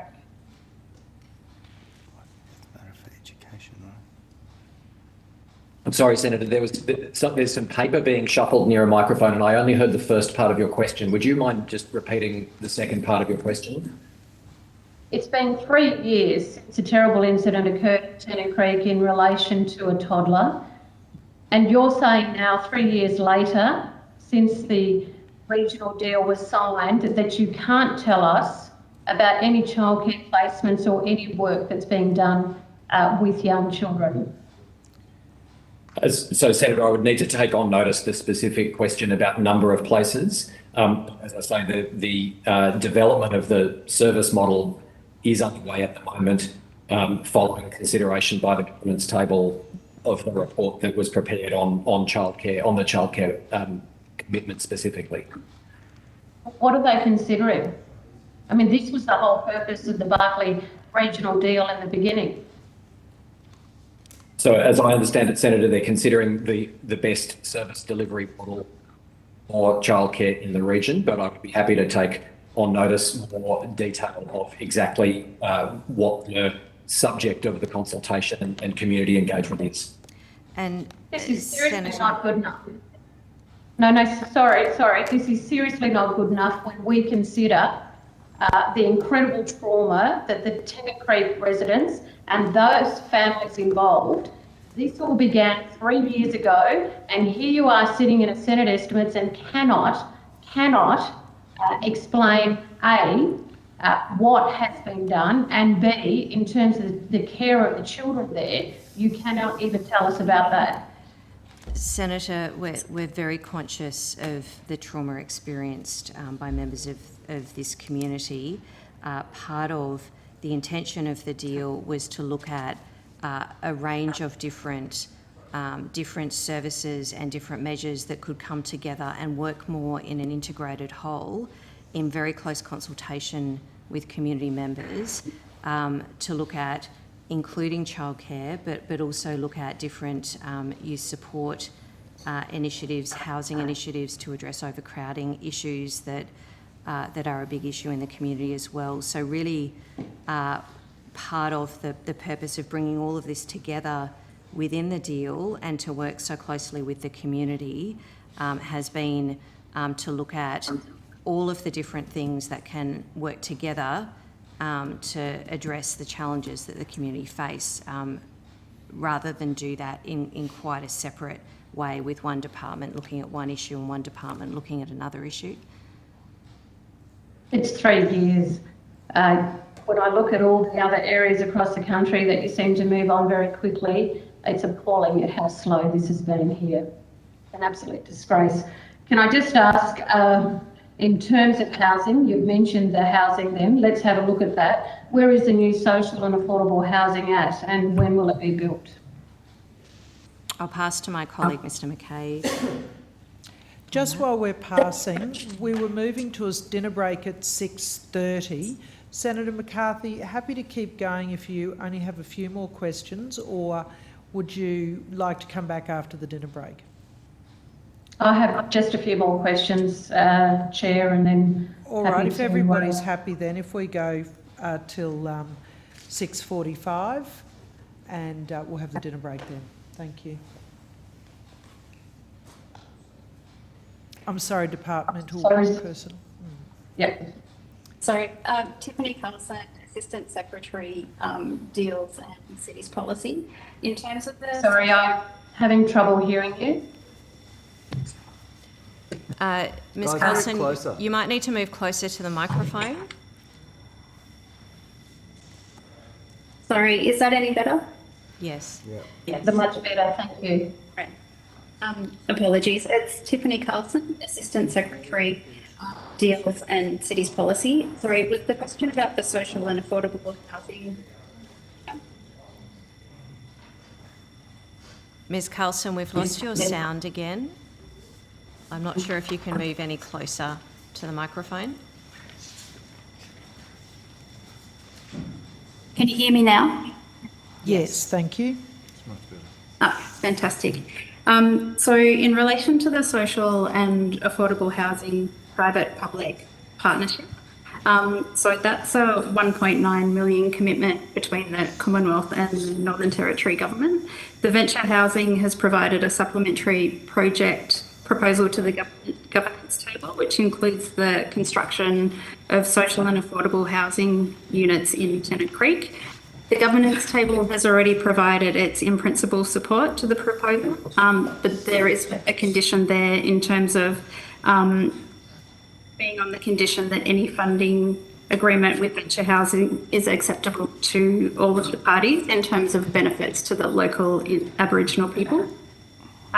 The Assistant Minister, Minister Marino and Minister Yubo have provided support subject to the project supporting at-risk Aboriginal cohorts such as women experiencing violence and those experiencing housing stress.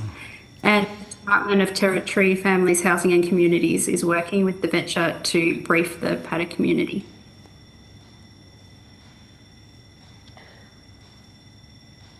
I had trouble hearing a lot of that, but I did hear most of it. I'm just going to go to the another section here with the Government Investment Services System reform. You said there that in this report here, improvements to the delivery of government services in the Barkly, including an assessment and review of existing government-funded services. Is that review available? I'm not sure, Senator. I'll need to check and come back with the answer on whether that one's public or available. Okay, well, while we're still on reviews, you also spoke about a feasibility study in regards to Elliott and the viability of an Aboriginal Arts Centre. Where would that feasibility study be at, and is that available? Talking to.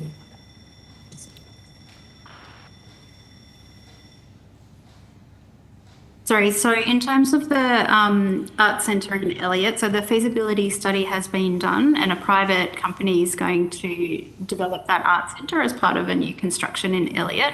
We're expecting the completion of that to be at the end of next year, 2022. In terms of the public release of the feasibility study, I just have to check whether that's commercial in confidence or if we're able to share that one with you. I'll take that one away as well. Take that question on notice? Yes, thank you, Senator. And who's the private company building the Aboriginal Arts Centre in Elliott?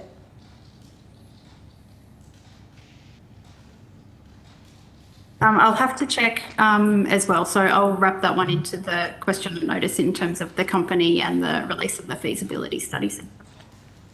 Can we just talk quickly about the Barkly Local Community Projects Fund? The fund will deliver high-impact community identified projects in bush communities and homelands outside of Tennant Creek. Can you name those communities and homelands and what kind of projects do you have it?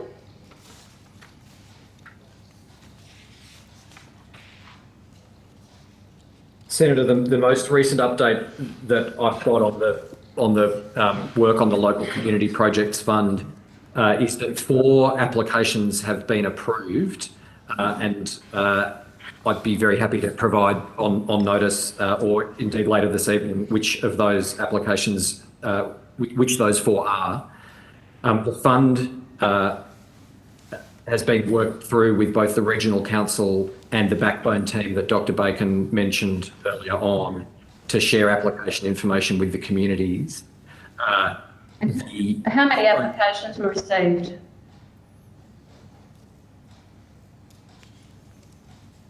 I will need to come back to you on that question, Senator. What I've got is that a total of 5 applications have been endorsed and approved, but I don't have the number that have been received. I'm very happy to see if I can come back to you this evening with that number, or if not, to fold it into Ms. Coulson's answer on notice. So of the $6 million for that initiative, how much remains?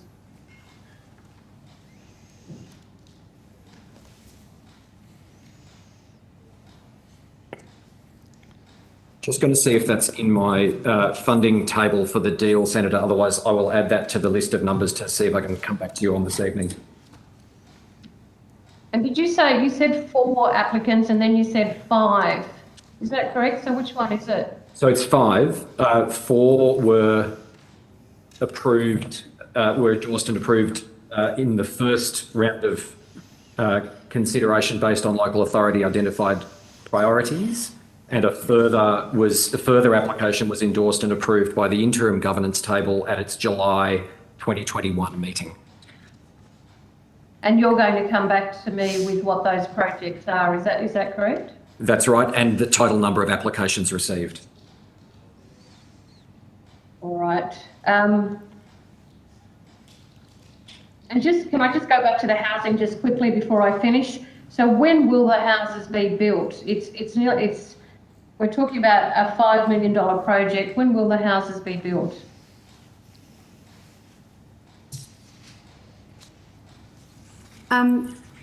Senator, in terms of the various housing projects, there are a range of different housing projects that make up the housing package overall.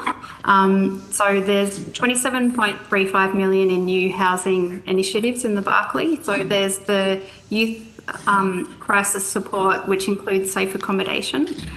There's also the new government employee housing that will free up the housing stock.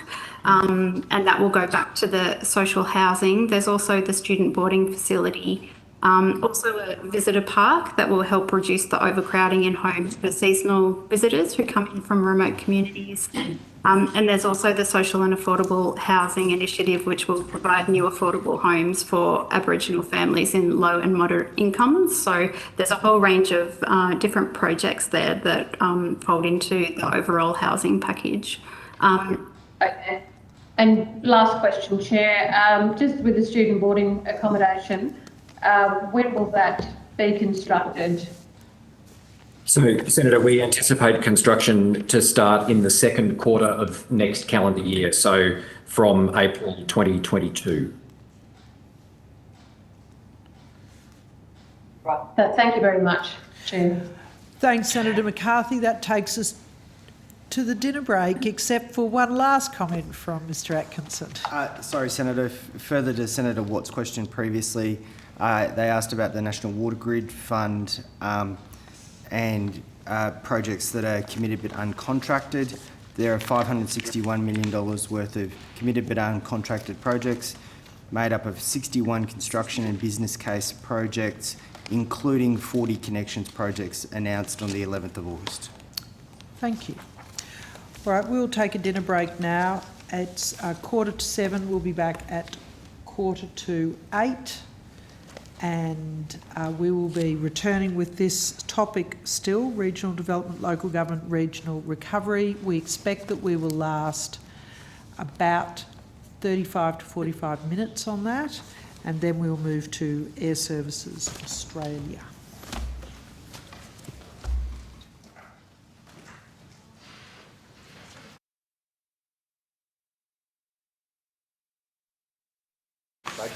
Great to be here, terrific. Welcome back. And Senator Watt, for those people who are watching, we are continuing with regional development, local government and regional recovery. Air Services Australia is next, and not too far away, we're hoping.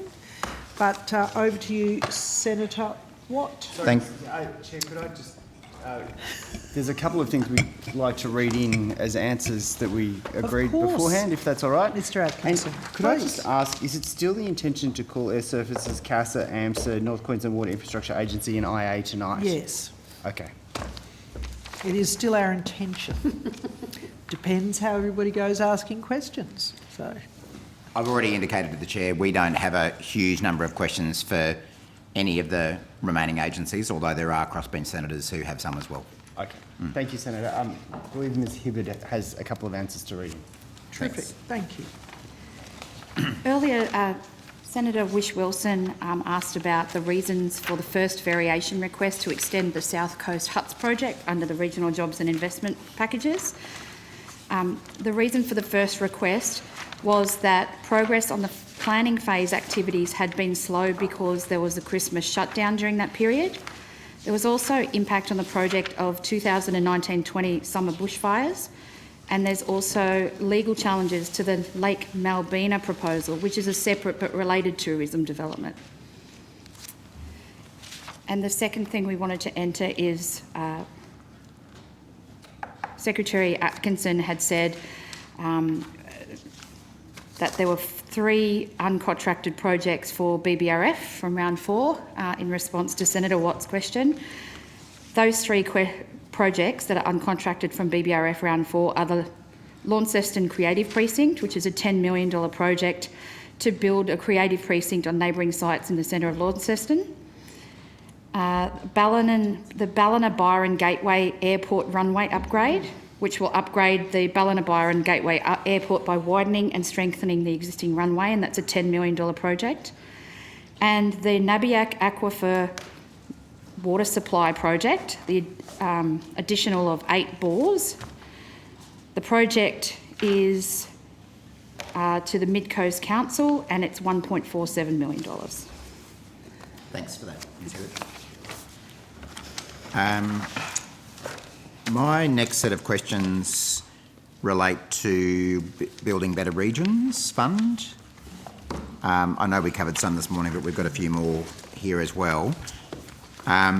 Minister, you'd be aware, in fact, I think you featured in some of the media coverage over the last couple of days about the disparity of funding received under this program by coalition-held seats as opposed to opposition-held seats and also marginal seats. You've seen that coverage?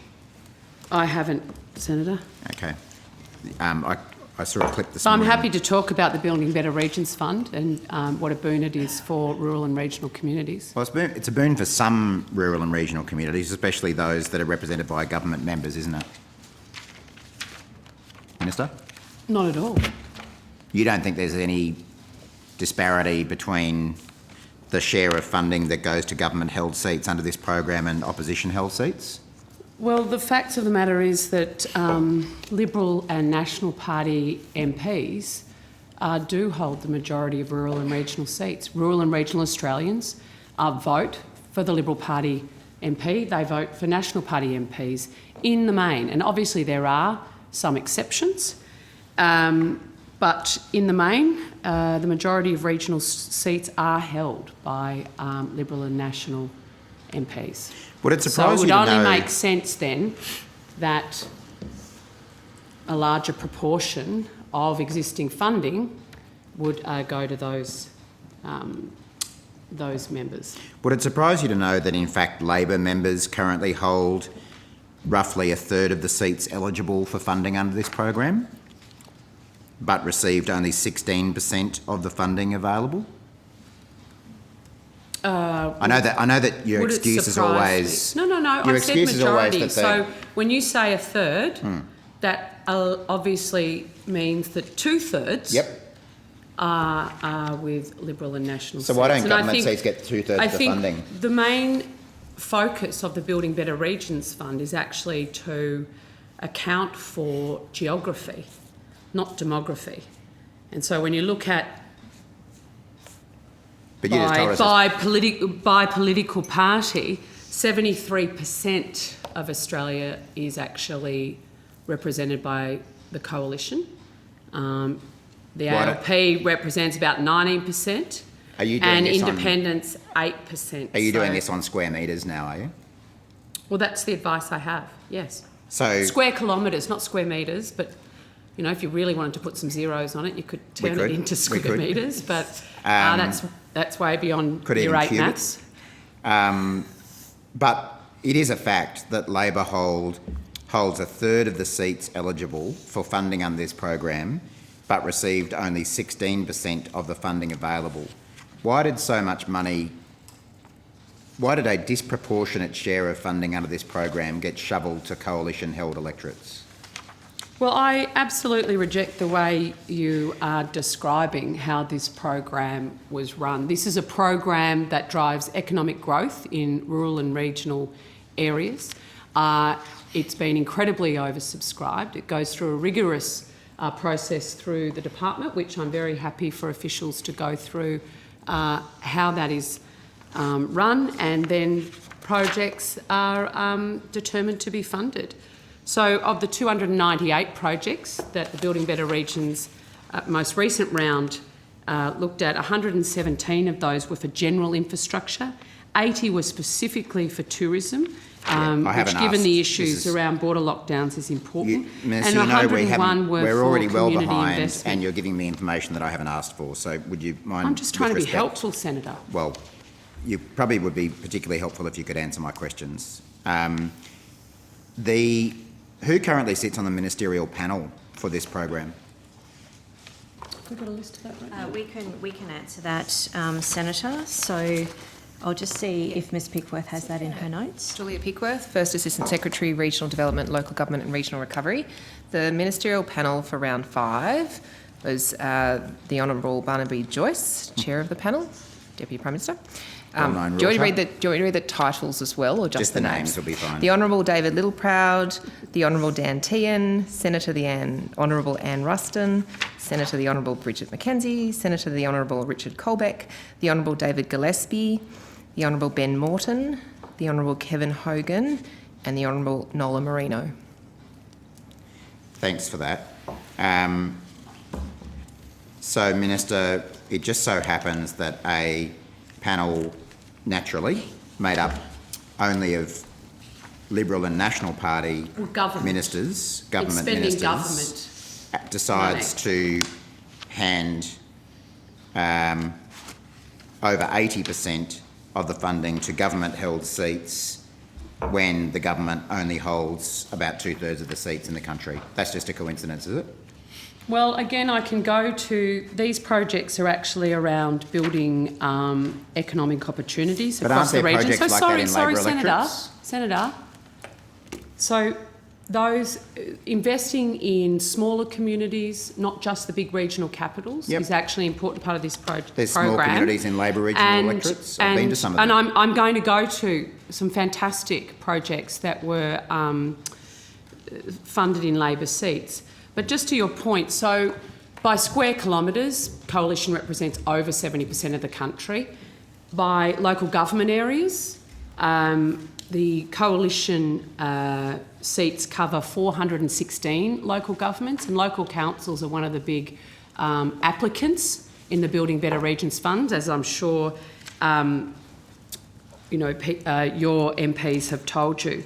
The ALP only covers 143 local government areas and independents 42, which is about 7%. So whether you're looking at it by square kilometrage, whether you're looking at it by local government areas who are in the main, and I'd be interested if the department has any statistics around if all the proponents, all the applicants are local government areas. But given that that's how a lot of this is determined. Can I just remind you, with Coalition respect, holds Minister, almost 70%. we ask the of that. questions. You don't get to pose questions to departmental officials to wind down the clock. We've got hours together. Well, we actually don't. I understand in round 3, 112 of 330 projects were approved by the panel against departmental recommendations, and in round 4, it was 49 out of 163 projects. I'll have to get that confirmed by officials. That sound right, Dr. Bacon? No, Senator. I think it would be good if I could clarify that. There are 3 categories of projects that we advise on in our assessment advice to the ministerial panel. As we've talked about earlier today, we've talked about the advice we provide for projects that are eligible and value for money and projects that are eligible and not value for money. For projects that are eligible and value for money, there are essentially 2 categories that comprise that. There are those projects that are eligible and value for money within the funding allocation, and there are projects that are eligible and value for money but fall outside the available funding allocation that was announced in budget for the particular round. And Senator, when you're referring to round 3, the wording that the department drafted in that round 3 letter to comply with the Commonwealth Grant Rules and Guidelines should actually have been clearer. The letter actually went further than the CGRGs require and reported on projects in Category 2 that were value for money but beyond the budget funding allocation. So consistent with our continuous improvement approach, Senator, we've improved the wording that we use to comply with that particular section of the CGRGs. but essentially all of the projects from round 3 were eligible and value for money. Okay, so, but the bottom line is, your evidence is that for round 5, no projects were approved by the ministerial panel that weren't already recommended by the department? That's correct, Senator. And how many, you said that there were 1,085 applications, of which 298 were successful. How many green coloured projects, as in those that were eligible and value for money, did not receive funding? So I think we're starting to get into the details of the advice that was provided to the ministerial panel and then to Cabinet. I'd probably need to take that on notice, Senator, just to... Do you want to... I should have pulled people up on this earlier in the day, but do you wish to claim a public interest immunity? Well, I think, Senator, that we will take on notice and see what we can provide, but it may be in the nature of our advice into Cabinet deliberations, which ordinarily I think is in the public interest for us to be able to do that in a way that remains private for governments of all persuasions going forward. Yeah, I suppose I just want to make sure that we do this the right way, where it's actually a matter for the Senate to decide whether to grant a public interest immunity or not. So you want to take it on notice, but so at this point in time you don't want to claim any immunity? It depends on what you're asking for, Senator. Well, I'm asking how many projects did the colour-coded spreadsheet the department provided, how many of those projects were coloured green, so were eligible and value for money, but were not approved? So we don't have that, but so we would take it on notice. The question is to whether or not we will be able to provide you the answer anyway. What proportion of the projects that were deemed eligible and value for money were in government-held seats? Senator, I don't have that information. We actually don't do electoral analysis as part of the assessment process that we undertake for providing advice to the ministerial panel. So that would be a decision of the Minister's offices if they wanted to take that into account? Well, the published guidelines actually set out the factors that the ministerial panel will take into account. So when the department provides its advice, the department provides an initial ranking. The guidelines explicitly allow the ministerial panel to take into account other factors. It includes the spread of projects and funding across regions, the regional impact of each project, other similar projects in the region, previous funding and government priorities. So that's set out in the published guidelines, Senator. So, Minister, maybe it's then a question for you. What I'd like to know is, of the projects that the department considered to be eligible and value for money and presented to the ministerial panel, what proportion of those projects were in government seats as opposed to non-government seats? Yeah, I don't have that detail. Okay, because we know... And I'll be unable to get that for you, Senator. You'd be unable to? Yeah, I don't know how I would get that if the department doesn't have it. Well, what the department effectively just said is that they don't take into account the seats that projects are in, but what I'd like to know, I find it hard to believe that government ministers and their officers didn't take that into account given the record of this government with funding programs. What we know is that government-held seats got about 84% of the funding through this round. What I'd like to know is whether 84% of the projects that were recommended in the sense of being eligible and value for money were projects in government-held seats. Yeah, I can take that on notice for you, Senator. I did just want to... you keep going to the quantum of money, and I did want to make a couple of points around that, if I may. Sometimes a very relatively small amount of money in the context of this program can actually still be quite transformational to a community. So, for instance, you know, projects of, so only defining as the benefit being the amount of money, I think undersells just how transformational some of these projects are in these smaller communities.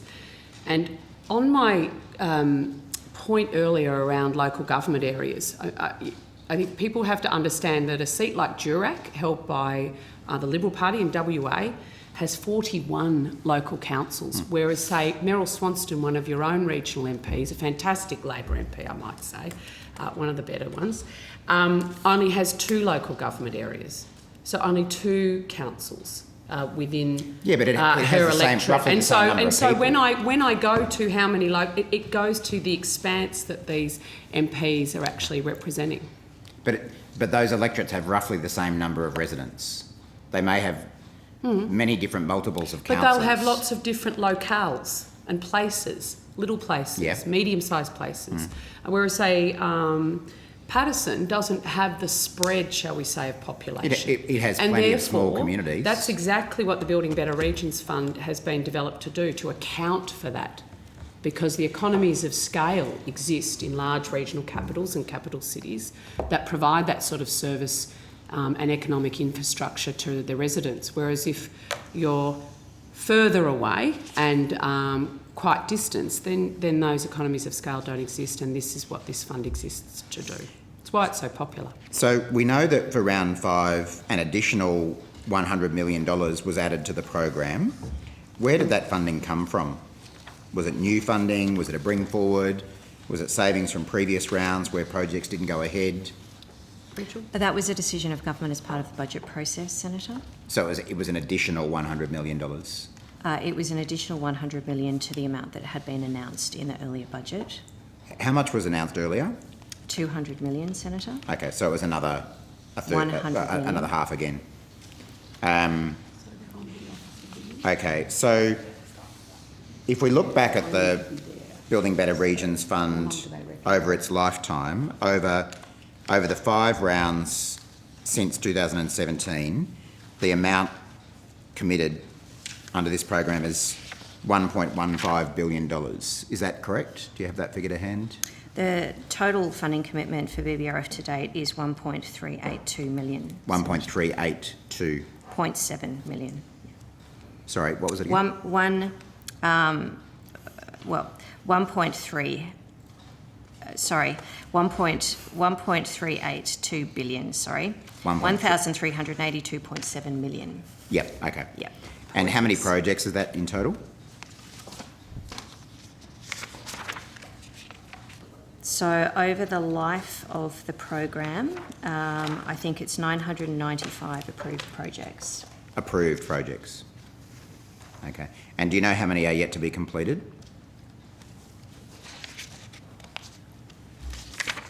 Just checking if I have that information.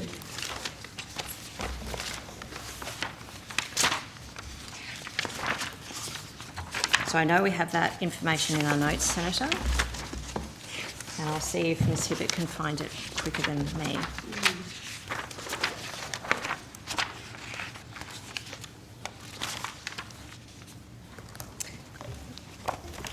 I think I've found it for you, Senator. So the total number of projects completed, and this is for rounds 1 to 4. Just conscious that my information here, I think, is as at 31st of August. So total number of projects completed is 632 projects. That leaves 322 projects that are still active currently. Okay. The information that you've tabled already today, the large quantity of documents, does that take us through, does that advise the status of projects approved under this program? So I'm just looking for my summary. Well, my actual question is, could you please provide on notice projects in each round which are yet to be completed?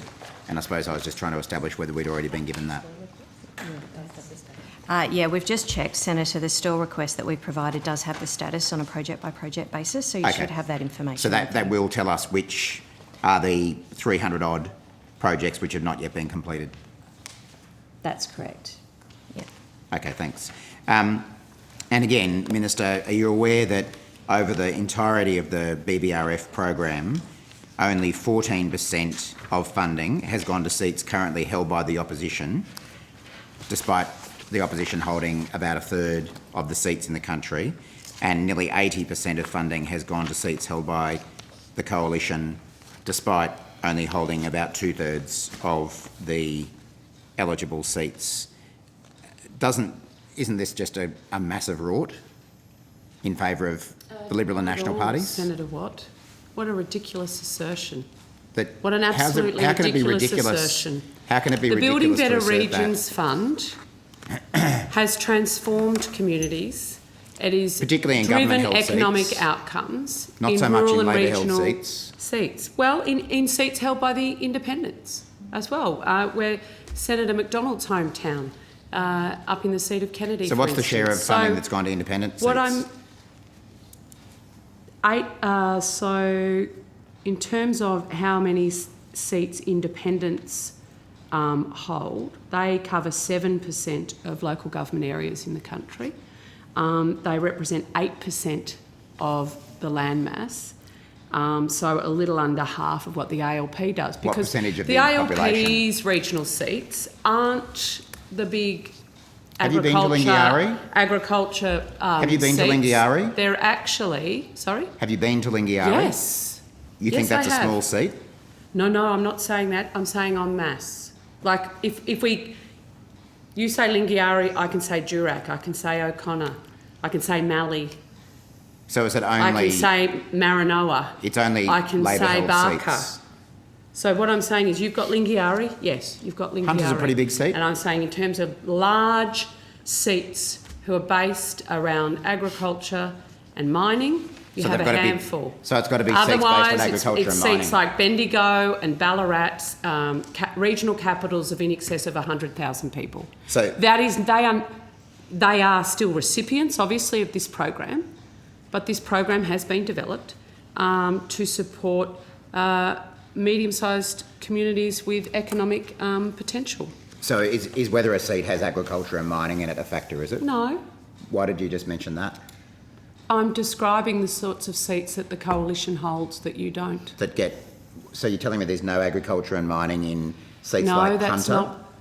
Senator Watt, The Hunter Valley? I don't know what you want me to say. Wine I'm not growing? going to Horse characterise studs? this Coal mining? transformative program the way you want me to.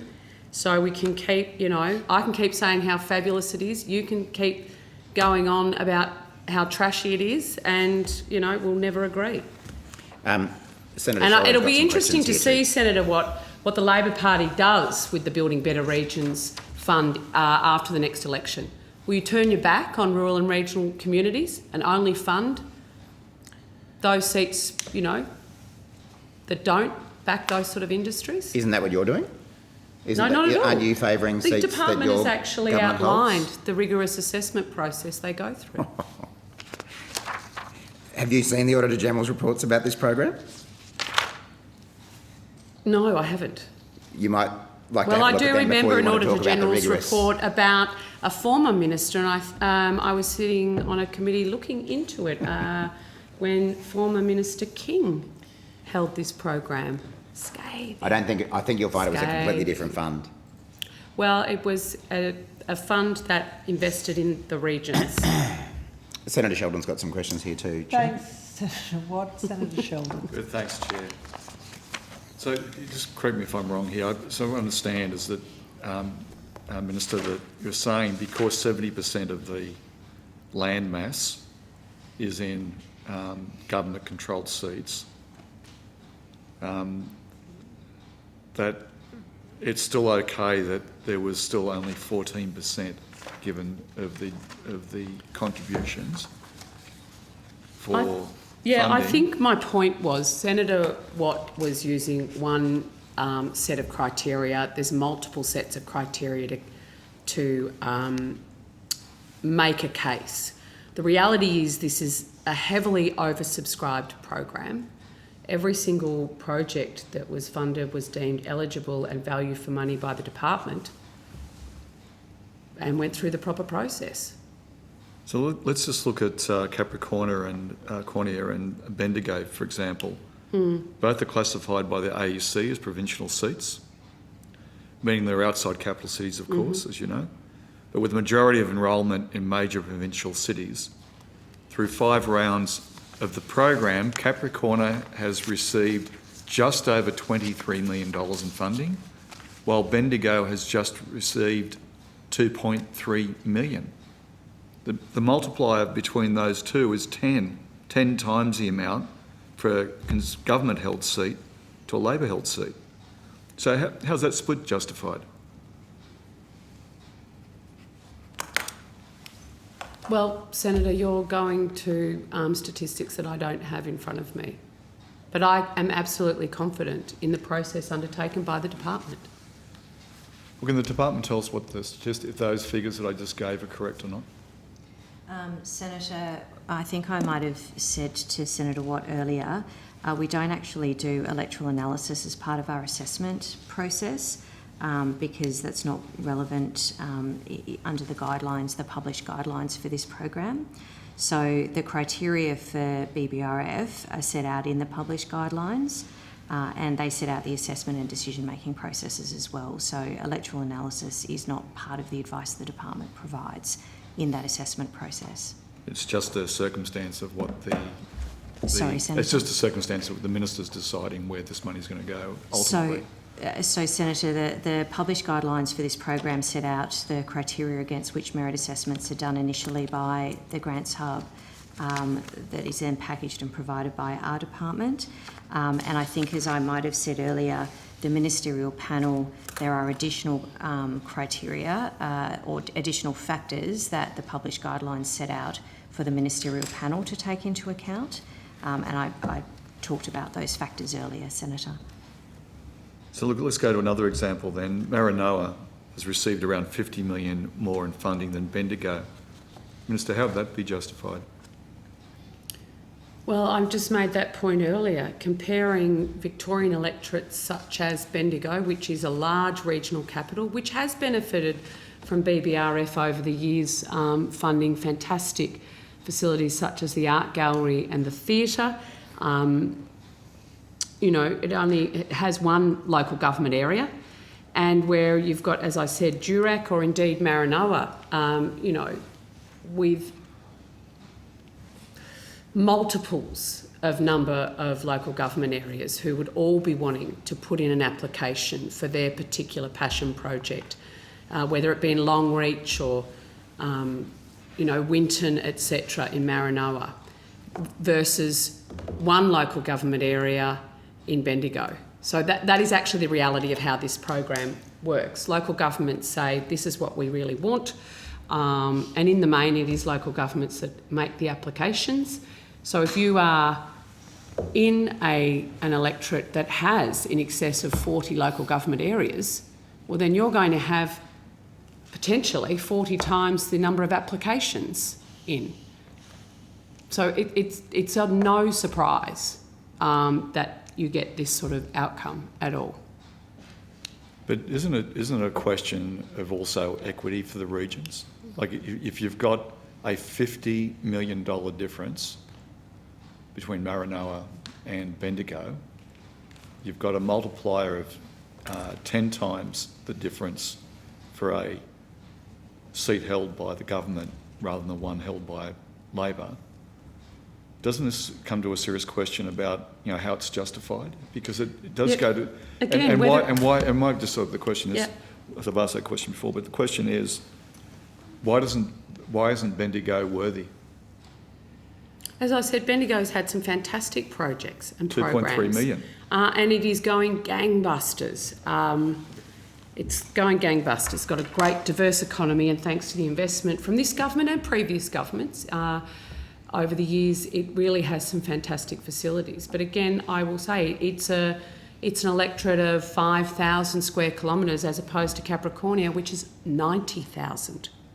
So it just doesn't make sense that there's some sort of level you argue they should get the same amount of money, and I, as a National Party MP, would argue that geography does matter. So what would be relatively comparable people within the electorates, that doesn't matter? Well, this fund is specifically set up to drive economic growth and create jobs outside of Australia's major capital cities. Now, I think to anyone in Longreach or Winton or Orbost or Orange, Bendigo being in excess of 100 and, I don't know what it is now, maybe 110, 20,000 people, an hour and a half, 2 hours on the train from Melbourne, airports going gangbusters, it's not comparable. Well, I guess I'm comparing... But it's not, and I would never say it's not, and you're trying to say, they're not worthy. No, of course they are. But at some point, decisions are made in government.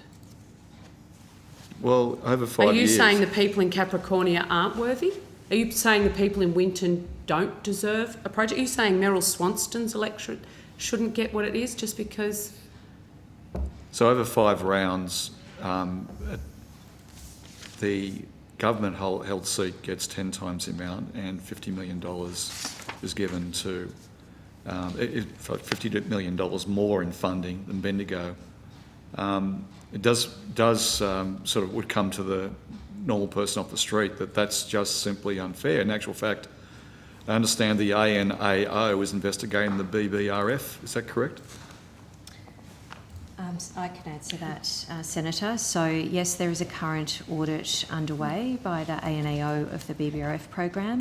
And we've had other programs previously that have come onto the audit program of the ANAO, so we see it as reasonably standard practice for our programs to be audited as part of that regular schedule of auditing year by year, and we certainly welcome the scrutiny of the ANAO, which they're undertaking at the moment, Senator.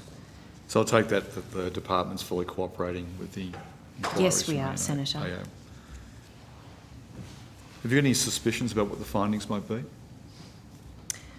Senator, from previous audit reports that the ANAO have undertaken on other programs, they've provided some very helpful insights and recommendations about process improvements, for example, how we could make our briefings clearer, our recommendations clearer when we provide advice to government out of the assessments that we do. So there's been a range of process improvements that we have had for particular audits of programs that have been undertaken previously, and consistent with our continuous improvement approach, what we then seek to do, where we've made process improvements in response to an audit for one particular program, we work to make sure that any relevant process improvements are then translated across all of the programs that we administer on behalf of the government. The Minister was reciting a series of vague criteria about what would be actually spent on each electorate. Is that criteria, Minister, is that written down somewhere? What criteria? Well, the criteria you're putting to me about the land, the mass size. Well, I was putting those statistics, I guess, to you as a counterfactual to your assumptions that we hold this many electorates, we hold whatever it is, 16%, therefore we should get 16% of all the money. And I've tried to outline to you that sometimes it isn't just all the money, sometimes a project can transform a community for a relatively cheap amount. So only comparing the amount of money as the only indicator of success or investment, I do think is not the only way to look at it. And I was also trying to suggest that you're saying, well, we've got the same amount of people here and the same amount of people here, they should get the same amount. No, because that group of people is spread out over a much broader geography, and so that needs to be recognised, and that's what this fund seeks to do. I just go to this question that I understand there's one more round. Oh, sorry, I'm just not quite clear again. A criteria, what is the criteria that's used? You've mentioned a couple of examples again. Are they criteria or are they just, No, you know, to me, thought it's a way bubbles? of looking at, like, you're putting a proposition to me of what equity looks like, and I'm putting to you a proposition of what, a different way to look at it. But could you're be, in government. From my perspective, you're in- as a National Party minister. You're in government. What I'm trying to ask you, or what I am asking you, and that is that, do you have a criteria that you apply when you make those decisions, or is it just the vagaries you've just been giving to us now? Minister, we could answer. Yeah, thank you. The criteria, if that's helpful. We don't do that. So I'll ask Ms Hibbert. The criteria are set out in the published program guidelines for the program. So I might ask Ms Hibbert to give you an indication of what are the merit criteria that are assessed by Can I the grants. don't know whether that's, thank you for that offer to do that. I'm not sure if it's, you might tell me that it is, but I don't know whether that's actually necessary, because the point I'm going to is that there is a criteria that's used by the cabinet ministers about making decisions about who gets jumped over the top of and how the final allocation goes. So that's the point I'm putting to the minister. What is the criteria that is used? Because the only criteria that can appear on the surface is that substantial amounts of money are going to government-held seats and not to other seats, other than certainly marginals that they're targeting. So, Senator, there are criteria that the department take into account, and also in the published guidelines there are factors that the ministerial panel can have regard to that are also part of the published guidelines. I did read those ones out before. Yeah. If it's helpful, we could read out the criteria that the departments consider. That's right, if you've- but both are set out in the published guidelines, Senator, for this program. Well, can I don't need to hear it because it's on Hansard, but what I'll ask the question is, the minister's just given a descriptor about how she does make a decision, because she's a decision maker. How's that criteria fit with the criteria for the Ministerial Council? So everything the minister said is consistent with the criteria the factors that are set out in the program guidelines for the ministerial panel that it may consider, Senator. Well, I understand there's one more round funded, which are, what are the timelines for round 6? I'll ask Ms Hibbert to answer that question. The plan for round 6 is that the guidelines will be released towards the end of the year, so November sometime, and announcements should be made around the middle of next year. So successful projects around the middle of next year. Good, thank you. How much funding will be available? $250 million has been announced for round 6. Is there any additional funding that's being considered? Excuse me, Is there additional funding to the $250 million? Not at this point, Senator. The $250 million was the announced allocation for round 6 of BBRF in the recent budget. Will there be any changes to the processes to ensure a more even distribution of funding? So we're in the process of settling the guidelines now, as Ms Hibbert said. So we always look to see if there are process improvements that we can make from previous rounds. Obviously, as we covered earlier, Senator, the ANAO is currently undertaking an audit. We'll work very closely with them. We have a dedicated senior officer working with the ANAO as part of their audit process. And as they generate insights, which they will start to do over the coming weeks, we'll rely on those insights to make whatever improvements we can as we undertake round 6 of the program. So they are looking at, you are looking at the regions that receive substantially less funding and about what the criteria is. Is that what you're saying? So what I'm saying, Senator, is that we'll look at the program guidelines afresh every time we do a new round of a program and look at what improvements we can make. What lessons that we can learn from previous program rounds, and we'll take all of that into account in establishing the guidelines, including the criteria for round 6 of the program.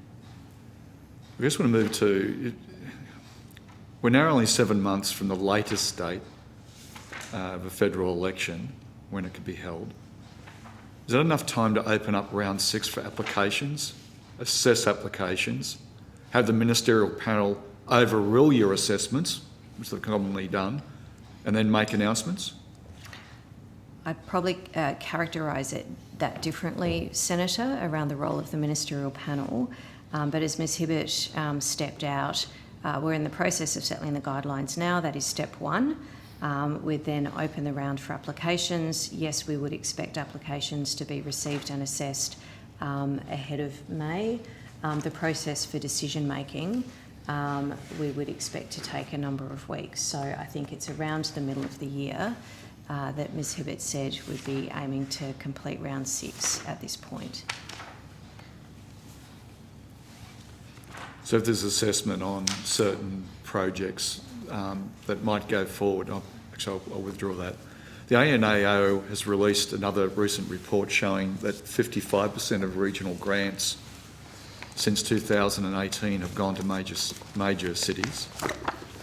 How did that happen? Senator, we're familiar with the Grant Connect report that I think is the report that you're referring to. Without further information, the basis of the ANAO's conclusions in this report aren't actually clear to us. We have a number of questions about the basis for the analysis and the conclusions that were drawn. For example, it's not clear to us which programs were counted as regional programs.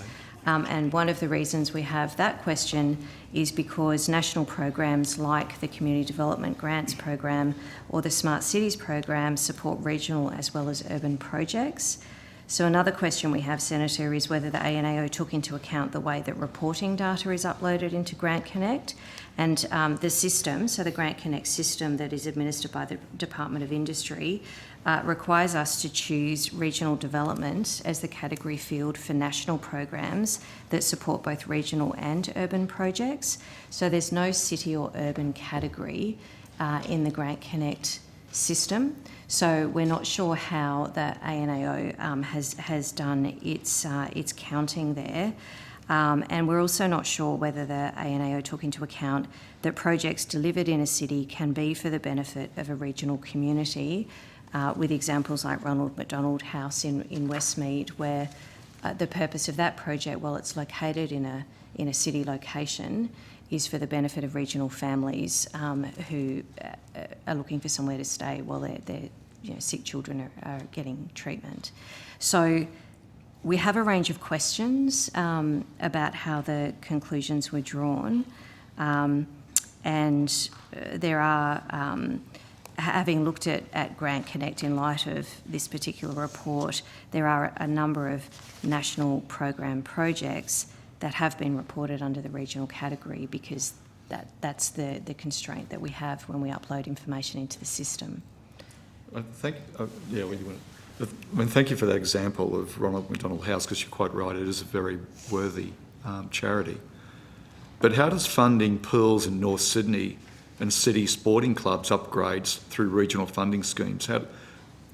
Why is the government funding those? So there are a number of urban projects that are reported. We're familiar with the media reporting around urban projects being reported in this context. So there are a number of projects that have been funded under the Community Development Grants Program, which is a national program. So, for example, you referred to football clubs. The Collingwood Football Club project that's been reported in the media, that project was funded under CDG, which is a national program. It would have been categorised because of the constraints in the Grant Connect system as in the regional category, because there's no city option to choose when we are required to choose a drop-down category in the Grant Connect system. So what's the explanation for funding pools in North Sydney out of this regional fund? So I'm not familiar. I'm not sure if you're talking about the sports facilities and change rooms program that is now administered by a different department. Sorry, Senator, just to be clear, what Dr. Bacon's saying is that those examples you're talking about aren't being funded out of a regional fund, they're funded out of CDG, which is a national fund. That's why she's very politely saying that there's questions to be answered about the data that's being relied on. Can I just check in, gentlemen? We haven't got too much longer here. Terrific. Can I take you to a couple of... You okay if I jump in here? Yep. There's a couple of particular projects in the Capricornia electorate that I'd like to ask about, and I'm pretty sure they've been funded out of one of the funding programs in this part of the department. So most recently, the Fitzroy Community Hospice in Rockhampton, which that has received, it's been announced that it will receive some federal government funding. From everything I've seen and heard, very worthwhile project. What fund was used to fund this project? I might ask Ms Hibbert to start answering your question there, Senator. So that project, the Fitzroy Hospice, was funded under the Community Development Grants Program. And we sort of established before that there's no real guidelines around that program, are there? There are published guidelines for the CDG program. They're publicly available. Right. There was some confusion in Rockhampton around how this project came to be funded, because Senator Hanson initially went out and claimed credit, said that she had convinced the government to fund that. Are you aware of any advocacy work by Senator Hanson in relation to this project? No, I'm not. What I know is that decisions of government, the government decides what projects will go into the CDG program. The government makes that decision? Just to add to that, the government, the department generally is not involved in the processes around announcements of projects. No. Minister, do you know anything about this one? We had both Senator Hanson went out initially, claimed credit for convincing the government to fund this project. Then, of course, Michelle Landry, the local LNP member, said no, it was her, but she seemed to have been beaten to the punch by Senator Hanson. Who got the funding? Because you're up in Rocky occasionally, you know what a hard-working local member Michelle Landry is. Her community has trusted her time and time again because she actually delivers for them. And Michelle had been working on this project with the Deputy Prime Minister. And obviously, you know, Senator Hanson can swoop in and try and take the glory, but at the end of the day, the local community knows who delivers for them in Rockhampton and in Capricornia more broadly, and it's Michelle Landry. So it's not, Senator Hanson was just making it up, was she? Michelle Landry worked with the Deputy Prime Minister on this project and rightfully should receive the credit. Because you'd be aware, this isn't the first time that we've seen this happen in Rockhampton. I mean, we had this farcical situation before the Queensland state election where both Senator Hanson and Michelle Landry both turned up to make an announcement for a football stadium in Rockhampton. How does it keep happening that Senator Hanson seems to secure funding and announce local projects that are being funded by an LNP government? Yeah, I absolutely reject the fact that your characterisation of Senator Hanson's involvement. She had a big check. The Deputy Prime Minister has worked with Michelle Landry to deliver projects. And honestly, Rockhampton is a better place because the LNP is representing it. And we've seen project after project, from the hospital car park to the football stadium and beyond. Michelle Landry delivers. That is why that community continually backs her and re-elects her at each election, which I hope they will continue to do because they know she's got their back. Are we going to see other occasions in Rockhampton where Senator Hanson and Michelle Landry have a bit of a fight in public about who got funding for the local electorate? Well, the government's very clear on who delivers in the seat of Capricornia and who delivers in the city of Rockhampton, and it's Michelle Landry. So why is it Senator Hanson who keeps showing up with big cheques? You'll have to ask Senator Hanson. Maybe it's about stunts. Oh, she wouldn't do that, would she? Oh, I know, right? So on this Rockhampton Stadium, a $23 million grant was announced, for $23 million in federal funding. That's also from the Community Development Grants Program, I think? That's correct. Okay. And can you provide an update on this project? Yes, Senator, we're currently negotiating the funding agreement with the grantee. Right. And when the announcement was made, what was the scope of the project? I'll have to come back to you on that, other than the fact that there was requirement to build a stadium at that location in Rockhampton. So it was a stadium. Yes. Has that scope changed? No. So the intention is still, and you're negotiating a funding agreement to fund the construction of a stadium. That's correct. Right. And what's the project timeline expected to be? I don't have that information on me. I can take that on notice if you like. And Thanks. Senator, when we are negotiating funding arrangements, which it sounds like we're in midstream of currently doing for this particular project, it's all of those details that will be drawn out as part of the negotiation to then include in the funding agreement contract. So it may be that some of these details, as we're still receiving some of these details at the moment, Senator, but we'll do as much as we can to provide you with whatever information we've got. Because when the project was initially announced, Senator Hanson, who, as we've heard, claimed credit for it, announced that it would build a 16,000-seat stadium, being 8,500 permanent, 7,500 temporary seats, and a concourse area to host functions for up to 650 guests. Does that sound like the original scope of the project? As I said, I don't have that detail. I definitely wouldn't have, I don't recall those types of numbers. It was to build a stadium in that location in Rockhampton, but I can get that information for you, Senator. Because it's been reported in the media recently that now it's proposed this will be a 7,500 seat stadium rather than a 16,000 seat stadium, and an 800-person ballroom rather than a function area for 650 guests. So again, has there been a change to the scope of this project since it was first announced? Senator, I need to take that on notice. I don't have that information with me.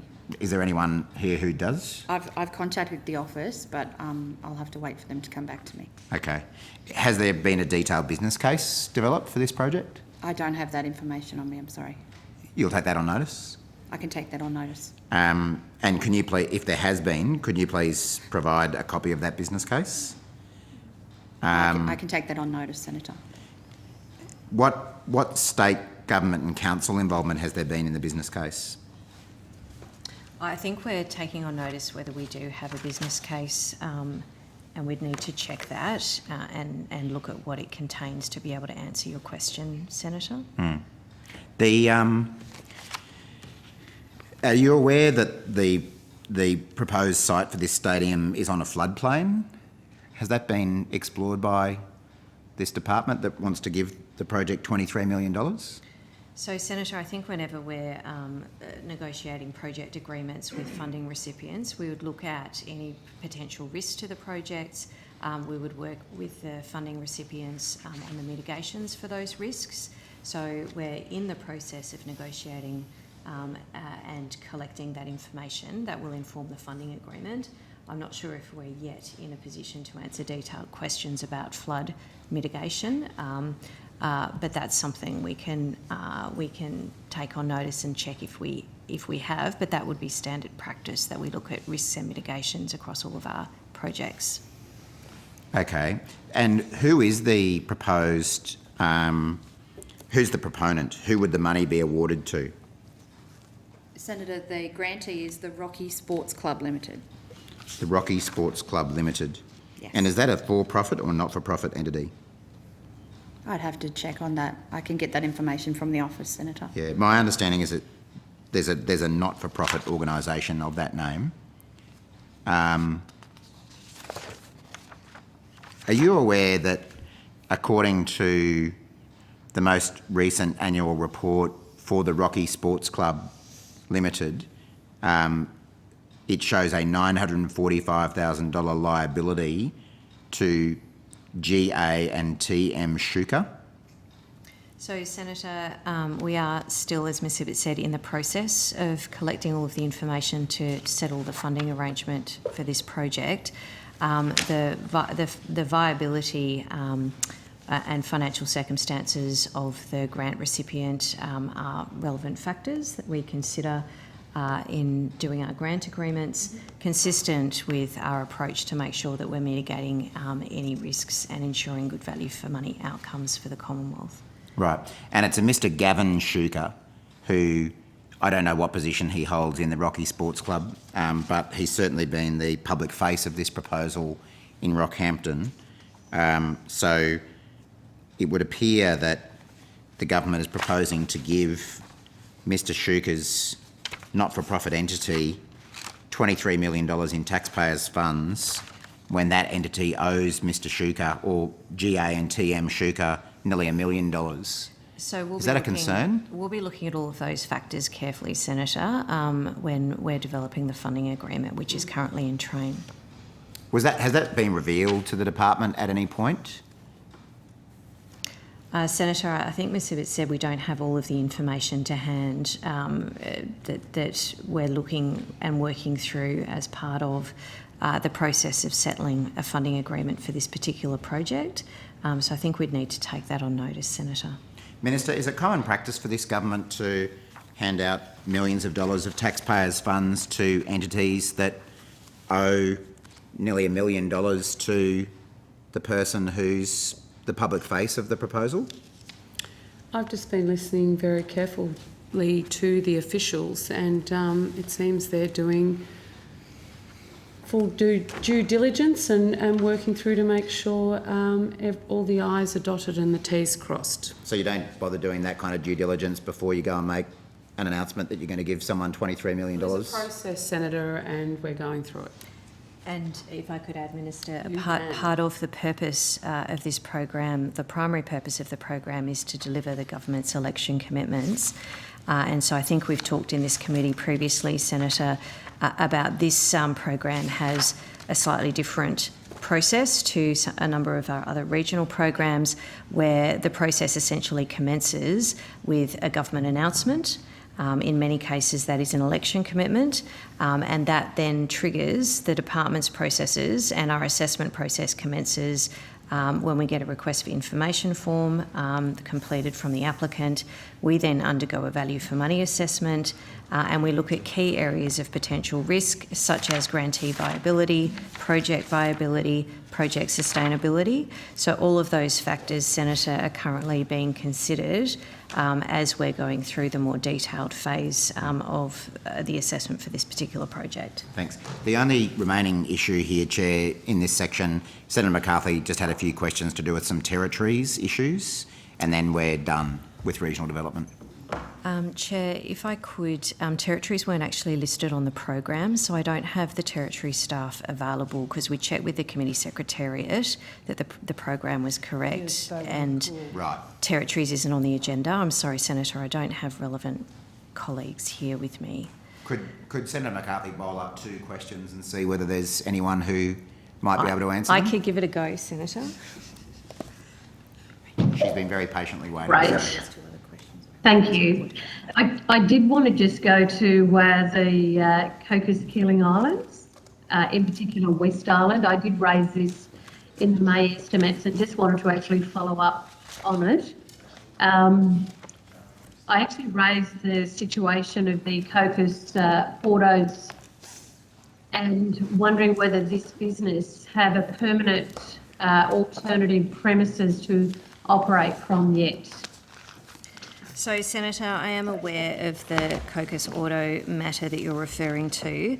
Unfortunately, the officer who would be able to answer your question isn't here tonight, because our understanding was that territories matters weren't on the agenda. So, but we can absolutely take that on notice, Senator, and I can get the appropriate officers in the department to answer your question. I know that they'll have an answer for you. This has been going on for 7 months for the families on Cocos Keeling Islands, and the Minister certainly knows about the issue. So it is important to get a response, and I had hoped that even if your department representatives weren't there, that you would actually have a response to Ms Liu and Mr O'Dowd, who've been continuing to provide an essential service to the Cocos Islands without a suitable workshop for 7 months now, and it's quite critical, especially over there. Senator, I know the relevant officer in my department has that information and could answer your question, but unfortunately he isn't with me tonight, so we'll be able to provide that to you on notice. All right. Thank you very much. Thank you. Chair, Mr McKay actually has some answers to Senator McCarthy's questions earlier. If Sure. we could just read Let's those hear into from the that. record.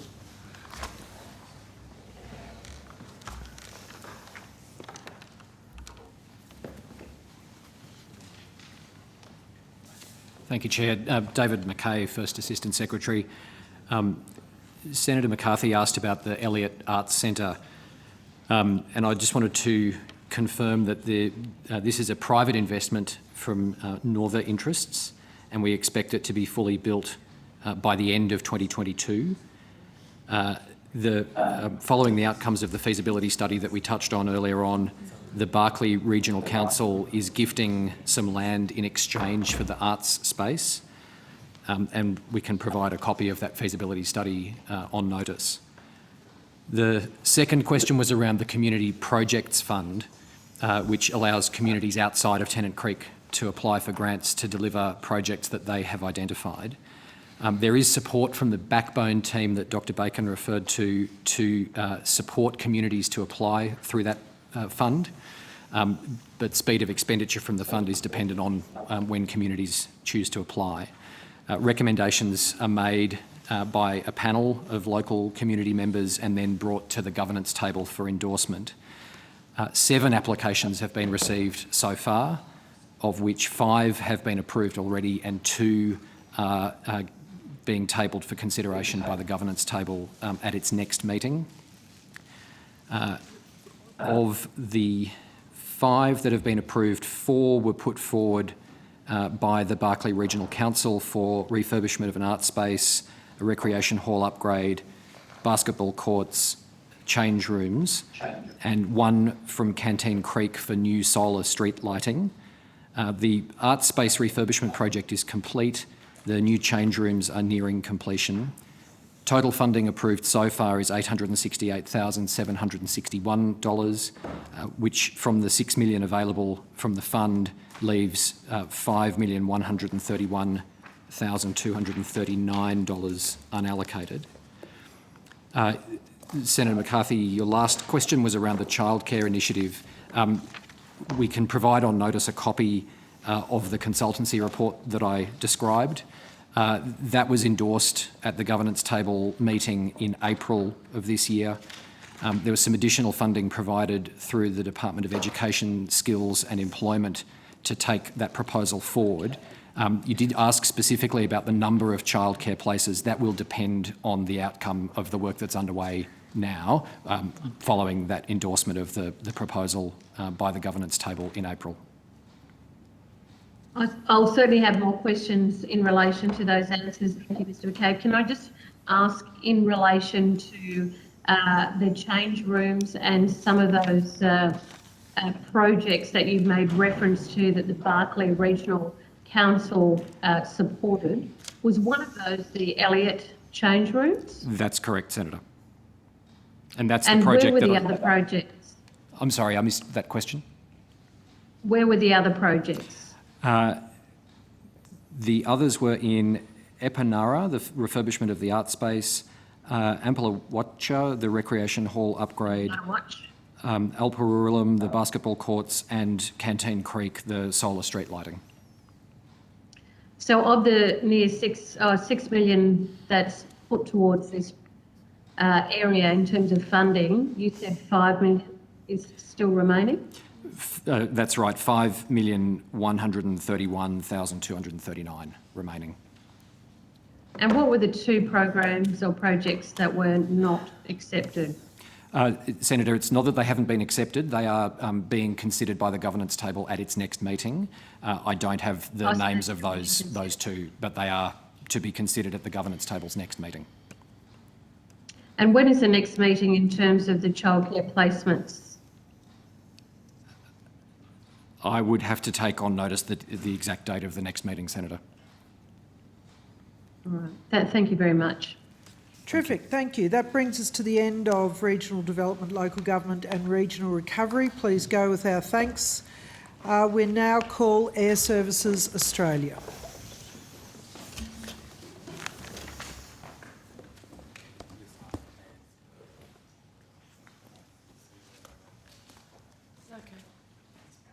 See you guys and girls.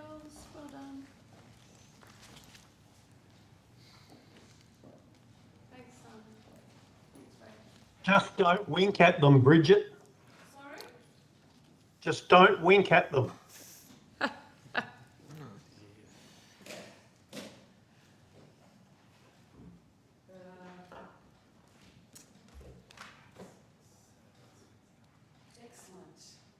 Just for the committee's information, NRRA is on in FPA, and as the responsible minister, I have to attend. So as soon as Senator Ruston gets here, we'll be swapping chairs. Terrific. Thank you for Thank these you, notes. Chair. All right. Air Services Australia, do you wish to make an opening statement? No, Senator. Thank you. We're going straight to Senator Patrick. Thank you very much, Chair. I just want to go to aircraft movements. The objective of my question to understand how we determine the health of GA. So I presume you keep a track of lots of this data. Do you feed it to as a beta? There's a bureau that looks at aircraft statistics. It depends on what the statistics are, Senator. So we would collect all the information in regards to air traffic movements that would be picked up by our air traffic system, which is stored. Some of that data is supplied to BITRE, but other comes from airlines, etc. It just depends on what their data source is. Bureau of? I think it's Infrastructure, Transport and Regional Economics. Okay. So are you saying that your statistics would be around only RPT flights? All air traffic that we manage. Okay, so out of Whyalla Airport, which has not got air services there, but might be managed by Brisbane or Adelaide or somewhere, Melbourne or something? Melbourne would do the en route airspace around, so anything that we would, if it's instrument flight rules flights, we would definitely have that information. If it's visual flight rules type aircraft, unless that they are carrying a transponder and they paint on our system, they don't necessarily have to talk to us because they're in what we would call Class G airspace or non-controlled airspace. Sure. So they just make a call as they get to the runway, let everyone know that they're about to enter the runway, and they take off and do something. Is that how Correct. It works? So how do we get a good measure of GA traffic? So actually I'll come back. Of the statistics that you keep, do you break them into say GA, international travel, RPT, and so forth? Yes, we do, Senator. Is there any possibility on notice that you could give the GA statistics that you have for the last, say, 4 or 5 years, just the total number of movements? We can provide you a breakdown of movements, which we would classify general aviation as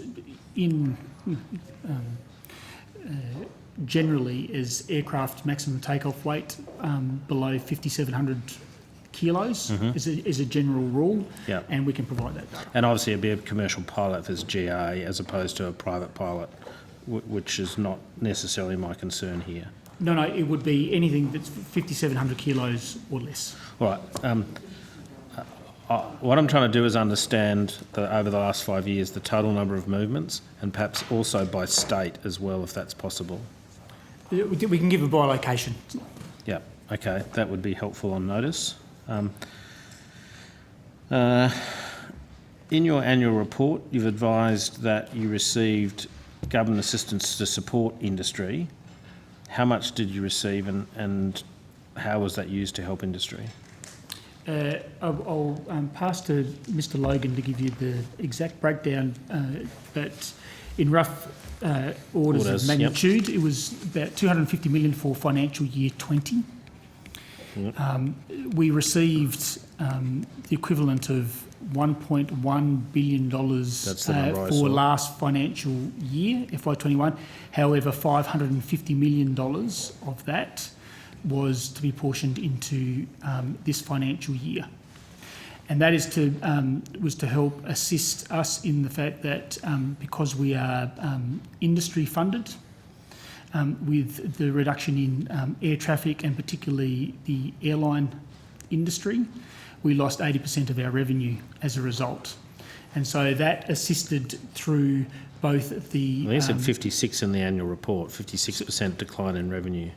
Yeah, that was for last financial year, but the immediate drop that we saw in March 20 was about 80%, and then it sort of came back. Don't tell me you applied for JobKeeper. We're not eligible for No, JobKeeper, Senator, because we're a government-owned entity. No, I understood that, but many people applied for it and then actually did okay. So that 56% decline in revenue over the year. So when it's characterised as $1.1 billion to support industry, that's not actually the case. It's $1.1 billion to support air services in the absence of your normal revenue stream. Ostensibly, yes, and I'll get Mr.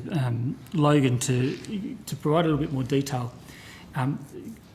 Senator, our normal annual revenue is around probably about $1.1 billion a year. With the reduction that we saw because of the airline industry pays for about 90% of our revenue. Yet we have to provide our services 24/7, 365, whether there's one aircraft flying or 1,000, and regardless of the fact that the airline industry, particularly no international traffic or minimal international traffic, the reductions that we saw in domestic regular public transport, we still saw quite heavy loads in general aviation. We saw Western Australia, for example, the fly-in, fly-out traffic continued. Intrastate traffic in Queensland was still 70% of what we saw pre-COVID. So we actually had a traffic, and in a report, even though our normal pre-COVID levels would have been about 4 million to 4.5 million, we were still handling about 3 million air traffic movements over the last 12 months. Yet 56% of our revenue dissipated. So I'm not being critical of the fact that you needed to be supported through a period where you weren't generating the normal revenue you do through, I presume, not landing fees, but it's their air traffic per mile or something, isn't it? Yeah, an honorary charge, terminal charge, and our aviation rescue firefighting charge. It's just really the characterisation that this was, in a sense, government assistance to industry, because in effect it's not. It's government assistance to air services. A portion of it was, but a portion was through domestic wavering of our fees. Yeah.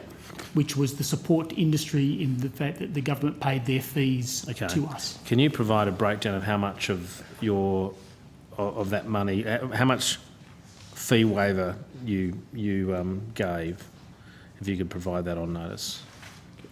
All right. So I think that's all I really wanted. I'm just curious about these the GA numbers. So anything you can provide me more information rather than less, if you have a concern about something you might give us. Be grateful. Thank you. Thanks, Senator Patrick. So you're clear on what that question on notice is? Yes, we are, Senator. Right. Terrific. Thank you. All right, Senator Whish-Wilson. Thank you, Chair. Can you hear me okay? Very well, clearly. Thank you. Right, thank you. In 2016, Air Services commenced a preliminary site investigation for PFAS contamination across the Launceston Airport to better understand potential impacts from the previous use of these legacy foams. And this included a sampling project of the airport. I understand in that sampling program, PFAS was detected in groundwater, both on the airport and also off the airport. You say in your website, Air Services will now be undertaking further investigations in the form of a detailed site investigation, DSI. Air Services will continue to work with the relevant Commonwealth and state environmental regulators and health authorities and the airport as part of a risk-based approach to responsibly manage PFAS at Launceston Airport.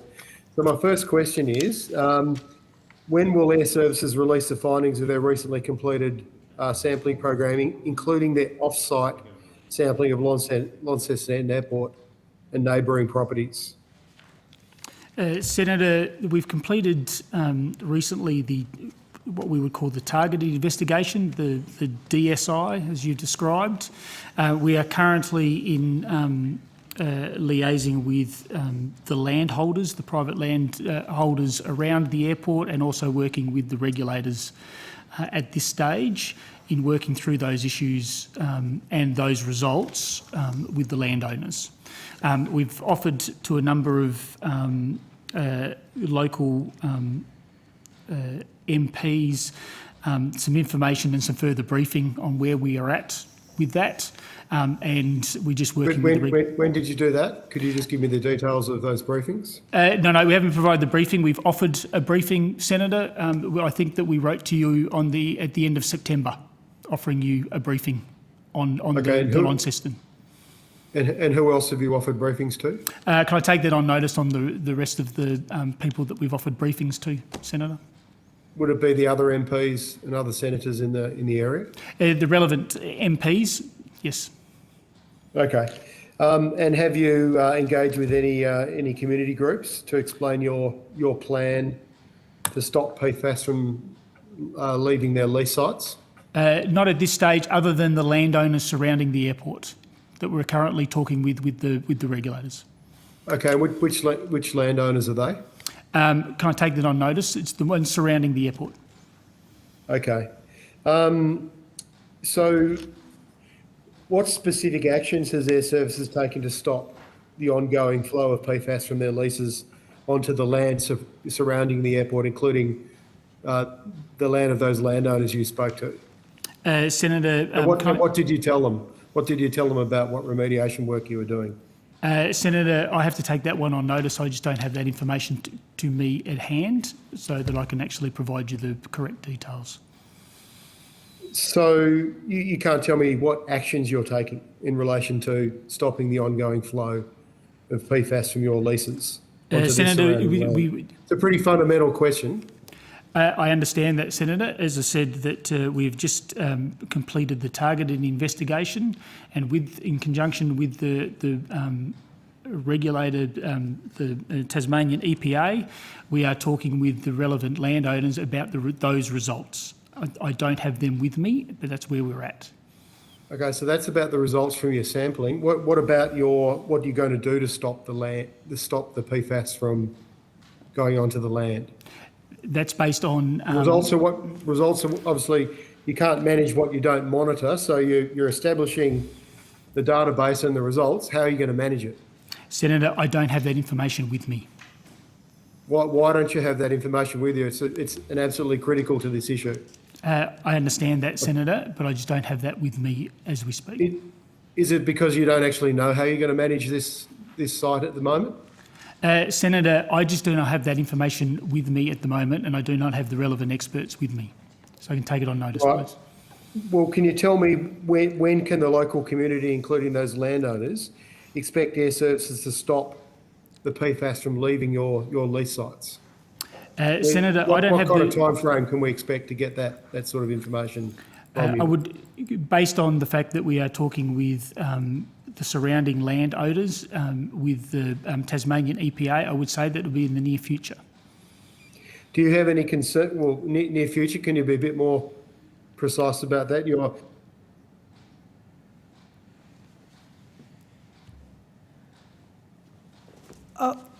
Senator Whish-Wilson, we've just lost sound. Can you check your settings and... Is that better? Perfect, Chair? You're back, yes, thank you. No, I was just saying, you started your sampling programs 5 years ago.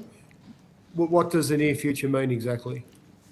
Senator, I'm talking months rather than anything longer. I just don't have that process in front of me, and all we've done is we've started talking as a result of the targeting investigation. As you mentioned at the start, we did a preliminary investigation. We found contamination in the groundwater, which then meant that we had to go do the targeting or the detailed site investigation. We now have those results, and now we're now consulting with the relevant landowners in conjunction with the Tasmanian EPA on those results. I don't have them with me, and due to some legality... Could you tell me what you're consulting exactly? I mean, what does the results mean in the context of your consultations? On the results... Surely landowners are going to want to know how you're going to manage this. Yes, and I'm not part of those discussions with the landowners. I understand that we are now consulting them and working through those results with them. Can you tell us how many people and landholders are affected by this ongoing pollution issue of waterways and soil from your lease sites at Launceston Airport? Senator, I have to take that on notice. I don't have that exact information with me. I first discovered this issue a few years ago when I took my dog down to the local dog park at the North Esk River, and there were signs from the local council saying not to let your dog swim in the water or eat the fish, and they actually had a skull and crossbones. What are you doing to ensure the local community can eat fish from the North Esk River? Senator, I am unaware that the contamination or that we are talking about has entered the Esk River, and so I'm just reluctant to commit to that without knowing what the results are personally. I understand that, but I can tell you it's genuine. The signs were put there by the council and was reported on in the local newspaper, The Examiner. So I can send you those links, or you could have a look at it for yourself. I understand Launceston Airport has applied for federal funding for the $138 million fund that was set up to deal with remediation of PFAS. Where are you at with your current legal dispute with Launceston Airport on this issue at the moment? Currently, Senator, we are in mediation. You're in what, sorry? Mediation. Mediation. So why did Launceston Airport take legal action against Air Services Australia? Senator, currently they're taking action as a result of the environmental management plan for the airport, and now we're actually working out what it is that they would like in the environmental management plan, and that's what we're in mediation to determine what that is. Why would they take you to court to work out what it is in the plan that is a good question. Is this because you dragged your feet and you didn't do anything to assist in the remediation of PFAS from your lease sites? Not at all, Senator, and that is the reason why we're in mediation, to determine exactly what they would like in the plan and why they would like it in the plan when the plan that we have submitted meets the requirements. Sorry, I understand it's good that you're in mediation, but what's your understanding as to why they initiated this legal action against Air Services Australia? Senator, as I just mentioned, that is the question that we're actually asking them. And the fact is that we're in mediation to determine exactly what they are and why they are wanting to do that. Okay, well, What processes were prior to the legal case? I mean, surely you don't just take someone to court. There must have been some ongoing cooperation or collaboration between your organisation and Launceston Airport prior to this, discussions around remediation and solutions? Yes, there was ongoing discussion, Senator, but I'll have to take it on notice for the exact reasons. Exact reasons as to why it went to court? Why Launceston decided to take legal action. Okay. Well, have you taken any, apart from the sampling program that started 5 years ago, have you taken any other... Look, okay, I'll be more specific. You do say in your... on your website and your information sheet for Launceston Airport that you'll be responsibly, a risk-based approach to responsibly managing PFAS at the airport. And you say you focus on identifying practical remediation and containment solutions. Where applicable, successful research and development projects will be implemented at Launceston Airport. Have you got any indication of what that might be, or can you Can you put some detail around that for us tonight? I mean, you have other airports that you're working at. There's been a big process around PFAS around the country at defence establishments. What do you mean exactly by you're focused on identifying practical remediation and containment solutions? I'll use another example in Tasmania at Hobart, where we manage the wastewater from the fire station and our training grounds, and we put it into pond, and then we have a research and development project where we clean the water. And that's one of the measures that we've taken based around identifying what the issue is, which we do through our preliminary site investigation, and then if there's information that comes from there, we do a detailed site investigation. Because as you mentioned before, once you know when you've actually got what's the size of your problem and then how can you either remediate it or treat it. And that's why we go through the testing program or the characterisation work to know what is the problem that we have to deal with. And Hobart is a prime example where we've done that. We're now in the process with Launceston of just determining what the issue is that we need to resolve, and that's what we're in the consultation with the surrounding landowners. Once we do that and working with the EPA, we will then move to what is the correct measures to either remediate or contain or do something to clean. So that's the work that we're doing currently at this moment in time. So how long did it take you to get from nay to yay on Hobart Airport? How long did that process take before you took action? Oh, Senator, I have to take that on notice because I just can't recall. Right. Is there any other examples you can give us of practical research or development projects you've implemented at airports? I can take that on. And also, could I also ask, with the Hobart project, did they apply for any of that federal funding? I am unaware with the Hobart whether they've applied for any funding. That's a matter for the department. The issue with Hobart, that's been in place for a couple of years, so it was pre that anyway. Right. So just to be clear, then you have no, in terms of how that 138 million is spent around the country. I understand it was set up for the kind of purpose we're discussing.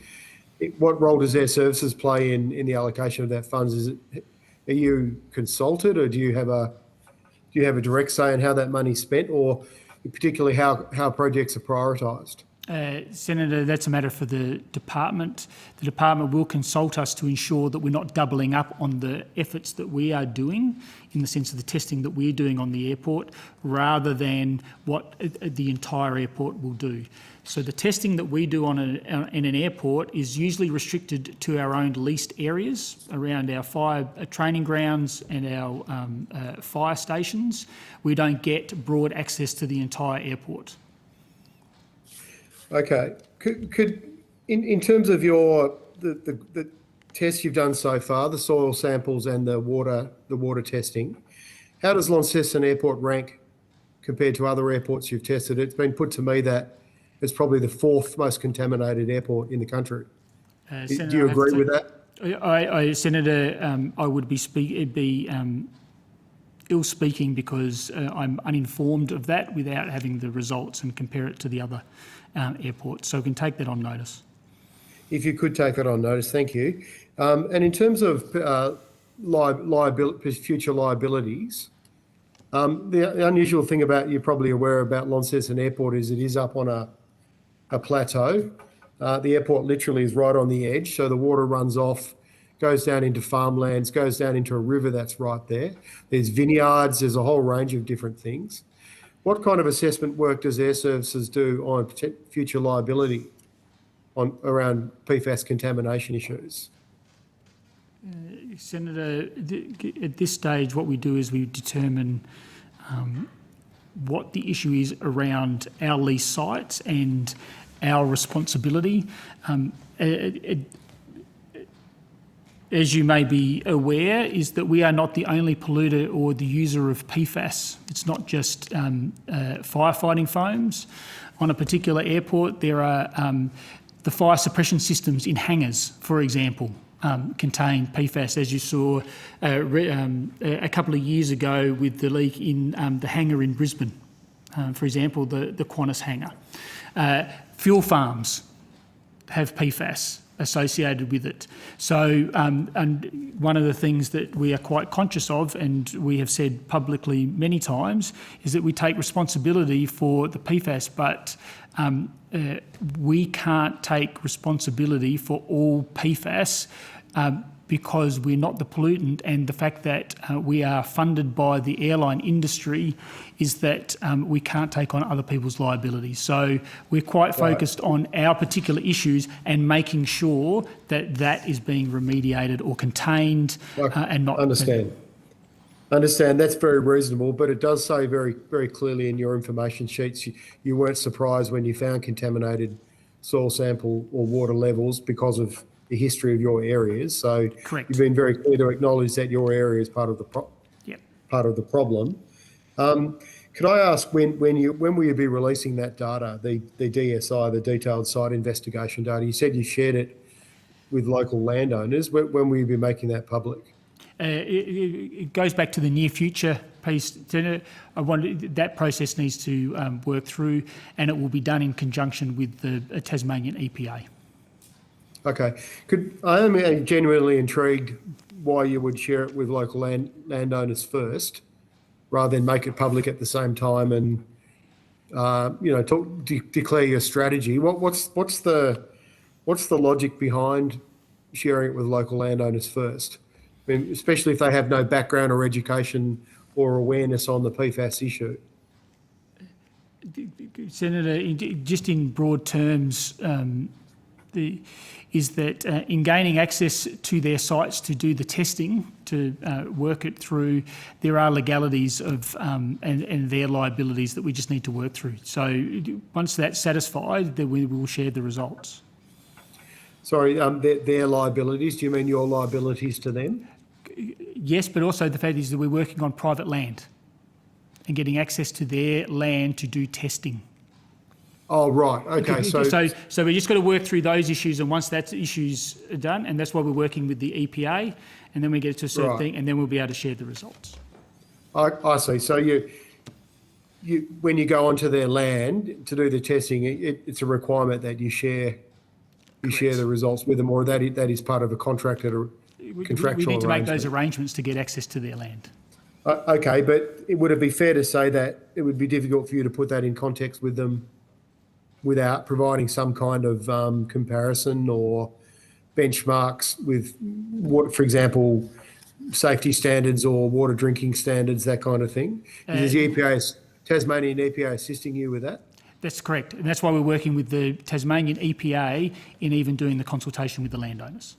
So we're not doing it by ourselves, we're doing it with the EPA in conjunction with the authorities. Okay, and you're saying the public release of this should be some months away?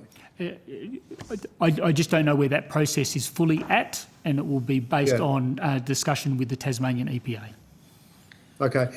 Has there been any discussion with local government authorities? I understand the Launceston City Council is a part owner of the Launceston Airport, and obviously they're also responsible at local government level for water quality and water pollution issues. Have you had any discussion with them at all? Not to my knowledge, but I would assume that would be occurring. As a major stakeholder, thank you. The last question for me is, in terms of your briefings of other stakeholders, you mentioned other MPs. Could you take on notice whether you've had a direct meeting with the local MP, Bridget Archer, our federal representative for Bass, or whether she's sought a meeting with you directly around this issue? I'll take that on notice, Senator, because I'm unaware. All right, thank you. Terrific. Thank you, Senator Whish-Wilson. Senator Sheldon. Good, thank you very much. And good to see you, Mr Harfield. We just want to go to this question. We raised at the last estimates meeting hearing that there'd been a final decision for proposed relocation of 65 air traffic control jobs from Sydney to Melbourne, and that you were going to come up with a final decision at some point. Has there been any final decisions, and where are we up to? We have made a final decision that we've decided to relocate the services in Sydney to be provided from Melbourne, and that will occur over the next few years. So Civil Air last month So there was just 15 of the 65 considering making the relocation. Is that correct? Most likely, yes, Senator. We've also heard earlier today about a dramatic shortage of skilled labour, and I'm talking about ground handling in aviation, that's upon us due to inadequate government support. So how are you going to find 50 skilled and experienced air traffic controllers? Senator, through a range of the trainees that we are bringing through over the next few years, as well as some of the movement that we're getting in regards to some of the operational changes that we are making in the operation, which will free some staff up, particularly in Melbourne, to train, and transfers from other areas around the place, because we're putting expressions of interest to people that would like to end up doing Sydney Terminal Control Unit from Melbourne, and during that time they may go to Sydney for a period of time to bring it to Melbourne. There are a variety of different ways that we can do that. Thank you. Look, I just want to go to then questions raised about concerns over the effect of this change.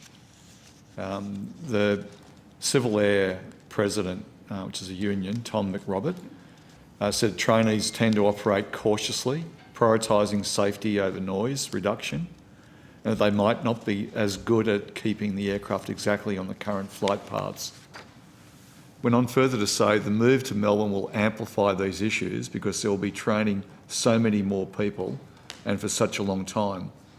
Instead of having a trainee on 2 or 3 months a year, you'll probably see a trainee on every shift. It means operational uncertainty, which can increase noise or cause the flight paths to change slightly. Have you heard those comments? I have. And what's your response to those? Senator, my response is twofold. The first is one of the things that we did in taking the consultation when we went out around this discussion was originally we were going to do it in 18 months to 2 years. And based on that, some of the comments that Mr McRobert has mentioned are valid, that we would have to increase the training and put it in. But one of the changes that we made is that we will do it over the next 3 to 4 years, which stretches out that training time that's required and not overloading and having every shift with the trainee, as he has alluded to. The second point that I would make is about the fact that when somebody is training, it's like when you're starting to drive a car, is that when you're learning, you've got a permit to learn, but you have a training officer that's in there that is fully licensed. And that training officer will be making sure that the trainee is working to the exact standard that is required. That's why they have a training officer. To sit there and make a comment that there would be increased noise or it wouldn't be, then the person is either the training officer is not doing their job, which I have every confidence that they would, and secondly is that if they can't do it within the normal competencies that are required, they wouldn't be checked out by the check controller to allow them to operate. So, or yes, they're not exactly the same as somebody that's been doing it for 10 years, but it is within the main safety and efficiency for them to be able to operate. So with there's, just trying to understand the scenario, how it would be operating. You've got the trainers, you've got the trainee. They are for the entire shift together, one-on-one. Absolutely. And for the shift that they're on one-on-one, as the person progresses, not with necessarily that much experience, but that for the air traffic controllers that we've lost or appear we'll lose from this important safety requirements for aviation. What's the impact on those trainees when they're actually sitting there and having to when they will be making some decisions as they go along, when there has to be some effect, on those decisions if they're not experienced? There has to be some questions of, what's been raised by Mr McRobert having some validity, isn't there? So, if you just indulge me, I'll take you through the life cycle of a trainee. Before a trainee goes what we would call on the job, Now, these are trainees that are not straight out of the school, come off the street. These are already experienced controllers that have been doing controlling on other positions. Before they go on the job training with the training instructor, they will do time in the simulator. And they've got to come up to a certain standard in the simulator before they go on the job. When they're on the job, they have to be at a certain standard and continue to improve. And during that time, they will do what we will call a progress check to make sure that they are progressing right. And then they can't go, I call it solo, until they get checked out that they can meet all the competencies and are all viable. During that time, they have a training officer, and it's usually the same training officer all the way through. Sometimes that doesn't happen, but generally speaking, it's the same training officer all the way through. And during that time, the training officer has to step in if the trainee is going outside those particular bounds, because the trainee is actually operating on the licence of the training officer. And if something goes wrong, it's the training officer that actually has the error associated with them. So there are a lot of controls around allowing even somebody to hop on the console. They've got to meet certain standards, and then during that time, they are monitored constantly. Are they as efficient, totally efficient as a seasoned veteran when they first check out? No, they're not. But they are still at a level that is acceptable for them to be solo, so to speak. So it is not to the extreme that Mr. Roberts makes out. So Senator Sheldon, just letting you know, I've got 2 minutes till the break, and I'm hoping you might be able to finish your questions then. I should be able to do it fairly Terrific. quickly, but it won't be very much over if I am. Okay, thank you. Just the, you mentioned that when trainees become then formally qualified to operate by themselves, that there'll be some inefficiencies there. When they obviously they don't have the same experience as somebody who's been doing it for 10 years, for example, or certainly so many that do it longer. Is that, how do they compare with somebody who's been there 10 years? So there's 2 comparisons I'll make. There is a comparison of a position that it's the first, what we would call rating or endorsement of somebody that's an ab initio trainee, that sort of, I'll call it, come off the street, come through the college, and it's their very first rating. There is also a difference from what we would call an experienced controller that has worked maybe 10 years on other positions that then goes on to that position for the first time. They would be more efficient, for a better term, than somebody that came off the street. And some of them will be just as experienced and just as efficient as somebody that's been on that console for 10 years because their other prior experiences would. Okay. So there is a difference between an experienced controller getting the endorsement there versus somebody that's come off the street and getting their very first endorsement. Thank you, that's helpful. Is the 50, the shortfall of 50, are they 50 people off the street, or what percentage is? No, they'll be all experienced controllers. Okay. I just want to go to this other question of, just final question, that is that redundancy. You mentioned that our last hearing that there's people taking redundancy. Is that, where's that up to? Sorry, the redundancy of? I think I understand there was about an order of about 20 people that were seeking redundancy. Is that correct? Probably in the Sydney TCU or the Sydney Terminal Control Unit. Yes, there will probably be in the order of, but their redundancies would be phased over the time that when we would release them, and we'd have the trainees to do it at the other in Melbourne. Good, thanks, Mr. Harfield. Chair. Thank you very much, Senator Sheldon. That completes our services for the evening. Please go with the committee's thanks. With everyone's indulgence, we're going to keep rolling and not take the break now, move straight to CASA, Civil Aviation Safety Authority.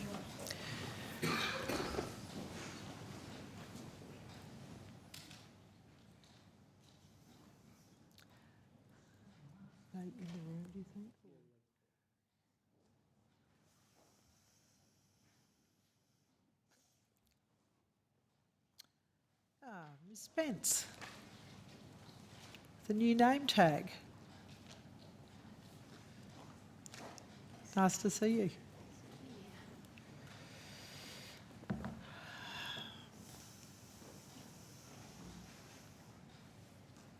Okay. Do you wish to make an opening statement? I'll save you from that, Senator. Thank you. Senator Patrick. Yes, thank you. Might go to a small issue first and then move to a slightly bigger issue. This is just something. I happen to be in Arkaroola at some stage in the middle of the sticks in South Australia and bumped into a pilot who suggested that CASA were considering changing the regulations in relation to SAR aircraft. And basically in South Australia, the SAR aircraft that do a lot of stuff around Adelaide are single engine, and the proposed rule change was to be that those single engine aircraft could fly with crew, but the moment they got a passenger on board, that they would be outside of a requirement, which was then to have two engines. I just want to explore whether or not that's actually being considered by CASA. Senator, it's a level of detail. Sure. So Pip Spence, CEO, Civil Aviation Safety Authority. I'm not too sure if Mr Monahan's got any background on that in relation to our new flight operations regulations, whether it's related to that or not. But otherwise, we can take it on notice. Sure. Senator Chris Monahan, Executive Manager, National Operations and Standards. If I understand your question correctly, it's around search and rescue for helicopters. Yeah. And there is a question depending, and I would perhaps need some more detail, of the dwell time you have in the area where you're hovering. Yeah. If you're a gross wave with your inability to recover if there's an engine failure, or have enough power to recover the aircraft.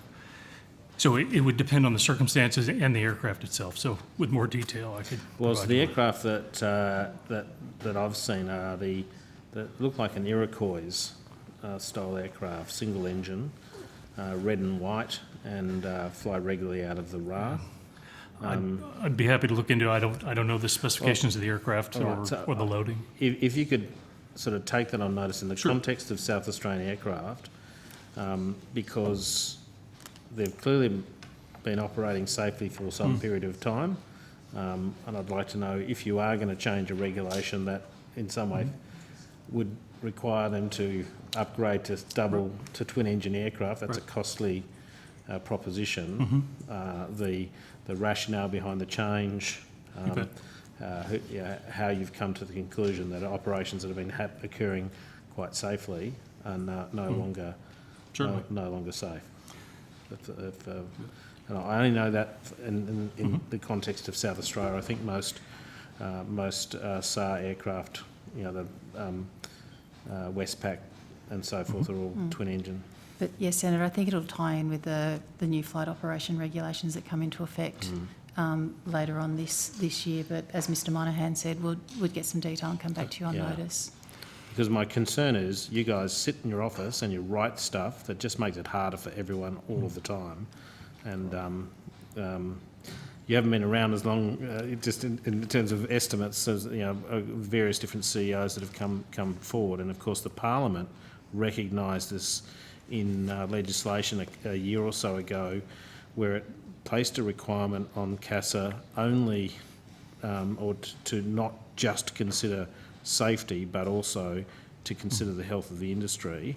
And that's the bigger question I was going to ask, as to what you're doing to give effect to the will of the Parliament. Yeah, Senator, it's a really good question, and I've been talking to the team because I was actually in the department when that piece of legislation went through as the relevant Deputy Secretary, so I'm well aware of the changes.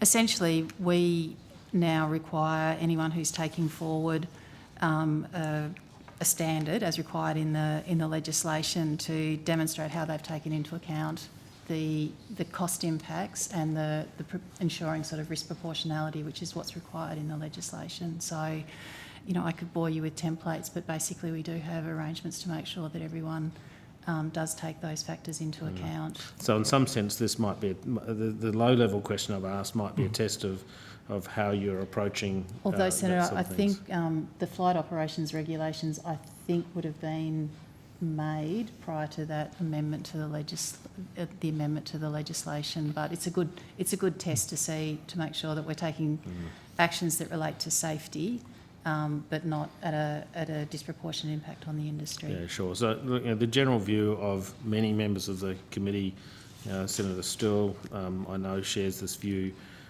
is that pilots are now so focused on meeting CASA requirements that they are not focusing on flying. That in order to carry all the documentation, they just about need to double the size of the aircraft.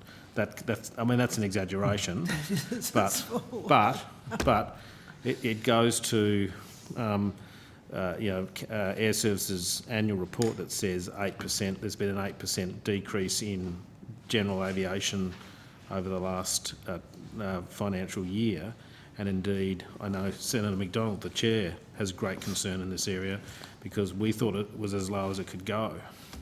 Yeah, look, Senator, we take very seriously the concerns, and I've spoken to quite a few representatives from the GA sector since I started, and we are looking at what is it within our regulations that we can provide some support or relief for the GA sector, and there are already some activities underway which will go some way to providing some relief for the GA sector.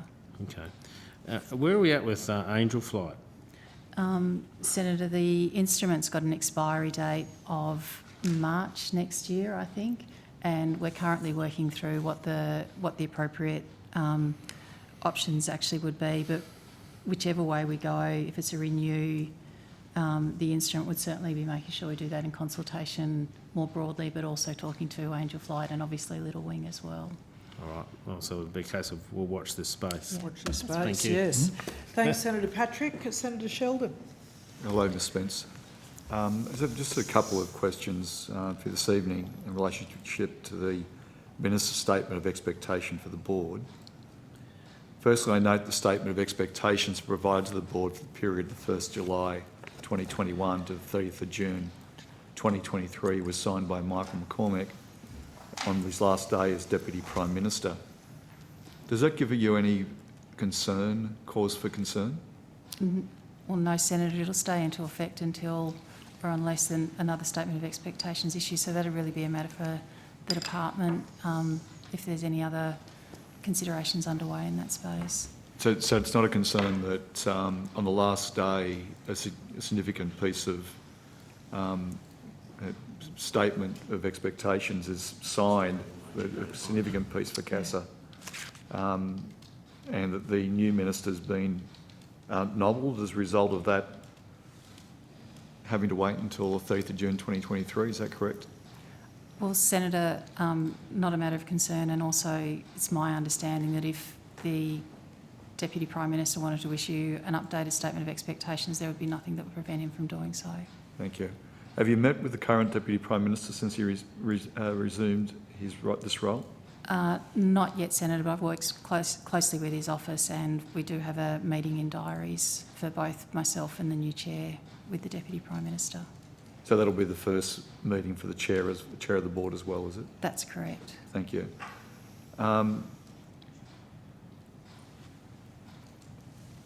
So you're saying to me that in practice you don't think there is a problem with the board, and by extension yourself, operating under a statement of expectations that in essence was issued by a previous government minister operating under a different coalition leadership? No, Senator. Have any industry stakeholders raised concerns with you about this disconnect? Not about the statement of expectations, no, Senator. And what concerns have the stakeholders raised about changeover? Senator, they haven't raised concerns about the changeover of the Deputy Prime Minister. On Just Culture, your website states that you apply Just Culture principles to your regulatory actions, which you define as, and I quote, an organisational culture in which people are not punished for actions, omissions or decisions taken by them that are commensurate with their experience, qualification and training. So effectively you aren't punishing people for fair and honest mistakes, is that correct? That's correct, Senator. Is the rationale for that so that you don't disincentivise people self-reporting mistakes? That's correct, Senator. Thank you. Do you expect that the organisation that you have regulatory authority for, such as airlines, adhere to those same principles? Yes, Senator. The Australian Licensed Aircraft Engineers Association has shared a very troubling story about an engineer at Rex who made an honest mistake in applying an incorrect degree of torque to an aircraft propeller. I'm told that particular aircraft can be fitted with propellers from 2 different manufacturers, each with their own slightly different torque settings. I'm told that when he realised his mistake, he told his supervisor and took the necessary steps to fix the issue. He then recalled a similar incident had occurred with another engineer a few weeks earlier. So he made an official report through the safety management system to update the manual and prevent others making the same mistakes. Are you familiar with this case, what I'm talking about? Yes, I am. I've met with the ALIEA and they raised this specific case with me. So based on the just culture principles we've just discussed, that engineer is, if anything, would be commended for resolving an ongoing process issue. Instead, he has been issued with a last and final warning letter by Rex, which meant if he made another mistake, he would be fired. Does that sound like just culture?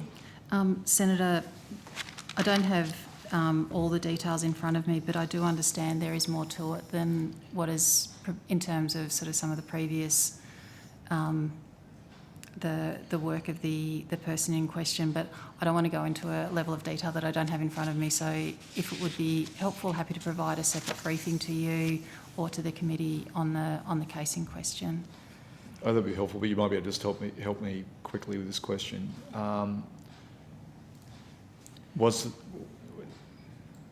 It's said by the ALAEA, and Australian Licensed Aircraft Engineers Association, that that person was terminated, that person received a final letter of warning on the basis of that report that they did. I mean, you're saying to me there may be some other instances that That's my you're understanding, aware of, Senator. but they're saying that this was made primarily as a result. What triggered it, the final letter of warning, was the incident I've just explained to you. Yeah, Senator, and as I said, I don't have all the information in front of me, but the advice that I have is that it's more complicated than as it's being presented by the ALAEA. Is the ALA said that when they raised this issue with you, you found no evidence of any wrongdoing? Mr Crawford's response to the ALAEA said you hadn't actually checked the records of Rex, had on the employee, though I quote, appropriately the audit team did not have access to Rex's personal records, HR or industrial relations records. Even after the ALAEA provided you with a copy of the warning letter, you did not take any action. Do you think there's complete lack of protection from CASA gives engineers the confidence to report safety issues? As I said, Senator, I wouldn't describe it in the same way that it's been put to me in your line of questioning, and to ensure that you had a sort of a more comprehensive picture, would be very happy to organise a separate briefing for you or the committee more generally. I'm informed, thank you. I'm informed that this isn't an isolated incident, but that at Rex, the management have created an atmosphere of fear, which ultimately just dissuades people from reporting safety issues. That is a very concerning feedback from the people tasked with maintaining aircrafts. Do you think CASA could work more collaboratively with the ALAEA to fix these issues? Without agreeing to the statement around the problem you've described, yes, I'm very keen to continue to work closely with the ALAEA. They're one of the first organisations that I met with, and I'll engage constructively with them so long as they engage constructively with us. And thank you for your offer to come back with the details in committee to the chair, just to the committee, so that would be of a great deal of assistance. Thank you. Thank you. Is that it, Senator Sheldon? That's it. Thank you very much. Well, Ms Spence, as much as we'd love to spend all night talking to CASA, we can't, so we're going to let you go with our sincere thanks and look forward to seeing you at estimates next year. Thanks, Senator. Okay, I now call representatives of the Australian Maritime Safety Authority.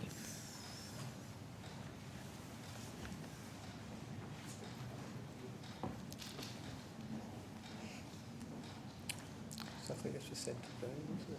She's just disappeared. No. Oh, well, Senator Sheldon has some questions.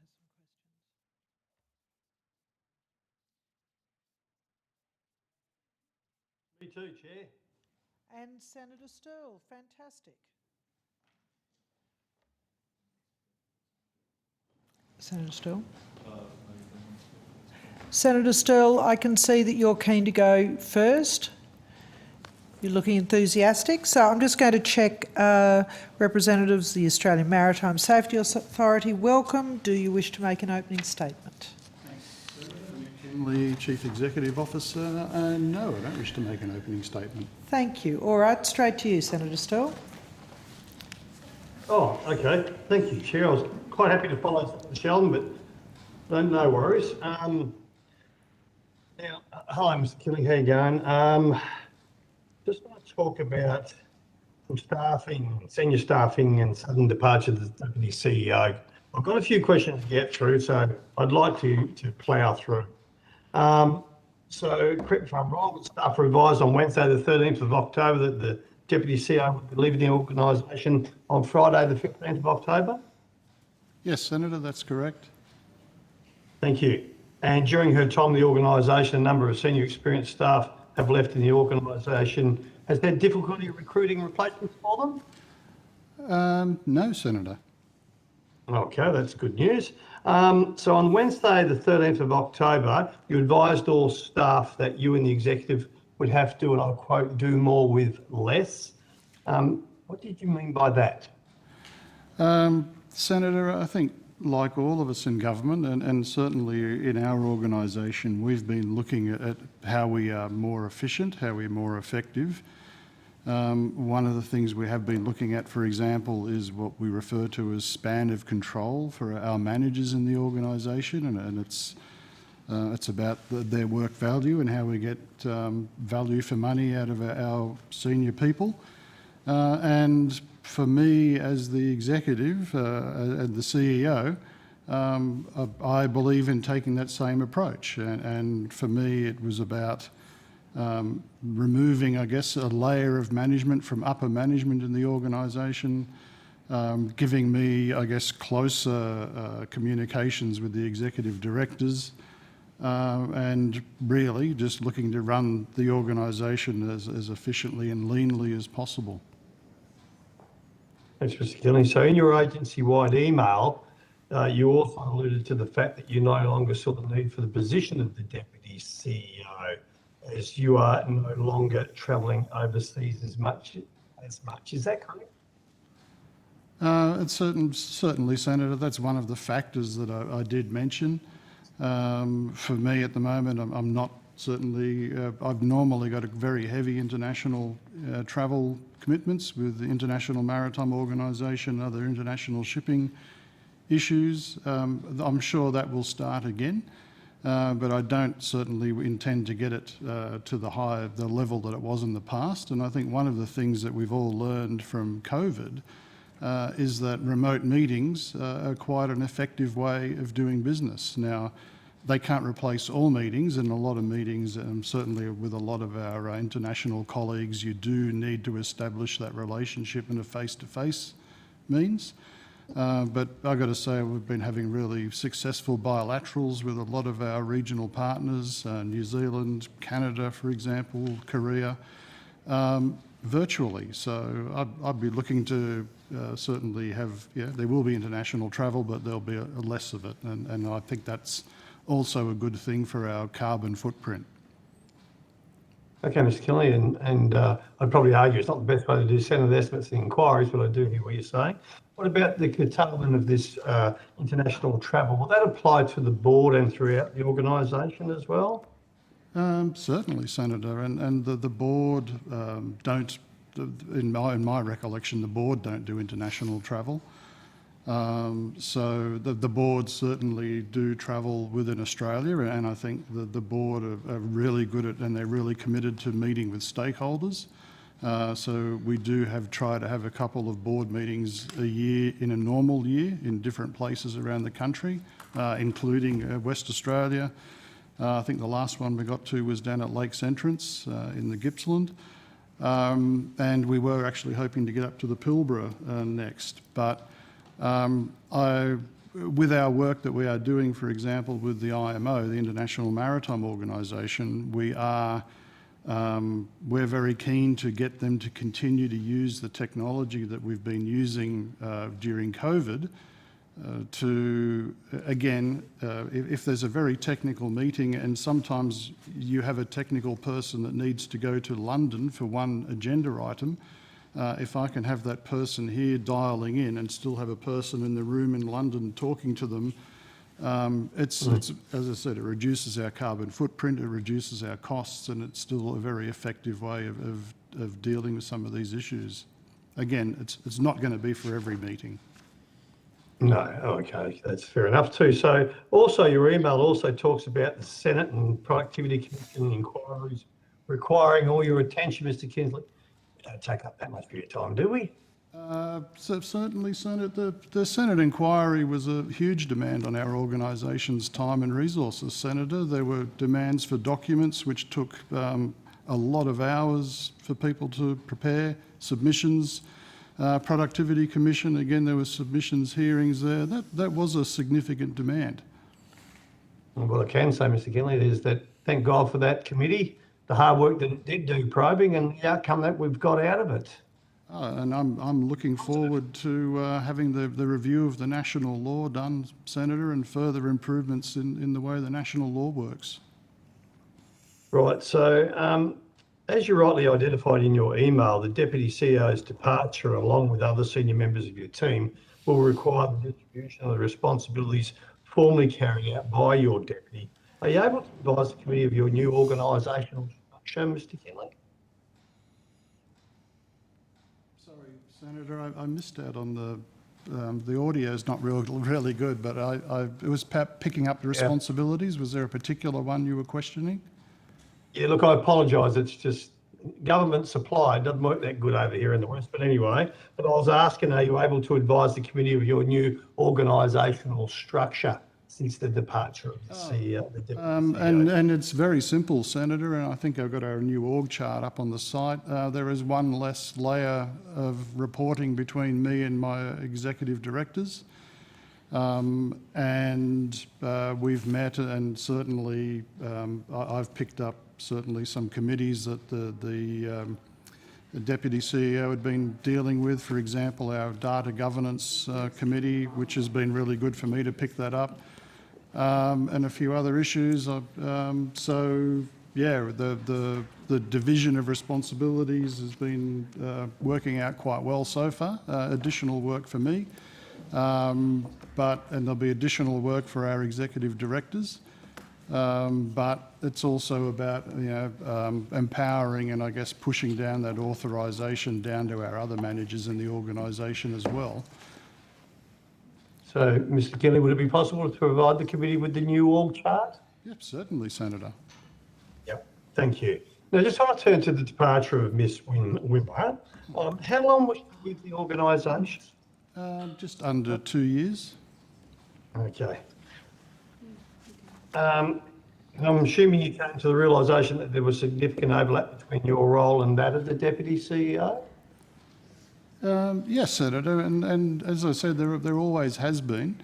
And a Deputy CEO role in the organisation there's not always been one. And in fact, I was one of the first Deputy CEOs in my previous roles in the organisation. So it is, it's going back to the way it used to be in the past. And I guess for me as the CEO, I'm in the luxury, I guess, that I've had 26 years in the organisation, so I know the industry, and I do have a bit of an advantage in working that way. and knowing, what is largely going on, but who knows about what future CEOs, how they may want to structure the organisation. You're not planning on going anywhere in the short term, eh, Mr. Kelly? No, Senator, I've got too much to do. All right, good. So assuming this was a growing realisation, did you have any discussions with Ms Swimmer about how to resolve this? And certainly I'd indicated to Ms Wimmer that I was considering the future of the role in the organisation. But, as a CEO, my view is that once I make a decision, and I certainly discussed it with my board, once I make a decision, it's really, for me, it's about moving quickly. It's about putting the new arrangements in place and showing your convictions in making the new arrangements work as quickly as possible. Mr. Gillies, so it's always dangerous to assume, but could I safely assume that you'll have no intention of revisiting the role of a deputy CEO in the foreseeable future? Certainly not intending to, no. Okay. Now, turning to the refinements of the organisation structure, how much has been spent on consultancies in pursuit of these refinements? This is the exodus of senior staff. Well, there was certainly no consultancies involved in the departure of the deputy CEO. No, okay, but for other senior officers within the organisation? We have had consultancies at the moment, and in the last couple of years doing work about looking at how we improve our processes operationally. But I've not had any consultancies about the executive structure. Okay, all right, that's pretty straightforward. So are you able to tell me how many senior level employees have left the organisation over the past 2 years? And by senior, I'm referring to staff engaged at an EL level or above. I would have to take that on notice, Senator. Sure, it's not a hard one, okay. Have any of them been replaced? Yes, Senator. Okay, if you could be able to, I don't know if you need to take that one on notice too, I don't want the names or anything like that, just the numbers and the position? Yes, we can do that. In AMSA terms, we don't use APS levels. So could I ask that we could do that on contract manager levels for us? Our managers are all employed on contracts, so it makes it easier for me to get that information. All right, if you could put that to us, and if we've got any queries, we can always come back to you. Just no worries, Mr. Kinley. So there has been concerns raised, I know, with Senator Brown, that there are a diminishing number of senior employees with a maritime industry background currently employed at AMSA. Can you advise the committee how many of the senior employees at AMSA have a strong maritime industry background? Yes, I certainly could, Senator. In my executive team, and the executive is myself, Executive Director Operations, Executive Director Response, Executive Director Policy and Regulation, and Executive Director Future Operations, and my Chief Operating Officer. Myself and my Executive Director Operations have got strong maritime backgrounds, I would say. And if I look at departures in that executive area in the last year, I lost 2 with a strong maritime background and replaced 1 with the strong maritime background. So I guess a net loss of 1 executive. Yeah, so I was trying to do the sums. I got the 5, then you lost 3 and then threw the other 2, so you're 1 down. So about 1 that hasn't, out of the 5 that you have replaced. Yes. Yeah, okay, thank you. Now, I just want to go a few questions to the Inspectorate, and I understand that the report from the Bevington Group has recommended that the AMSA Inspectorate be reduced to 48. Is that the case, Mr. Kinley? Not to my knowledge, Senator. The work, as I said, that was the work that we'd had done about process improvement. To my recollection right now, without having the Bevington report in front of me, doesn't make any specific recommendations about reducing any workforce size. There are potential ways that we could structure the business, and again, we've not decided on doing any of that. What Bevingtons do in that work is identify how much what they refer to as noise is in the processes, which is, I guess, work which is not productive to the outcomes that you're looking for. And what they do when they look at that noise, they equate that noise to how many FTEs. And again, for me, that's not about reducing the workforce by that amount of noise. That's actually about getting rid of that noise and getting, and for example, a lot of our marine surveyors and that are highly experienced and technical people, actually redirecting them to do the important stuff and not doing, basically paper pushing, the beige tape that we in government tend to get tied up in, actually getting them directed to doing the stuff at the pointy end, at the safety end. So that's what I see as the benefits of identifying that noise in processes. Right, so just so I'm clear, like within the Bevington report or the Bevington report, there's no mention of reduction of staff. Again, Senator, I don't have it in front of me, and that is not my understanding, but I will go away and check, and if that is wrong, I will come back and correct it. Okay, thanks, Mr. Kinsey. So, Mr. Kinley, so I understand that part of this review and the restructure, and I can call it restructure, can't I? No, not really. I mean, it's about process improvement. All right. So. Well, about the process and improvement, does it involve increased uses of technology? Again, not. I mean, it certainly, I am hoping, involves better IT systems and better connected IT systems so that, for example, our people do not have to enter data twice and that our systems talk to each other. And that better share data across our various systems. So that would be what I would be saying in that, from what I want to see out of improved technology. Righto. So, Mr. Kinney, can you ensure the committee that these changes will result in increased rates of inspection? And again, increased rates of inspection is not necessarily what we're aimed at. We want to have rates of inspection which is commensurate with the risk that we're dealing with. They may be increased in some areas, but it's also about better targeting of inspections and making sure you get to the high risk areas. Again, it's about better using the resources, and yeah, there may be increased rates of inspections, and certainly I think in the domestic vessel section, that's an area I think we would like to see. But it's about better targeting, better using resources, and better allocation of resources, and better targeting of the actual risks in the inspections.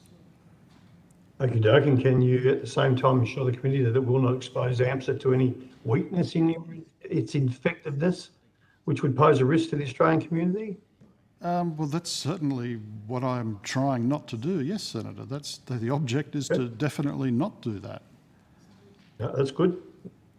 Now, you may need to take this one on notice, but can you tell us how many full-time employees have there been allocated to the AMSA inspectorate over the past 5 years by each year? So if you want to take that on notice, that's fine. I can take that on notice, but and I guess if you have a particular by inspectorate, and inspectorate for us means different things. We have marine surveyors that, for example, do port state control inspections on foreign ships. We have marine safety inspectors, which tend to do the domestic commercial vessel inspectors. A lot of our surveyors are also appointed as the inspectorate under the Occupational Health and Safety Maritime Industry Act. So that inspectorate means a lot of different things. I can tell you how many marine surveyors and how many marine safety inspectors we have. Okay, but I was looking for over the last 5 years by each year. If you've got Yes, that. yeah, we can do that, and I'll take that on notice. I think I've got the latest numbers, but for the 5 years, I'll take that on notice. Yeah, thanks, Mr. Killing-Tar. So AMSA's policy was for 50% of eligible foreign vessels would be inspected. Is this still the case? Yes, and I think we're still well over that. How far over? Hang on, I will see if I can flick through to some numbers. But I think I've also got Mr. Michael Drake, who's our Operations Executive Director, was dialing in, and if he is dialed in, he would probably have those numbers a lot quicker to hand than I would. That's good. I do, Senator. Good evening, Michael Drake, Executive Director Operations. So for 2020, we did 3,021 inspections on 6,081 individual ships that arrived in Australia. And that's an increase? That's sorry. more than the 50%, is it? That's just under 50%, is that right? Just under, yes, that's correct, Senator. What about the year before? The year before, we inspected 3,222 vessels based on 5,981 individual ship arrivals. Well, that's a good figure. Yep. That's COVID impacted our inspectorate last year, Senator. We had a work health and safety requirement that we were not inspecting vessels that were less than 14 days from a foreign port in accordance with the health advice. So our numbers have been affected by COVID. For example, in Melbourne and Sydney in the recent lockdowns, for the safety of our staff, we have withdrawn and picked up those ships in other jurisdictions or where the lower risk we have not inspected. Okay, thanks for that. And is it true that AMSA has recently spent over $1 million on a new media centre? Is that true? Senator, I would have to get the exact numbers, but we did a minor refit out in our response centre. Part of that was a small media room in that centre, but I can get you the exact costs for that. Yeah, if you could do that for us, and if you could let us know how often that the new centre has been used. Mm-hmm. When did you do that? When? Yeah.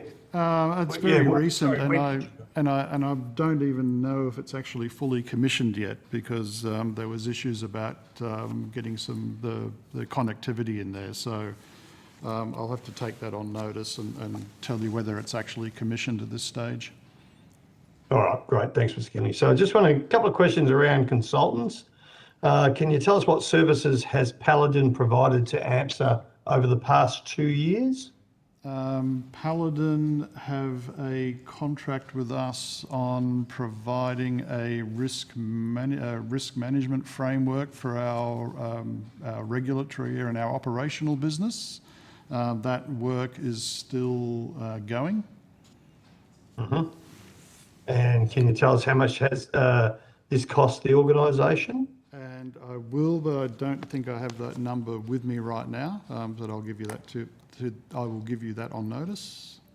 And that's over the past 2 years. I will give you. I will give you whatever we've spent with them. Yep. Yep. Thank you. So, have any AMSA employees complained about the conduct and attitude of the individuals working for Paladin? Not that I'm aware of, Senator. Would there be anyone else near you? I'm sorry, because I'm not even in the same state. You're just on your own tonight. No one else around there? I've got shaking heads, and I don't know if Mr. Drake has got any other views, but not that I'm aware of. I'll get you to take that one on notice then, Mr. Killing. Sure, but certainly, if there was a formal complaint, I would expect to know about it, and I'm not aware of any. Okay. So can you tell us also what services has the Bevington Group provided to AMSA over the past 2 years? And of course, at what cost? Yes, and as I said, that goes to that process improvement work, and yes, I can provide that. Yep, have okay, to be on tremendous. notice. And if you've got anything there that saves you taking on notice, just throw it at us. Senator Sterle, can I just ask you how much longer you've got, please? I've got one more question here, and then I've got about 4 on a ship. How's that sound, Chair? Yep, we've just got 2 more agencies we're hoping to get through before 11 o'clock. So if you can assist me, I would appreciate it. Oh, yeah, I won't take long. So, Mr. Kinley, have any of your senior executives had to declare a conflict of interest relating to either Paladin or the Bevington Group? No, Senator. Okay. Now, just a couple around Gulf Livestock 1. Just thinking of that. I've got 4 questions. Has AMSA sought and has it received findings from the inquiry into the sinking of the Gulf Livestock 1? Senator, not that I'm aware of, and I don't. I'm just trying to look in my briefing here, but I'm not aware that the flag state has completed an inquiry into the loss of that ship yet. Okay, well, I'll try these ones at you and let's see how we go anyway. But given that the Gulf Livestock 1 was AMSA approved, in that it possessed an Australian certificate for the carriage of livestock, has the sinking of the Gulf Livestock 1 given AMSA to cause to assess whether changes to Marine Orders 43 are required to prevent a similar outcome here? So, Senator, certainly the Gulf's Livestock 1, as far as we know, and we're aware that it went down in a typhoon. One of the things that we did consider was how, and that vessel had an Australian certificate for the carriage of livestock. This Australian certificate for the carriage of livestock doesn't exist on its own. It's actually part of the system of compliance that we have in place under Marine Orders Part 43. And for example, one of the things we're very careful to look at with Marine Orders Part 43 is the actual stability of the loaded condition of the ship at the time. We know that smaller livestock vessels can be problematic with stability because they may not have a lot of stability reserves, and if you load, for example, heavier cattle and fodder up on the upper decks, then you can very easily have a stability issue. So we have looked at that. We certainly did a inspection campaign on livestock ships, and we had another problematic ship that we banned for a period of time. So we did an inspection campaign again just to remind those ships that we are looking very carefully at them. Again, without having a conclusive investigation into the loss of the Gulf Livestock 1, I mean, as I say, if a small livestock ship doesn't have a lot of reserve stability, if you run into a typhoon, you're going to have problems. And one of the other things about livestock ships that do trade from Australia is we do have a requirement that the master is to do his voyage planning and avoid doing things like going into typhoons. But we're not planning any changes on Marine Orders Part 43.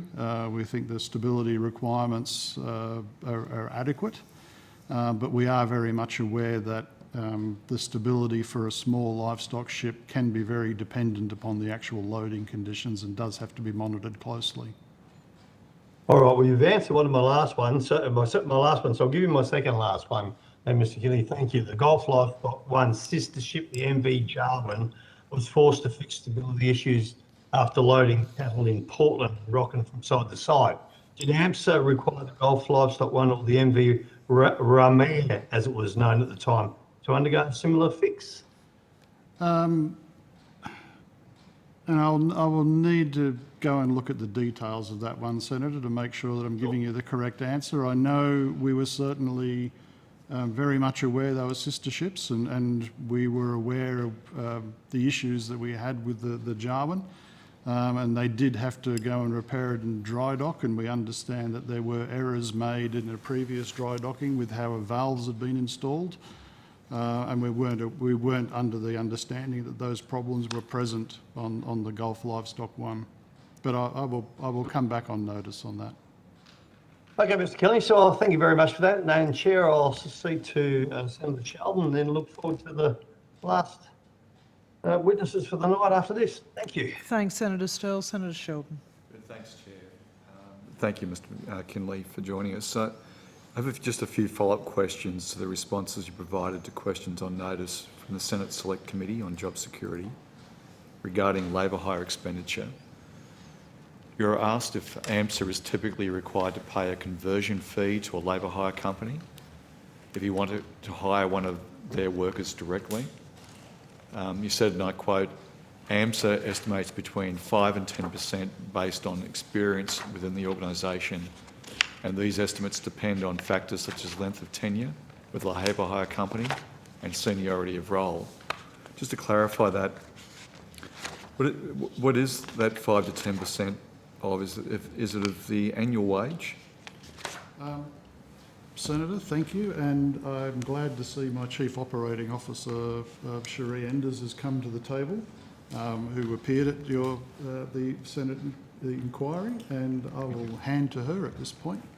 Thanks, Nick. Senator Cherie Enders, Chief Operating Officer, that 5 to 10% is indicative of our experience of what happens in the industry. And for the circumstances in AMSA at the moment, that 5 to 10% could be a percentage of salary or a flat fee. It can be a flat fee. That's our experience over the years of working with the industry. So it could be as high as 8,000 to 9,000 per employee conversion, is that correct? Potentially, yes. Could it be higher? Depending on the salary of the person of the individual that's recruited. You're asked how much more expensive it is for AMSA to use labour hire compared to hiring your employees directly. You said, I quote, the financial year ended the 30th of June 2021, when comparing salary costs spent under the labour hire contracts to the cost of directly employing the equivalent number of staff, AMSA paid a markup of approximately 23%. Is that because the labour hire staff are being paid 23% more than your own employees, or is that 23% the labour hire company's cut? It's actually neither of those. So our labour hire employees are paid the same base salary rate as our permanent employees. Labour hire employees get a 20% loading for the nature of their casual work. We pay a margin to the labour hire company for sourcing suitable candidates that we would otherwise have to recruit directly, which incurs a management cost for us of approximately $5,000 to $8,000 per employee. We don't pay a placement fee once those labour hire employees are engaged permanently with AMSA, and we've taken a number of those people on. So it's actually not a direct comparison, but there is a premium that we pay. Just want to go to a couple other brief questions. Until earlier this year, your labour hire provider was Hudson. You were asked in what markup rate Hudson charged you, and you said, and I quote, 35%. How does paying a markup of 35% meet your requirements under the Commonwealth procurement rules to obtain good value for money? The markup of 35% includes the costs of paying the employee and their loading. The margin that Hudson received is much smaller than that. The 35% is the total on cost. Insofar as value for money, we have employed labour hire employees through government selected panels which have already met the value for money test, the government value for money test. We've then negotiated more favourable contract terms. And from a procurement perspective, if we need to use labour hire employees, we have demonstrated that we've achieved value for money in the use of that expense. Thank you, Ms Enders. I just want final question. These markup rates we've been discussing, Is AMSA paying wildly more than other agencies? So wildly more, and is the sort of markup rate within the ballpark of the rates agencies across the APS are paying for labour hire? I don't have information of exactly what other agencies are paying. We have, over our own experience as an organisation, sourced from responses to our approaches to market the sort of rates that organisations charge. And the rates that we're paying at the moment are at the very lowest we've achieved in all the years we've been employing staff for Connect. Sanders, just want to just let me do another question. Is there any comparison mechanism that the government makes available on what labour hire companies' markup rate should be? Not that I'm aware of. Do you know if there is? It's our own research that we've relied on. Thank you. Thanks, Senator Sheldon. I think that draws us to the end of your question time. Thank you very much. Please go with the committee's thanks. We now call representatives from the North Queensland Water Infrastructure Authority.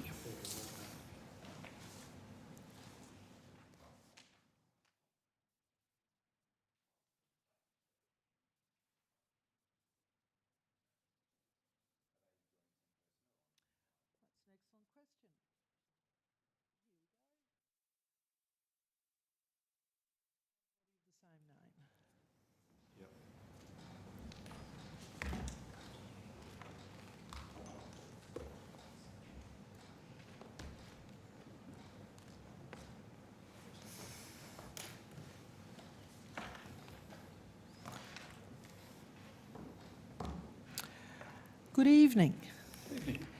Do you wish to make an opening statement? Thank you, Senator. Happy to take questions. Thank you very much. Senator Watt. Thanks, Senator, for joining us, especially at this hour.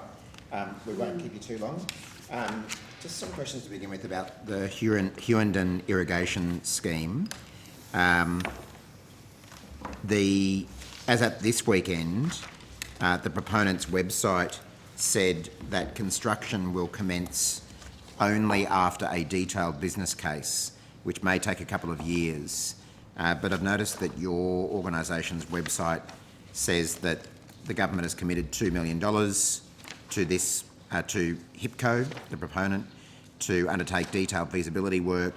The initial investment is being backed by a $180 million Australian government commitment towards the building of dam infrastructure should it prove to be feasible, with funding provided through the National Water Infrastructure Development Fund. So I suppose I'm just seeking to know when the government will know whether the project is feasible or not. Yep. Thank you for the question. So I'm not sure how up to date the HIPCO website is.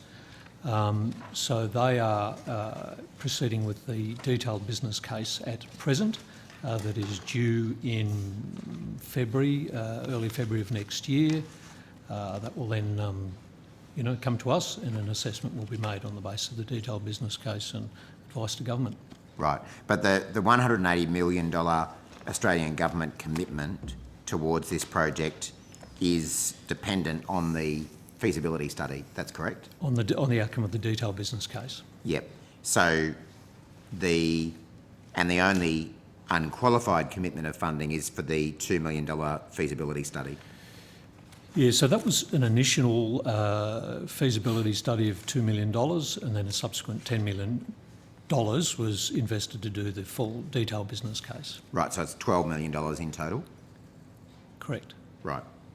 And sorry, did you say when do you expect to get that feasibility study back? We anticipate that in February of 2022. Right.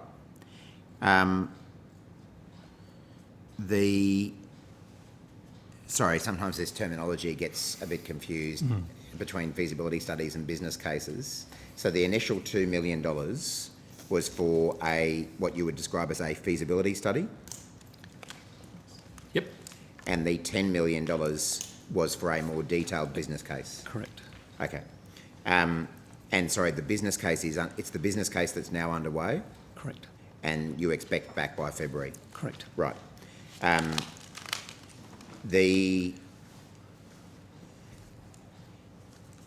So the $180 million that's been committed, forgive my ignorance, but what funding program does that come from? That came from the Water Infrastructure Development Fund. Okay. And is there money, if I were to go and look at their financial accounts, is there money sitting there in their budget papers that has been allocated for this project, even though it's still dependent on a business case? So my understanding is that that money would sit within the fund, within the WITF fund, and I can't speak to what's in the papers of the HIPCO team, but that's effectively the money sits in the WITF fund. Yep. Okay. And then just a few questions about the Hells Gates Dam and Big Rocks Weir. I think I'm right in saying that back in 2018, there was $54 million announced for the Hells Gates Dam project. Yeah, so that was the Hells Gates Dam business case was $24 million, and then the Big Rocks Weir was another $30 million Yes. for its 50% share with Queensland. Yep. So it was initially $24 million for a business case for the entire project, Hells Gates Dam and Big Rocks Weir? Correct, plus a feasibility study for a pumped hydro scheme. Okay. And the $30 million is capital funding just for the Big Rocks Weir component of the project? Correct, that's right. And as you say, to be matched by the Queensland Government? That's right. Yep. So can I just ask a follow-up question on that? So where's the $6 million, the $3 million that the feds have matched with the states? Out of the $30 million, which has been committed for construction, it's moved to a pre-construction phase, of which both the Commonwealth and the state government have committed $3 million each, of which the $3 million's come out of the Out of 30 the 30, million, leaving right, 27. understand. Yep. Thank you. And sorry, what was that for exactly? That's for a set of pre-construction activities. Right. Have they begun? So they're underway as we speak. Right. So, okay. Yep. When is the business case for the Hells Gates Dam that is testing the findings of the 2018 feasibility study expected to be completed? Yep. So the completion date is sometime in April 22. Okay. And is it expected that will be made public? Well, that would be a decision of government. Right. Does the Hells Gate Dam proposal still comprise at least 3 weirs, a dam, and associated irrigation, electrical and transport infrastructure? Yes, that's right. That's the reference design. Right. That seems like an awful lot of things to get done for $30 million, but that's for the Big Rocks Weir component, isn't it? So now, just to separate those out, so that's a business case for the Hells Gates. The 24 million is for the business case for Hells Gates. So that's a dam plus the 3 downstream weirs plus bridges and so forth. Mm-hmm. There would then be a capex cost associated with constructing it. The $30 million is for separate weir, the Big Rocks Weir downstream. Yep. But there's no capital funding provided for anything to do with the Hells Gates Dam project other than the 30 million which has been allocated for the Big Rocks Weir. That's a decision for future government. Yep. And is it expected that the $60 million total funding for the Big Rocks Weir, being the federal and the state components, that will be sufficient to build it? That's all the capital funding it will need? So, well, that's partly to be tested by the pre-construction activities. There was a sum of, I think it was around 48 million or so, with a 20% contingency when the business case for Big Rocks fell due. The pre-construction activities will test, at the moment is just testing the geotechnical work, which will then underpin the design work for the weir, the construction of the weir, so it's possible those costs may change. What's the current estimate for the capital cost of that project? 60 million. That's still current? Yep, that's right. Yep. Are you aware that Townsville Enterprise, which is the key proponent of the Hells Gates Dam, has described it as a $5.35 billion irrigated agricultural and power project on the Upper Burdekin River. That's obviously a very big project in terms of cost. It is. So does the government have any estimate for what the capital cost of completing the entire Hells Gates proposal will be beyond, the initial $2.2 million feasibility study, the $24 million business case and the $30 million contribution to the Big Rocks Weir component? So I think that figure that's been provided by TEL is probably the most current estimate of the total cost if it were to proceed. Okay, so there's really no idea at this stage what that would cost? So the Hells Gates team, as led by TEL, have just done their P50 cost assessments, and they're working their way through to the P70 and P90. So those costs will be fine-tuned as we go forward and obviously be narrowed down when the business case is complete. But it'll be in the billions, realistically? Oh, yeah, correct. So has there been any discussion about the federal government providing any further funding commitment for the broader Hells Gates Dam project, or is that all yet to be even discussed within government? So the 5.35 plus or minus is for the entirety of the Hells Gates scheme. So that would be the dam plus the downstream infrastructure, plus road and bridge work, etc. So that's where there's no, at this stage, there would be nothing beyond what's encompassed in that set of design parameters. Thanks. That's it for us on this section, Chair. Thank you. I just have one question on that HIPCO project. Is the business case or the feasibility, which one did we land that they're working on the second? The water release, the Flinders River water release that's happening this month, is that contingent on any amount coming from that water release? Yeah, so there was a gate in the business case development around actually the fact that the Queensland Government were actually going to run an allocation process and that HIPCO were in a position to be an acceptable entity to bid for that water effectively when the allocation process comes to. 60 megalitres? So there's about 138 gigalitres available. Yeah, 60 gigalitres, isn't it? Sorry. You mean you're asking me, is that their request? Is that the requirement for it to be a project that can go ahead? Oh, it's probably slightly more than that at the moment. Okay. Terrific.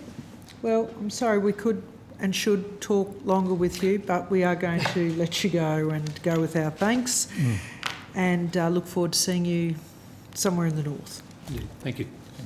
Good night. All right, so that brings us to Infrastructure Australia. If we could call them forward, please.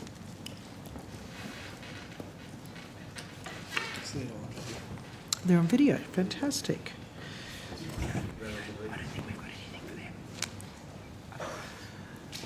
Senator Patrick, I hope you're running. Right, well, while we're waiting, good evening. Do you have an opening statement? No, Senator. Right, okay. Well, let me ask you, Infrastructure Australia, you're doing a terrific project at the moment, looking at national priorities. You know I'm very interested in rail projects. Senator Watt's interested in rail projects too. But if we were looking for Infrastructure Australia's rail plans, would we look to you or would we look to the department, the infrastructure department? Where would be the best place to find that kind of work? Thanks, Senator. We identified some rail projects in infrastructure priority list, which I can talk about. And when it comes to reform, we also capture commentary about rail projects in both our Australian Infrastructure Audit and our Australian Infrastructure Plan. But I'll just refer to Mr Tucker with regards to potential investments that are included on the infrastructure priority list. Thank you. Yeah, David Tucker, I'm Chief of Project Advisory and Evaluation. So That's true. most states and territories would have their own strategic plans for rail networks. So I think it's best directed to them, but we would use those to assess, or when we're assessing business cases presented to us and how they align with the strategies set out by the states and territories. So, so if the rail, what I'm interested in, and you know, is how we start to map some of the major infrastructure corridors, you know, for road and rail, energy and communications, particularly in Northern Australia, where we're still a bit of a blank page. So would Infrastructure Australia be able to assist me with that kind of planning? Where would I go to find that kind of planning? Yeah, there is that kind of planning occurs from a number of sources. The National Land Transport Network would be available on the Department of Infrastructure website. There is a land transport network for roads and a land transport network for rail. Right, but they're not together, is what you're telling me. I need to double check whether they are overlaid on one plan. I know they're certainly available separately, but yeah, I'm sure they could be overlaid onto the same plan. Well, it just makes sense to me that major infrastructure corridors would all be on the one page, and then people wouldn't charge off and build things in different places to where other important infrastructure would be. But what would I know? I'm a butcher, an accountant, mum on the weekends. So, Senator Watt, do you have some questions? I think we're waiting for Senator Patrick to join us, but while we're waiting for him, Ms Madhu, I know IAA has done some work recently about the infrastructure needs of Northern Australia and, you know, addressing previous criticisms that it has taken a too city-centric view of infrastructure needs in this nation. Can you just give us a bit of an update on what's happening on that front? Thank you, Senator. Specifically on Northern Australia, when we released the recent Australian infrastructure audit, the infrastructure plan, getting confused between my two audits and plans. When we released our recent infrastructure plan, we included 29 recommendations, and Northern Australia was captured throughout the plan. How it was captured is we look at geographies, not jurisdictions. So we look at fast-growing cities, smaller cities, regional centres, small towns and rural communities, and Northern Australia. So Northern Australia is picked up in a number of specific areas. I'm now going to refer to my colleague, Mr. Colaccino, who'll give us some more detail of this. Thanks very much for the question, Senator. As Romilly has mentioned, Northern Australia and developing regions are specifically considered in the Australian Infrastructure Plan as a discrete geography. Within that context, we've looked at the need for the opportunity to unlock economic growth in the north, particularly through the participation of both local businesses and also Indigenous Australians who live in the north. The areas of our recommendations pointed to some intermediate outcomes, some medium-term focuses around better data, as well as linking infrastructure strategies with incumbent and growth industries, as well as I've mentioned, specific consideration around engaging Indigenous Australians. I think Senator McCarthy had a follow-up question there.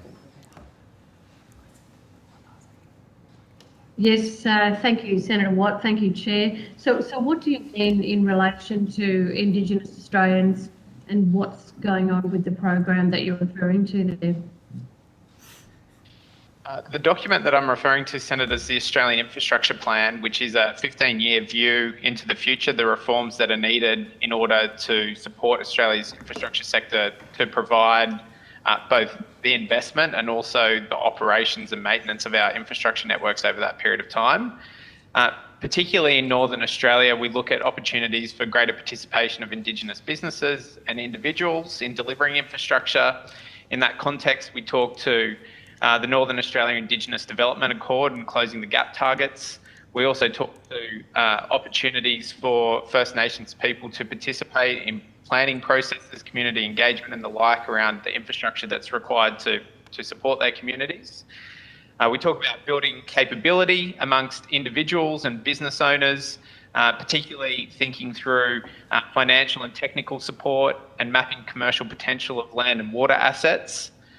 We also talk to opportunities around standardising monitoring, performance, reporting across jurisdictions to make sure that the 3 jurisdictions in the north report in a similar, meaningful manner. And finally, we talk about essential skills training, leveraging the approach from the Northern Territory around their skills academy, looking at opportunities for a similar approach to be deployed elsewhere. The plan is advice to government and so to industry. And I should make the case it's advice to governments at all levels, both the Australian government, states and territories, and also local government, as well as advice to industry and community. And indeed, there are recommendations and activities in the plan that are intended to be adopted by all those stakeholder groups independently of each other. But when working together, they hope to achieve the long-term outcomes expressed in the plan. So, Mr. Colaccino, are you reading off that plan? Is that something you can table to the committee? I'm reviewing the detail of the recommendations that are included in the plan, and yes, of course, we would be very happy to table it. If you could, that would be really helpful, because I'm certainly very interested to know what is going on in terms of First Nations employment and participation around Infrastructure Australia. We would be very happy to detail, to table the plan or to detail those recommendations further. Can you pinpoint, I'm sorry, Chair, I don't know if Senator Patrick's on, but can I just put a question, okay, just one last question to Mr. Colaccino. So where are you focused on particularly when you make reference to First Nations people's participation? Northern Australians have been I'm sorry, Senator, I'm getting a little bit of interference in my audio, but just to confirm, you're asking the question of where geographically? The recommendations that I just touched on are right across Northern Australia, both in terms of larger settlements in the north, what we would classify as either smaller cities or regional centres, as well as Australians, Indigenous Australians in particular, who live in small towns, rural communities or remote areas. We see opportunities around, for instance, supporting operation and maintenance of distributed infrastructure in some of those smaller communities, whether it's water treatment facilities or power and energy, or for that matter, opportunities around transport maintenance. Can I just ask Mr. Colaccino if I can have, and please take it as a question on notice, because I know Senator Patrick's ready to ask questions, but just in reference to the Northern Territory, you can provide further information in relation to those projects. Happy to take that on notice. I'd just make the point that the approach of the plan is to provide a top-down set of advice. So the detail in that that question on notice is likely to only provide a macro view rather than specific granular projects. All right. Thank you very much. Thank you, Chair. Thanks, Senator McCarthy. Do you mind if I just slip a couple in quickly before Senator, and then he's got the run for the remainder. Just on, I'm very conscious that skill shortages is an issue that's affecting the infrastructure industry at the moment, and you've obviously just issued a report, the market capacity report, which dealt in part with those issues. Just briefly, can you just describe to us how critical the skill shortage issue is for the infrastructure sector and what impact that is having on project delivery around the country? Thank you, Senator. I'm going to refer to Mr. Colaccino, whose team developed the market capacity report, which is a new capability for Infrastructure Australia. Thank you for the question, Senator. The market capacity program looked at shortages across plant, labour, equipment and materials. Labour and, for that matter, skill shortages are one of the critical areas where constraint was identified. We see over the coming 3 years the increase in major infrastructure project investment doubling to $52 billion. And alongside that doubling of investment, of course, there is a growth in the need for employees, for people to work to deliver those projects. To that end, we see the possibility that 105,000 roles will go unfilled over the period that we look into the future. So they are new employment opportunities. However, because of a constrained labour market, constrained access to individuals to fill those roles, there is a risk that they will go unfilled. And what's the impact on project delivery then of that? The potential impact from constraints could be projects running late or over budget, or indeed reduction of scope to ensure that they are delivered on time and within budget. Thanks. Thanks, Senator Watt. Senator Patrick. Yeah, thank you. I just want to go to some South Australian projects.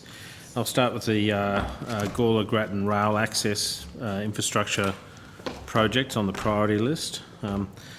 I did a quick comparison between your 2016 priority list and the current priority list, and it almost seems this project hasn't moved. So just wondering where we're up to, where does the burden lie in respect of progressing this project, and how will it be progressed? Thank you, Senator, for the question. I'm referring you to David Tucker, who's our Chief of Project Advisory and Evaluation. Thank you. Thanks, Senator. So, as you pointed out, this one was listed on the priority list in 2016, and the proponent is the South Australian Government. So we regularly ask for updates from all of the proponents on the priority list for how they are proceeding and what the next steps may be on all of the listings. This one, we've reached out to the South Australian Government, and we're currently waiting on feedback on any current updates for this particular listing. So really, that's a question best asked of the South Australian Government. Well, now that I know that, I'll arrange someone in the South Australian Parliament to ask that question. But when was the last time you received feedback in relation to this project? I'll have to take that on notice specifically. I know that the last time we went out for requested information was in June, July this year, but I'd need to confirm whether we actually got a response from the South Australian Government at that time. I'd ask if you could table that response as well, please. Yeah. Thank you. Do you get any sense that this project, noting its longevity, is being looked at differently by a new government as it was by the older Weatherill government? I don't have any comments to say on that. Unfortunately, Senator, we haven't. I don't have the details of how the government are looking at this one specifically. Okay, Strzelecki Track, the South Australian government's actually advancing that project with $50 million to commence. Sorry, with money to commence 50 kilometres, I think, of road. You've got allocated to that, I think it's $160-something million, $164 million. What are those funds intending to achieve?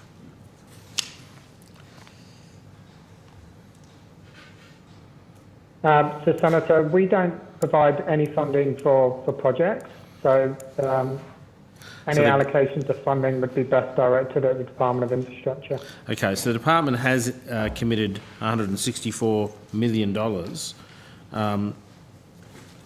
Surely you have a role in progressing these projects. I'm just trying to understand what the $164 million is being used to progress. What do the people of South Australia get in return for that public money?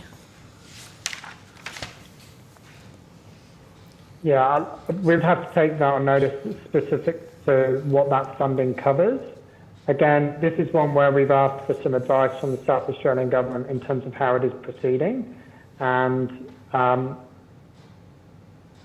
yeah, I'm aware that some funding has been committed to it, but the exact details of what that is providing for would need to be confirmed.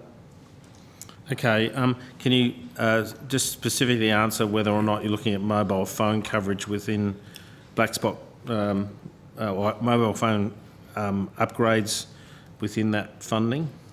Is that something you can rule out on the basis of your normal remit, or something you'd rather take on notice? Yes, again, we'd have to take that on notice. Sure. Yeah. Now, what's this? Okay, and also in terms of, so we've got committed funds, there would be a schedule associated with whatever work was associated with those committed funds. Are you aware of that schedule?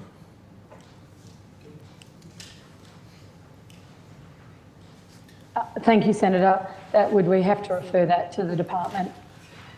So, Senator, perhaps I could Thank give you. some details. I don't have a lot of details. I'm just looking up what's on our website. So this is about the sealing of some roads. So the benefits, we look at this at the $164 million. Construction was due to commence mid-2021. I'll take on notice whether that's happened and be completed by mid-2025. And it's really about providing greater access and sealing some of that road. Yeah, sure. Respectfully, I can read the website. So it's about getting, when you guys run a project, there will be a project plan, there will be yes. A schedule, there will be details. Senator, but we had that information at 11 o'clock. I beg your pardon? The relevant officials were here for a session at 11 o'clock. Okay, so but maybe I've misunderstood how this works, but these are projects that are evaluated by Infrastructure Australia, and once the money's committed, it comes back to the department. Is that how it works? What will likely happen with this one, as a general principle, if South Australia proposed a project in for consideration with Infrastructure Australia conducts an assessment, makes a recommendation. If the South Australian Government wishes to proceed with it, they would recommend it to the Commonwealth through a usual budgetary process, and then the Commonwealth would commit or not commit depending on budget choices. In this case, there's a commitment to Strzelecki track upgrade ceilings, 164 million from the Commonwealth, 205 million total project cost. I've found the same information that Mr. Smith's found, but sure. We would have an official here in the Infrastructure Investment Division section with detail on many projects, including this, with a bit more than what we would otherwise be able to provide you here. Okay. So can someone give me some details, except what you've just said? And so maybe you can take those questions on notice for me. If that would be helpful. So just to clarify, amount, profile, and the project list. Yeah. Yes. Yeah. So, what's the schedule? Yes. So what were the words, three you suggested? I'll just... amount, schedule, as in the funding. Well, the schedule. amount is known. That's 164. Well, for the individual sections, if there's individual sections. Just trying to understand what that money covers. Yes. Does it cover the entire Strzelecki track? Does it cover, part of the Strzelecki track? The scope of it. The scope of it. Yes. And the schedule that's associated with the delivery of that scope. We can certainly provide that. Thank you very much. South Australian High Productivity Vehicle Network Access. If I go, the project in 2016 had a timescale of 5 to 10 years, so we're halfway through that. What options have been developed in relation to that? Just going back to Infrastructure Australia. Thank you, Senator. If you could just give us a couple of seconds. Thank you.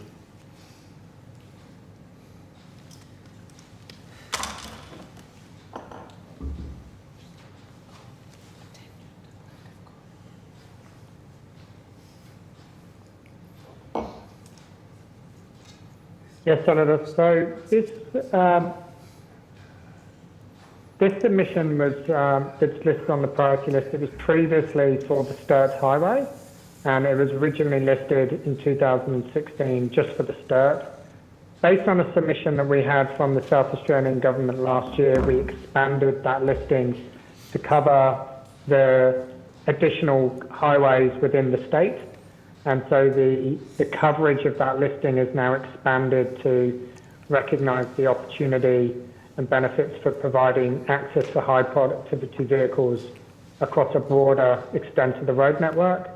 So again, this one would be back in the court of the South Australian Government to progress that. And indeed, we're aware that they are looking at particular pinch points and how that might be taken forward in the future. But for the details, that would be best for the South Australian Government. Okay, can you provide, again, the last time they made a submission and provide the committee with a copy of that submission, please? I'll certainly take that on notice. The submissions that are made to us are done so in confidence. We would just need to clarify with the South Australian Government if they're permitted for us to release that. Sure. One would hope that I would accept there might be some costing details that are confidential, but things like options, South Australians are entitled to know that, and the starting point for the federal government is that everything is available and open to the public. The starting point constitutionally for the South Australian government is the same thing. So the starting point is all of this should be open, but I accept there might be something that indeed is confidential, and I just ask you to consider that as you might provide that information. Yeah, we certainly will. Thank you. Just noting the time, I don't have much time left. National Highway electric vehicle fast charging, where's that up to? 2019, the next step was proponents to be identified. In February 2021, you still had the same proponents to be identified. So, yes, if you give us a moment, we may be able to bring that up in the time we have available. We're aware that a range of funding has been advised for in most of the jurisdictions around the country in terms of electric vehicle charging facilities.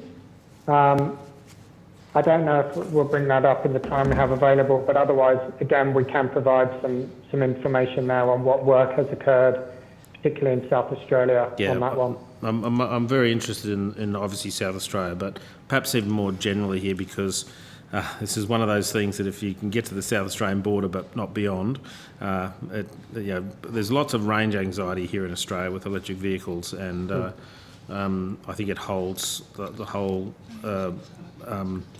electric vehicle thing back. But anyway, look, I'll call it quits because I've only got a minute left, and thank the Chair and the witnesses.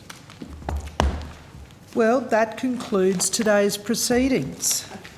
Thank you very much, Infrastructure Australia. Please go with our thanks. The committee is due to recommence its examination of the budget estimates on Tuesday, the 26th of October. I want to thank Ministers McKenzie, Colbeck and Ruston, officers of the Department of Infrastructure, Transport, Regional Development and Communications, and all witnesses who've given evidence to the committee today. Thank you also to Hansard, to Broadcasting and the Secretariat. Good night. Bravo. Thanks, Chair. Thanks, Chair.